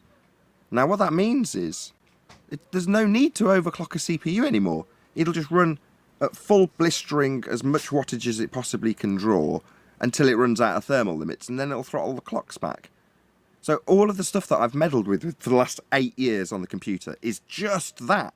Where does it throttle versus how much heat is it producing versus how fast the fans are going? Now, the GPU I got, whatever, 3 months ago, does the same thing. It's got something called turbo boost. So it'll lower the clocks if it reaches thermal limits. Again, meaning you don't have to do anything to it. You just literally chuck it in, it'll operate to its absolute best potential until it hits a thermal limit. And then it'll just knock back the frequencies a little bit. Absolutely amazing. Man, what a transition from... That's what I was going to say. Great transition. Wonderful. That was great. The reason I'm saying this is important stuff. That's the reason it can run passive. The PC that I've graciously accepted from someone who wants me to up my game. You knew it was going there, Kiwi. You knew it was gonna. Yeah, what he's trying to do, he's trying to abstractly outflank everyone, but it's not going to work. Well, I could jump in here and talk about gain of function and really tie it well. I would just like to say that is the best globe earth proof I've ever heard. Yeah, I did worry that people would pick up on the fact that turbo clock frequencies and the reduction could be a globe proof. I'd say it's the perfect globe proof. I think it speaks to heat being a real killer, right? I remember my buddy used to tell me back in the day, you know, the expert mechanic, he said, heat is your worst enemy there, bed. And I'll tell you what, it's killer, especially on computers. I have a fan running outside the computer now, inside.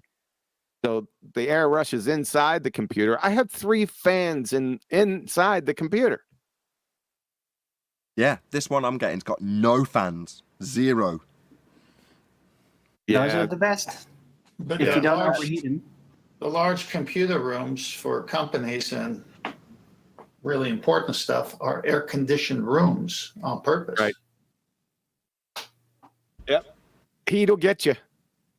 Well, you know, the thing about the heat, though, is like I've worked in some data centers where they'll have a high humidity, high heat environment for the computers. High humidity? Really? What? Yeah,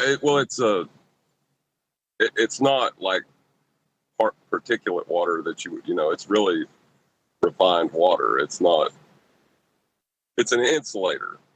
Right, water's an insulator if it doesn't have particulate matter in it. So, in the right conditions, yeah. Oh, okay. Well, there's water cooling, just flowing water past the heat elements, right? Kind of like a refrigerator. No. there's that. No. That's the opposite. So he's actually saying that was my first thought, Arwin. But in other words, like if you've got a water pump in a computer and it's taking the heat away through the water. Well, you're using you're radiating it out of the system via the water. Whereas what Paul's saying is, I keep calling you Paul because Paul's here today. What John's saying is the opposite. He's saying that the water, if it hasn't got any dirt in it, acts as an insulator.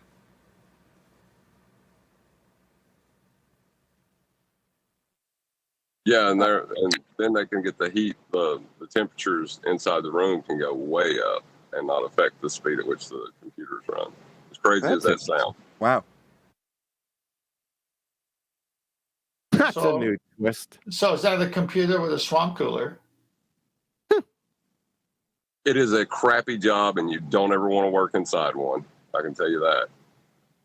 The noise, not only the heat, the noise, man. Oh, noise drives me nuts. That's why I want a fanless computer anyway. Oh, do you, Owen? What a coincidence.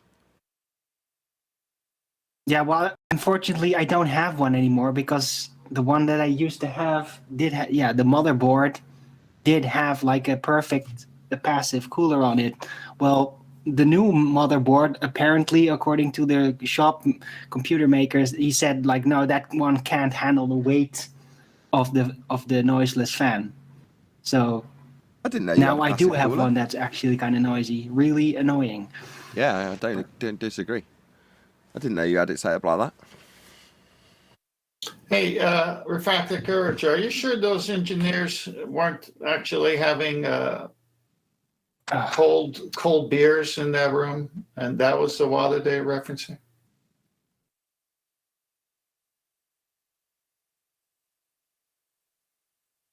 Quick, where's my I find tumbleweed it sound crazy. effect? I find it crazy in 2022 we're talking about how to keep computers cool and shit. I mean, why are we not all up on the technology that kept people alive in the second law of thermodynamics violation in 1969? What's going on? We lost that technology. What's the problem here? No, it's a bit like, no. we had it, but we I've got lost an answer it. for him. I've We got an can't answer find for it him. anymore. I've got an answer. You know, it's a bit like the Narnia technology. When they moved house, they lost that technology. The wardrobe didn't work anymore. Well, it's a bit like that with the NASA moon technology. They lost that technology back in that generation of videography, and they can't get that back ever again. That's a shame. Yeah, It would be a painful process to build that back, Chocolate. You wouldn't want to even think about the amount of money it would require to do. I mean, just astronomical amounts of money. Well, sometimes you got to go through painful things in life. It's okay. Like, let's just do it. Wow, what's the problem? It's a painful process.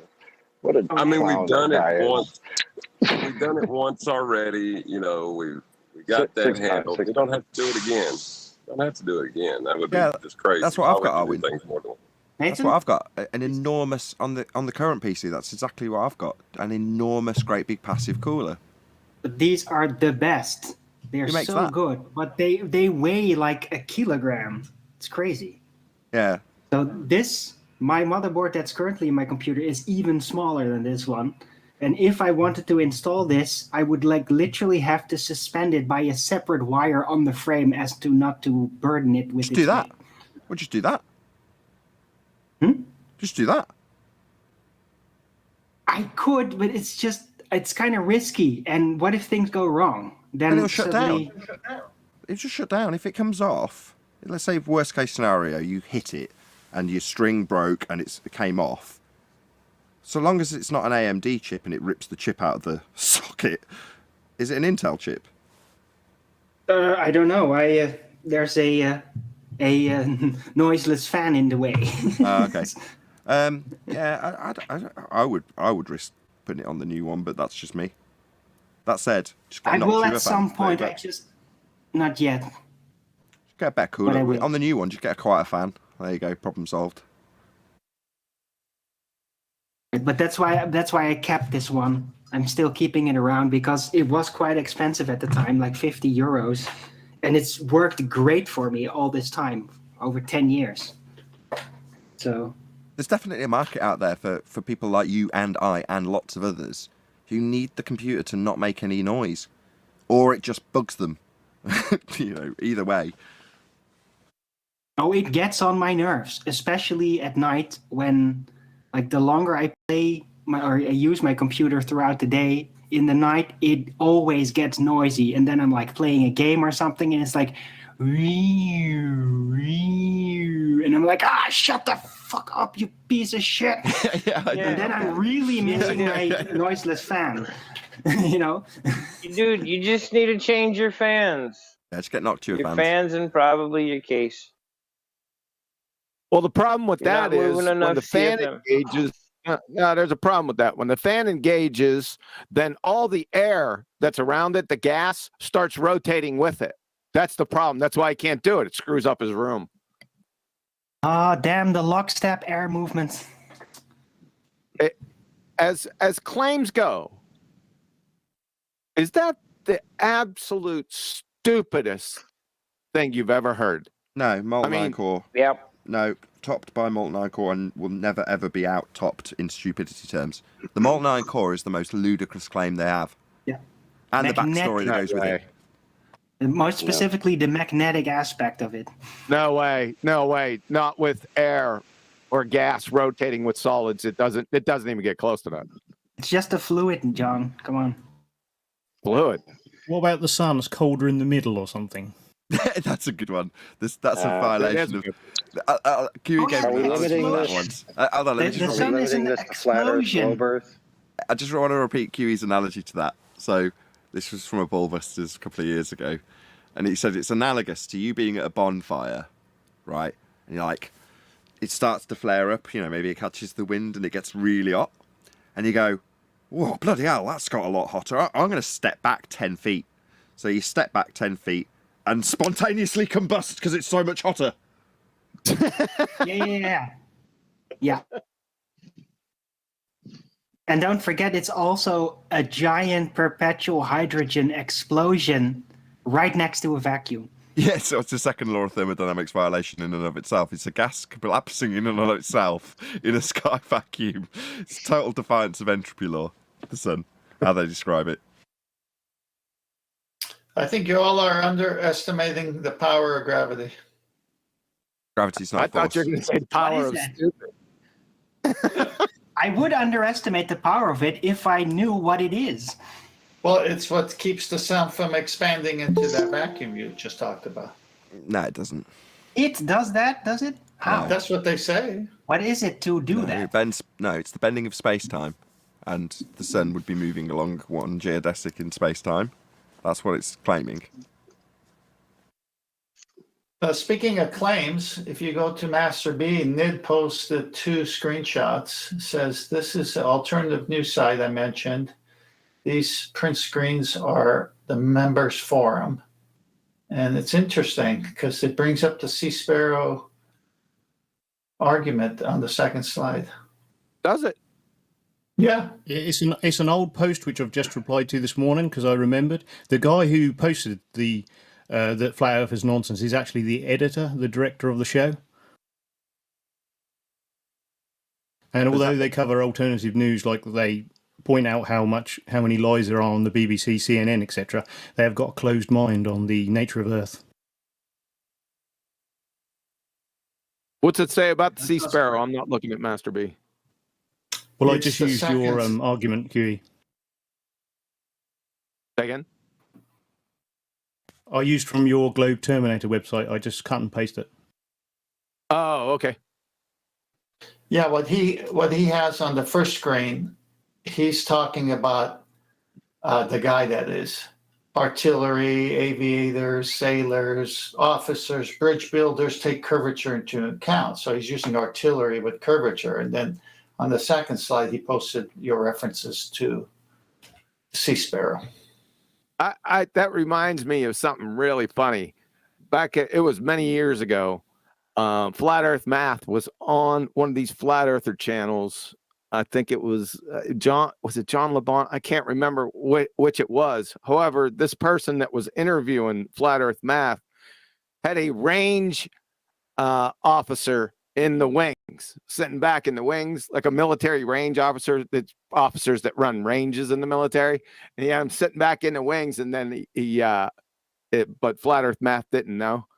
And then he started asking, the host started asking Flat Earth Math about, the Coriolis effect and how people have to take into account the effects of Coriolis. And the range officer, military range officer, comes on screen and says, "You're full of shit."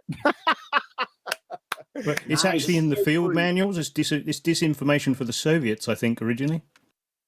Yeah, I don't know, but it exposed flat Earth. It shut him up. His face turned red because this range officer. What they do is because sometimes you have rounds that fire off the range, and if you're by like a local towns and stuff, that's a problem, right? So they have to go find these things. So they have to take all the ballistics into account.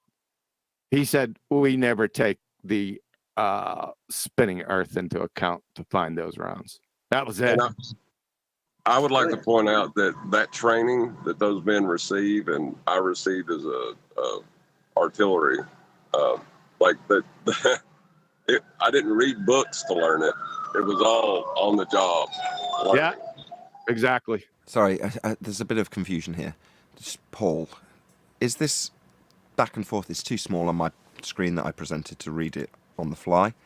Is it an argument about the geometric horizon and the limitations it would impose with the Sea Sparrow, sea to air and air to air or whatever it is, missile? Or is it an argument about the Coriolis deflection as a result of Earth No, turning? I just posted it separately as a proof. Surface I have air. counted his other comments. Start again, Paul. You got rumpus. I have counted some of his comments, but I just posted that as a proof separately. But for what? What was the argument? Is it in regards to Coriolis effect or Earth curve? But it was just a proof of flat Earth. So it's in regards to Earth curve then, the limitation and the lack thereof when it comes to firing. Yes, sorry, yeah, line of sight, yeah.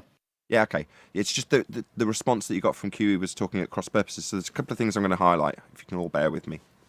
Number one, what Paul's done is gone to the globeterminator.com website and taken a chunk and posted it to, who's the guy? You said he's the editor of... Yeah, he's Mike. He's the editor of ukcolumn.org. Perfect. So the reason I'm highlighting that is because that's what that resource, the great effort by QE, has been put together for. And it's nice to hear it being utilised in that way. That's what it's for. So if you're in a tete-a-tete with somebody about this particular subject matter, there's a good chance that there's the answer you're looking for at the globeterminator.com that you can just lift and use. You don't have to even make any adjustments. Paul didn't. Just cut and paste the entire lot. There you go. There it is. Check it out. You don't have to concern that it's been vetted. It's been done. So I just It's wanted to worth highlight that. Sorry, Nathan. It's worth reading what that Mike guy says. So let me read it since you can't read it. You can see all the mistakes. No, it isn't. This is a forum for those who challenge nonsense, wherever it comes from. It is extremely important that we challenge our own positions just as vigorously as the so-called official narratives. So far, so good. Flat Earth is wow, I'm getting that go. Flat Earth is dangerous bullocks. It's dangerous because it convinces people to doubt the very foundation on which all stand. It drives the idea that everything is a lie. It tries to convince people that even when evidence is placed in front of us, that we should doubt it. The fact is that every sailor, aviator, artillery officer, bridge builder takes curvature into account. The globe Earth model of the solar system predicts eclipses, tides, sunrises and sunsets, planetary positions, and how fast I will hit the ground if wings of my aircraft fall off, to a high degree of accuracy. No flat earther, and I mean not a single one, can, using their model, do the same. That's the degree of evidence required. Just my opinion. But he's using their model to claim all that. Hold on. Poor guy. Hold on. He sounds scared. Hold on. John, go ahead first, please. He's using our model to claim that it's a globe. Like, it's just so infuriating, and he doesn't even realize it. And then he wants to call flat Earth dangerous. It seems like heliocentrism is dangerous if you can take what he says. Okay, let's just start that one more time, John. What's the guy's name, Paul? Mike Robinson. Mike Robbins? Robinson. Mike Robinson. So, if you don't mind, John, addressed to Mike Robinson. Can you explain why his assertions that he thinks come from the, quote, globe model of the universe are actually a derivation of a flat Earth? Please.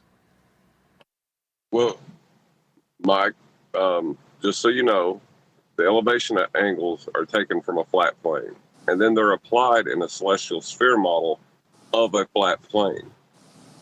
And then you apply the Habersign formula to get your globe from that. Your model you're talking about is a false dilemma because you're using two flat Earth models to claim one is true and one isn't, but you're still using a flat Earth. Just one sec. 10th, can you explain how the flat Earth is being used, please? Whoever is on off mute, John included, Neil, John, both go on mute, please. 10th, can you just explain how the flat Earth is required as a prerequisite in order to move forward to model a globe with, please? Yeah. Just address what you say to Mike Robinson, please. Okay, gotcha.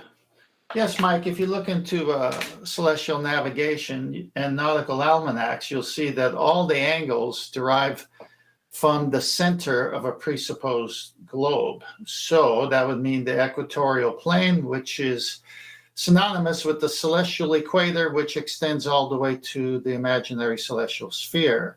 So the angles are not from a curved surface where the sailor with a sextant might be, but from the center of a disk once you cut the Earth in half. Then what happens is that is projected to the celestial sphere, the inner concave, where it takes shape as a spherical triangle, which there is no such thing, and then projected back, as once said, by the Habersign formula, so that that could be the surface that you're standing on, when that is not even where the measurement came from. It came from a flat disk when you cut the center of the Earth. So it's all hokey pokey. No, it's non sequitur fallacious. Because elevation angle measurements. Hold on, stop. Can you address this to Mike Robinson, please, Kiwi? Thank you. Yeah, Mike Robinson, that's fallacious and non sequitur, because an elevation angle is a measurement, not a calculation. And a horizontal plane is prerequisite to acquire any and all elevation angles. Globe's dead. I think we covered it. I'll trim that out. I'll put his name on the top of it. It'll get addressed to him in a YouTube video. Unless anybody else got any comments? Anybody else want to remark on that? Yeah, I got some comments. Everyone hear that? So I heard it. What Tent just said. Hold on a second. Relax. So everyone heard that. What they do, right, in their fairy tale books is they're calculating. They're not measuring anything. That's a very important point, by the way. All elevation angles are measurements, not calculations. It's non sequitur. If you say it's a calculation, it's non sequitur. It's not an elevation angle. Yeah. I remember you trying to explain this to me about 18... No, it's probably longer than that now. I can't remember if it was pre or post Black Swan.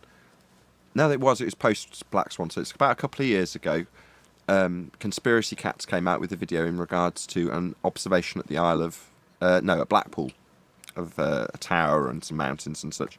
And he started describing the calculations of the elevation angle. And QE tried to explain to me then, although I didn't understand, that this isn't going to be calculated. This isn't going to be done with pixels. You can't do it from a photograph. That's not what an elevation angle measurement is. It's you standing with the tool measuring an angle, not calculating it. Exactly. Non sequitur. I'm interested in the I've been hearing it that all bridge construction takes Earth curve into consideration. Do you have anything on that? No, it violates the celestial sphere model. You can't get an elevation angle measurement from a curved surface. You can't take it into account if it's a prerequisite that you have a horizontal baseline. That's not taking it into account. That's violating it. Precisely.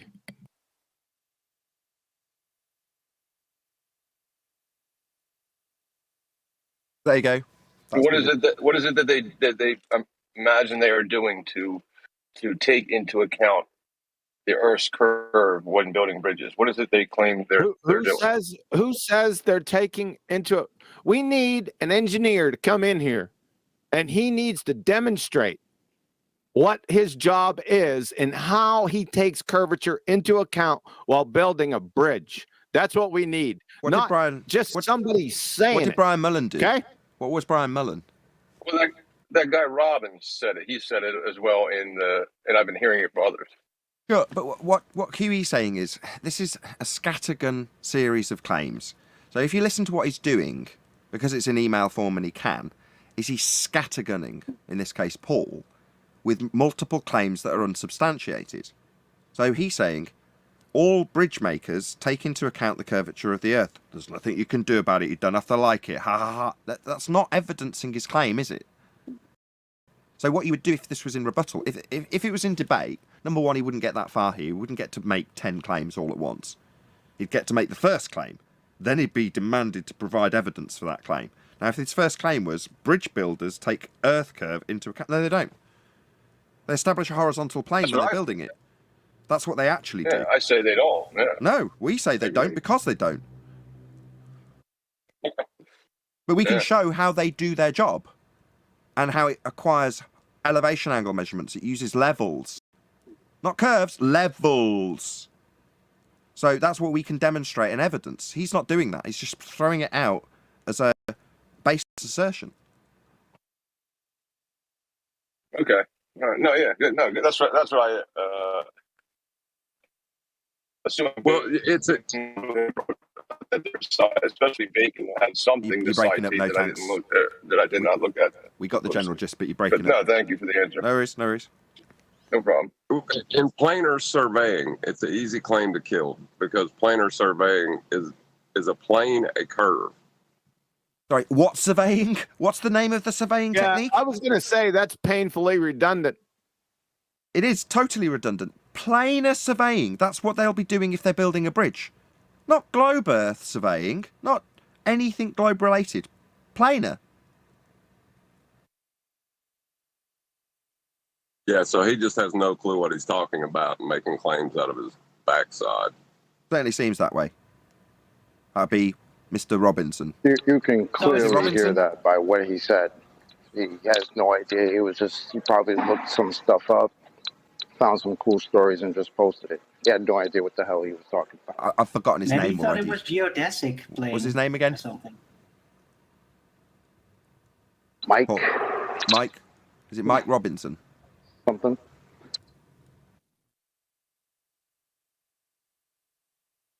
Hey, Mike, you want to check it out? How your the horizon is not a physical sphere edge, brother. Might want to go look into that. Can I break down? As I read, I saw things that he's just projecting his own situation. Flat Earth is dangerous bollocks. It's dangerous because it convinces people to doubt the very foundation on which we all stand. Okay. Stop there. Hang the on, foundation hang on. on which we stand and measure and navigate is flat. Yes, but I want to tie what I just read to the previous introduction of this blog or whatever it is. No, it isn't. This is a forum for those who challenge nonsense, wherever it comes from. It's extremely important that we challenge our own positions, listen, Mike, just as vigorously as the so-called official narratives. So he says something there that every rebel would love, every truther would just say, yeah, go for it. Let's show those lies. Then he goes, flat Earth is dangerous bollocks. It's dangerous because it convinces people to doubt the very foundation we all stand. Well, that's what he's doing in the first sentence. I was going to say, isn't challenging every that self-contradictory? So we challenge things and question things. Flat Earth's dangerous because it makes you challenge things and question them. That's what I heard. Exactly. All right. Now he goes That's why to the something. first thing I said was he sounded scared. That's why I said that, because of that first. That was his first statement out the gate. Yeah, he's definitely scared. Yep. Okay. now it goes to those crazy flat earthers who may have said this. It derives the idea that everything is a lie. Well, we don't say everything is a lie. That's a It tries to stereotyping.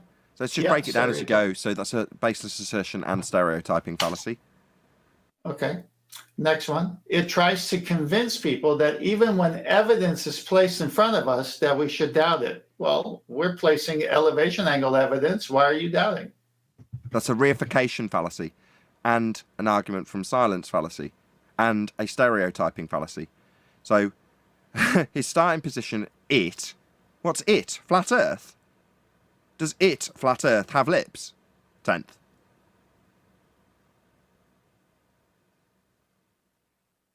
No. So it's a reification fallacy. Yeah, and stereotyping, as you said, because obviously we have to put to silence some things flat earthers say as well, when there's no evidence for it. Next, the fact is that every sailor, well, how does he know that? Aviator. Stereotyping fallacy number 2. Yeah, artillery officer, bridge builder takes curvature into account. So stereotyping fallacy number 3, 4, and 5, and baseless assertion fallacy. Yeah. See, I could break this one here very simple. Do they actually take curvature into account, or are they reading the books that says there is curvature to take into account? Hold on. You don't have to paraphrase his baseless assertion fallacy. You don't have to do that. Mike, you used a baseless assertion. You didn't evidence what you claimed. Ergo, a baseless assertion fallacy. Now, 10th man's saying, well, do they? I'm not going to rephrase your question. Just point out that your argument's flawed because you didn't evidence it, and you won't, is 10th's point. But I don't need to point that out, and neither does 10th, because you've used a fallacy, a baseless assertion fallacy, and 5 stereotyping fallacies in one sentence. Okay, continuing. The globe Earth model of the solar system predicts eclipses, tides, sunrises, and sunsets, planetary positions, and how fast I will hit the ground if the wings of my aircraft fall off to a high degree of accuracy. Stop. So I recall... Hold on. Can you just read that last sentence again? And how fast I will hit the ground if the wings of my aircraft fall off to a high degree of accuracy. That's got nothing to do with Earth as a sphere and everything to do with relative density disequilibrium. Yeah, one more thing. As I recall, the Babylonians knew about eclipses, and they believed the Earth was flat. A prediction, a supposition, isn't following a pattern and then declaring what will happen next based on that pattern. That's what eclipses are. That's not predictive. That's like saying, I predict that 1 minute past 12 will come after 12 o'clock. Is that what a prediction? No. Well, that's recognizing cyclical patterns. Well, there's another problem too, because the model he's talking about is derived from a flat plane celestial sphere model. I was coming to that next. You go ahead. Yeah, so he's getting ready to invoke the globe Earth heliocentric flying around the sun, but that was derived from a flat Earth celestial sphere model, which was taken from measurements of the flat plane we dwell atop. Your assertion of how it works in the model, Mike, is an assertion that's come from a derivation of a flat plane. That's called the celestial sphere model. Look it up. It's the origins of your globe claim. That you also used a reification fallacy when you stated what the globe model does. We don't live on a model, Mike. Reification fallacy number 2. You're not standing on a model to claim that that's how it behaves in real world, because models aren't what we're standing on. Another reification fallacy by Mike. Thank you. I was going to interrupt for a point of order. They don't have a model. They don't know what a model is. Show me the globe Earth model. Yeah, I was about to end that statement with exactly the same. Mike, if you would like to present us with the heliocentric model, please. We'd like to examine it for its qualification for reification that you have employed, i.e. how accurate your reification fallacy is. It's still a reification fallacy. It doesn't matter what your model showed us, if you had one. But in 7 years of being here, nobody's presented one, Mike, because there isn't one. A globe Earth model. He goes one step further and says at the last point, no flat earther, and I mean not a single one, can using their model, do the same. That's the degree of evidence required. Stop. So reification fallacy number 3 for globe Earth and now flat Earth models. Stereotyping fallacy number 6, because he's now stereotyped what all flat Earthers do. And further use of the sphere that's been taken from a celestial flat Earth model.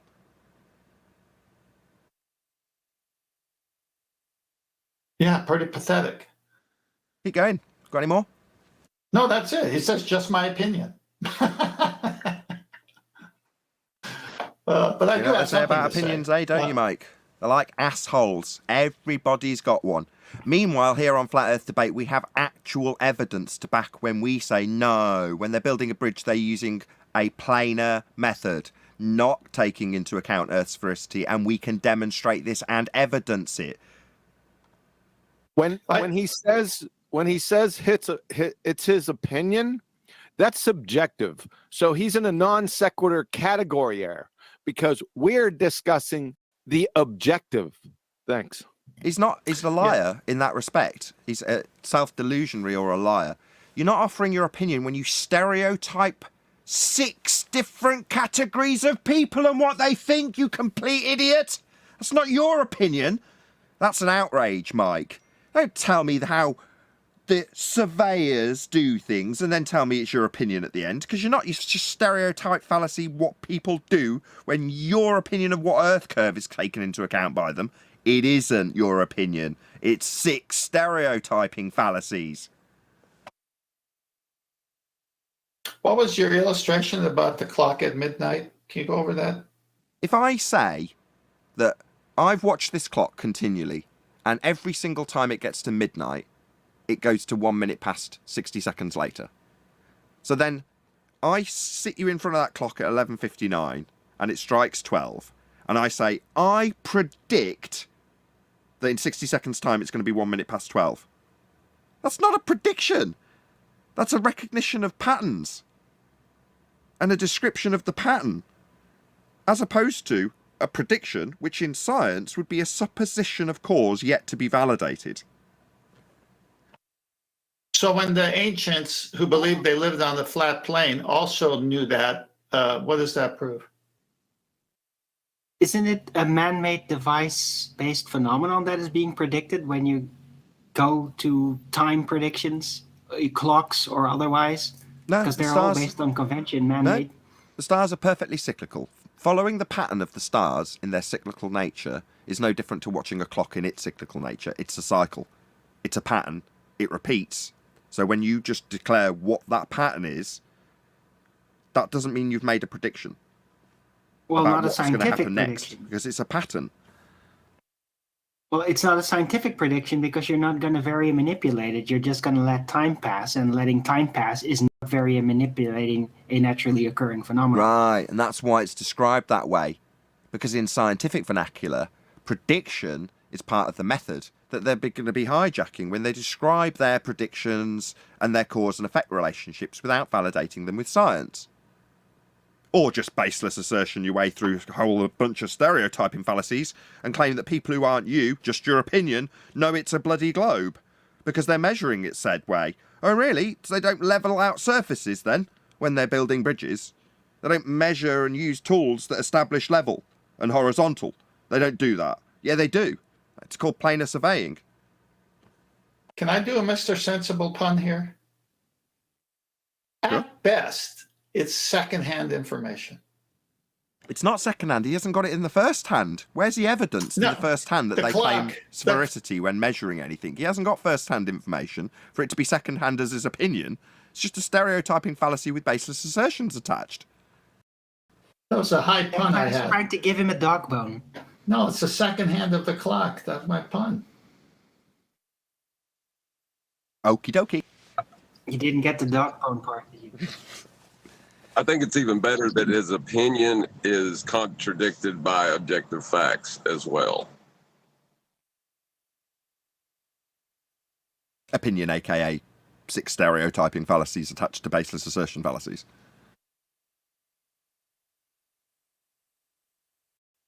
Yeah, the idea that planar surveying can take curvature into account is just so far beyond nonsense that I don't even know how to describe that. Well, the anti-flat Earth rebuttal is to say that we use a tangent plane.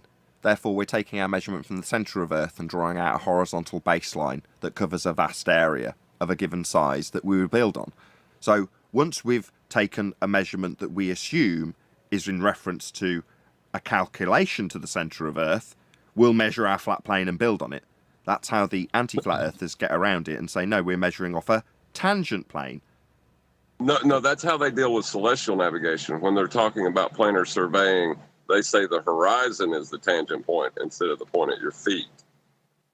So they dance between tangents, whether they're talking about planar surveying or celestial.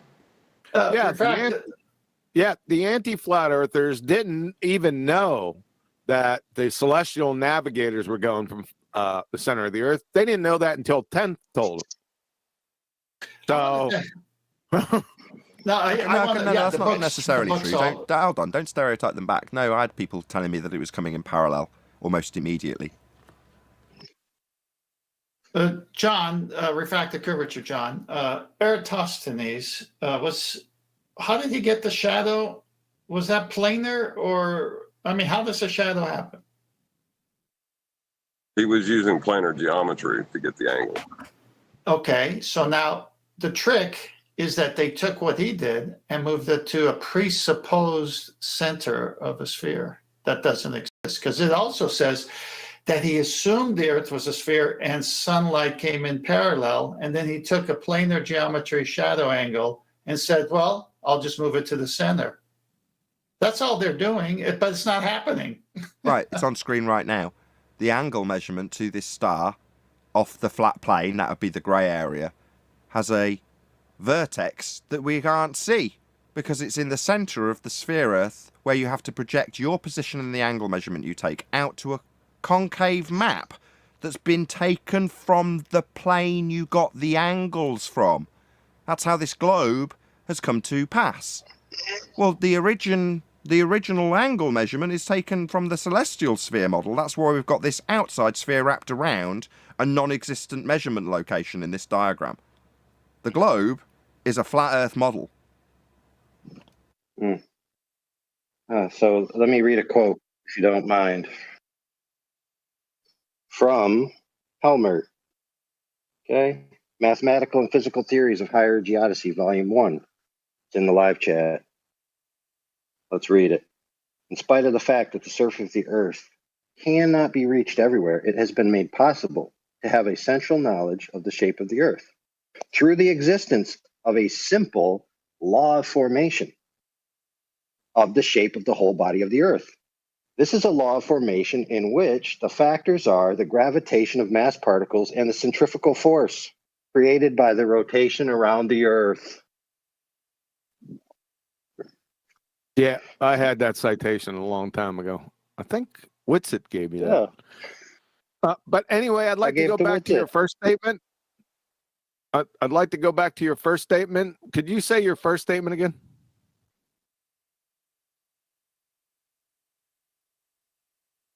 He's talking from to that you. Quote? Yes.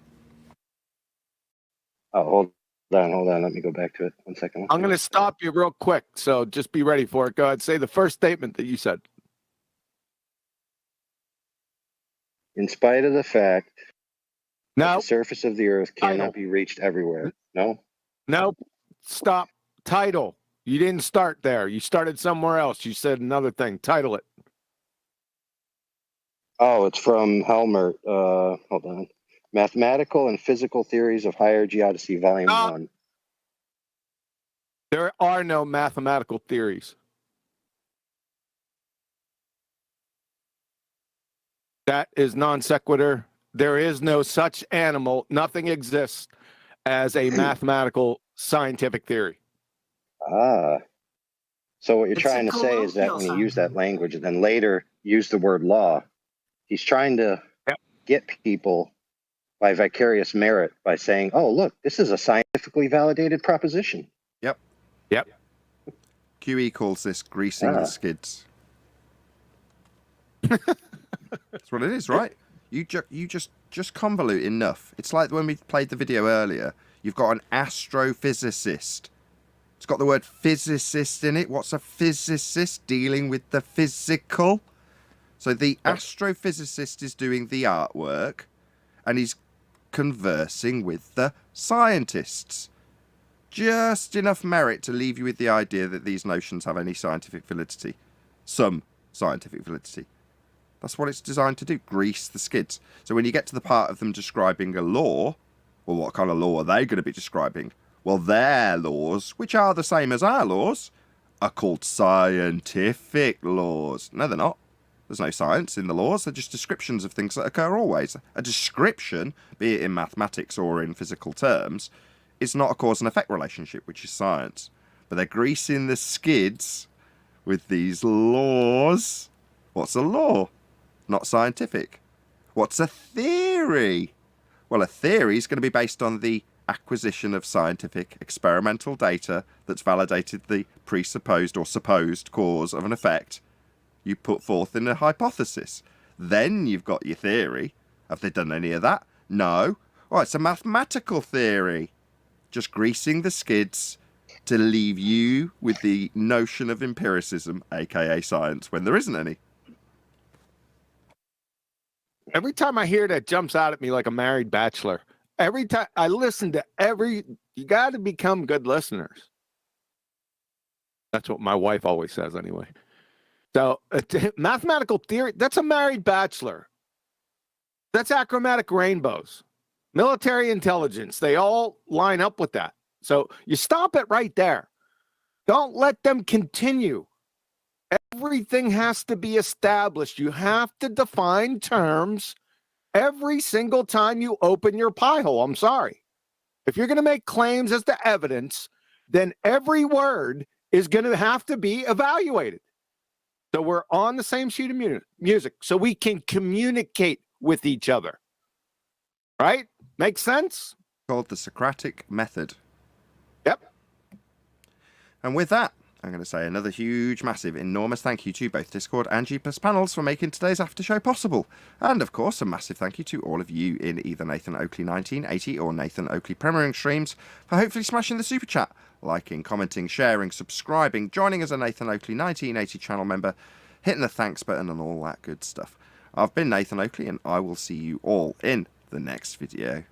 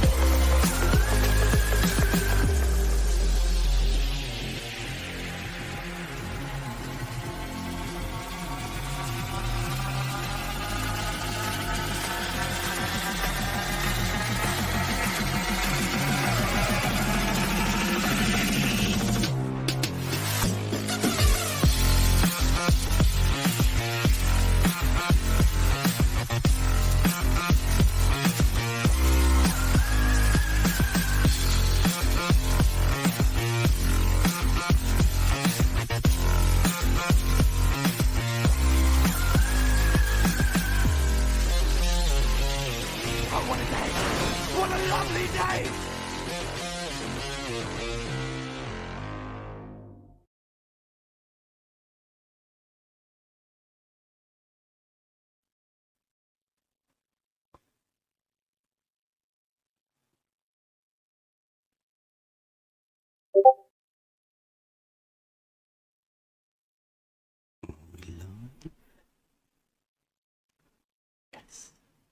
Okay, what's that? All right, here we go. Okay.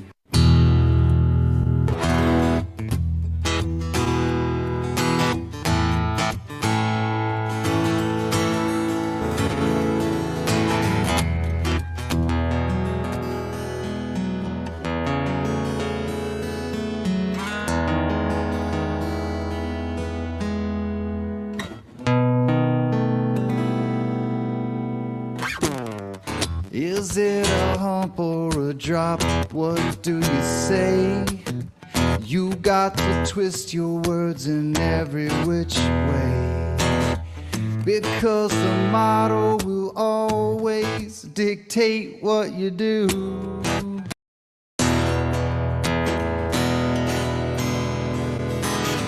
Everybody knows that you've got the model affliction blues.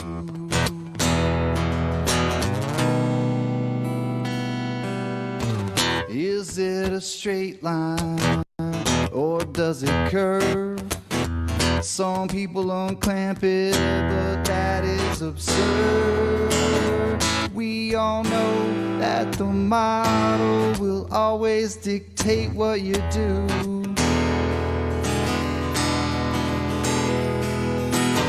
Everybody knows that you are model afflicted blue. Model affliction. It's your addiction. That model affliction. It brings you so much pain. It's your ball and chain.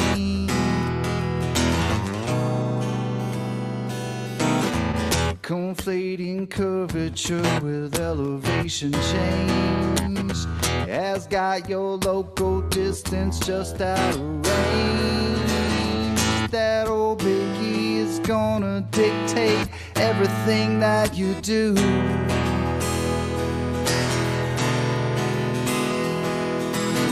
And everybody knows that you got the model affliction blue.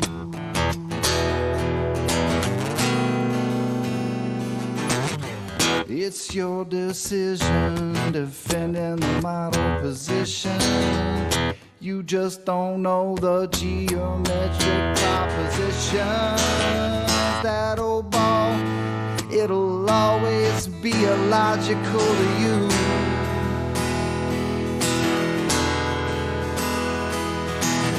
That's why perpendicularity is a puzzle to you.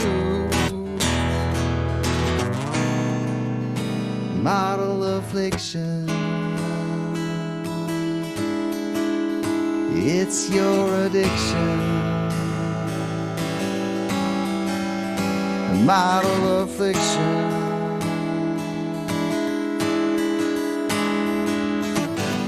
It brings you so much pain. It's your ball and chain.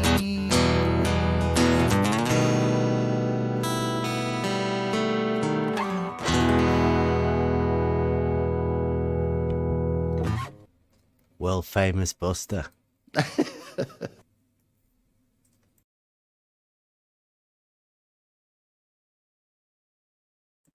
And we are live. Welcome everybody. It is Model Affliction Monday. Have we got a good one for you today?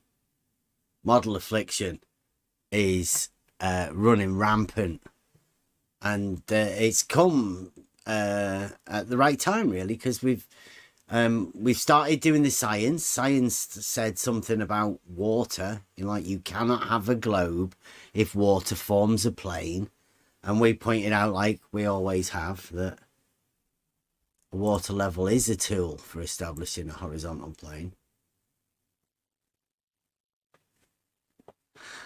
As are there many tools that establish horizontal planes. Then we went out and observed a natural phenomena, which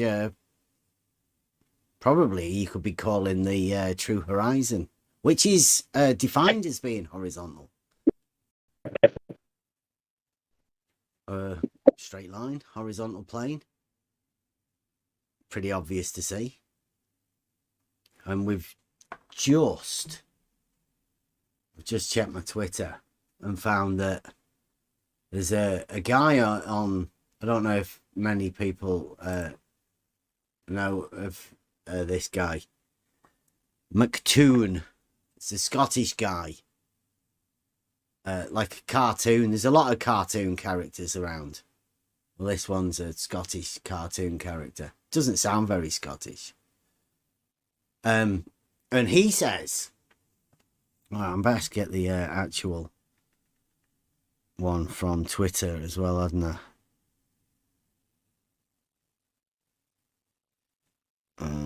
Save photo. So this guy here, McToon, says, I understand the Flurf reset is real. I don't know what the Flurf reset is. I think it might be a conspiracy theory. The new Flurf order or something like that. For you. So I include here the definition of flat earther and how it applies to you, says McToon. Right? Let me just get back to this. And oh, that's not it.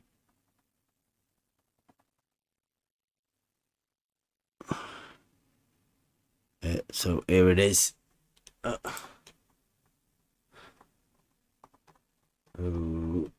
This one here. Yeah. There you go. It says flat Earth. Now I say flat is like as close as you can get to a two-dimensional thing. So any elevation change obviously means it's not flat. I have very simple terms. So flat is something that's as close as you can get to 2D. So McToon says, flat Earth, the idea that the Earth as a whole, excluding topography, is generally a flat plane. A plane is a two-dimensional thing in geometry.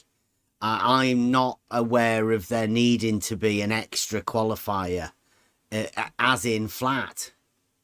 But, I mean, flat plane. I thought that was Nathan Oakley, but it appears that McToon's took it on, so I'm not too sure who's wrote this definition. That doesn't sound... it's a definition at all. Right? It says, this includes these ideas. The Earth is an infinite plane.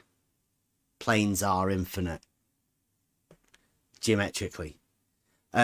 All horizontals are parallel. That's us. That's me. And mathematicians and surveyors. And the surface of undisturbed water is flat. You might mean that water level is a tool that establishes a horizontal plane. And other ideas that have similar implications.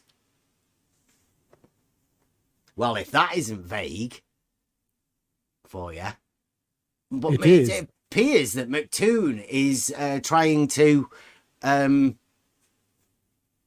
cast, I don't know what. Is cast aspersions upon just about everybody. I don't know who that wouldn't apply to.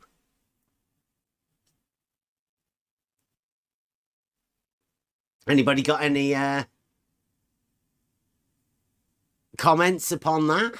I mean, does anybody here now apply to this group that McToon has sort of decided he's going to label everybody? I know I'm definitely in that group now. I mean, horizontals being parallel. I think this is mockery because below this is written flat plane. See definition for flat Earth. So he is referring to himself. It's like point one in boss is always right. Point two, if boss is not right, see point one. So this is that kind of definition, self-explanatory definition. This is mockery for me. Yeah, he's put flat Earth. The idea that the Earth as a whole, excluding topography, is generally a flat plane. Flat plane. See definition for flat Earth. So I don't know. Well, like I do. The people that use flat plane, I've been saying for quite a while, it's ridiculous. Whoever does that? Why would anybody put an extra qualifier on a plane? You'd have to assume that people don't know what a plane is in order to put an extra qualifier on it. So now it appears that McToon, the cartoon guy, is now saying that he can define a flat earther for somebody who has flat plane. Not me. But he's going to tag in loads of other things as well. But this is... he's excluding the very thing... Sorry. He's excluding the very thing that what Earth is. Mm-hmm. It is topography. That's crazy. Mm-hmm. Yeah, and then it goes to water. Well, a water level is a tool for establishing a horizontal plane. And all horizontals are parallel.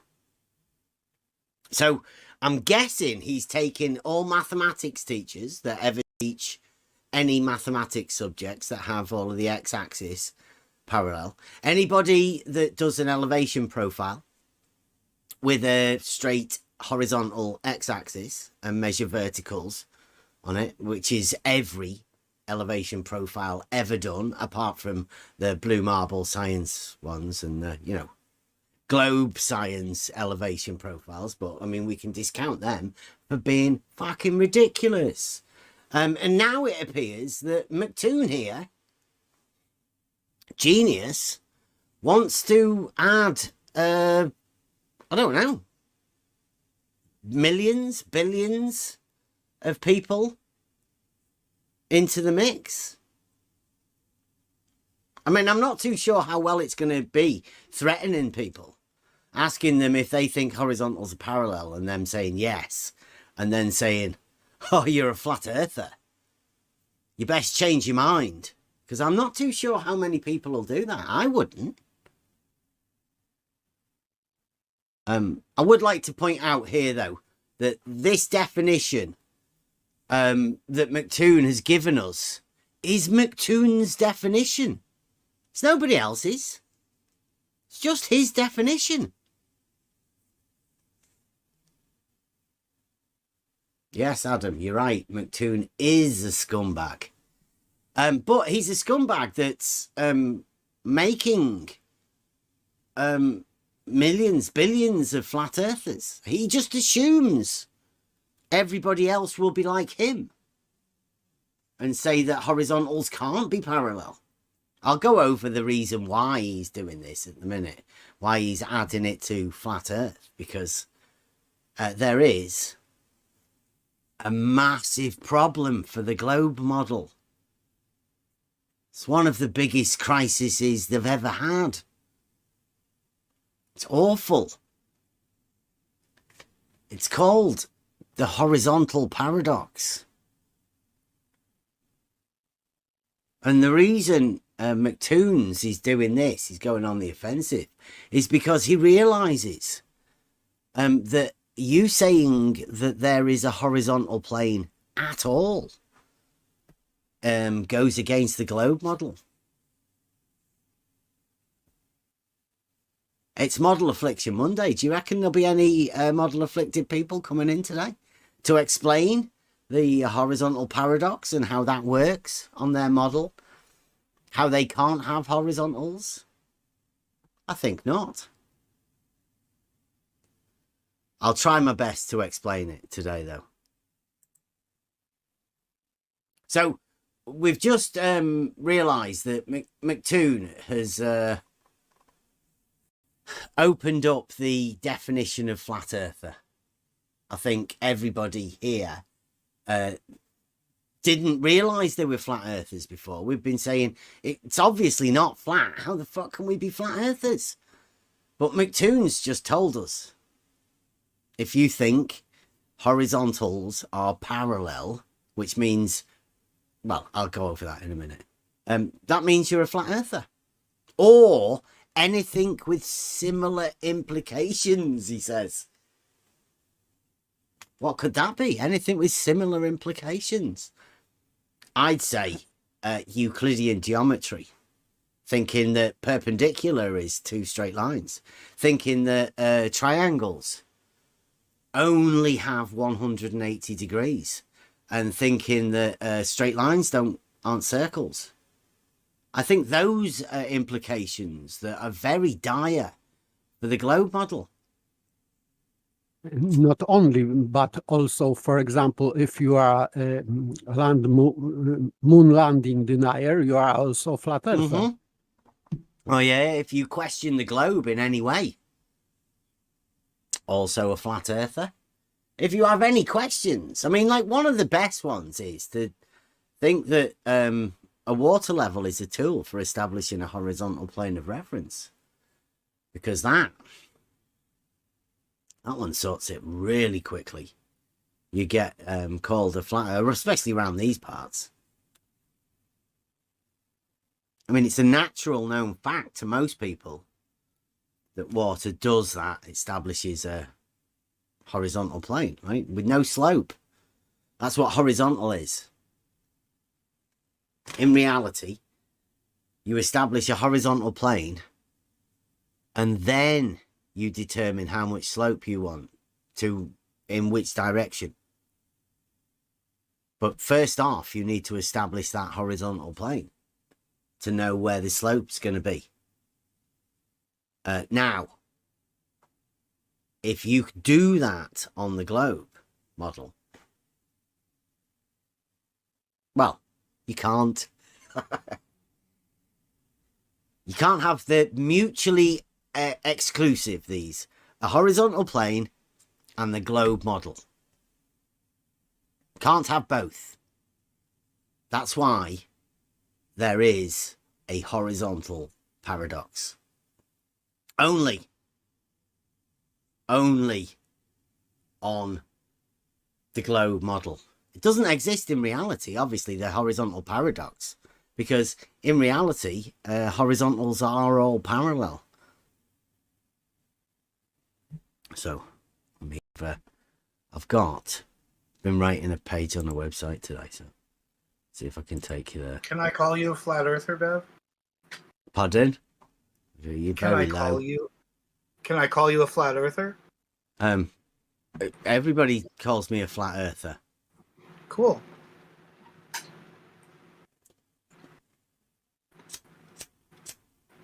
The Earth's not flat. It's one of the biggest misnomers around. But you want to play the game with McToon? Be my guest. Why do you feel you need a label? I just think about it as more of a contrarian and double checking what anyone says about anything. I didn't really know that he had a stand on anything. I thought the whole point of his show is just to keep everyone from spouting crap. No, but are you only interested in what Bev thinks? No, I didn't know you were here. You weren't talking. I'm sorry. There's lots of people in here, and there are lots of people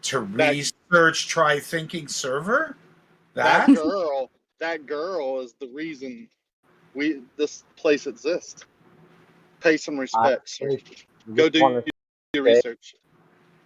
I just want to say they treat everybody equally around here, Dan. I noticed that. That's why I'm here. So I don't know what she's attacking me for. I wasn't attacking you. I was attacking your use of a label. Flat Earth. It's. Do you? I mean, what label would you like? Wouldn't you rather be called by your name? No, of course labels are dangerous because, as we know, like in libraries, the cross-referencing is so important. And that's why there's always been the what do they call that, card file, where it's done 3 ways. Once you get labeled, you're stuck. So I feel things can change, right? Like things can change, but Bev will always be Bev. His truth will always be what he's seeking. You can't attack. You can't do anything. You can't take that away. So that's why he doesn't want to be labeled. He doesn't want to be labeled and grouped into a group that things can change and be taken away and added to and assumed and all that. You want to know something about Bev? Ask Bev. he was just sounding flat today. That's all. He was mentioning flat Earth instead of regular science. So I mean, instead of science. Model Affliction Monday. Oh, okay. Yeah, I'm sorry. I'm negligent to the title today. Sorry. I didn't go to YouTube. Maybe go to his YouTube and watch some of his videos. All right. Well, I'll get better for you, so I'm a better company. Awesome. Thanks, Dan. I do have to give you respect though, because you did make Jem shout, although that's not difficult. But yeah, well done for making Jem shouty yesterday. It was quite amusing. Tell me about it. What did I do? I'm sure Jem Panda. What about him? You heard him sort of stumble on his words a bit? Yeah, well, he's annoyed when he just shouts. And that's pretty much all he was doing yesterday, was just raising his voice. That's what you call it? Shake? He shakes. Shouty Jem. Yeah, bless him. The panel's not bad there, though. I'll have to admit they're very patient and even helpful. I will absolutely admit that. I agree with that. Were you there during the Sunday roast when his panel called veterans and people who had passed away knobheads? Is that the panel you're talking about? I hope not. No, I wasn't listening then. Oh, okay. Well, that's the panel you're talking about, though, right? I just mean the panel. I was saying Dan is exactly what they want over there. They're running short of people like Dan. Dan's just what they want. So yeah, they will be nice to you for a bit, Dan. For a bit, exactly. Yeah. And for a bit. Jem said to me today in DM, he said, where is it? I don't know. He says, something here. Okay, mate, sorry if I'm a bit of a meanie. Is what he said. It's part of the show. He needs it to keep the argument going round.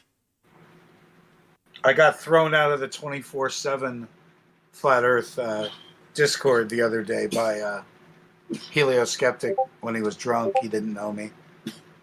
And he banned me. So I'm continuing my path of getting banned everywhere I go. It's not easy. Not easy. Yeah, it's not a very good thing, really, is it? It depends on what I'm discovering, because what I'm I didn't tell you. Hanging out at Gems, there's these flat earthers that come about that don't have a brain in their head, and it's tragic.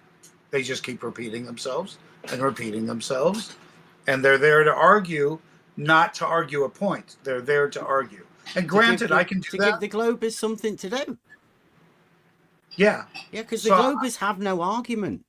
Right, so I'm over there fighting flat earthers to shut the fuck up and act like a human being, and they're heated, and it's difficult. Then I get heated, and then I'm amusing to everyone when I'm heated. All the world's a stage. Just This like motherfucker. corner of the internet. Then I say the word play with flat Earth, and everyone goes, "What? What do you mean you're playing with flat Earth?" And I go, well, "Everyone's playing with flat Earth. I don't know what you're talking about." You know, it's been literally a game with humanity at this point. If news is mentioning it, magazines are mentioning it, it's a nagging. The truth nags people, no matter what it is, even if they're at a subconscious level. People know what they see. They know there's no dramatic wins about them. Well, that's about enough for that, huh?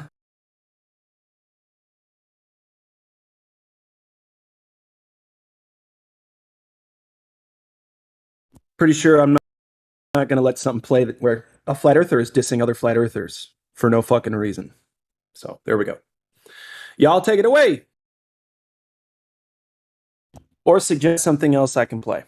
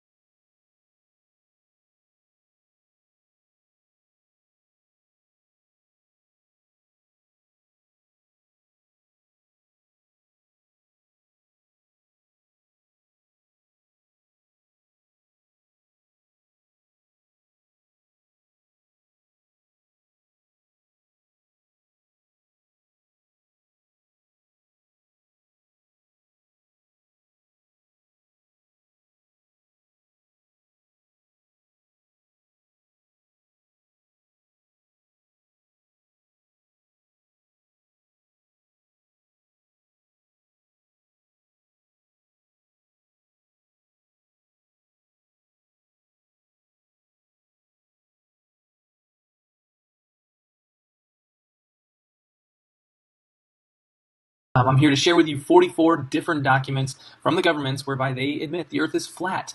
Documents from the CIA, USSR, U.S. Army, NASA, Federal Aviation Administration, the FAA, U.S. Navy, National Imagery and Mapping Agency, National Geospatial Intelligence Agency, and the U.S. Marine Corps, which includes state-owned universities such as UCLA, Penn State, and Shenyang Aerospace University. Government admits flat Earth document number 1, put out by the CIA, whereby it looks like they stole it from the USSR, and this document was created, appears to be sometime around March of 1957, and you'll notice that in the bottom left-hand corner you'll see the title of the document, the author, if there is one cited, unless there's a ton of them, and I'm not going to list them all. And then you have the URL of this document, so if you want to go download it yourself, you're able to. And when I go through these documents themselves, you'll see on the bottom right-hand corner is the page number where you can find these phrases and words cited. So beginning with page 19 of 100 for this dissertation, there's the brightness of the firmament. The firmament is a biblical term which is mentioned in Genesis chapter 1 8 different times, and beginning with verse 6. And the firmament was made to divide and separate the waters from above from below, as well as the sun, moon, and stars are placed within the firmament. So please go reread Genesis chapter 1. The firmament is also mentioned on page 20. Also, a near sun, which means localized sun, is mentioned, and it talks about the brightness of the first order and derived on the assumption of a flat Earth, and giving some conclusions derived on the basis of this formula. So the formula is based upon the assumption of a flat Earth. There's a near sun, and there's a firmament, apparently. Government admits flat Earth, document number 2. Propagation of electromagnetic fields over flat Earth. You'll notice that on page 7, it says flat idealized Earth. On page 17, flat Earth. Page 18, flat Earth. Page 28, flat Earth. Page 35, flat Earth. Government admits flat Earth, document number 3, from the U.S. Army, titled An Energy Budget Model to Calculate the Low Atmosphere Profiles of Effective Sound Speed at Night. There's an image in the document where it shows a near and localized sun, crepuscular rays, and a flat Earth. And that again is on page 10. And then if you go to page 16, you see the word flat Earth. Government admits flat Earth, document number 4, put out by the United States Army, titled Computationally Efficient Algorithms for Estimating the Angle of Arrival of Helicopters Using Acoustic Arrays. Let's see what it has to say. On page 17, it says flat Earth. Page 30, flat Earth model. Page 31, flat Earth. Page 35, a flat Earth. Government admits flat Earth, document number 5. This one is from United States Army, titled Adding Liquid Payloads Effects to the 6DOF Trajectory of Spinning Projectiles. Let's see what it has to say. On page 7, it says, Assume a flat Earth. These equations assume a flat Earth. Government admits flat Earth, document number 6. This is put out by the United States Army. In fact, it's the same author as document number 5, Gene R. Cooper. And in fact, the title is almost eerily the same. Though what we'll find is that he didn't make any corrections for assuming a flat Earth. But let's read the title. Trajectory Prediction of Spin-Stabilized Projectiles with a Steady Liquid Payload. What does it say? Page 10. It says, these equations assume a flat Earth. Why would you assume a flat Earth if you're on a spinning ball? Government admits flat Earth, document number 7, put out by NASA in August of 1988. Derivation and definition of a linear aircraft model. What does it have to say? Let's see here. Well, starting with page 6, it says, this report details the development of the linear model of a rigid aircraft of constant mass flying over a flat, non-rotating Earth. It goes on to say on this same page, by defining the initial conditions of the nominal trajectory for straight and level flight and setting the asymmetric aerodynamic and inertia terms to 0, one can easily obtain the more traditional linear models from the linear model derived in this report. On page 35, it says this report derives and defines a set of linearized system matrices for a rigid aircraft of constant mass flying in a stationary atmosphere over a flat, non-rotating Earth. On page 55, it says, based on assumptions of symmetric mass distributions, symmetric aerodynamics, and straight and level flight. And then on page 102, this report documents the derivation and definition of a linear aircraft model for a rigid aircraft of constant mass flying over a flat, non-rotating Earth. Government admits flat Earth, document number 8, put out by NASA, titled General Equations of Motion for a Damaged Asymmetric Aircraft. And on page 2, it states, in this paper, the rigid body equations of motion over a flat, non-rotating Earth. Government admits flat Earth document number 9, put out by NASA, titled Predicted Performance of a Thrust-Enhanced SR-71 Aircraft with an External Payload. This was put out in June of 1997.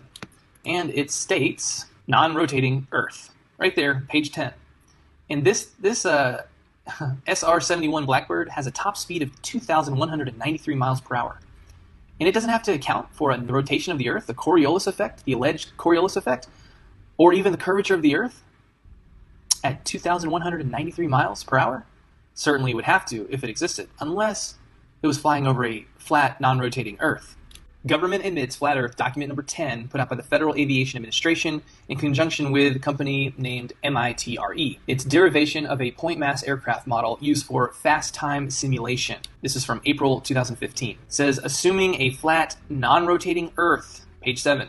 Government admits flat Earth document number 11, put out by NASA in conjunction with the University of Kansas. They contracted KU to do this work with them, and it was put out June of 1971.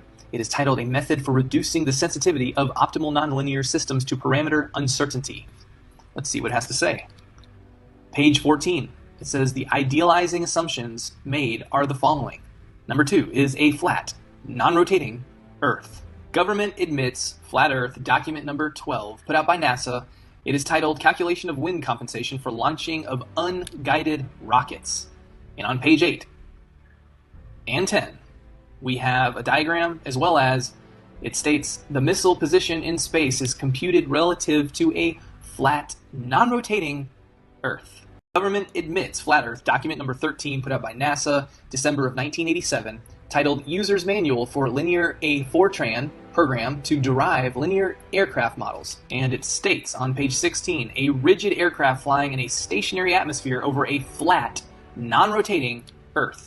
Government admits flat Earth document number 13, put out by NASA, December of 1987, titled User's Manual for Linear A Fortran Program to Derive Linear Aircraft Models. And it states on page 16, a rigid aircraft flying in a stationary atmosphere over a flat, non-rotating Earth. Government admits flat Earth document number 14, put out by NASA in 1988. In fact, it looks like to be an updated version from the document number 13 that I just went over. Same authors and almost the same exact, if not same exact title, which is User's Manual for Interactive Linear A Fortran Program to Derive Linear Aircraft Models. And it states on page 4, equations with stationary atmosphere and flat, non-rotating Earth assumptions. Same thing as in document 13, same authors, basically same title. They didn't make any adjustment. Going on to page 126, it states the same thing, stationary atmosphere and flat, non-rotating Earth assumptions. Doesn't look like they made a mistake with that documentation there. Government admits flat Earth document number 15, put out by NASA. This was put out in March of 1972, and it is titled Determination of Angles of Attack and Sideslip from Radar Data and a Roll-Stabilized Platform. What does it have to say? Well, page 2, it states the method is limited, however, to application where a flat, non-rotating Earth may be assumed. If it's limited to that assumption, and the Earth is a spinning ball, then this document is garbage, unless the Earth is truly flat and non-rotating. Government admits flat Earth document number 16, put out by NASA. It's titled U.S. Standard Atmosphere. What does it have to say? Well, on page 22, it says, for the accuracy required in this document, it suffices to treat the surface as an ellipsoid whose flattening ellipticity. That means they had to flatten the globe. Why would you have to do that? For accuracy, maybe because the Earth is flat. Government admits flat Earth document number 17, put out by NASA in December of 1991, titled An Aircraft Model for the AIAA Controls Design Challenge. And what does it have to say? On page 13, it states the flight dynamics of a rigid aircraft flying in a stationary atmosphere over a flat, non-rotating Earth. Government admits flat Earth document number 18, put out by NASA. This was in December of 1978, titled Investigation of Aircraft Landing in Variable Wind Fields. And what does it have to say? On page 14, it states, the aircraft trajectory model employed in this study was derived based on the following assumptions. A, the Earth is flat and non-rotating. Government admits flat Earth document number 19, put out by NASA, titled A Mathematical Model of the CH-53 Helicopter. And it states, on page 25, the helicopter equations of motion are given in body axes with respect to a flat, non-rotating Earth. Government admits flat Earth document number 20, put out by NASA, titled Development and Validation of a Piloted Simulation of a Helicopter and External Sling Load. Well, what does it have to say? Well, on page 6, it states a general set of nonlinear rigid body equations of motion for both the helicopter and external load determines the motion of each vehicle with respect to a flat, non-rotating Earth. It states on page 37, the equations of motion for both the helicopter and the external sling load are developed in body axes with respect to a flat, non-rotating Earth. On page 48, it states the terrain is generally flat. Government admits flat Earth, document number 21, put out by NASA and the U.S. Air Force in conjunction with research provided by Georgia Tech, and it is titled Atmospheric Oscillations. What does it have to say? Well, on page 13, it states, a model frequently used is that of a flat, non-rotating Earth. Also states the most one can profitably simplify the problem is to consider an isothermal atmosphere, plane level surfaces, and a non-rotating Earth. Government admits flat Earth, document number 22, put out by NASA, titled Stability and Control Estimation Flight Test Results for the SR-71 aircraft with externally mounted experiments. And what does it have to say? Well, it states on page 18 and 19, if you put them together, because there's a break in the paragraph, it states, these equations assume a rigid vehicle and a flat, non-rotating Earth. Not very safe for a vehicle that travels at a top speed of 2,193 miles per hour. Government admits flat Earth, document number 23, put out by NASA in May of 1988, titled Flight Testing a VSTOL aircraft to identify a full envelope aerodynamic model. And it states, motion over a flat, non-rotating Earth, page 9 of 18. Government admits flat Earth, document number 24, put out by NASA. It is titled Singular Arc Time Optimal Climb Trajectory of Aircraft in a Two-Dimensional Wind Field. What does it have to say? It states on page 2, in our minimum time to climb problem, the aircraft is modeled as a point mass of the flight trajectory is strictly confined in a vertical plane on a non-rotating flat Earth. Government admits flat Earth, document number 25. This is put out by the United States Navy, and it is titled Studies on Instabilities in Long Baseline Two-Way Satellite Time and Frequency Transfer, including a Troposphere Delay Model. And what does it have to state? It states on page 2, it shows a graphic which shows two ground stations on equal level ground, both ground stations on the same flat plane. And then on page 6, it states assuming a flat Earth and the straight line of sight. Line of sight, just so you know, line of sight does not apparently exist when you're looking over the Earth. And I'm going to get to that in another document pretty soon. Government admits flat Earth, document number 26, United States Army. It is titled Scale Insensitive Detection Algorithm for FLIR Imagery. What does it have to state? It states that in other scenarios, only the range to the center of the field of view and depression's angle is known, so that a flat Earth approximation provides the best estimate. That is page 6 of 22. Government admits flat Earth, document number 27, put out again by the United States Army, and it is titled User Manual for the Microsoft Windows edition of the Scanning Fast Field Program version 3.0. What does it have to say? Well, it says on page 45 of 47, this model works over a flat and non-turbulent atmosphere. Government admits flat Earth, document number 28, put out by the United States Army, titled Path Loss Measurements in a Forested Environment at VHF. And what do we have to find in here? But it states on page 8, flat Earth, page 16, over a flat Earth, page 17, over flat Earth, page 18, over flat Earth, page 19, over flat Earth, page 20, based on flat Earth. Theory, not a theory, it's fact. Page 23, over flat Earth. Page 25, flat Earth. Page 26, flat Earth. Page 35, over flat Earth. Over flat Earth, stated twice. Government admits flat Earth, document number 29. This is the U.S. Air Force, who contracted Brown University to put forth a document titled Review of Sound Propagation in the Lower Atmosphere, documented in May 1955. So what does it say on page 18? It says, in most of the topics to be discussed, the problem is to describe the sound field in a region of atmosphere above a flat Earth. And then it goes on to cite, in page 208, cite a document, an article that was written in 1954 in Physica XX, and it is titled The Extension of Summerfield's Formula for the Propagation of Radio Waves Over a Flat Earth to Different Conductivities of the Soil. So you may want to research that one a little bit further. Government admits flat Earth, document number 30, put up by the United States Army, entitled Beacon Position and Altitude Navigation Aided by a Magnetometer. And it states on page 11, it says that the first is the Earth Fixed Coordinate System, which is fixed to the Earth with a flat Earth assumption. And just check out the diagram that they have associated with it. Are you serious?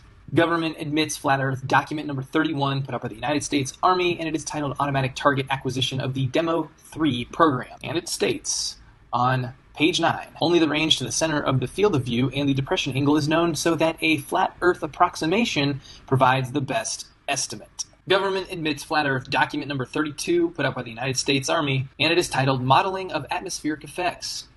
Let's see what it's got to say. Well, on page 28, it states, this model works well over a flat Earth and non-turbulent atmosphere. Government admits flat Earth document number 33 put out by NASA in conjunction with an organization called Range Commanders Council Telemetry Group. The document is titled Telemetry Standards. This organization, Range Commanders Council, their mission is dedicated to serving the technical and operational needs of U.S. test, training, and operational ranges. The RCC provides a framework wherein common needs are identified and common solutions are sought, technical standards are established and disseminated, joint procurement opportunities are explored, technical and equipment exchanges are facilitated, advanced concepts and technical innovations are assessed, and potential applications are identified. Their vision is the Range Commanders Council, RCC, will promote credible change to meet Department of Defense, DoD, test and training requirements while promoting the common good of its members and enhance sharing and interoperability of infrastructure and resources. And so apparently they've got a lot more than just NASA who they serve. They serve the Department of Defense, the Air Force, the Navy, the Army. That's who's at least listed here. So back to the document, which is telemetry standards. On page 172, it states, although the equations for the two-ray model can be rather daunting, in its simplest form, one uses flat Earth trigonometry to compute the difference in path lengths between the direct and reflected signals. You don't use flat Earth trigonometry if you're on a globe. Government admits flat Earth document number 34 put out by NASA in conjunction with UCLA, that's right, the University of California. This was put out in 1993, and it is titled Approximate Optimal Guidance for the Advanced Launch System. And it states that the equations of motion for the zeroth order problem of flight in a vacuum over a flat Earth are presented. That's page 32 of 164. And then on page 43 of 164, it states, in this section, the three-dimensional equations of motion are reduced for flight in a great circle plane, the XZ plane, over a flat, non-rotating Earth. And then further states below, it says equations of motion representing flight in a vacuum over a flat Earth. Government admits flat Earth document number 35 put out by NASA in October 1995, and it is titled Flight Simulation Software at NASA Dryden Flight Research Center. And it states on page 4, this structure, with both flat and oblate Earth versions, has successfully supported more than 50 different aircraft. Apparently it also has a flat Earth version. And in most cases, flat Earth, 6 degree of freedom equations of motion are used. Why would that be unless the Earth is flat? Government admits flat Earth document number 36 put out by NASA, and it is titled Simulator Aero Model Implementation. On page 10, it states, for the flat, non-rotating Earth considered here. And why are we considering to build a software over a flat Earth to be used for trainings when the Earth is a spinning ball? Maybe the Earth is flat. Government admits flat Earth document number 37. This is Shenyang Aerospace University, which is affiliated with, obviously, China. And the title is Design and Implementation of Flight Visual Simulation System. And on page 3, it states, and I'm going to read this entire thing because it's very important to understand, mathematical modeling of flight simulation. The aircraft flight motion simulation, as an important part of FVSS, directly affects the reliability and authenticity of the system. Flight motion simulation of effect can be greatly improved by relative mathematical models of aircraft flight dynamics. In this paper, the FVSS is based on two assumptions. A, flight area is the space above ground level, where the rotation of the Earth and the curvy motion of mass center of Earth are neglected, meaning they don't take it into account at all for this flight simulation software.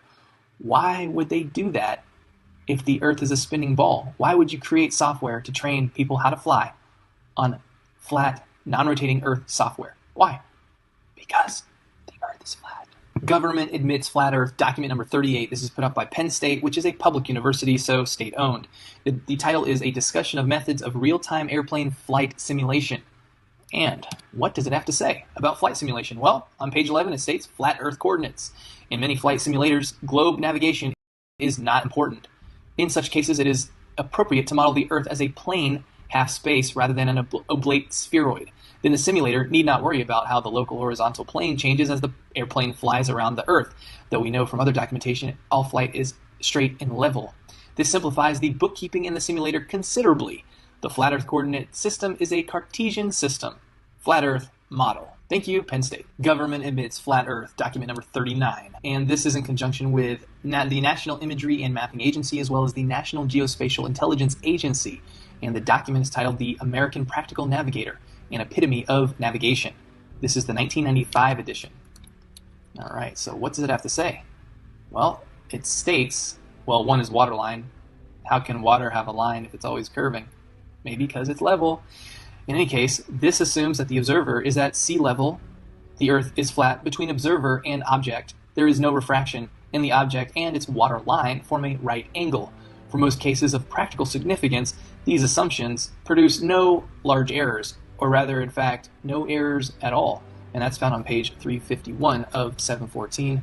And then we also find that they have curvature of surface at 0.8 foot per nautical mile, which does work out with what commonly is known as the Earth curvature calculation for the statute mile. For the statute mile, it's 0.666 foot per statute mile for the curvature of the surface, but for nautical mile, it does work out to 0.8 foot per nautical mile for the curvature of the surface. So apparently they're using the same spherical trigonometry that flat earthers are using to prove that the Earth is not a globe. And that's found on page 355 of 714. And then this definition, I think, was very interesting. It's called backshore. The part of a beach which is usually dry, being reached only by the highest tides, and by extension, a narrow strip of relatively flat coast bordering the sea. Flat coast. Page 573. And then we also have line of sight. Now this is a very interesting definition. Line of sight, the straight line between 2 points which does not follow the curvature of the Earth. The only way that this apparent definition works out would mean that you're only looking up in the sky, never looking straight out over the plane of the Earth. Because if you were, then you would be following the curvature of the Earth. Thereby, it's no longer the line of sight.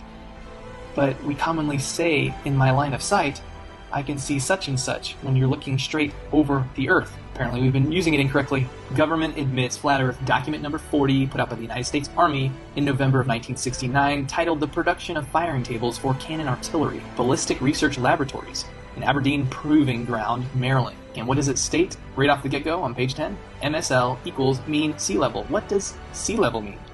Well, sea level. It is the level of the sea's surface used in reckoning the height of geographical features such as hills and as a barometric standard. And then what is the definition of level? But a horizontal plane or line with respect to the distance above or below a given point, a position on a real or imaginary scale of amount, quantity, extent, or quality, having a flat or and even surface without slopes or bumps at the same height as someone or something else, give a flat or even surface to, begin to fly horizontally after climbing or diving. That's the word level. That's what is attributed with the word for sea level, the phrase sea level. The word level is in there because water always seeks to find its level. And okay, so now, interestingly, in this document, it does state on page 22 and 34, rotation of the Earth. That phrase, rotation of the Earth, is cited 3 times between pages 22 and 34. However, an equation based on a theory, particle theory, is not a proof for rotation of the Earth.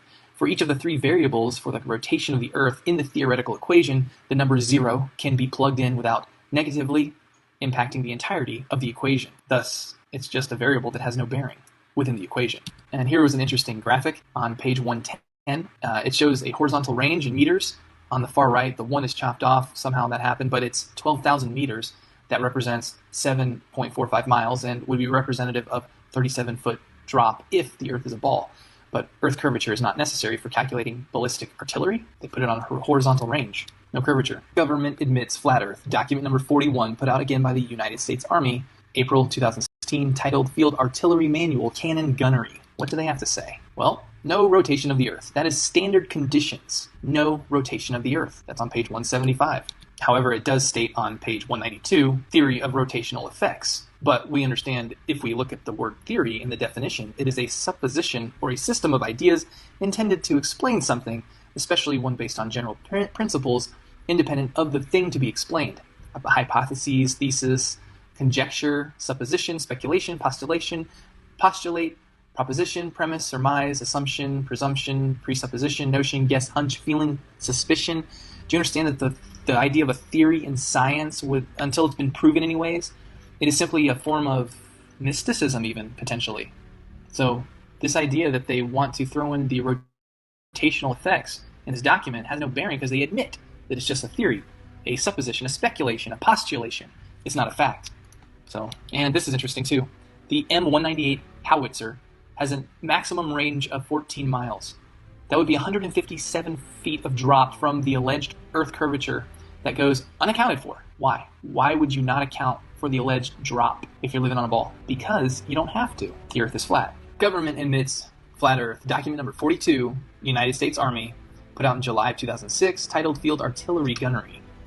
And I'm not going to go through all the document, but I'm going to summarize what is in here. You can check it for yourself. Concepts not discussed or disclosed in the document: Coriolis, rotation of the Earth, sphere, curvature, or even the motion of the Earth. However, the concept that is discussed is azimuth.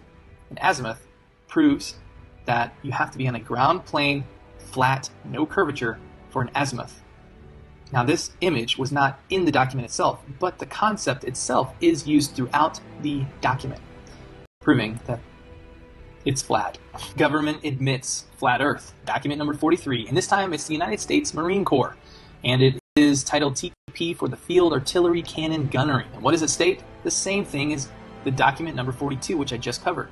The concepts that are not discussed in this document include Coriolis, rotation of the Earth, sphere, curvature, and motion of the Earth. However, azimuth is discussed. Again, the Earth is flat. Government admits flat Earth. Document number 44, put out by the United States Marine Corps, entitled Tactics, Techniques, and Procedures for the Field Artillery Manual Cannon Gunnery.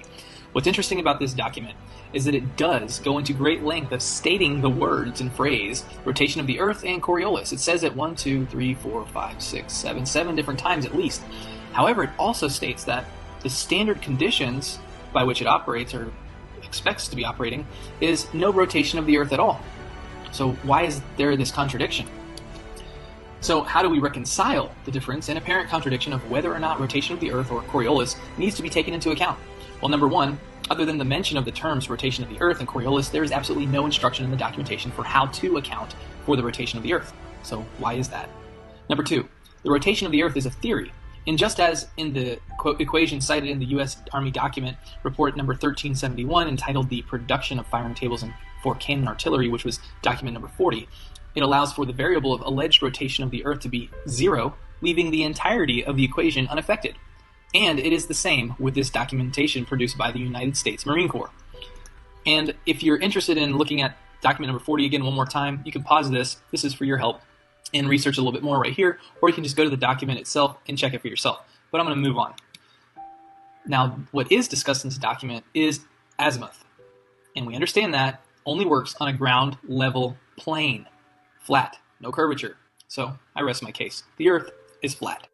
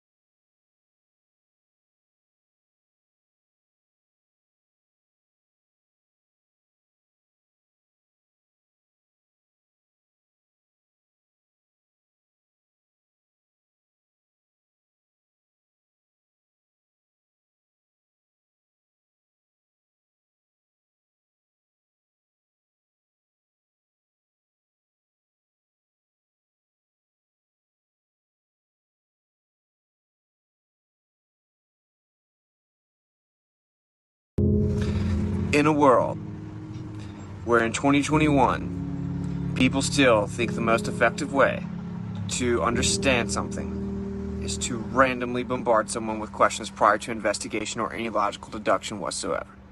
Welcome to Clown World. So I'm going to answer basic flat earth questions. There's someone in my comments spamming me with the questions.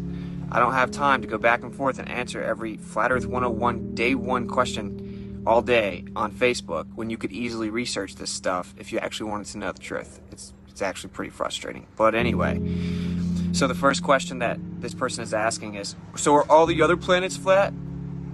It's not even logical that it could be flat.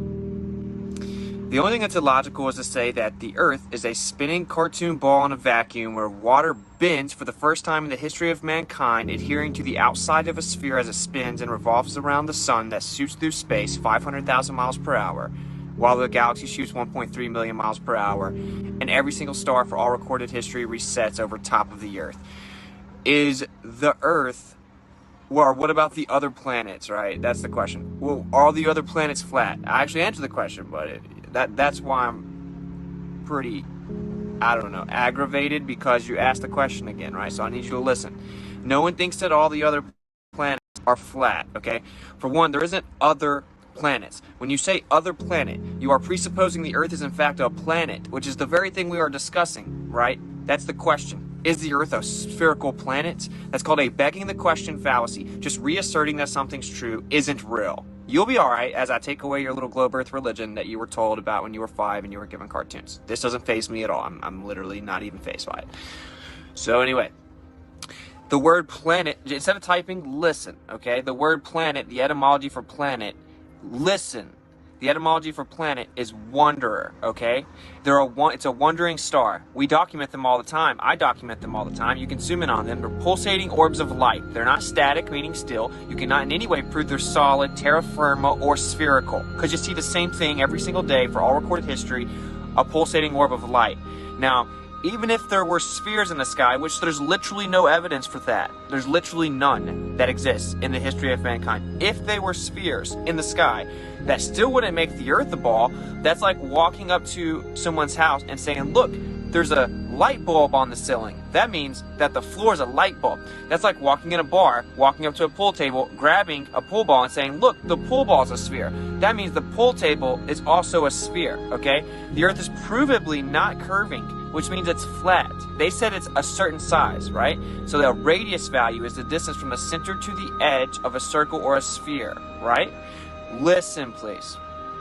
They said that the Earth has a radius value of 3,959 miles. That means you have to see the curvature of the Earth at no further than 1.225 times the square root of the observer's height in feet. Okay, it has to curve at a certain rate. You can Google it yourself. Earth curve calculator. This is not flat Earthers math. This is the globe Earth's models math. Okay, Google it. Earth curve calculator. I showed you a picture. We have mountains seen from 255 miles away. Listen. 255 miles away, and according to the globe Earth math, the top of the mountain in the back should have been blocked by 1 mile of Earth curvature. An entire mile of Earth curvature should have been blocking the top of the mountain, yet you could see the top of the mountain with the entire mile of Earth curvature missing. You can see the shoreline leading up to the mountain range. It's literally impossible. We have falsified the radius. It does not curve at the rate they said it did objectively. This is why it is censored by the government. This is why you ask questions like, oh, are we a disk in another solar system planet with other spherical planets? Because there's something called the Flat Earth Society, where everything they say is wrong and stupid and not one flat earther thinks any of it. It's called misinformation. So they admitted in Congress they censor Flat Earth, yet they prop up Flat Earth Society, which is not really Flat Earth. It's all misinformation. That should automatically raise a red flag if you're honest. What's on the other side? What's the other side? The deepest hole ever dug is 7.8 miles. It's called the borehole in Russia. No one can dig deeper than that, conveniently enough. It's very similar to the distance of the deepest location in the ocean, called the Mariana Trench. No one's ever dug deeper than 8 miles. It's called the borehole in Russia. Now, whenever the globe Earth had predictions based on the supposed layers of this globe Earth, they were proven inaccurate the entire way down the entire 8 miles. They couldn't even get the top 8 miles correct with predictions, much less could they ever adequately predict 4,000 miles to a core that doesn't exist, that they still can't explain how it somehow creates a magnetic field because of the Curry point, and it's literally impossible according to Stanford and Harvard and Yale and Princeton. They literally can't explain the magnetic field in 2021 on a globe Earth. Now, would you fall off the edge? These are like elementary first grade questions, and I'm being honest with you, right? You need to listen. You have been engineered to treat us as if we're stupid. But you should be honest. You know nothing about the conversation. You haven't diligently researched it. You've never measured it. You've never made a long-distance observation, and you know nothing about it. So when you ask these stupid questions like, can you fall off the flat Earth? That is called a straw man fallacy, right? Because no one thinks that. So can you fall off the edge of a lake? Can you fall off the edge of a shore? Of course not. There's a shoreline, right? You can't fall off the edge of a pond. There's a shoreline. The water's contained. There's something called this. You need to just listen, though. Right? Because this is so much information that you're going to have to learn for you to even get close to understanding the conversation. Stop trying to pretend you're going to make flat earthers look dumb, because you look dumb when you do that. You ask questions like, so what is up with the other planets? If you knew what flat earth really said, you know that that's a very dumb question. If you say stuff like, can you fall off the edge? You would know that's a very dumb question. There's something called the 60th south latitude, effectively a circle around you. It was signed in the Antarctic Treaty that it is illegal for you to privately and freely explore past this region. China, Russia, the United States have all signed it. It's the longest lasting peace treaty in modern history, okay? So all these geopolitical adversaries and enemies have all signed a treaty that says it's illegal for you to go explore past that area. So we cannot make claims what's past there because you can't go there to verify it. It's literally impossible and illegal, okay? The one thing that would prove the Earth's a ball is, for one, measuring the curvature of the Earth. Never been done. In fact, the opposite's been done. Every measurement of the Earth ever assumes a flat Earth, and we have measurements way too far to be on a globe Earth, including lasers that were shot without getting hit by the curvature. You need to listen. If you can come up with a question you think that I can't answer, that doesn't make the Earth a ball. We falsified the globe Earth.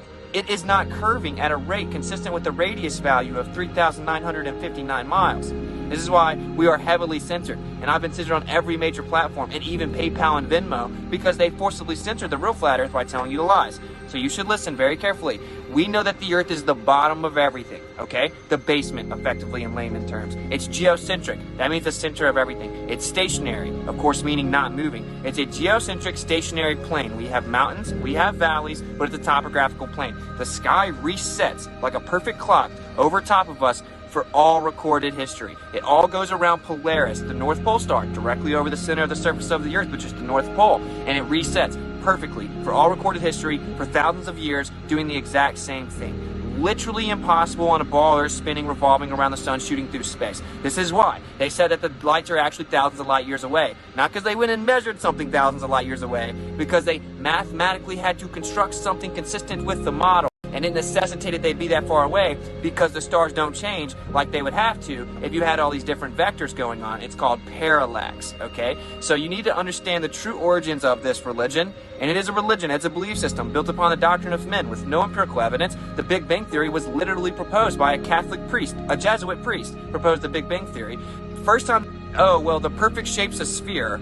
A metaphysical, ontological premise, philosophical. The perfect shape's a sphere, so the Earth must therefore, by deduction, be a sphere. Let's try to figure out a way to mathematically prove that it could be a sphere. That's literally where it started. It's literally a religion. We were all shown cartoons of it, and they told you there's no more land on the Earth, and there's nothing significant about you. You're on a tiny speck of dust in an ever-expanding universe where everything came from nothing, right? And the truth is that they have put us in a little circle, like a playpen, and they said, you're not allowed to go outside of there, you stupid little peasants.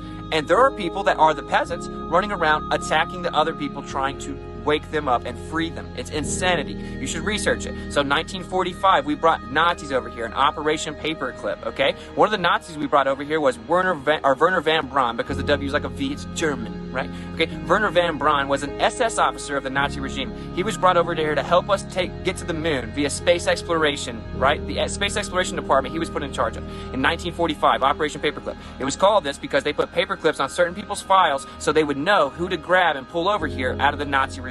Operation Paperclip, 1945. In 1946, the government started something called Operation High Jump. This is where they went and explored the Antarctic region with Admiral Byrd, a well-decorated admiral for the U.S. military. They went and explored the Antarctic region. He came back on nationally televised interview in 1954 and said, "It is astonishing to me that there is land as big as the continental U.S. on the other side of Antarctica that remains unexplored with tons of resources." He then died in 1957.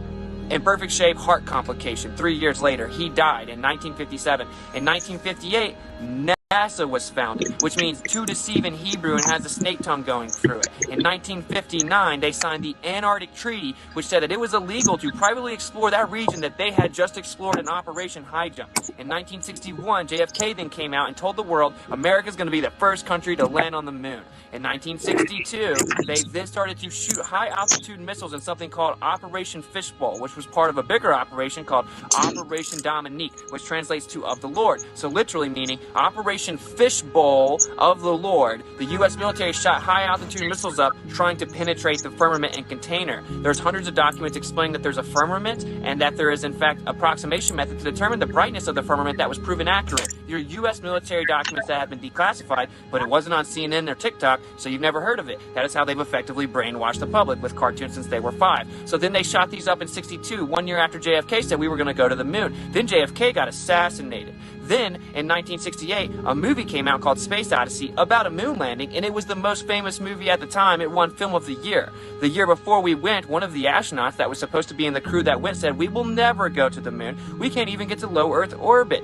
We can't even communicate in the same building with one another. It's impossible we go to the moon by 1969. He then went and hung a lemon on the module that was supposed to go. Right after this guy mysteriously exploded and died in a routine checking of wires on NASA's facilities. Then in 69, we miraculously were able to go after not being able to go to low Earth orbit in 1968. And then they called the president from a landline 238,000 miles away with no delay.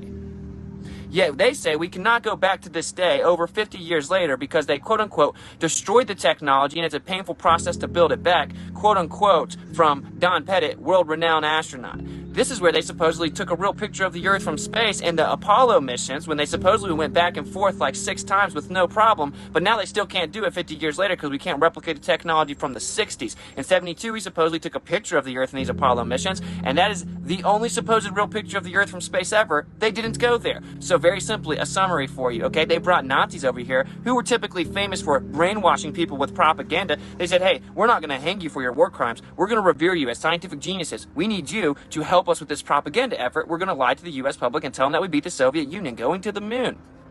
Then they went to explore the Antarctic region. They discovered that the Antarctic region had something there and what it was. They then came back and said, it's illegal for you to go there. And that treaty still stands intact where it's illegal for you to privately go explore it. They then said, don't worry though, we explore the Earth for you. You're not allowed to explore, but we explored it for you. Here's your little playpen. You stay in your circle, you little slaves. Look at space. Here's NASA. We're going to go to the moon. Something that you could never stand on, never land on, isn't terra firma or solid or spherical. Okay, so there you go. Are there any maps of the flat Earth? Literally every single map that exists in the history of all mankind is a flat Earth. The U.S. military still uses flat Earth maps for navigation and everything else in the world. There's no such thing as a globe Earth map. It's disproportionate. In fact, every single map is flat intrinsically. So the way that they navigate is based on Polaris and the movement of the stars in the sky, which they've done this for thousands of years, which continue to reset in perfectly recorded concentric circles every single year, right? Every map that exists is a flat Earth map.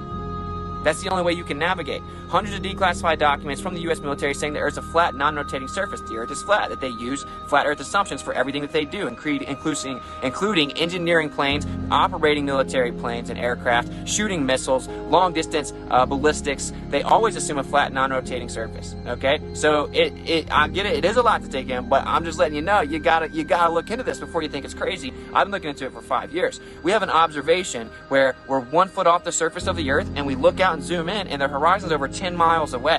Based on the globe Earth math, geometry, right? If you're 1 foot off this sphere with a radius of 3959, you have to see the curvature at 1.2 miles.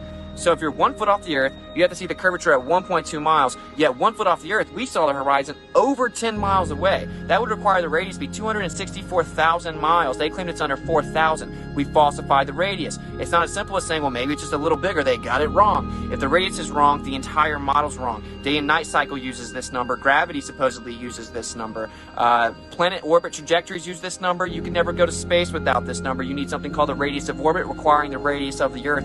Every single story they told you about going to space is fake stick intrinsically upon the falsification of the radius. The entire model has been falsified. This is why it's forcibly censored. That's why they will never debate this on national television. Just shut down the stupid flat earther and let an astrophysicist debate them. They'll never do it. Neil deGrasse Tyson was supposed to debate Eric Dubé. It was set up on Joe Rogan's podcast, the #1 podcast in the world for over a decade. And then Neil deGrasse Tyson had to back out. Then they showed you some supposed curvature from Felix Baumgartner at 128,000 feet when he supposedly jumped out and saw the curvature of the Earth. We then sent high-altitude footage, our balloons up, getting footage of the horizon at 120,000 feet, and it was completely flat up there, showing objectively they misled and lied to the entire world with a GoPro, who actually sponsored it with Red Bull, saying that this was the curvature of the Earth that you could see from the edge of space, not even close to where they claim space is. It was just the Kármán line at 62 miles. And then, of course, that's the international one, and they say the U.S. acknowledges that 50 miles. Right? So when we sent it up and found out that it was flat, they then had to come out with damage control and use Neil deGrasse Tyson to say a lot of people think that they saw the curvature of the Earth in the Felix Baumgartner jump. That's not true. You would never see the curvature from that height. You'd be 2 millimeters off this beach ball, and up there that stuff would be freaking flat. So why'd they show the whole world a curve that wasn't actually there until we went and tested it? Why did they tell you that when boats disappear, they're going over the curvature of the Earth, when you can actually go out, see the boat disappear, bring a camera out, zoom in, and you'll actually see it once again? Did I zoom in through the Earth X-ray vision with my P900? No. The boat appears to go away or disappear due to a limit of perspective. You have an angular resolution limit to your eyes. We also have something called the atmosphere, and you can't see infinitely through an atmosphere. Eventually you reach a vanishing point called a horizon, which is where the sky appears to meet the ground. It's horizontal, which is why it's called a horizon, because it's horizontal. And this place constantly fluctuates and comes back and forth based on the atmospheric conditions of the day, how clear it is, and how high on the surface of the Earth you are. It's not a real physical place that curves and blocks your view. It's an optical apparent location that constantly moves. So all observations of the history of mankind have showed a flat, non-rotating surface. The Earth is a geocentric stationary plane, a topographical plane with different elevation differences within it. And that is what all evidence shows you. It's the only way it could even exist. You also can't have the gas pressure that you're breathing sitting next to a vacuum. It's literally impossible. It's called the second law of thermodynamics. Entropy will increase, pressure will fill the available space. Heat goes to cold, high pressure goes to low pressure. Systems seek spontaneous equilibrium. Second law of thermodynamics. This is a natural law, not a theory that you can change or debate. It's not something that someone came up with. It's something that happens always in nature. It's a naturally occurring phenomenon that always happens. This is called a second law of thermodynamics, a natural law, right? So if you had pressure sitting next to a vacuum, it would instantaneously seek equilibrium, filling the vacuum. If you have a soda and you open it, it goes psh, instantaneously equalizing to the lower pressure around it. That's the second law of thermodynamics. You could not have gas pressure of oxygen that you're breathing or any of the gases sitting next to a vacuum. It would instantaneously fill the vacuum. You've been trained to say this word over and over and over. Gravity, gravity, gravity, gravity. Well, gravity is not actually real. It's a concept. It's a theory that has no evidence. So whenever I drop something, it falls down because it's more dense than the air. If I let go of a helium balloon, it goes up because it's less dense than the surrounding air. It's lighter than the surrounding air. Not because it's gravity proof. Helium balloons do not go up because they're gravity proof. They go up because they're less dense. It's called relative density, right? If you wanted to get real specific, everything's intrinsically electrostatic, but that's not necessary. There is no scientific evidence for gravity. There is no experiment that's isolated gravity, and it's known for a fact in highest levels of academia that this does not exist. There is no isolation or scientific experiment validating gravity. That's why it's called the theory of relativity, where they say that gravity is the effect of the bending and warping of space-time. Two concepts. Can you bend freedom and love? Of course not. You can't attribute physical properties to conceptual abstractions. This is called a reification fallacy. Doesn't matter. The only evidence ever to even be claimed that the Earth is in fact a ball with gravity is gravity has to exist because the Earth's a ball. Literally, that is the only evidence. If we assume the Earth is a ball, then gravity has to exist because it has to exist for the Earth to possibly be a sphere. It has to pull us down in all directions, omnidirectional, all directions. We have to be pulled down. So gravity has to exist. Yeah, we don't have any evidence for it. We can't prove it. We can't accurately define it. And when we apply it to the sky, it's off by 95% in 2021. They're off by 95%. It's called dark matter and dark energy. They still cannot explain the supposed model, not even mathematically. We have falsified it. The flat Earth can't explain magnetism. It can't explain the cyclical nature of the sky. It can't explain everything else that we see. The globe Earth cannot. Okay? So all scientific empirical evidence shows you this, and we have tested it. We proved that they lied. With cartoons, they lied to you. The same exact schooling system that told you Christopher Columbus discovered the United States when people were already here. The same exact system that lied to you about the Vietnam War and said that they attacked us and they attacked themselves and said that, in fact, they declassified. They had to do that to justify war, but they lied to the American public saying Vietnam